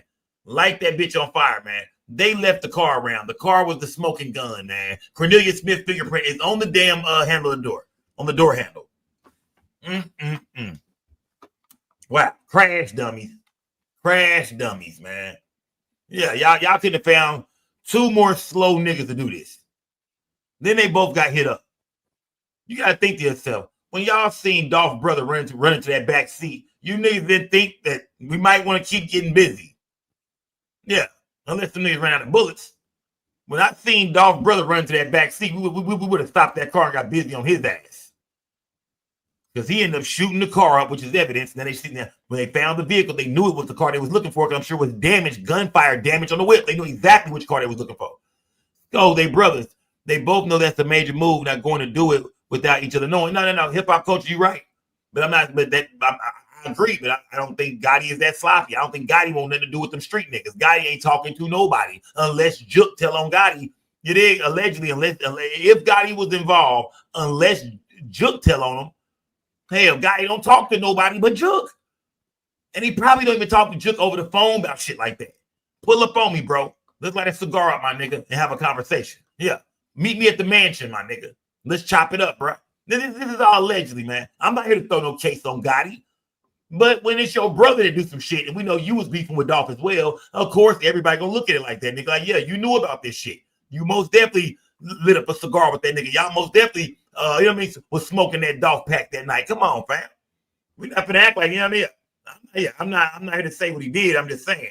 as his older, if this is some beef he's been having with Dolph for years. We heard about the shit that happened in LA. We know about what happened in Charlotte. It sounds like they finally got him. Just keep him 1,000, gang. Smash that like button, man.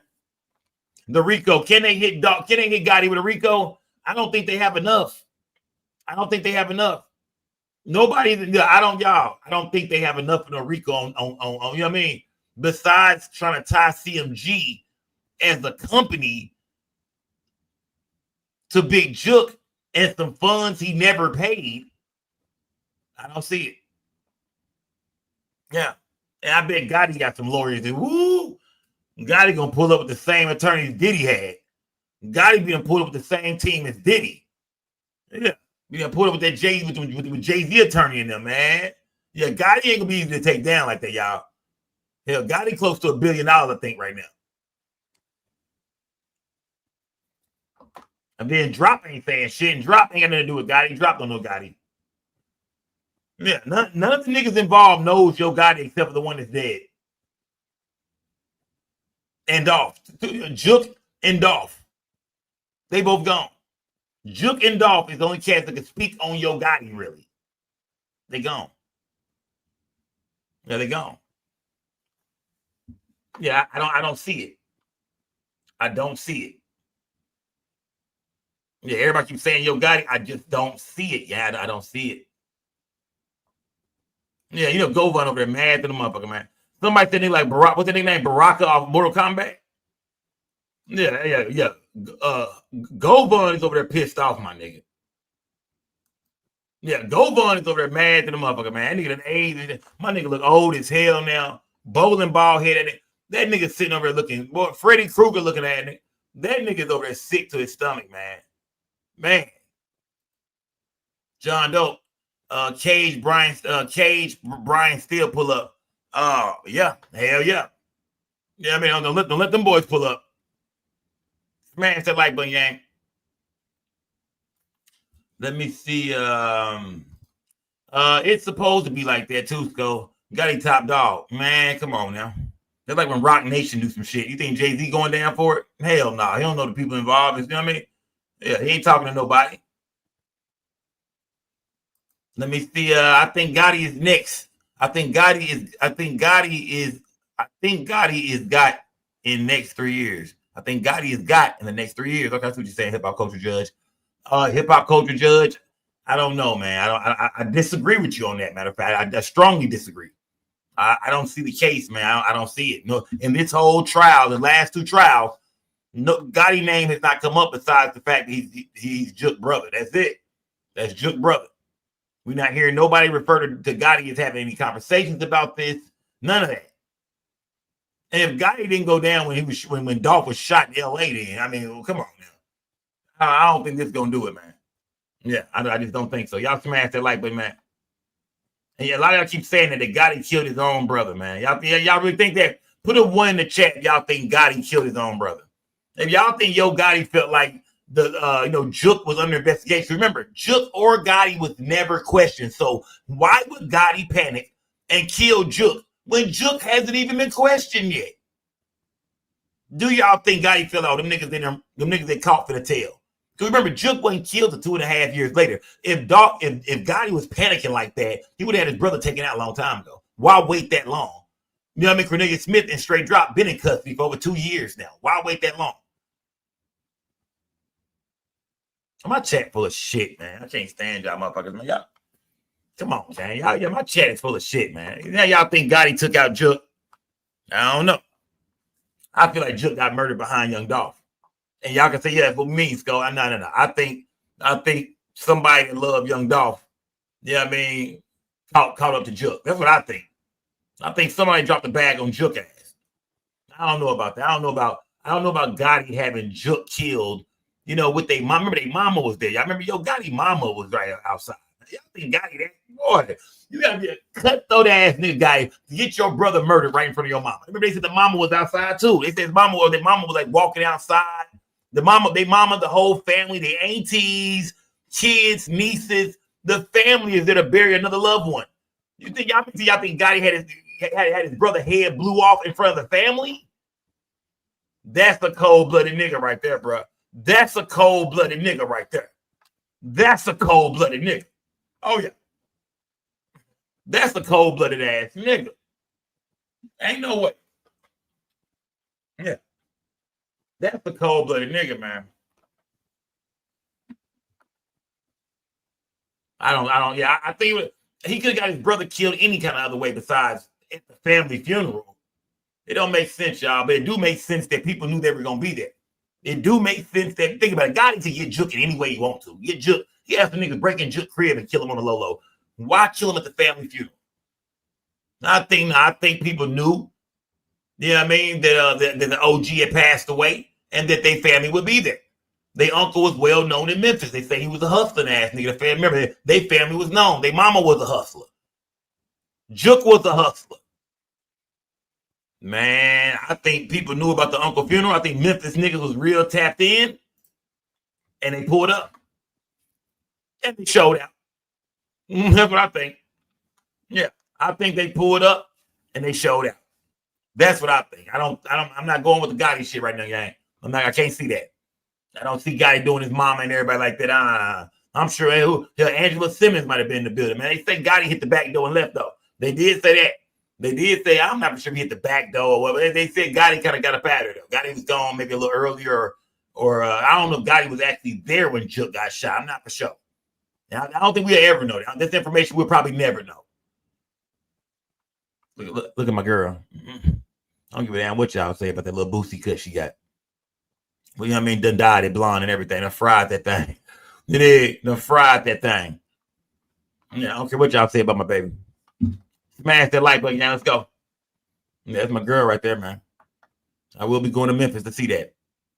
Let's go. Yeah, let's go. Yeah. They was going in on your baby. So who was talking about, man, y'all better go on, man. You niggas, boy. You niggas with no real beauty. You niggas with no, hey, I bet she look better than y'all chicks at the crib right now. I'm talking about not the women in the chat. I'm talking about you niggas. I bet all you niggas in the chat, I bet she look better than y'all girl at the house right now, my nigga. Cut that camera on and show me what your girl over there looking like, nigga. I bet she ain't fucking with, you know what I mean? Yeah. Bet she ain't fucking with my girl right here. And y'all ain't even seen her walk out yet. How y'all know she ain't just dragging a wagon, nigga? We ain't really seen the judge. She got that big ass robe on. Yeah. Shout out to the judge, man. She could be dragging a motherfucking wagon underneath that goddamn that robe. So, yeah, y'all tripping. She got a face like she got a big booty. Yeah. Her face says she might got a big old booty. Smash that like button, gang. Smash that like button, man. Yeah, that face says she might got a big booty. Yeah, y'all be paying attention to the wrong shit, man. I'm sick of it. Let's go. So I sent you let me see what Mob D said. I sent you a DM on audio track. The video is horrible.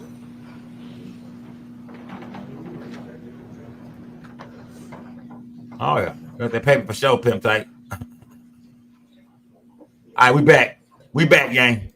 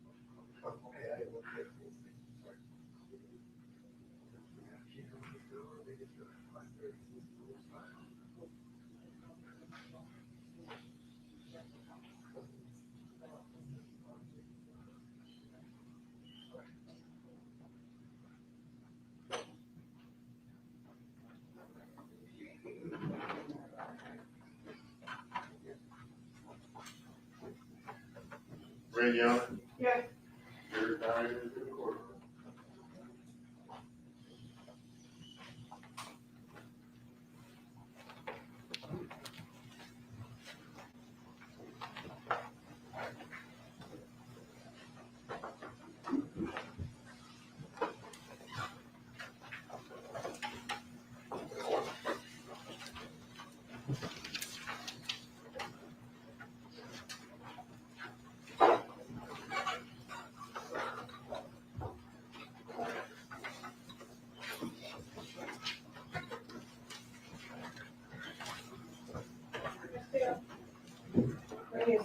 you follow questions for you based upon some of the things that Mr. Rohr actually.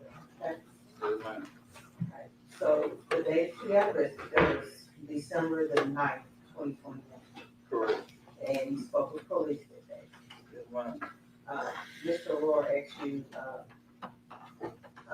about you stating that you met Justin Johnson through a person named Miscellaneous. Yes, ma'am. Do you know a person named Miscellaneous? No, ma'am. Do you know a person named Justin Taylor? After being locked up, I realized who he was. Okay, who was Justin Taylor? He used to be around, and then they Govan and Justin Johnson. And that's a different person than Justin Johnson, right? Justin Taylor, Justin Johnson. Yes, ma'am. And you mentioned this in your interview, you met Justin Taylor through Miscellaneous. You remember that saying that? No, I don't recall saying it. All right, if that was what you said in your interview, that you that right? Yeah, that was under the influence. Perfect. We can play that.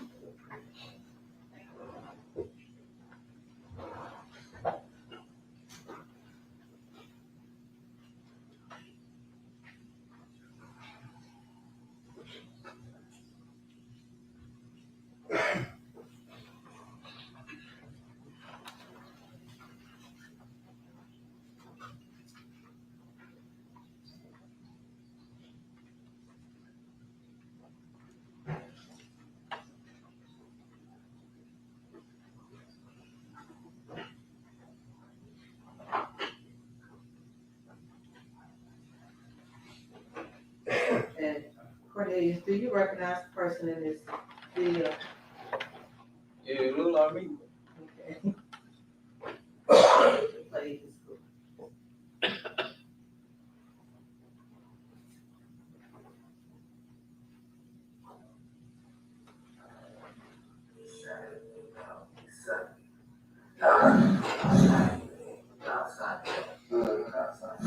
Did you speak with a Justin Taylor?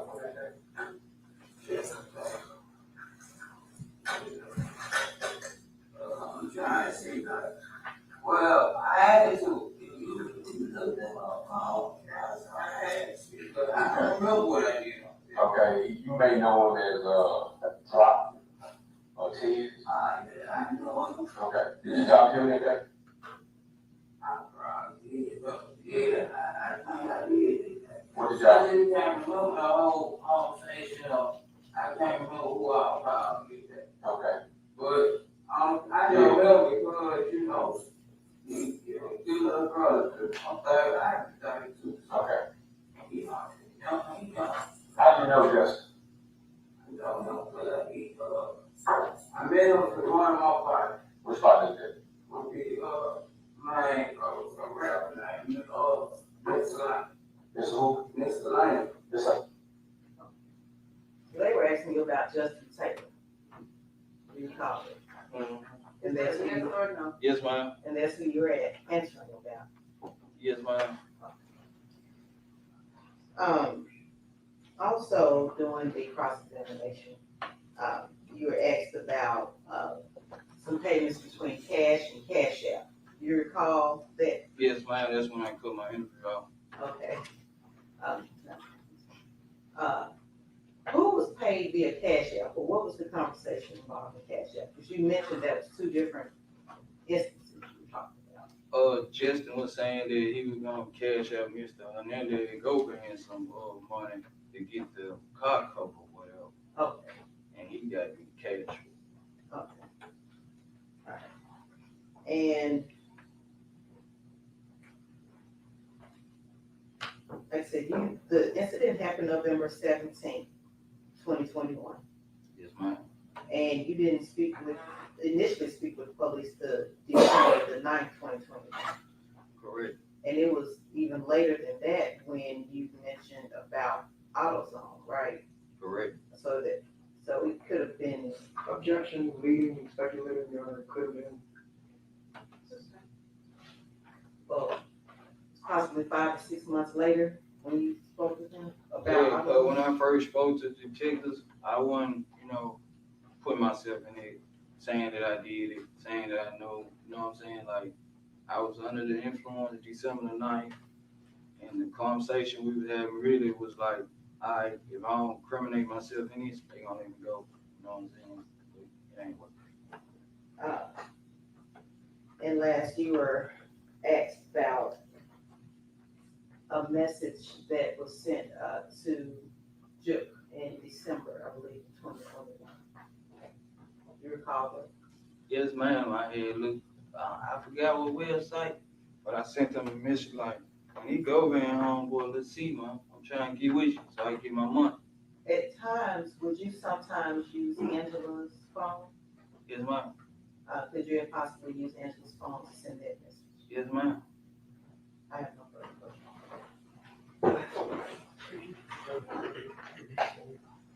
Should ask the government to play the same audio clip instead of. Was that there? Okay, thanks.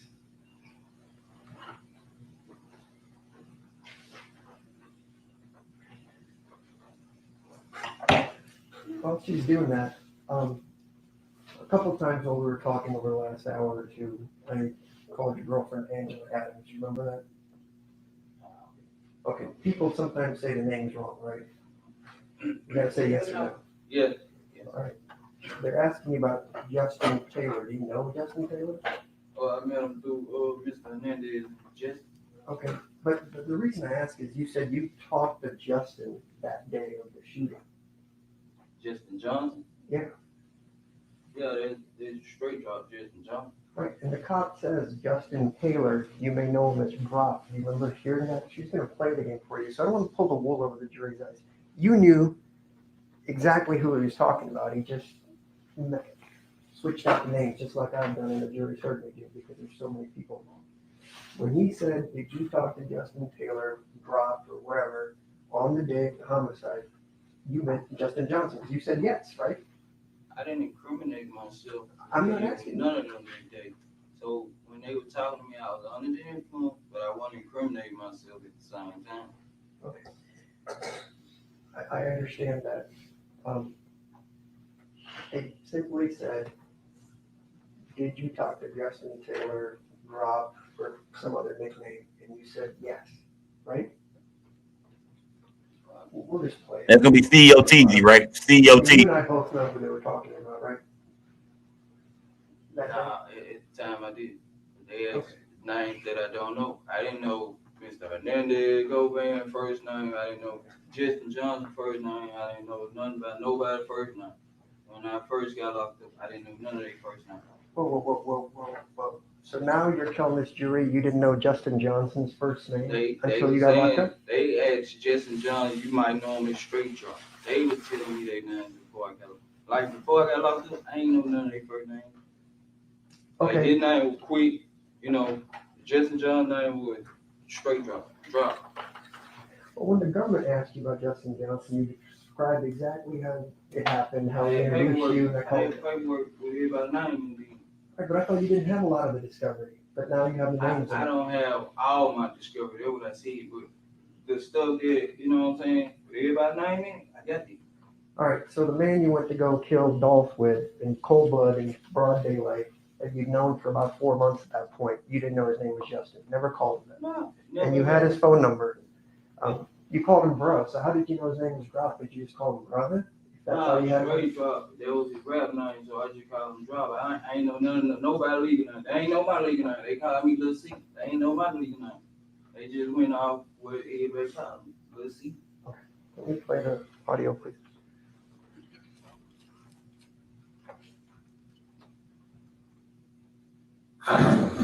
He shot me about 7. Outside. Did you speak with a Justin Taylor for that day? Yes,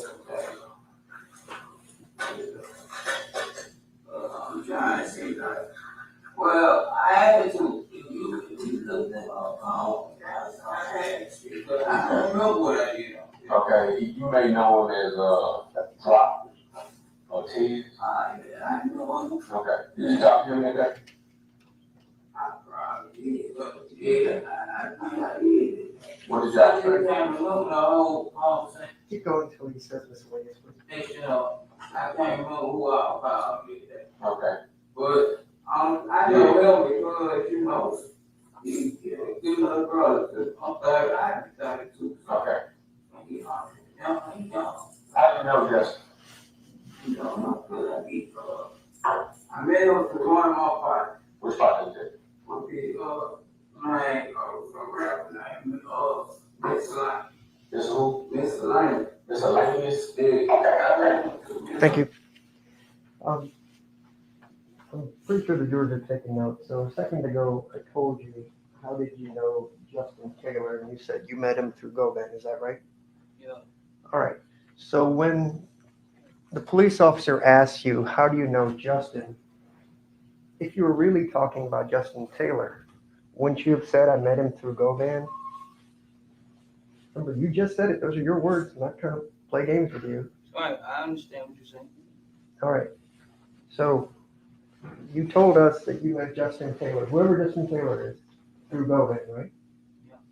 And so when the police asked you, when did you meet Justin or Dolph, you said, I met him through a rapper named Miscellaneous. You remember? Yeah. Okay. What I just said on that. So if the prosecutor tries to make it seem like you met Justin Taylor through Miscellaneous, that would be false because you just testified under oath that Govan's the one that introduced you to Justin Taylor, right? Yeah, but I was also under the influence of the influence. I get all that, but you're not under the And I influence. wasn't trying to incriminate myself. The prosecutor's not under the influence, and neither are you. She asked you a straight up question and said, is it possible you met him this way? And you guys chuckled about it a little bit. What I'm telling you is, the truth is, if you ever knew Justin Taylor, it was through Mr. Govan. And when they asked you about Justin Gropp, you said, I met him through Miscellaneous. Is that what we heard? The only answer is yes. That's what the video just said. That's all I have. No.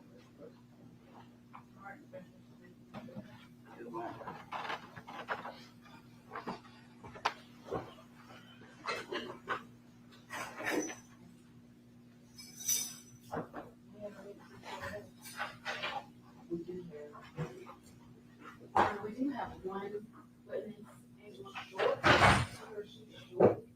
No. No, I don't believe she is. Now, can we start that first thing in the morning? Because I don't want to work late today. This is first day, jurors have been here all day. I don't want to wear them out. It's too early to do that.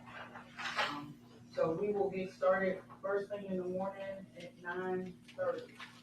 Okay, ladies and gentlemen, I'm going to admonish you again not to talk about it. So The judge about ready to go home. Start to talk about things. Let's say you start talking about this trial with amongst yourselves. Once you start talking about things, you begin to come to conclusions about things, and it's way too soon to do that. Okay, I've admonished you early on, and I'm going to continue to admonish you to wait till you hear all of the proof. You wait till you get the law that I'm going to give you to add to the proof before you start having conversations about it. Okay? Because once you start to talk about it, you will start coming to your own conclusions, and I don't want you to do that. Understand? So you guys go have a good evening, enjoy your evening, and we'll see you back here bright and early at 9:30. And stay off social media. Stay off social media. All right, there we go, y'all. At the end of the day, y'all. Look at my girl. Look at my girl. All right. Everybody, if you're at home, stand up. If you're at work, stand up. Everybody, all rise. If you're at home, if you're at work, stand up right now, gang. Stand up. Stand up. All right. Look at my girl. Looking good. Look at them lips. Ooh. Ooh. Man. I'm about to get a couple wigs, though. I don't know about that taper fade every day. Okay, you can't do that taper fade every day, baby. Can't do that little taper fade every day. I gotta get a couple wigs. Gotta step a wig game up. Smash that like button, gang. Smash that like button. Yeah, okay. We done with that. That's the wrap. That's the wrap on that. That is a wrap. We're done for the day, gang. We're done for the day. We're done for the day. We're done. All right.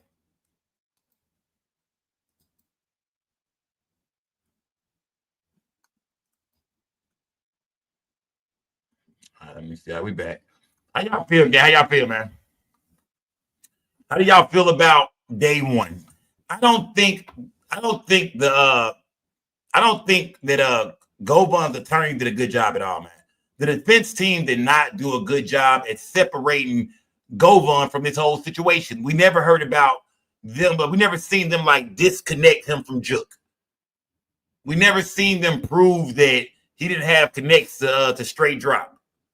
We never seen them prove that that Govan doesn't really know Cornelius Smith at all like that. Like, you know what I mean? Like, nigga, he ain't, it's no way he would have, we didn't hear none of that, gang. It's like all they did was want to show the jury that Cornelius Smith was kind of off about this, off about that. He might have tweaked this, tweaked that. Nothing big at all, gang. Yeah, it was nothing big that the defense did today at all that impressed me. I was not impressed by that goddamn attorney that Quit had. You did. I'm sure he paid for that attorney too, man. So yeah, I'm not impressed, bro. He didn't do shit today, man. He did nothing. He did not take Quit out of this murder at all. At all, gang. At all. Yeah. So it looks like to me, man. Yeah. Text 713. Smith stood on business, man. He let it be known, fam. I am not lying. And think about it. Everything he admitted to. He admitted to, trying to keep himself out of it when he first talked to detectives. He admitted that, basically he never got paid. He didn't get no real money from this shit. He looked like a goofy. Didn't get nothing, $800. He admitted that he was chasing Juk down for the money. Nigga even hit Juk up on Instagram and said, hey, this Quit homeboy, nigga. What's up with that paper? Oh, when Juk said, oh, hell no, nigga. The fuck? These niggas talking on Instagram? Yeah. Think about it. He admitted that he was a pill head, a dope fiend. He even admitted that he took the car cover back to go get some more pills. I mean, the man don't mind embarrassing himself. Why would he throw Hernandez Govan in this situation if he had nothing to do with it all? What's the motive? Why just lie on Quit? Why lie on this man? Why am I in here lying on this man? Not to mention I lied on this man all during straight drop trial. What's the motive? Why Quit? Why him? And I don't think the defense team did a good job at proving that, man. Why him? They never proved that today, gang. Quit your ass in trouble, nigga. Yeah. You finna get a 50 piece, man. They finna hit that nigga about 40 or 50. Now, he's not one of the shooters. And, of course, Juk is the nigga with the money, murder for hire. But he played just as big as a role in it. He's no different from Cornelius Smith and straight drop. He's just not the shooter. But he's the one orchestrating everything. Hell, they tried to get Paper Raul. Yeah. They tried to knock Paper Raul ass off with the gun jam. And Paper Raul walked outside with that burn in his hand, saved his life, nigga. Man, I mean, don't y'all wish Dolph would have had the gun in his hand, man? I don't give a damn use the machetes or not, nigga. You back home in Memphis, nigga. You know it's a sack on your head, my nigga. I know y'all done heard about this.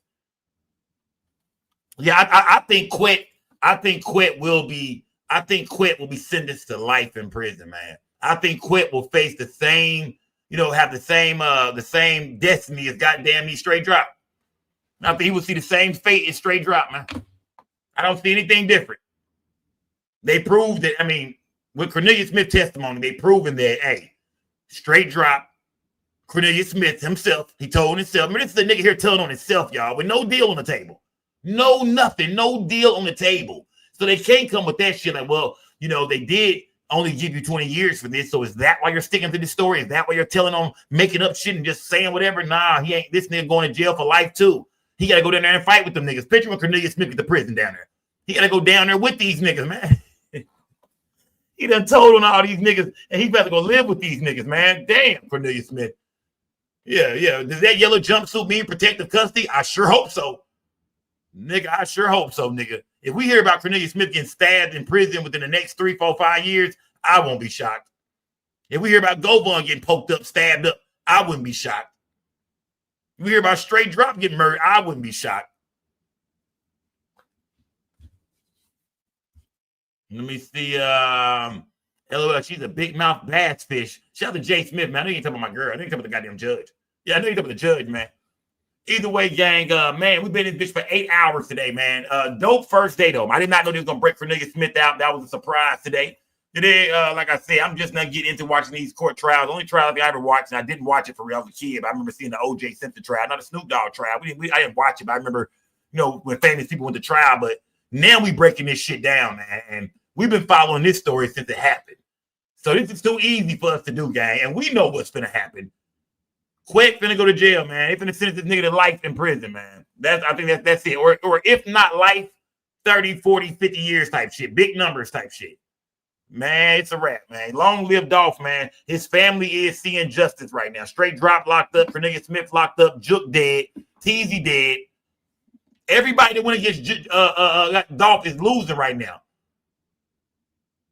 Y'all saying except for Gotti. Now, y'all get me? That's why I say I don't think Gotti's going to be locked up for this, man. I don't think they can put this on Gotti. Whether Gotti knew about it, whether Gotti pushed a button behind the scene, I don't think they can put this on Gotti, though.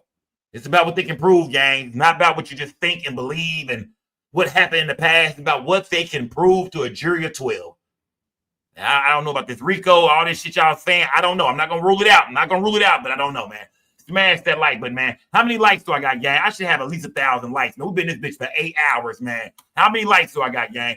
I'll go see for my damn self. How many likes I got? Y'all tripping, fam. How many likes do I got, gang? Let me see. Hold on. Yeah, y'all bugging, man. I better have 1,000 likes, my nigga, or I don't know how to feel about y'all no more.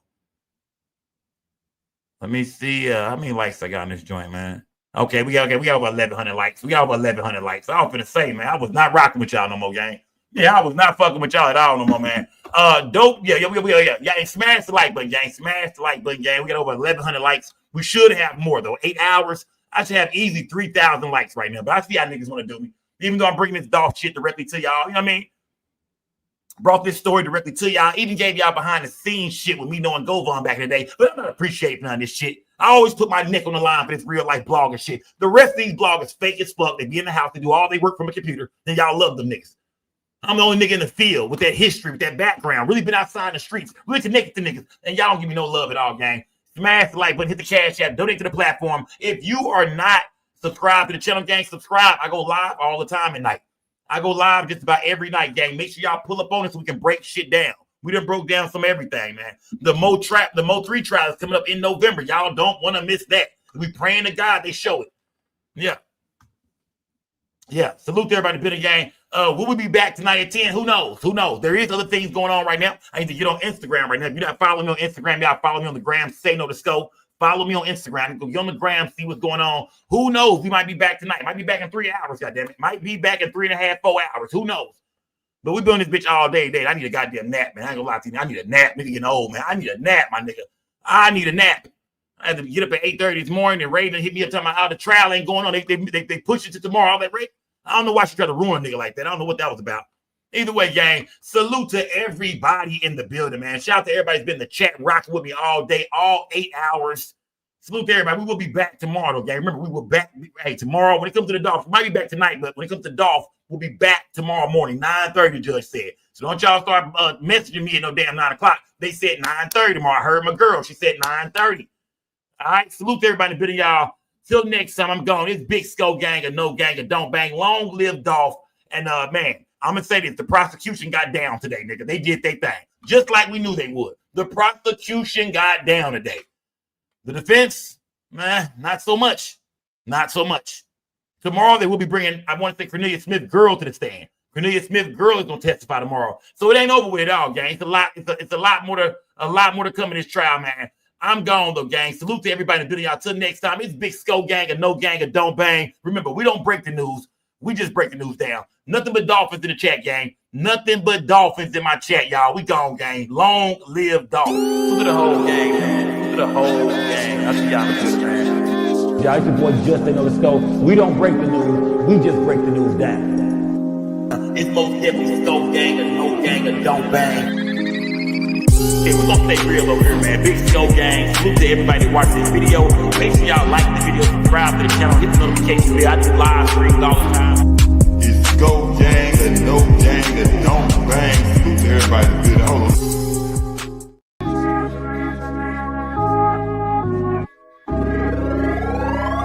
Hey, I keep it G at all times. At all times, keep it G at all times. I ain't lying, keep it G, that's all I know. Hustling, flipping dope. Salute to a real G when you see us step in the I keep it G at all times. She with me at all times. All this money in this bitch, oh, can't you see it's all mine? I ain't got no 9 to 5 when you with me, it's all crime. In Frisco, and the bitches, what you see is all done. In San Diego with 90 bricks, fly season all on my feet. Rest in peace, my nigga Guap, he used to put us on plenty lists. Rest in peace, my nigga Dre, he used to tell us go spend this shit. Go to LA, get some bees, make a box and then send this shit. I've been flipping with Stony C, us niggas is getting rich. I'm feeling like Jake Prince, pull up in this step on shit. Clover G's is the mob, them the ones that I'm stepping with. Lil Flip put me on, so he the one who I'm repping with. Keep it G at all times.